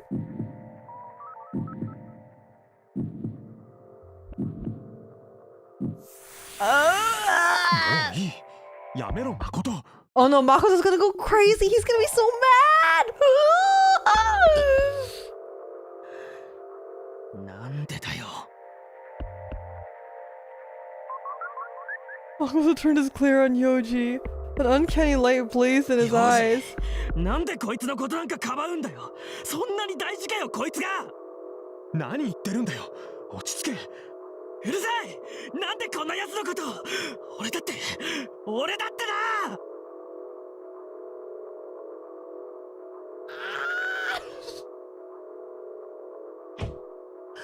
With a desperate cry, Makoto threw himself at Tetsuo. Oh shit! Oh shit! Seizing Tetsuo by the collar, he raised his fist high. The girl screamed and the classroom exploded. Yoji jumped up and grabbed Makoto's shoulder, trying to pull him away from Tetsuo. Meanwhile, Tetsuo continued to stare at Makoto with the same stony expression. As he screamed, the bell rang and the classroom door slid お open. 前ら騒がしいぞ。って何やってる。 Just then, Kamiya walked in. He took one look at the scene and ran over. やめないか。うるさい。話せよ。話せ。 Makoto's going for. No, I'm so sad. I'm so sad. No, our poor puppy boy Makoto. Poor Makoto. Maybe if we just have a point, the drama's intense. Maybe we should have gone for blue. I'm so conflicted. Kamiya then proceeded to drag Makoto out of the classroom and down the hall. Fifth period started a little late that day, but Yoji couldn't concentrate at all. One, the world had gotten into Makoto. It was all he could think about, and before he knew it, class had ended. Yoji, you're too popular. After school, Yoji stayed behind in the classroom per Kamiya's request. Kamiya wanted to discuss what had happened at lunch. He'd already spoken to Makoto and Tetsuo individually. Soon it would be Yoji's turn. A few other students were in the room chatting loudly. Yoji sighed and glanced out the window. The sun was slowly sinking below the horizon. As he watched the sunset, he overheard a nearby conversation. つうかさ、昨日は3年殴ったばっかだってのにさ、今日は誠だぜ。白沼ってやっぱやばいんじゃないの？ But it wasn't Tetsuo's fault. Ah! でも今日のはなんか見た目も変じゃなかった？あんな風に怒鳴ったりとか初めて見たんだけど。あん時って確かさ。 The conversation trailed off abruptly and an awkward silence followed. Puzzled, Yoji looked over to find the group of students all staring at him. A chill ran up his spine. 崎山ってさ、白沼と仲いいの？ The other students leaned in,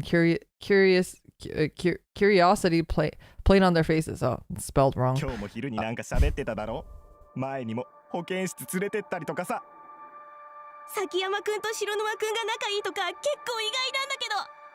昨日とか白沼が3年殴ったってやつ。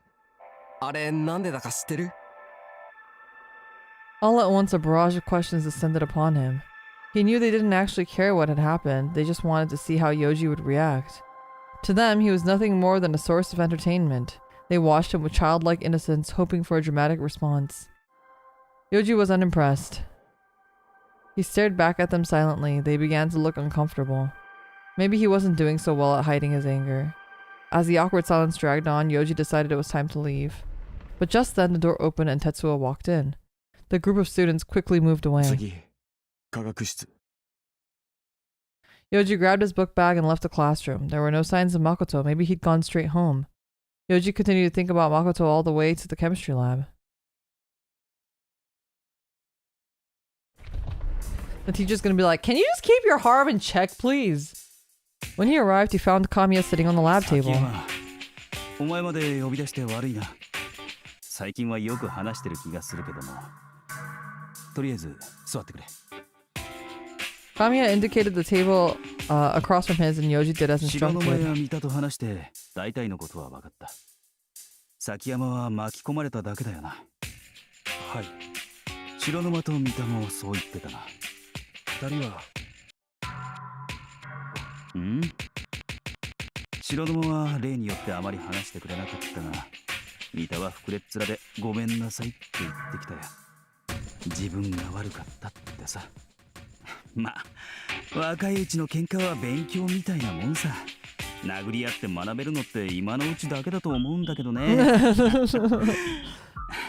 こんなこと言ったら他の先生方や PTA に怒られるから内緒だけど。Kamiya smiled mischievously and held a finger to his さて lips. と、崎山にはその確認をしたかっただけだからもう帰ってもいいんだけど、そうだな。一つちょっとした話をしようか。He thought for a moment while adjusting his spectacles and sat up straight once とある more. かわいそうな生物の話だ。崎山はユニコレオンって知ってるか？ This is the thing that the dad was praying about. Myrmecoleon. The word had a mysterious ring to it. 上半身がライオンで下半身がアリの姿をした怪物のことだ。What the fuck? 一説にはライオンの精子が誤ってアリの卵にかかったなんて言われたりもしてる。まあ見た目からして悲しいんだけども、ライオンとアリ、この二つがくっついて最も困ること。Yoji simply shook his head. He didn't have a clue. Kamiya shot him a wry ギ smile. ブアップ早いよ。答えはね、食事だよ。ライオンは肉食でしょ。でね、かつてアリは草食だと考えられていたらしい。ライオンは肉を欲しがるが、アリの性質がそれを受け付けない。アリは草を食べたがるが、ライオンの性質がそれを受け付けず。つまり、何も食べられないってことだね。ミルメコレオンは生まれたらすぐに餓死するんだって。これじゃ何のために生まれたのかわからないよな。It was certainly a tragic tale, but it was also completely out of left field. What was he getting at? 本当にそんな生き物が。いや、空想上の話だけどね。The man smiled impishly and folded his なん arms. だったかな。ヘブライ語訳の聖書をギリシャ語に翻訳するときに間違えたとか、そんな話だったよ。悲しいアリ獅子の誕生秘話。はあ。Where was Kamiya going with this? 思うんだけどね。ライオンかアリ、どちらかが一方を殺せば生き延びる道はあるんじゃないか。But then it won't have a body or a head. 共存できないなら乗っ取るしかない。ミルメコレオンは幻だけど、そういった競争社会は意外と近くにあるものだよね。He laughed, but the absence of mirth in his tone gave Yoji pause. His eyes were hard, his smile cold.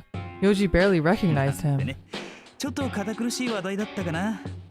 いや、教職っていうのもなかなかストレスがたまるんだよ。As quickly as it came, the chill passed, and Kamiya broke out into a broad smile. そういや昨日白沼のところにプリントをちゃんと届けてくれたんだってな。すまなかったな。いえ。他に崎山に話すことは。Do you think Kamiya's the big bad or そうだ。 something? 思い出した。He clapped his hands together and a smirk slowly crept up on his 崎山 face. 俺はね、すべての生徒に平等な愛情を注ぎたいと思っているんだ。はあ。Where did that come from? Blinking, he waited for Kamiya to continue. だから崎山にも俺なりの愛を伝えていきたいと思う。はっきり聞くが。What do you think? He's been missing from school for like ever, and you told him to ditch class and stuff, and you know. Unable to deny it, Yoji felt silent. His poor health was largely to blame, but regardless, he was definitely behind. 仕方がない。病み上がりだってこともあるしね。けど、このままだと試験に響くだろう。俺が教えてやりたいのは山々なんだが。Is it gonna be Tetsuo? だから。Solo, what do you call it? Tetsuo tutoring sessions. He paused to adjust his glasses with his middle finger. The silver frames caught the light of the fluorescent bulbs above him. 白沼に頼んでおいた。あいつはうちのクラスでは一番だしな。特に理数系は学年でも常にトップ3入りだ。トップ 3? Come to think of it, Yoji recalled hearing something to that effect. So what did Kamiya ask him exactly? Oh no. 遅れを取り戻すためにもしっかり教えてもらうよ。白沼との友情を深めるいい機会にもなるしな。Kamiya grinned obnoxiously as Yoji stared at him in shock. つまり白沼に勉強を教えてもらうようにということ。いやかThat was putting it lightly. Maybe Kamiya thought he was doing him a favor, but Yoji would have to prefer to run it past him あ first. まりそういうことには慣れてないから。いやまあ本当のところはね、白沼ってこの間も3年と喧嘩騒ぎになっただろう。だからこれは最近の素行に対する罰ってことで、崎山に勉強を教えろって言ったんだよ。Tetsuo's gonna make Yoji sit on him? That's the other animes, okay? You're thinking of straight animes. 罰 You're ゲーム thinking に of 崎山 straight を利用したみたい porn. でなんだか申し訳ないんだけど、でもこれも一つのコミュニケーションだと思えばいい。白沼と少し頑張ってみてくれないかね。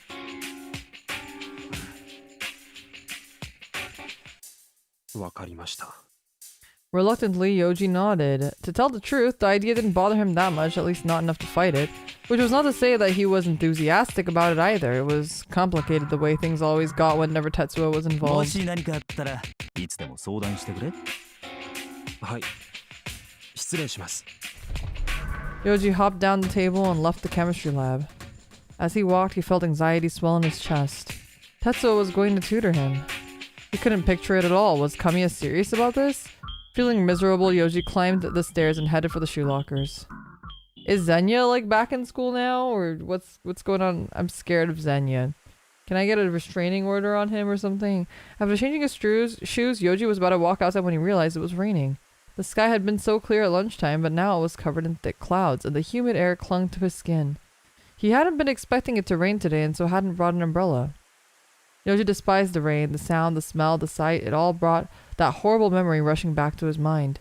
His body trembled as he remembered the chill, the cold trickle running down his spine. He contemplated waiting for the weather to clear up, but he had no way of knowing how long it would last. His only option was to suck it up and make a run for the station. He stared up at the gray sky, working up his courage, and something appeared in the corner of his eye. He turned to look and promptly did a double take. Tetsuo was standing there, holding a clear plastic umbrella. Immediately, Yoji turned away and walked out into the rain.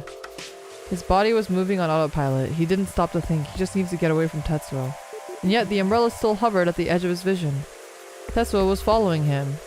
Yoji sped up, but to no avail. The umbrella kept pace effortlessly. Wait. Was Tetsuo trying to share the umbrella with him? This belated realization triggered a rush of embarrassment. He'd been too focused on getting away to consider the possibility. Feeling like a jerk, he slowed his pace until he and Tetsuo were walking side by side. Together, they passed through the school gates and headed down the road to the train station. The rain beat against the umbrella in a dull drone. What was he doing walking to the stream with Tetsuo of all people? This wasn't like him. 準備いいな。 Yoji kept his eyes forward. He knew he ought to thank Tetsuo, but he couldn't bring himself to say the words. 母さんが。そうか。 Silence fell and Yoji turned his gaze to the rows of identical houses. He could detect that pleasant smell amid the scent of the rain. The same smell that always wafted in Tetsuo's vicinity. He took a deep breath and felt himself relax slightly. Most of the time he resented the rain for reminding him of what had happened by the dumpsters, but right now, strangely enough, he didn't really mind it. It felt a lot softer today than it had back then. Arriving at the station, the two of them boarded the train without exchanging word. The cars were more packed than usual and Yoji was forced to stand facing Tetsuo for the duration of the ride. Heading home as usual, taking the train as usual, everything was just the same as any other day. Except this time Tetsuo was there.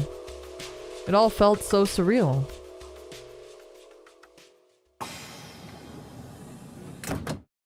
The train arrived at Yoji's station. He expected to say goodbye there, but Tetsuo followed him on the 次 platform. だろ。お前が降りる駅。ああ、なんでここで降りたんだよ。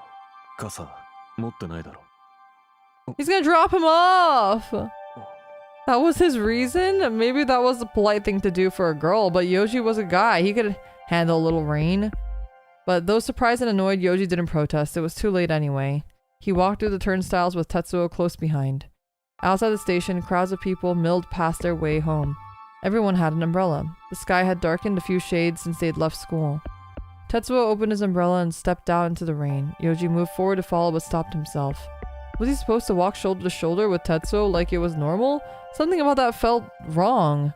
Tetsuo stopped and looked back at him. There was something animal in those sharp eyes. They made him feel restless, awkward. He couldn't just leave Tetsuo hanging.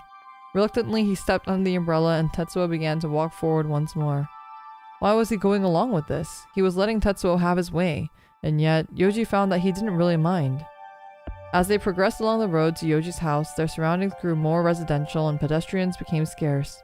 Cars passed by them on the street, splashing through the puddles, sheets of rain glittering in their headlights. Without turning his head, Tetsuo began to speak. 神谷が勉強見てやれって。ああ。やばいの。 He didn't answer, but he knew his silence was as good as a yes. Feeling pathetic, he hung his head, which was when the ringing started. Tetsuo dug his phone out of his book bag. はい。はい。 Sir? Evidently, it was someone important. Yoji watched Tetsuo from the corner of his eye. He was a little surprised that anyone would call him. He knew it was unfair to think that, but わ still. かりました。はい。それじゃあ、その日に。 Tetsuo hung up. 先生からか。いや、 He stuffed his phone back into his bag and faced forwards once バイ more. ト。バイト？ヘルプ頼まれて。 Yoji recalled something Makoto had told him. Supposedly, Tetsuo worked in a seedy part of バイ town. トって何の？バーテン。今はヘルプ頼まれた時だけだけど。 Bartending, huh? Yoji didn't know if that qualified as shady, but the school definitely wouldn't approve. 年とかまずくないのか？ああ。まあ。なんでバーテンなんだよ。なんとなく。つか、店長から声かけられて。 He didn't sound too enthusiastic about working there. In fact, Yoji got the impression he didn't care either 勉 way. 強どうする？ああ。 Yoji glanced at Tetsuo. Their eyes 昼 met. 休みとかは。じゃあそれで。 Yoji answered automatically, looking away. Tetsuo's gaze always made him feel so uncomfortable. He had to brace himself for it in advance, or else the eye contact would make him want to bolt. Ahead, Yoji's white apartment complex was finally in sight. They walked together all the way to the main entrance, where Yoji こ stopped. こでいい。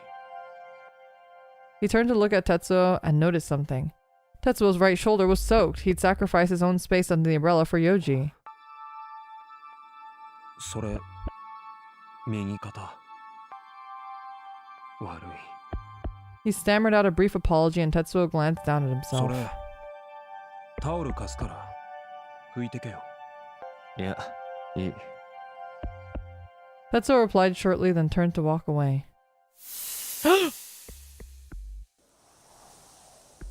Oh, we have to go for the red, right? We're like so deep in the Tetsuo route. We have to do red here, right? We gotta get some banging and we haven't had action in a while. Red is action, right? Right? We haven't seen any dicks in a while.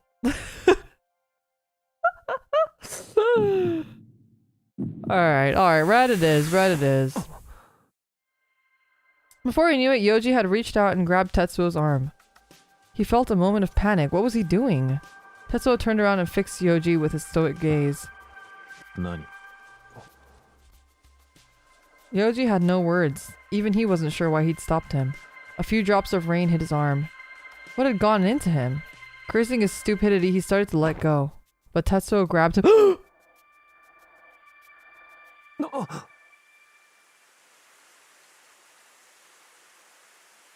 He pulled Yoji forward out into the rain. His breath touched Yoji's ear. この間は乱暴にして悪かった。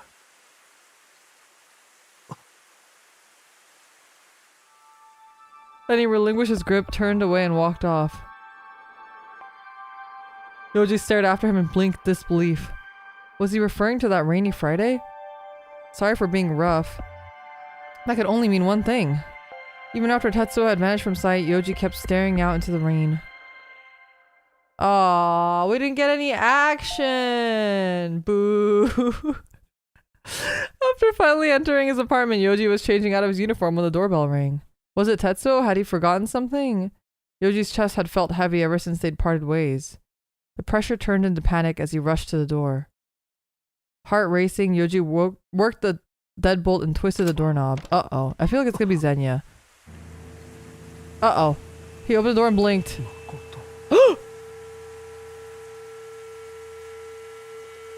Makoto was standing there drenched from head to toe. He didn't seem to have an umbrella with him. Yoji glanced at the sky behind him. It was raining even harder now. The rain blew in, soaking Makoto's back. Yeah, he was probably stalking them! Oh no! Am I gonna die? I feel like I might die here. I feel like he might stab us. Uh-oh. The rain blew in, soaking Makoto's back. But Makoto simply shook his head and stared at the floor between them. He must have been freezing, judging from the way his jaw was clenched. Yoji wasn't sure what had happened, but he knew he needed to get Makoto inside before he caught a cold.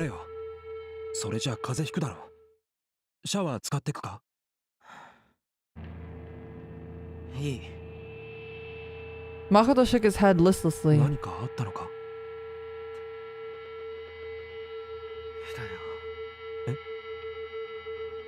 He thought he heard Makoto mumble something, but didn't quite catch what he said. Slowly, Makoto balled his hands into fists. Makoto? Makoto's going crazy! Okay, now I remember why I liked Makoto. I also did like Genki, guys, but then I liked the whole his yandere thing. Oh my god. The blow to his eardrums made Yoji wince. Makoto's fists were shaking.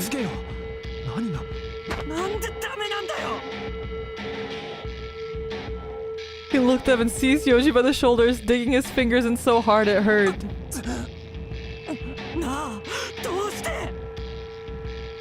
Without knowing what had provoked Makoto's aggression, Yoji had no idea how to respond. Just then, his phone vibrated loudly in his pocket. Face twisted with rage, Makoto thrust his hand into Yoji's pocket. Oh my god! Makoto, yamero!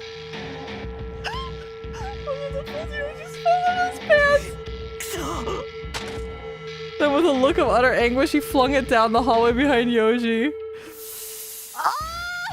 No! What do we do, chat? What do we do? Blue or red? Blue or red? Oh no, red? Then I think we're gonna end up having we're gonna have Seigex with Makoto. Do we want to do that? I thought we were going down the Tetsuo route. You guys are so, there's no harem ending. There's no harem ending, you guys.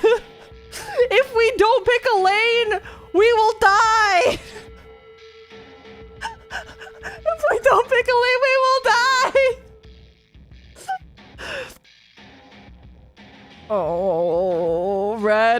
red, blue. We gotta stay with Tetsuo. He's our homie though. We do it for the homie. Like what are we doing for the homie? The Seigex? You wanted the scene, didn't you? I mean, I do, but I also want an ending. We need the Seigex. I went with blue the last 2 times and I'll go with it again. Oh, okay, but most of you guys saying red.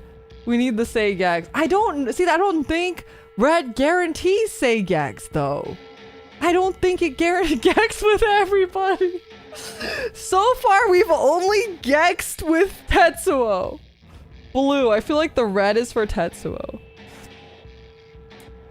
Oh, I have no idea what red entails. I also have no idea. I have no idea what either of them entail because I feel like blue could just be like, hey, calm down. It's not that big of a deal.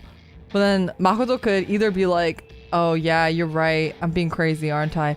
Or he could be like, you don't understand me. And then we have Seigex. There's no reason to choose a reason. That's crazy. Ugh. Oh, I'm so torn. But it's possible that the red is like for Tetsuo red. Like we pick red and Yoji gets mad at Makoto or something. And then Makoto like snaps out of it. Get gexed. I was thinking Tetsuo's red. That's what I'm also kind of thinking too. But okay, fine, we go red. I feel like if we go red every time, we're gonna get a bad ending, you guys. Yoji didn't know what to do. He stared at Makoto in shocked silence. Makoto returned his stare with pleading eyes. A moment passed and a whimper escaped Makoto's lips, and then he turned away. Releasing his grip on Yoji's shoulder, he clutched at his hair.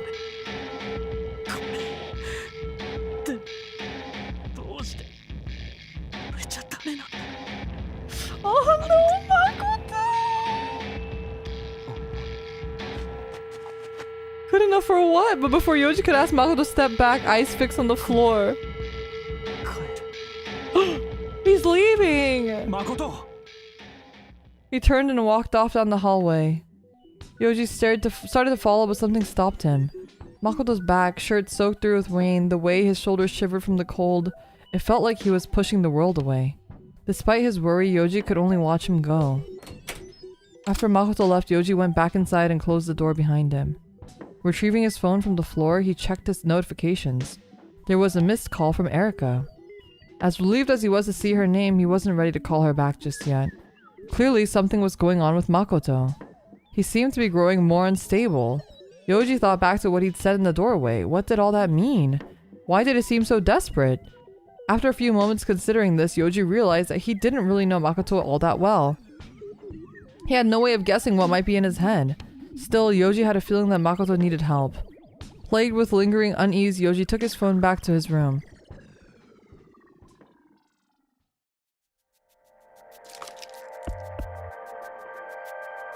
The clack of wood— oh no, we're in Zenya's house!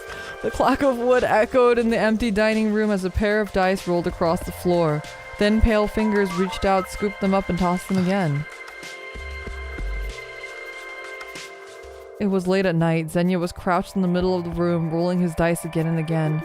Scoop, toss, over and over and over. His one good eye stared at them intently. The same. Every time, the exact same result. Kitani entered, squinting to pick out Zenya in the darkness.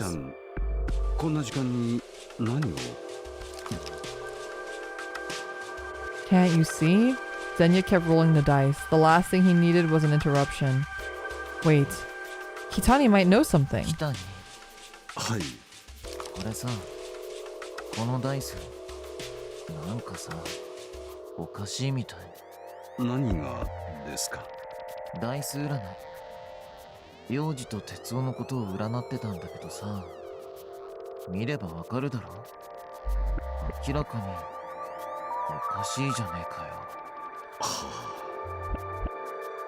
There was hesitation in Kitani's tone. 特におかしなところはないように思いますが。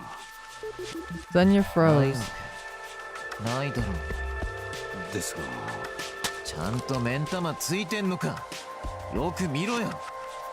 どう見たっておかしいだろうが。Zenya snatched the dice and flung them down hard on the floor. The dice bounced a small distance away. Zenya leaned forward on his hands and knees to scoop them up and then rolled them again. The results wouldn't change. They had to be broken. The more he tried, the worse it felt. 変わらねえんだよ。幼児と鉄夫のことになると何度やっても同じ目しか出ないんだよ。どういうことなんだよこれは。I think we got Tetsuo's good end. It's giving me good vibes. Uncertainty crept into Kitani's expression. その本当に何度やっても同じ目だ。 Wait, this reminds me of this one podcast that a couple friends sent to me about aphantasia and about this like guy who like he's on the opposite side where he has hyperphantasia and he did this thing with dice. But I mean, this is crazy because this game came out 15 years ago and this podcast was really recently, and I don't think that guy had ever talked about it prior to this podcast. Is essentially what he said, that what happened was he started like getting like delusional, like he would roll dice and he would hyperimpose the number. Like he couldn't see the real number anymore and he would always see the same number. And so he was like living in a house, like a share house with other people, and they basically kicked him out because they thought he was crazy because he would say things like, I keep rolling the same number on the dice. And they would be like, no, you're not, like the number is different. And that's like when he realized like that he needed to like get help essentially, and he realized that he had like schizophrenia or something. But it's pretty crazy. It's kind of like the same exact phenomenon. どう見たってそうだろうが。私には Kitani paused and exhaled loudly. 私にはバラバラの目が出ているように見えます。嘘だ。 Zenya screamed indignantly. 嘘つくんじゃねえよ。何度やったって同じなんだよ。さっきからずっと。Is that the reason for the eye patch? Under his eye patch, it's like his eye's like all like mutated. He has like a mutant eye. Zenya's visible eye wandered as he ranted. It made Kitani's heart ache to see how gaunt he'd become. These days, Zenya kept himself locked in his room and barely ate. Kitani knew that there was nothing he could do, and it was the worst feeling in the world. Zenya glared at him, his expression darkened further. なんだその顔。哀れだって思ってんのか。この出来損ないのクズがってさ。そんな落ち着いてください。うるさい。 All of a sudden, the anger drained from Zenya's face and a soft smile played at his 分 lips. かってるよ。そんなに何度も言われなくても。 Is he gonna make him lick his eyeball again? Defective. The word had been hurled at him countless times. Even by him. Who's him? The dad? Maybe. 2 days ago, the morning of the fight, Zenya had been waiting for Tetsuo by the shoe lockers. He hated Tetsuo with a fiery passion, but he hadn't planned on making a scene. He just wanted to mess with him a little. As Tetsuo passed the lockers, Zenya had sidled up to him and whispered in his ear. 大好きな幼児はさ、化け物なんだよ。幼児のそばにいるとさ、みんな狂っちゃうんだよ。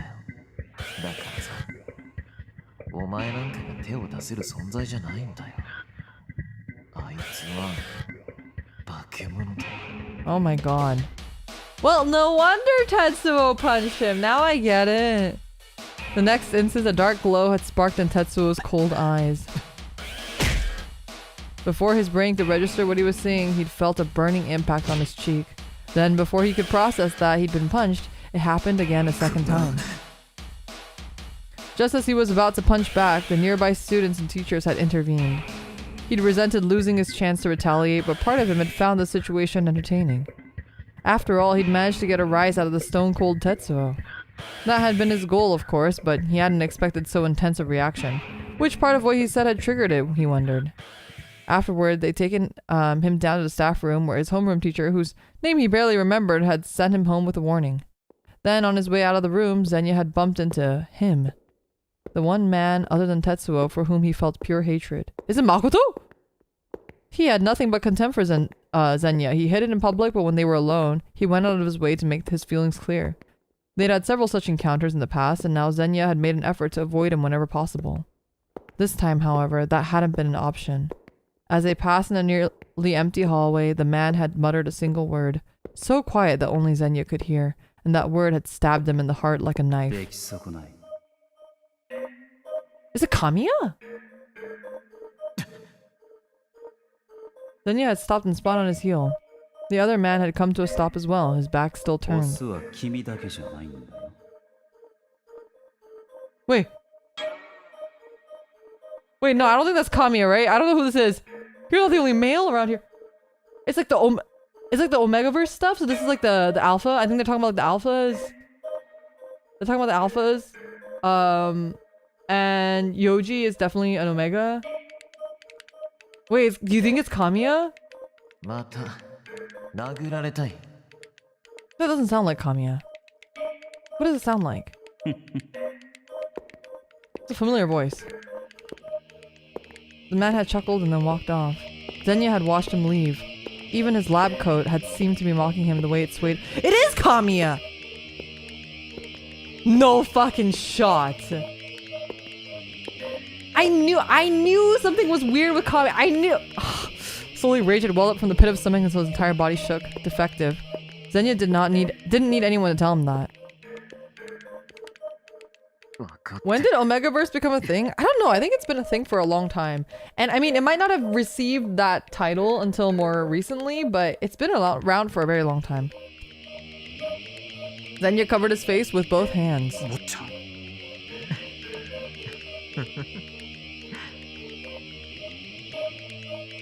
A low giggle escaped through the gap between his hands. He couldn't help it. It was all so hilarious.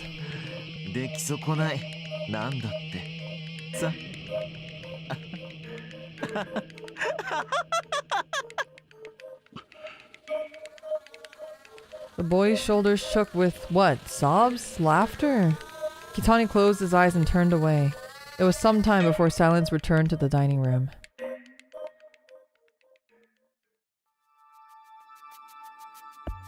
The next day, the rain had let up and rays of sunlight peeked through the clouds.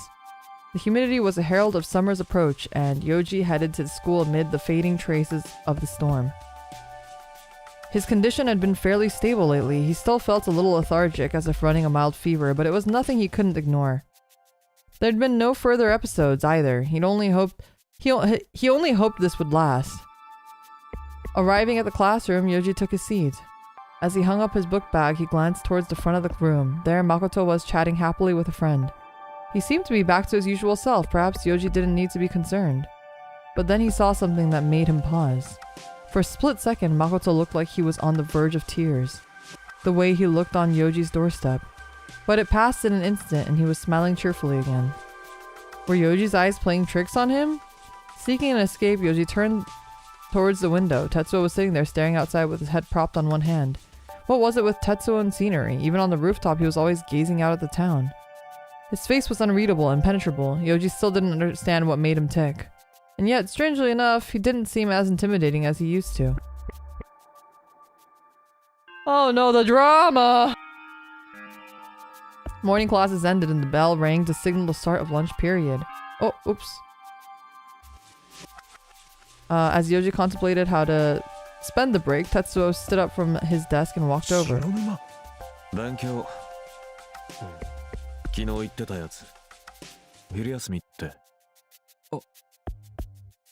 Oh no, Makoto's gonna lose his shit.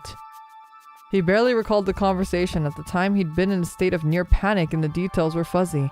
Meanwhile, everyone in the room was staring at them, amazed that Tetsuo had started a conversation. Unable to endure the attention, Yoji stood up. Yoji headed for the roof of the old school building. Tetsuo was the kind of guy who drew attention whether he meant to or not. If they were going to get any studying done, it would have to happen somewhere out of the public eye. Yoji walked down the noisy hallways, cut through the courtyard, and entered the old building. He didn't bother to check if Tetsuo was behind him. Instead, he simply hurried up the staircase. Leo, hello! He could hear another pair of footsteps in the stairs with him. Tetsuo. Arriving at the metal door, Yoji pushed it open and stepped out onto the roof. He walked up to the safety fence, then turned around. Tetsuo walked up next to him. Only then did Yoji notice the plastic bag Tetsuo was carrying. He answered curtly, the stares of their classmates fresh in his mind. Up here, they wouldn't need to worry about an audience. Tetsuo glanced out beyond the fence and turned back to Yoji. He'd been so focused on getting away from the other students that he'd completely forgotten to grab anything from his desk. Yoji hung his head in shame. He was supposed to be older than Tetsuo, not that he'd ever cared about setting an example, he simply hated the fact that Tetsuo was more rational and mature than he was. As he stood there silent, Tetsuo sat down on the roof next to him and pulled out lunch out of his plastic bag. It looked like study session was postponed, unsurprisingly, considering they had no books. Annoyed with himself, Yoji considered going back to the classroom to retrieve his things. But then he thought about the pointed stares he would receive and sat down on the spot. With a light rustle, Tetsuo unwrapped the bun in his hand. It seemed like he was always eating some kind of bread for lunch. As Yoji watched from the corner of his eye, Tetsuo offered him the freshly unwrapped bun. It was topped with corn and mayo. Why was he offering it to him? Yoji looked from the bun to its owner and back. His hand twitched, but he stopped himself. Truth be told, he wasn't that hungry. More than that, however, his pride wouldn't let him accept the offering, not after he'd made a fool of himself by forgetting his books.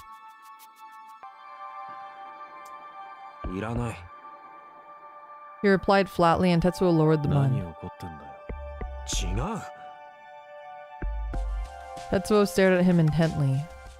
Yoji began to feel uncomfortable. Was Tetsuo getting sick of his attitude? As they looked in each other's eyes, Tetsuo leaned forward. Sensing danger, Yoji scurried backwards. Tetsuo slowly raised an arm. He's going to hit me! Bracing himself for impact, he squeezed his eyes shut. But the punch never came. Instead, Tetsuo's hand landed on his head. What is this? Surprised, he opened his eyes by Tetsuo rustling his hair. It took a few seconds for this to sink in, and then... Before he could finish, Tetsuo grabbed his arm and yanked him forward. Bruh, what is Tetsuo's deal? Okay, I don't understand. Maybe it's kind of like what Zenya was saying, where it's like the pheromones, and then Tetsuo just like Tetsuo can't like control himself or something. Like what? Huh? The pull sent Yoji tumbling into Tetsuo's arms. He quickly tried to extract himself, but Tetsuo slid behind him and grabbed him on the shoulders. Bruh! Bruh! It has to be red, right? It has to be. We're like in so deep. We just go red. No reason. Say Gyak's moment. Darkness slammed down over his eyes, and from it images emerged. The strange smelling room where Zenya had held him captive, Tetsuo lying there beside him, and then... the memories came flooding back. Fear shot up his spine and his body went rigid. As panic set in, he felt the urge to scream, but then he felt Tetsuo's touch on his head. He was ruffling Yoji's hair again, softly this time. Strangely, Yoji felt the panic subside. His breathing began to stabilize, and the rooftop came back into focus. A gentle breeze blew in, carrying that pleasant smell that had grown so familiar. As he relaxed, he exhaled slightly, and then it hit him. He was leaning against Tetsuo, who was stroking his hair. Nothing about the situation was normal. He couldn't just let this happen.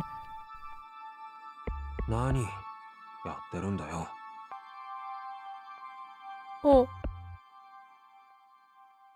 Oh. Was that an earthquake? Is there an earthquake? Wait. Earthquake. Earth.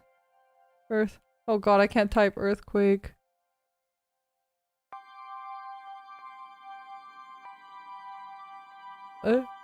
Maybe not. I can't tell. That felt like an earthquake.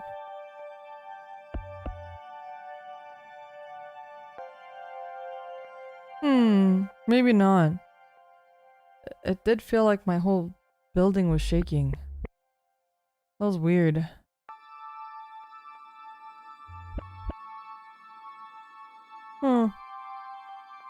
Okay, maybe no earthquake. I don't know.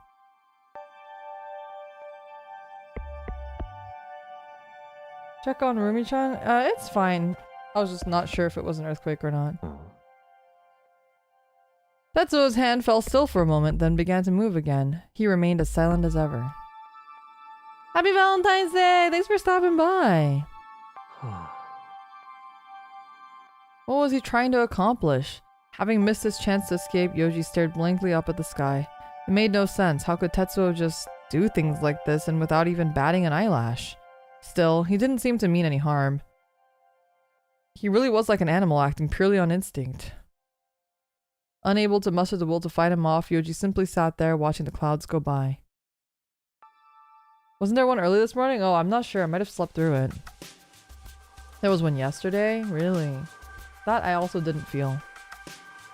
Once lunch break ended, all of the students in Yoji's grade headed for the chapel for 5th period mass. The second years lined up at the class outside the chapel. Though the academy's average class size was small, there were more than enough of them to make a racket. As the minutes ticked down until the service, the courtyard was buzzing with idle chatter. A few students mentioned Founding Day, and Yoji vaguely recalled that the holiday was fast approaching. Then the doors opened, they entered the chapel, and mass began without moment's delay. After a highly soporific sermon, next came prayer, and after hymns, the service came to a close. As they still had about 10 minutes to go until 5th period was over, they were instructed to return to their respective classrooms. The students filed back to the main building, Yoji among them. As his body moved on autopilot with the crowd, he suddenly felt a light tap on his shoulders from the side. Na na, Sakiyama. A male classmate peered at him. 気になってんだけど、崎山って白沼とどんな話してんの? The question left Yoji speechless. Then he noticed the naked curiosity in the other student's eyes. Disgust coiled in Yoji's chest. 話って別に何も。The other guy smiled brightly. Clearly, he hadn't been expecting any answer. 最近なんか仲良さそうじゃね? 一緒にいて何も話さないとかそんなわけないでしょ。なあ、どうなんだよ。The other guy grabbed Yoji's arm as if to prod him into answering. Yoji turned on him with a glare. Why did he want to know? What difference did it make? Yoji couldn't fathom why anyone would care. For a moment, the guy seemed about to press the question, but then his gaze shifted past Yoji and his eyes widened. じゃあ、俺先に行くわ。He smiled awkwardly and darted away. Confused, Yoji glanced over his shoulder and instantly understood. Tetsuo was walking directly behind him. At this, he felt a rush of relief which immediately gave him pause. Relief? Tetsuo moved alongside him. After what had happened at the lunch, Yoji felt more than a little awkward. Oh right, they still needed to study. The idea of committing to something made him anxious, but he did want to catch up in class.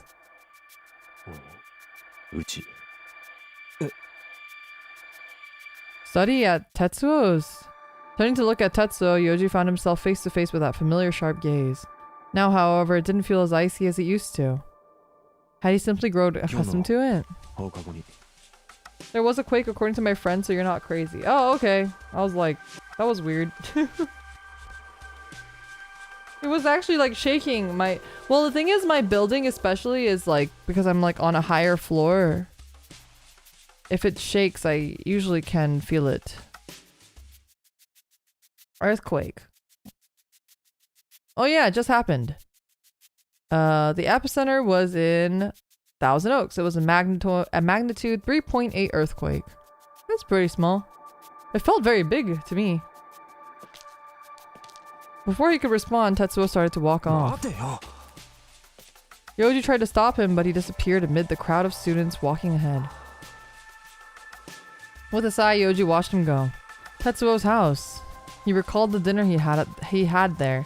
Such an ordinary, loving family had filled him with a warmth he'd almost forgotten. He wasn't opposed to going back there per se. The idea just made him nervous. But in terms of avoiding the public eye, it was perfectly valid opinion. At least that's what Yoji told himself. Just as the classroom finally came into view, he felt someone's eyes on him and turned to look. It was Makoto. He was staring at Yoji intently. Was it just him, or did Makoto look angry? He stood out from the cheerful crowd as if he were outlined in shadowy black. Yoji turned away. He couldn't help but remember the way Makoto had looked standing drenched in his door. Something was going on with him, but Yoji didn't know what. He entered the classroom full of worry. Talk to him! Let's talk to him. Tetsuo indicated a problem on the math worksheet with a long, tanned finger. Pencil in hand, Yoji considered the problem. Or rather, he attempted to. He couldn't focus. No matter how hard he tried, he kept getting distracted. And the most distracting part was that he was in Tetsuo's bedroom. Tetsuo was sitting next to him, leaning over the coffee table to read Yoji's textbook and notes. Per their agreement, they had met up after school and headed over to his house to study. Admittedly, part of Yoji had been a little suspicious. After all, it was a little more than a verbal agreement, and Tetsuo had disappeared soon after the end of day assembly. But just as Yoji had begun to suspect that he might have changed his mind, he'd found Tetsuo waiting for him by the entrance. It seemed that he was more reliable than he looked. From there, they had left school together without exchanging a single word as usual, and now here they were. When they'd arrived, no one else had been home. He recalled Tetsuo's mother mentioning that she usually worked late. Tetsuo had led him to his room and the study session had begun immediately, starting with math. At first, Yoji had been worried he might have trouble understanding, but Tetsuo turned out to be a surprisingly good teacher. He spoke only to give Yoji the minimum required information, but in practice this was actually quite efficient. He didn't try to rush Yoji either, so sometimes he would check in when Yoji seemed to be stuck, but other than that, he was content waiting quietly until Yoji had a question. It was the perfect teaching style for Yoji's needs, which made his utter lack of focus all the more frustrating. わからないか。そうだな。どこがわからない？どうしてここでイコールになるのかが。これはこっちの答えが。Tetsuo spoke calmly and concisely. He remained patient even when Yoji had to ask him to repeat himself. Bit by bit, the tension eased and his brain started to actually process what he was learning. Before long, he could scarcely remember what he'd been so worried about. After they had made a decent amount of progress, Tetsuo looked up from the books. 飲み物を取ってくる。 Without waiting for a response, he got to his feet and left the room. The door closed behind him with a click, and Yoji heaved a deep sigh of relief. Dropping his pencil on the table, he leaned back and stared up at the ceiling. It was just now sinking in how truly bizarre the situation was. His gaze shifted to the window. Outside, the sky had darkened to a deep cobalt blue. What time would Tetsuo's mother be home? Ideally, Yoji wanted to leave before then. The last thing he wanted was to make her play hostess after a hard day's work. It was then that he noticed the faintest hit of satisfaction in his chest. This was exactly the kind of experience that most students probably took for granted, a normal friendship. All his life, everywhere he went, he felt like an outsider. He didn't know how to be like everyone else, so he'd never tried. It had left a gaping hole in his heart that would fill with aching loneliness at the worst possible times. And Yoji had no way of fixing it. See, this is fucked up to Makoto because Makoto has been there for him this whole time. What is Makoto to you then, huh? First, he'd lost his parents, then Erika had moved out. Suffering in silence was his only way he'd known how to survive. He told himself that everything would be fine so long as he avoided creating problems for others. But right now, for this one moment, he felt normal.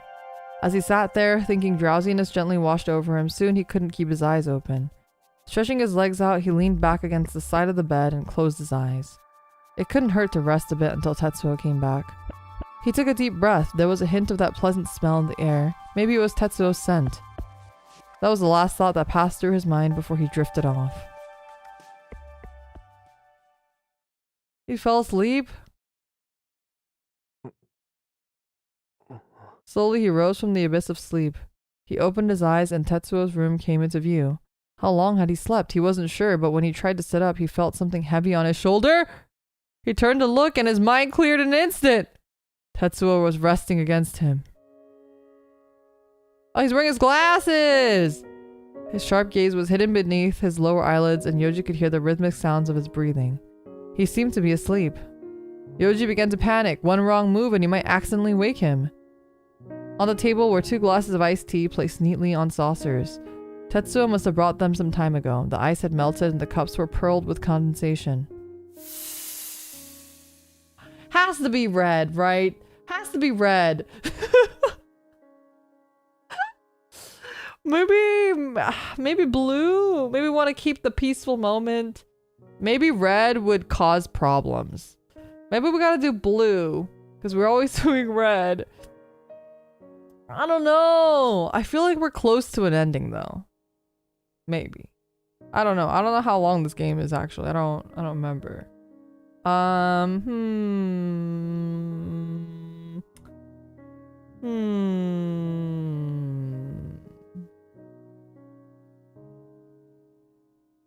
I do want to see more say gigs because that's the fun stuff.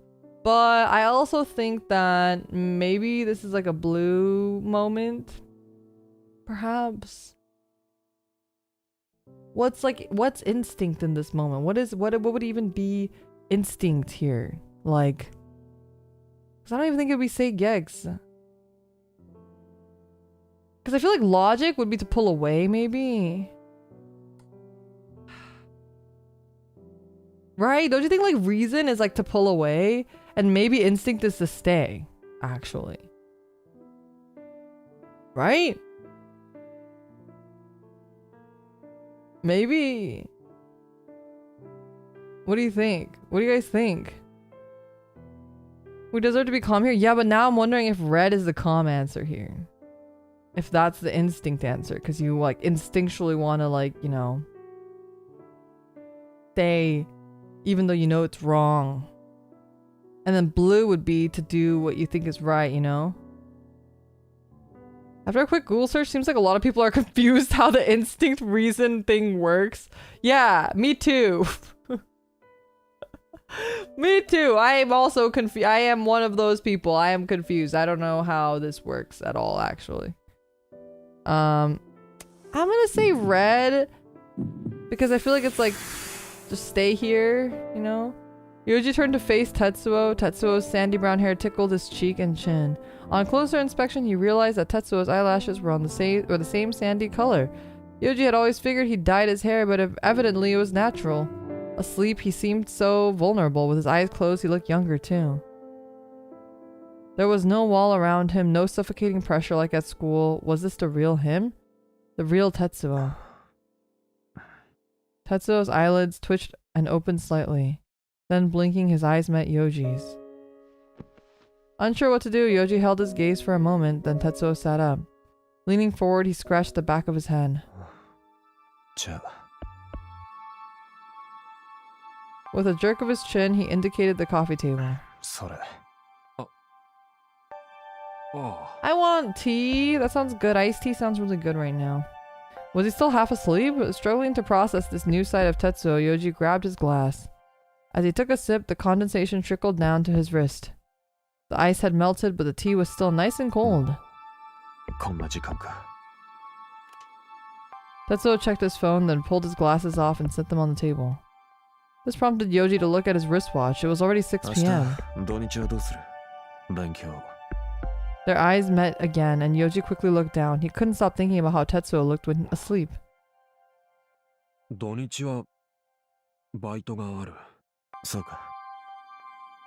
Your conversation died there. Feeling pressure to revive it, Yoji looked up.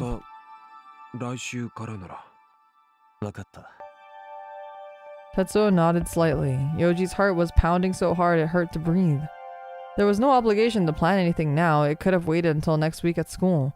And yet, for some reason, he couldn't bear to let the conversation end like that. After that, Yoji made up an excuse about having to work early the next day and quickly got out of there. All the way to the station and on the train home, he felt a slight rush. His head wouldn't stop pounding. Though it was similar to what preceded one of his attacks, something told him that these symptoms were not to be feared. His mind was unusually sharp and his body felt as light as a feather. With a spring in his step, Yoji followed the crowd out of the station. I feel like Makoto's gonna show up with a knife. Once he got home, Yoji fed his fish and changed out of his uniform. While performing his nightly routine, it occurred to him that he should give his sister a call. He'd been wanting to talk to her for a while now, but they kept missing each other. He needed to tell her how excited he was to meet his new nephew. Pulling his cell phone out of his book bag, he sat down on the love seat and dialed her number. After a few rings, the line connected. He still has fish. Yeah, only 2 died, I think.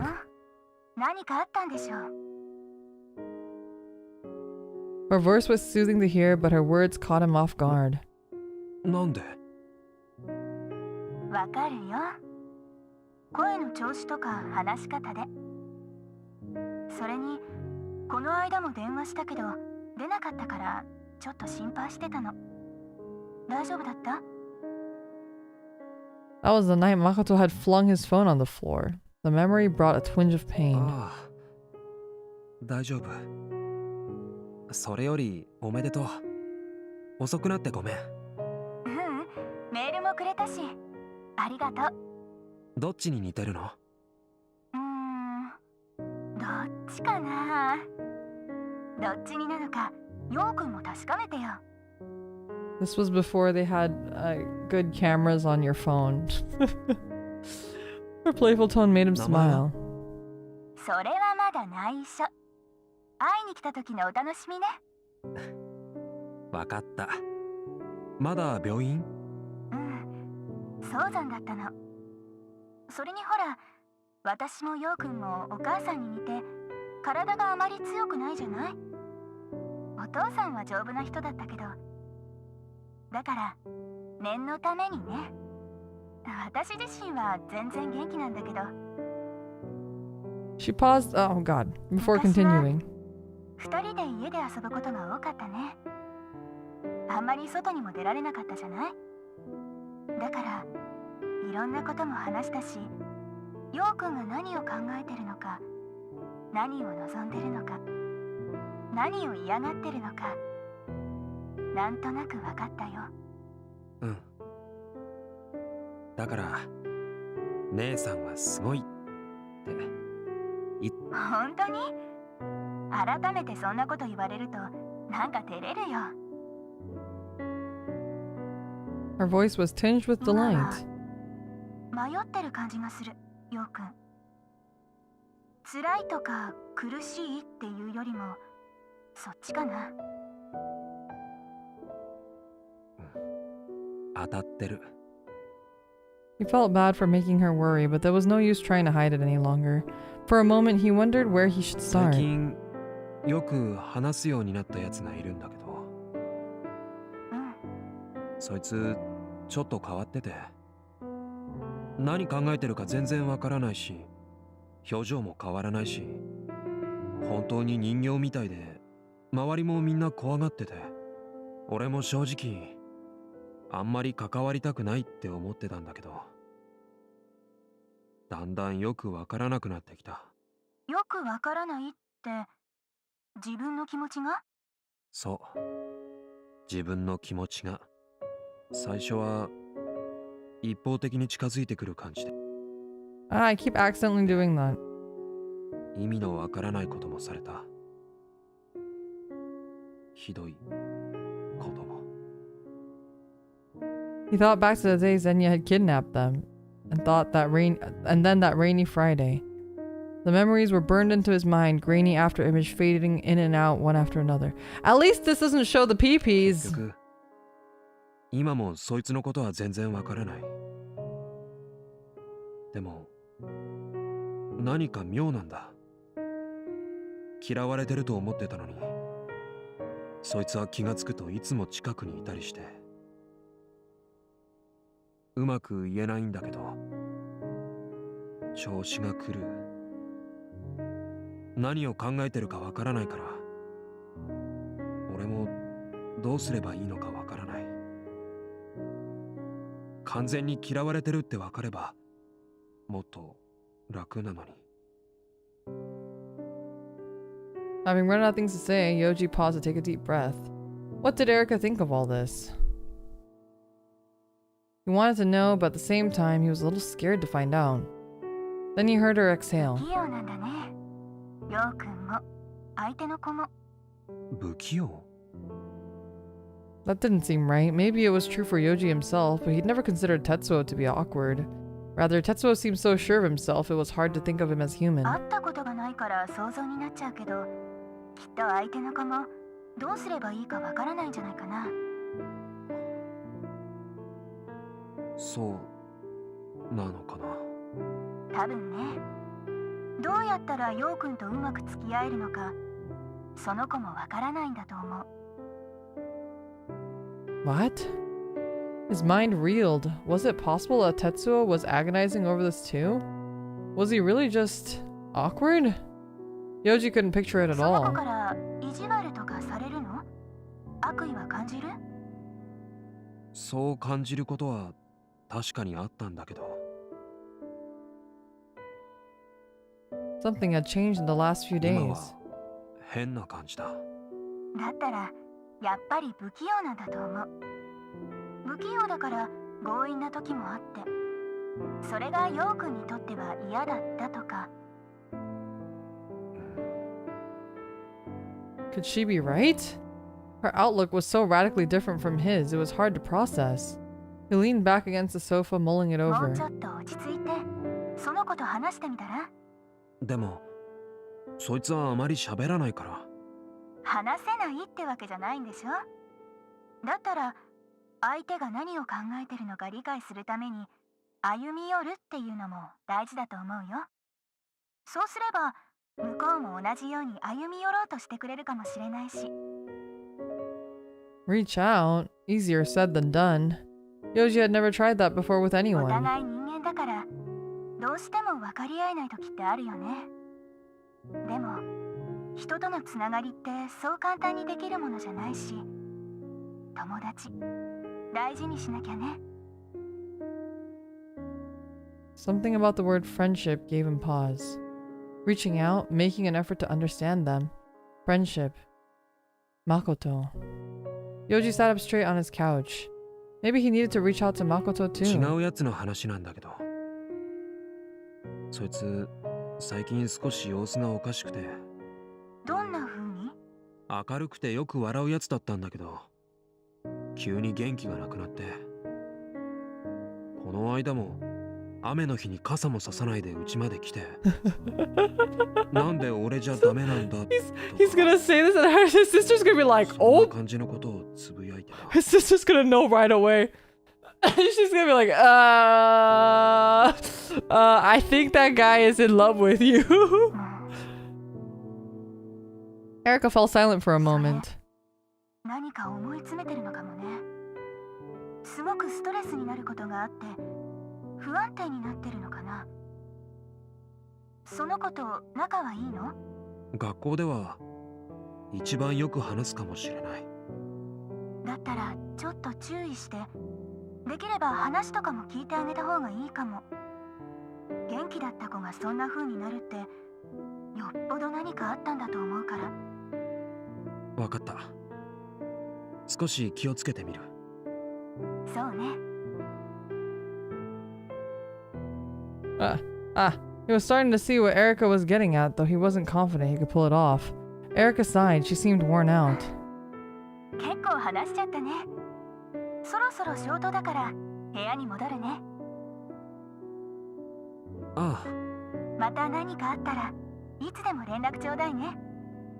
それじゃ、おやすみなさい。おやすみ。 Yoji set his phone down on the coffee table. Then he got up, walked over to his bed, and lay down. His mind replaying Erica's advice about Tetsuo and Makoto.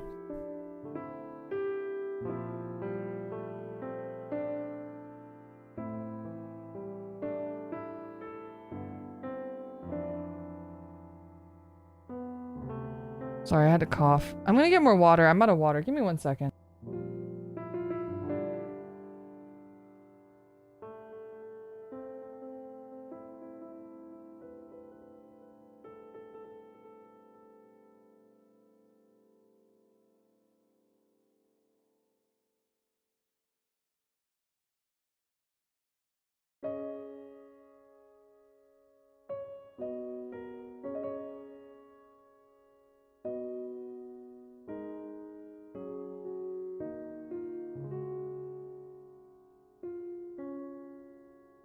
I don't know if you could hear, but my cats were also being super noisy.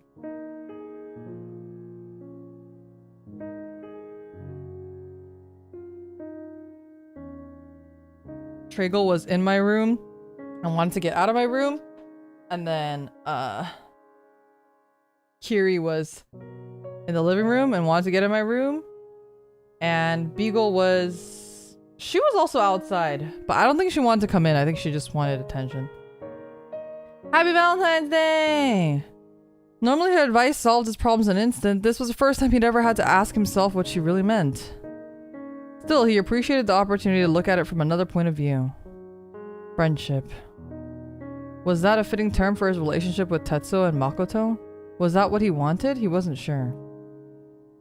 But there was one thing that his conversation with Erika had been made clear, was that he hadn't been giving it much thought at all. And it was time to change that. Okay, finally he's gonna talk to Makoto, god damn! Uh-oh.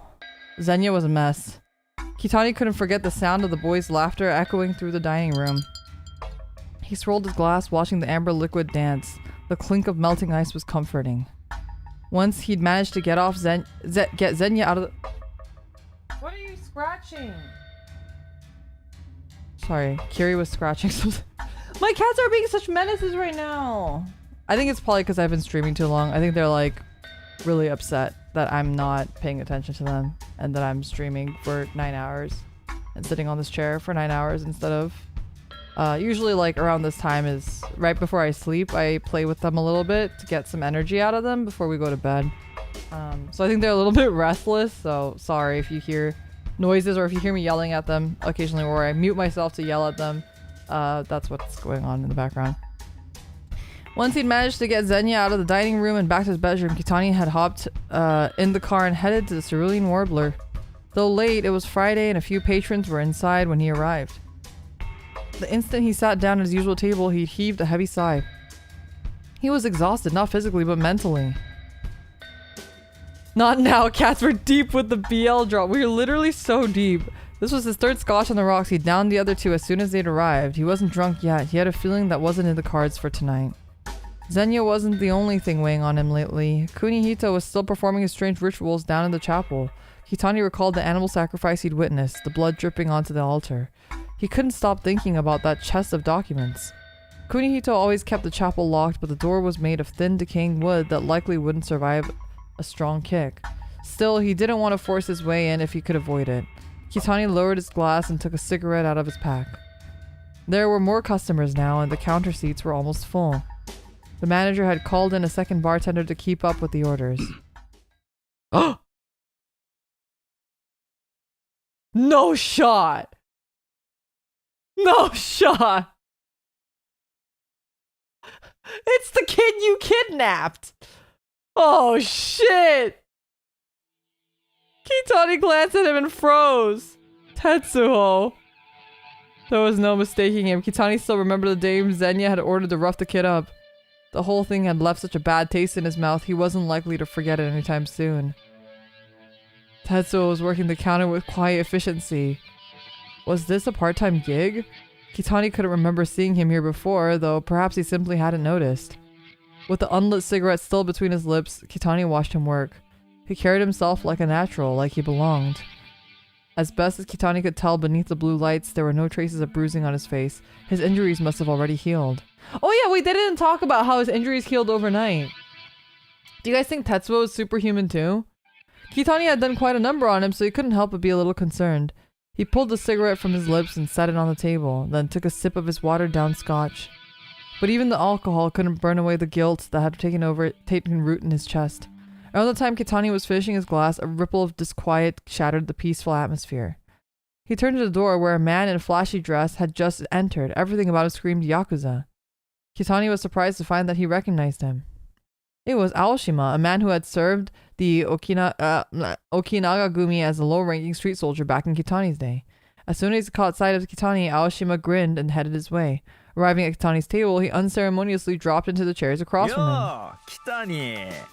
久しぶりじゃねえか. Oh, poor Kitani! Let him rest! He's tired! Let the man get some rest! Sorry, 1 second again. God damn it, man.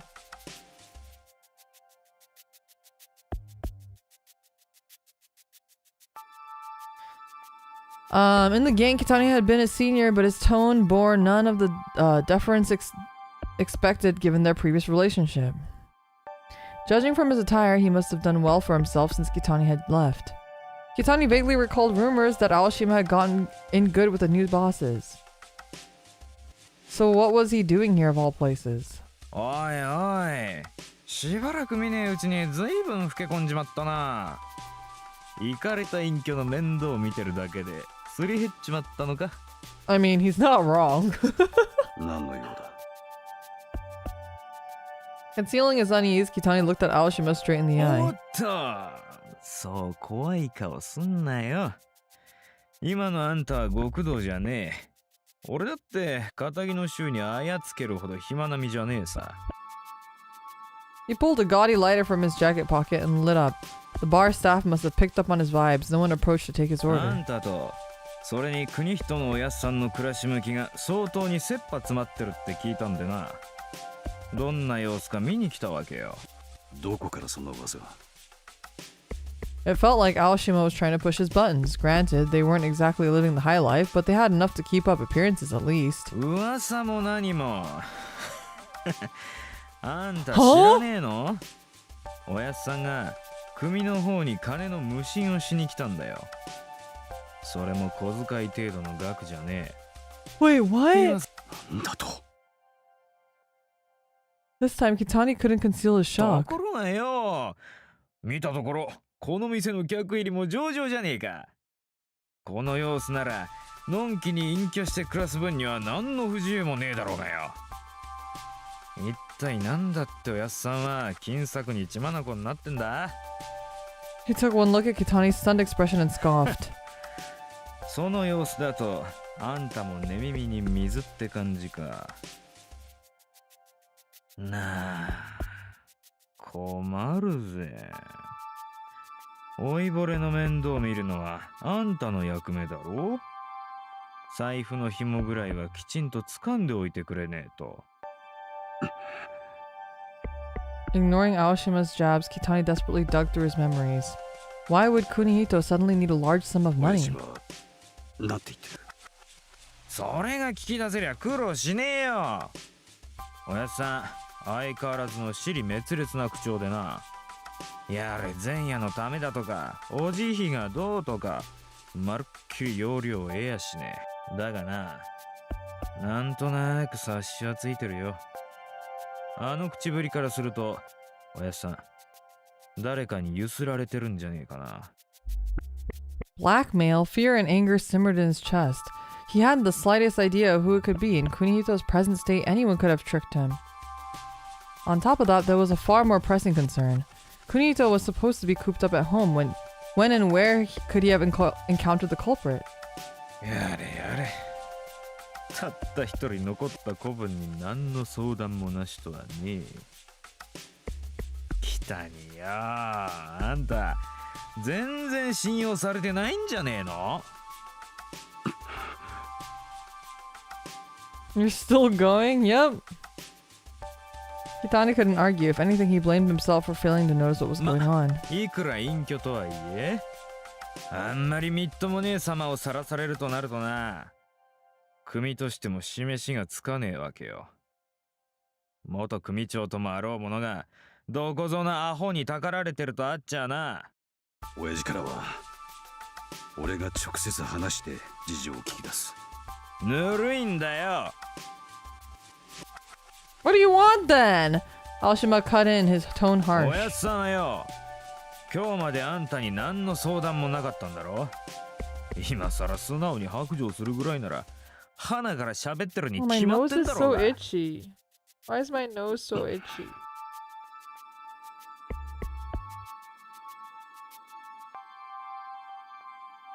見りゃわかるだろうが、盗聴器だ。こっちが電話用。もう一つは服に仕込んどけ。おやっさんがどこの誰と会って話をしてるのか、どうせ今のおやっさんなら気づきゃしねえさ。真っ向から問いただすより、よっぽど手っ取り早い。Yeah, but if he does find out, you're fucked, so... Truly, it was a method befitting of Yakuza. In the past, it would have been Kitani's go-to option. But to use such a trick against someone he considered family, he couldn't help but 気 hesitate. が進まねえってことなら別にいいんだぜ。当然ながら違法だしな。仇の衆には荷が重すぎる。あんたにできねえって言うなら、俺たちが動くまでのことだ。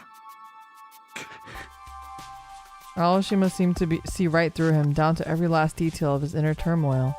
To the Okinaga Gumi, Kunihito's antics were a disgrace. There would be no sympathy from them. They would do whatever it took to solve the issue, no matter what that might happen. Whatever what might happen to Kunihito as a result.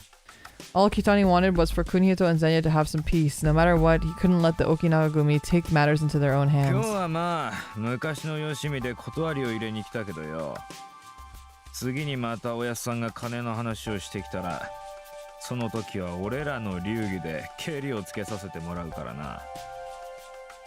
Crushing his half-finished cigarette in the ashtray, Aoshima rose from the seat, a nasty smile on his そう face. なる前に肩がつくといいな。お互いのためによ。With that, he walked off, laughing. After he was gone, Kitani looked at the table. The bugs were still there, mocking him. He stared at them for a while, then drained the rest of his glass. Something told him this was one sorrow that couldn't be drowned in booze. What's sticking to my face?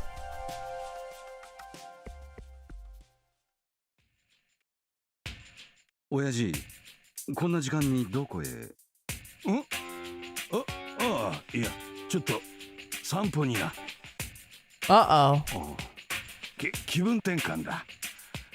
たまには外を出歩けといつもうるさく言ってるのは北に お前だろう。ええ。どうぞお気をつけて。ああ。Kitani bowed his head, concealing his expression, and watched Kunihito leave. None of this came as a surprise. He knew Kunihito had been planning to leave the house around this time, and he knew where Kunihito was going. Last night, Kitani had eavesdropped on a call Kunihito had received. The caller had identified himself as Kamiya. Huh! Kamiya! The teacher! Am I crazy? Isn't the teacher's name Kamiya? But Kunihito didn't have any friends by that name, so as far as Kitani was aware. Nevertheless, Kitani had passed the phone to Kunihito anyway. The bug would record everything that was said, and after the encounter with Aoshima, he needed to know what was going on. The moment Kunihito had taken the phone, the man named Kamiya had grown more curt. He'd stated a location and time, then quickly hung up, clearly no ordinary rendezvous. Kunihito had been so panicked, Kitani couldn't help but feel bad for him. There was only one possible explanation. This Kamiya guy was blackmailing Kunihito.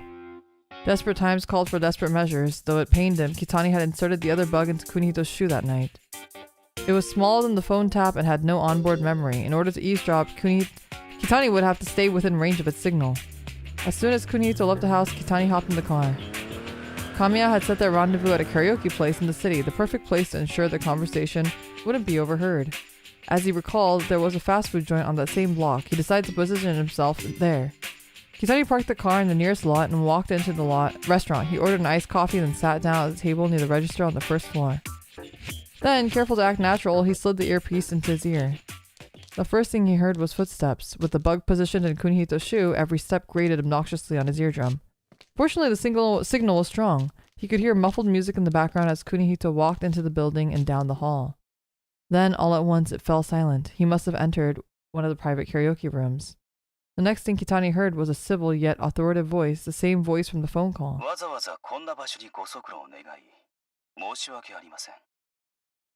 It's the teacher, isn't it? いや、そんなめっそうもない。今日お呼び出ししたのは他でもありません。ここ最近の善也君の素行について、ぜひご相談させていただきたいと思ったからです。ああ、お慈悲を。どうかお慈悲を。教団へのお布施はこれまでの倍額を納めさせていただきますから。ですからどうか善也には寛大な処置を。あなたはいつまで経っても理解してくれないようだ。我々は金銭目的で運営しているそこらの団体とは違うのです。Sorry, I'm like silent because I'm so invested. 本来 So invested in the plot. 曲げようとする不要な力こそ悪であり、我々は自然の摂理に従うまでだ。だから、もはや金銭の問題ではない。いいですか？今善也君が監視をしているのは極めて希少なメスの資質を持つ宿主です。Hachioji. He's female traits. He's an omega. 種に子を産み落とすほどに内なる存在と適合した宿主は久しく現れていなかっまさに新たな Flesh 人生を生み seeds! 出 That's し what they 得る call the 存 meat 在なのです。 babies! Who's pure breed? だから彼がより完璧なオスと交わることが望ましい。それが本来あるべき姿なのです。 Who's the perfect male? I'm assuming it's Kamiya or because so far the known males are Kamiya and Zenya. And I think Tetsuo is not one of their people. なのに善也君はそれを妨害しようとしています。しかし前夜にもオスとなり得るだけの素質が。善也君は完璧なオスですか？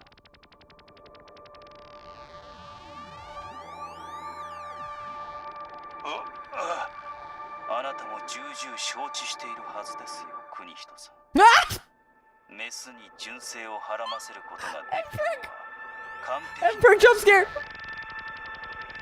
善也その望みがありますか？ Kitani is literally like, what the fuck are they talking about?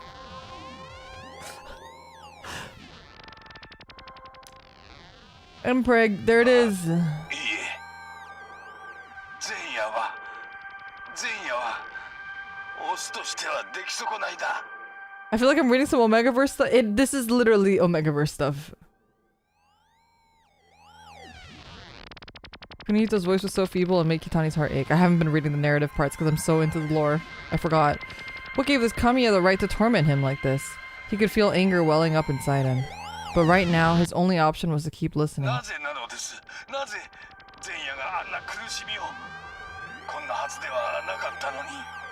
これは善也君にとっての試練であり、国人さん、あなたにとっての罰なのです。純正を守り、祀っていく沖永の一族に生まれながら、あなたはこともあろうに神を礼拝して彼らをないがしろにした。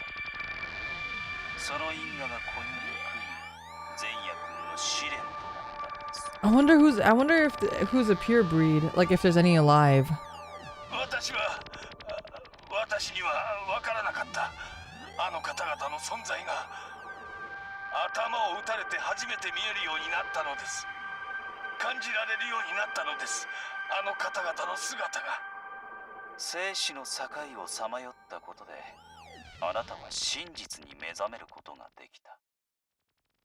その頭の傷はまさに聖魂と言えるでしょう。だからこそ我々もあなたのお慈悲に引き続き、ご生体の管理をあなたにお任せしているのです。ですが、なぜ新しい純正が必要なのですか？ Oh, and who's the 我々 benefactor? にはすでに御主様があらせられるというのに。そうだ、思い出した。私はお告げを受けたのです。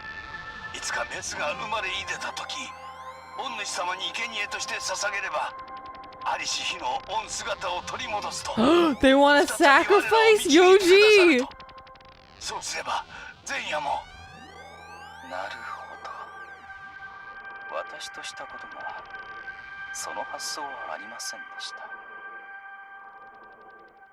確かに沖永家の御主様はかつて最高の純正だったと言われていますが、今さらたった一人のメスの生贄で元の完全な姿を取り戻すとは考えにくい。やはり万全を期すならば、我らは新たな純正の誕生に期待を託すべきなのです。そうすれば我ら自由なる民にも祝福がもたらされる。きっと善也君の救済も叶うはずです。もちろん油断はできません。今のオスとメスがうまく成立しなければ全て無駄に終わる可能性もありますから、メスを生贄として今の御主様の復活にかけるのはそうなってからでも遅くはない。いいですか、国人さん。くれぐれも軽率な行動は慎むよう。結果だけを急ぐと全てが台無しになるかもしれません。善也君の監督をあなたに一任しているのは Wait, is Zenya not his child? 我々の恩情であることをわきまえてください。もしあなた一人で善也君を制御しきれないというのなら、もちろんです。前夜にはくれぐれもよく言って聞かせます。決して皆様の怒りに触れるような真 You're 似は not させ gonna ま do せん。 shit because you don't have a backbone! Remember, you have PTSD! ご理解いただければそれでいいのです。では今日のところはこれで。 Conversation was over. Kunihito left first, his unsteady footsteps muffled by the din of the hallway. Kitani would have liked to stay and find out more about this Kamiya character, but he needed to get home before Kunihito. Kamiya would have to wait. As he hurried out of the fast food joint, Kitani reflected on the conversation he had just overheard.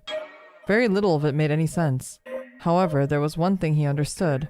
Whatever Kunihito's delusions were, this Kamiya person shared them. He certainly sounded like a true believer. Could this mean Kunihito wasn't crazy? Still, the contribution Kunihito had mentioned nagged at him. Had Kunihito joined some kind of cult? Another point of concern was the fact that Kamiya had declined the offer of money. If Kamiya hadn't demanded payment, then Kunihito must have gone to the Okinaga Gumi on his own volition. There was also the way they'd spoken about Zenya. Fortunately, it didn't sound like they were planning to involve him. If anything, he got the sense that they wanted him to stay out of their affairs altogether. In which case, the boy was in no imminent danger. In any case, this hopefully meant that Kunihito wouldn't be pushing his luck with Aoshima and the gang any further. That was one less thing for Kitani to worry about. And yet, the shadow of unease never lifted from his chest. If this had been a more straightforward sort of blackmail, well, there were ways to deal with that, but this... The Liberated. Was it the name of their cult? He'd never imagined there might be other people in the world who actually subscribed to Kunihito's insane beliefs. Sure, he could hunt this Kamiya down and put the screws to him, but that wouldn't fix the problem. He would have to convince Kunihito to cut ties with them altogether, or else the old man would keep worshipping that bizarre statue forever. This was one situation that couldn't be resolved with brute strength alone. For Kitani, it was just another reminder of how useless he truly was. Ooh, that was a lot to unpack. Okay, we're probably gonna have to stop, which makes me really sad because I actually really wanted to hit an ending. But I don't think that's gonna be possible. Let me look up how long is Sweet.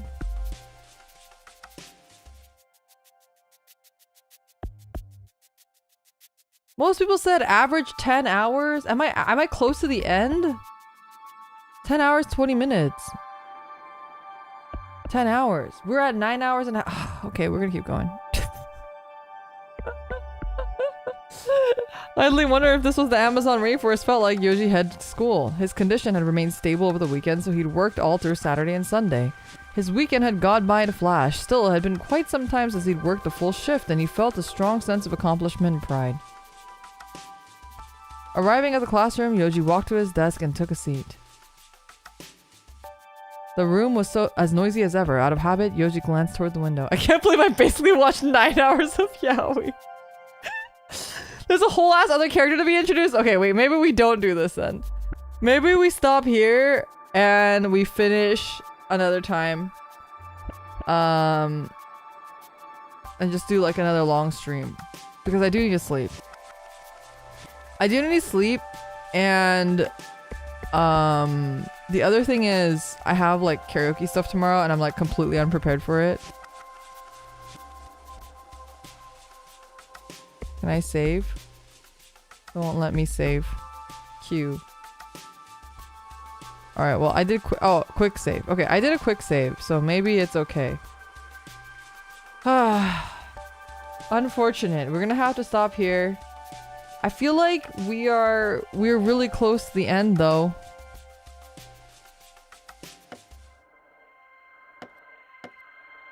Oh yeah, see, I think we're... Wait, what? Oh, save. I'm gonna make a save file in this slot just in case. Yeah. Yeah, we're gonna stop here. We'll continue another time. It might be a members only stream or something because this is like obviously like very self-indulgent and it was supposed to be kind of a meme stream that turned into me getting really invested in the story. But I hope you guys enjoyed. I hope you guys were as invested as I was. I did not. See, the thing is, again, I never played the game in full, so this is the first time that I've gotten to really fully experience it, and the writing is actually phenomenal. I think the story writing is really interesting, and there's a lot of like really cool just like bits and pieces and people linking and things like, you know, lining up in certain ways that has made it really interesting. And then obviously it's like a really good, like a well, the, what do you call it? The presentation is really good. So it's a well presented story, so it makes me way more you know, invested too. I'm surprised I'm invested. I'm so invested. You're a fantastic story. I'm not a fantastic storyteller. Nitro plus Troll is. There's a lot of intriguing things going on. I didn't think I would get this far from your previous. I think it would go this far from your previous description of this game. Again, to be fair, like I said before, it's very. What I had, the way that I had consumed this game was very fragmented. It was in bits and pieces, and it was mostly through like other people's like. Basically, like, it's like if you say you're a VTuber fan and you don't watch all their streams, you just watch their clips. You are still a fan of it and you've consumed a lot of the content, but it might not be like to the full extent of like their entirety of content. And that's kind of the same thing for this. It's like it, I had consumed it in a very fragmented, different way. And yeah, now I'm actually fully consuming it, so... there's so much more than Meat Babies. Yeah, no, seriously. And I mean, again, this is why what I like about Nitro Plus Troll games. I actually think I like this more than Dramatical Murder, which sounds crazy. I think Clear is still my favorite character, but I think Dramatical Murder, the story felt a lot more shallow and a lot more like hocus pocus bogey than this one does. This one feels a lot more, obviously the Meat Babies are not realistic, but it has bits of it that feel a lot more like the story has like a bigger thing. Whereas Dramatical Murder, the story felt more of like a means to get to the Seigex. But this one definitely feels a lot more like story driven, and the Seigex just feels like a random, I guess we haven't done it in a while, kind of vibe, as opposed to like a main part of the story. I literally thought this would be a joke. I have ended up listening through this most of my Valentine's days. What about Togai no Chi? So Togai no Chi, also I consumed it in the way that I consumed Sweet Pool. And then I also watched the anime, which I don't think, but I don't remember most of it, to be honest, because it was so long ago. So I can't remember quite like if it was this deep, but Togai no Chi was also pretty... like intense, if I remember correctly. What say Gags? Mr. Logs. You don't worry about it.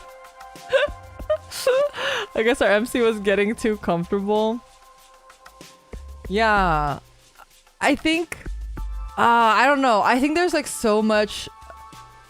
It's like one of those things that I really, in this story in particular, for me personally, I am really, really enjoying a lot of the very raw emotions, and like I feel like even though I joke that Yoji is like stupid or like whatever, I think he's actually extremely relatable. Like you see a lot of the thoughts that he has, like when he has like all those brainworms in that one bit where he just kind of is like, does everyone hate me? Or like, oh, they probably don't give a shit about me. But like the truth is that everyone and like it's like funny because you can say that Yoji is stupid, but then you also can relate to him and be like, oh shit, I've been there, and then maybe I'm stupid too, you know. And I think there's a lot of really interesting emotion things at play. Like I thought it was really nice when he talks about being jealous of Tetsuo's family dynamic. Like I think those like little subtle things are really interesting, and it has like a lot of just emotional depth in the story. There's like a lot of layers to the story, and even things like Makoto being jealous but then being upset at himself. Like he's more mad at himself than anybody else, right? Like he's kind of taking it out on Yoji, but he recognizes also that like he's being weird and like he doesn't know why he's being that way. and he can't like control how he feels about it, but he like feels really frustrated by that. I think a lot of those things are very realistic and relatable, and that's what I really like about this story so far. It just all feels, or like Kitani, like oh my god, like my heart goes to Kitani, right? Like man, you feel so bad for him. Like he's really doing his best to kind of like uphold his loyalty to these people, but they're all fucking crazy, but he really does care about them so much.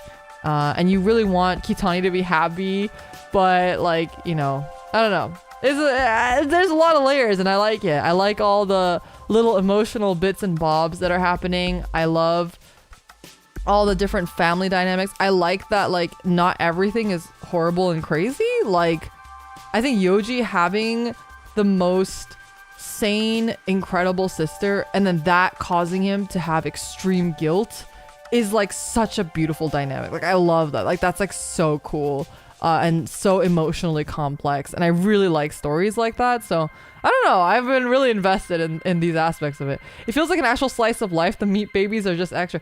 Yeah, no, I feel like the problem is I do think that towards the end, as the beginning was, it's like the beginning and then the end are really, really, really intense in this game. And then I think the middle is where we get this, like right now is where we're getting the little bits of slice of life. But actually like, I think it's bookended by craziness, and that's what like reviewers or people like tend to focus on, which is why I think I had a very different perspective on the game coming into it. Curious what an all red or all blue run would look like. Yeah, no, absolutely. It is interesting that you guys looked up like what the reason versus instinct is, and a lot of people seem to be confused about it. So it might not be as like black and white as we think it is, and that's a problem with these types of dating sims too. Like sometimes like you don't really know what the choices you are that you're picking, even if you think you know what choices it is that you're picking. All red and all blue gets you 2 endings. Oh, okay. That's interesting. Yeah, I mean, man, definitely. So typically when I play visual novels, the first run I do, I go purely off of like instinct.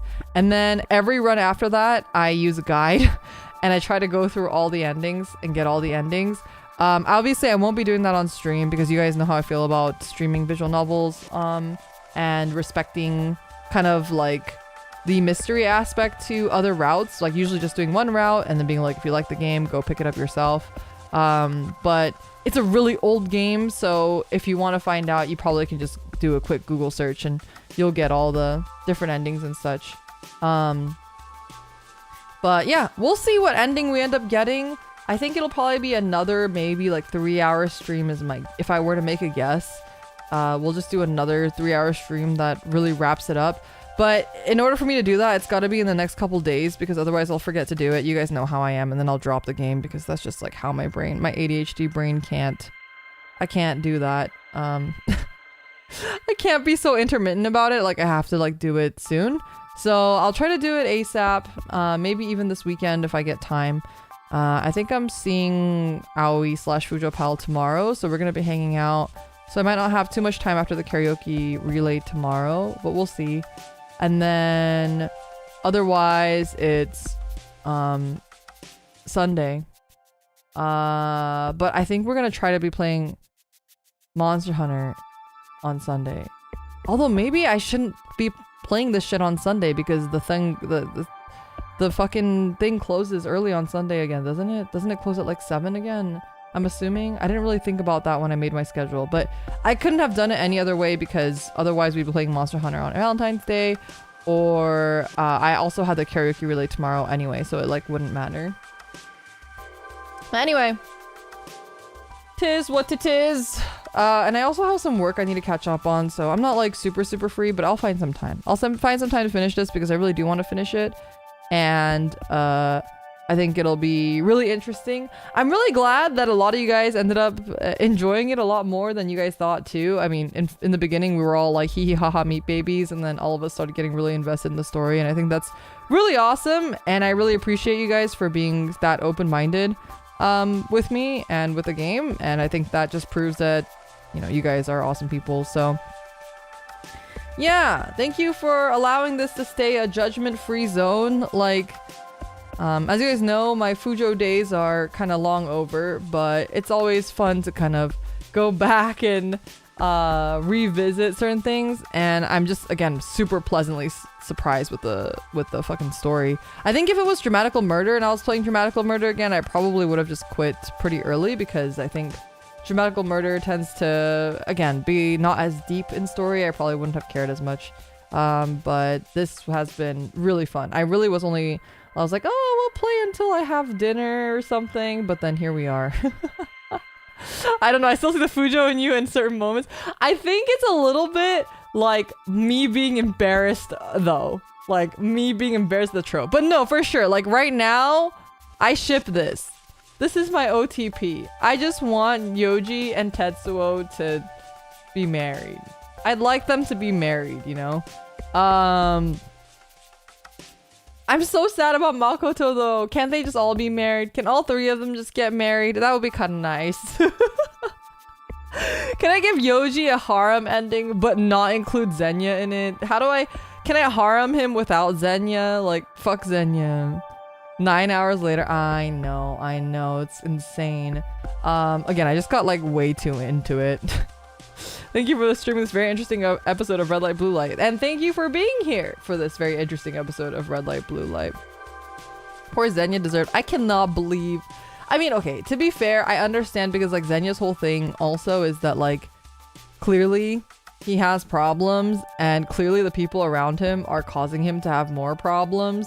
So to a certain degree, I get where he's coming from a little bit, but I do think the kidnapping and stuff was a little overboard. Just a little bit, you know? Anyway, thank you guys for hanging out. And again, I'm just really, really, really appreciative that you guys enjoyed this as much as I did, because I was genuinely expecting to have nobody here and everyone to just like leave after a little bit. Because they're like, ew, say yeggs. I don't want any of that. But it's been really, really, really nice to feel like I have a community that's like so open-minded. Like I genuinely am really, really surprised and really happy, and I feel really blessed to have a really amazing community. Yeah. Where you don't judge and you kind of just take it at face value, and I think that's like honestly really awesome. Okay, anyway, Leotsu, have a good night or a good rest of your day. Happy Valentine's Day. Thank you for choosing to spend your Valentine's Day with me. 9 hours, that's literally the entire fucking day of spending Valentine's together, if anything. So I really appreciate you guys for spending your Valentine's Day with me. I hope you guys, and if you are a VOD viewer and you couldn't spend Valentine's, I hope you had a wonderful Valentine's Day. And I mean, I think it's a really lovely day for love. You know, the first person that texted me this morning was my mom saying happy Valentine's Day, so you know. Anyway, I hope if anything, if you know you guys don't like Valentine's Day, that I could make your day a little bit less lonely. And if I was able to do that, I would feel very accomplished. So I hope you guys had fun. Leotsu, see you guys tomorrow for karaoke relay, and bye bye.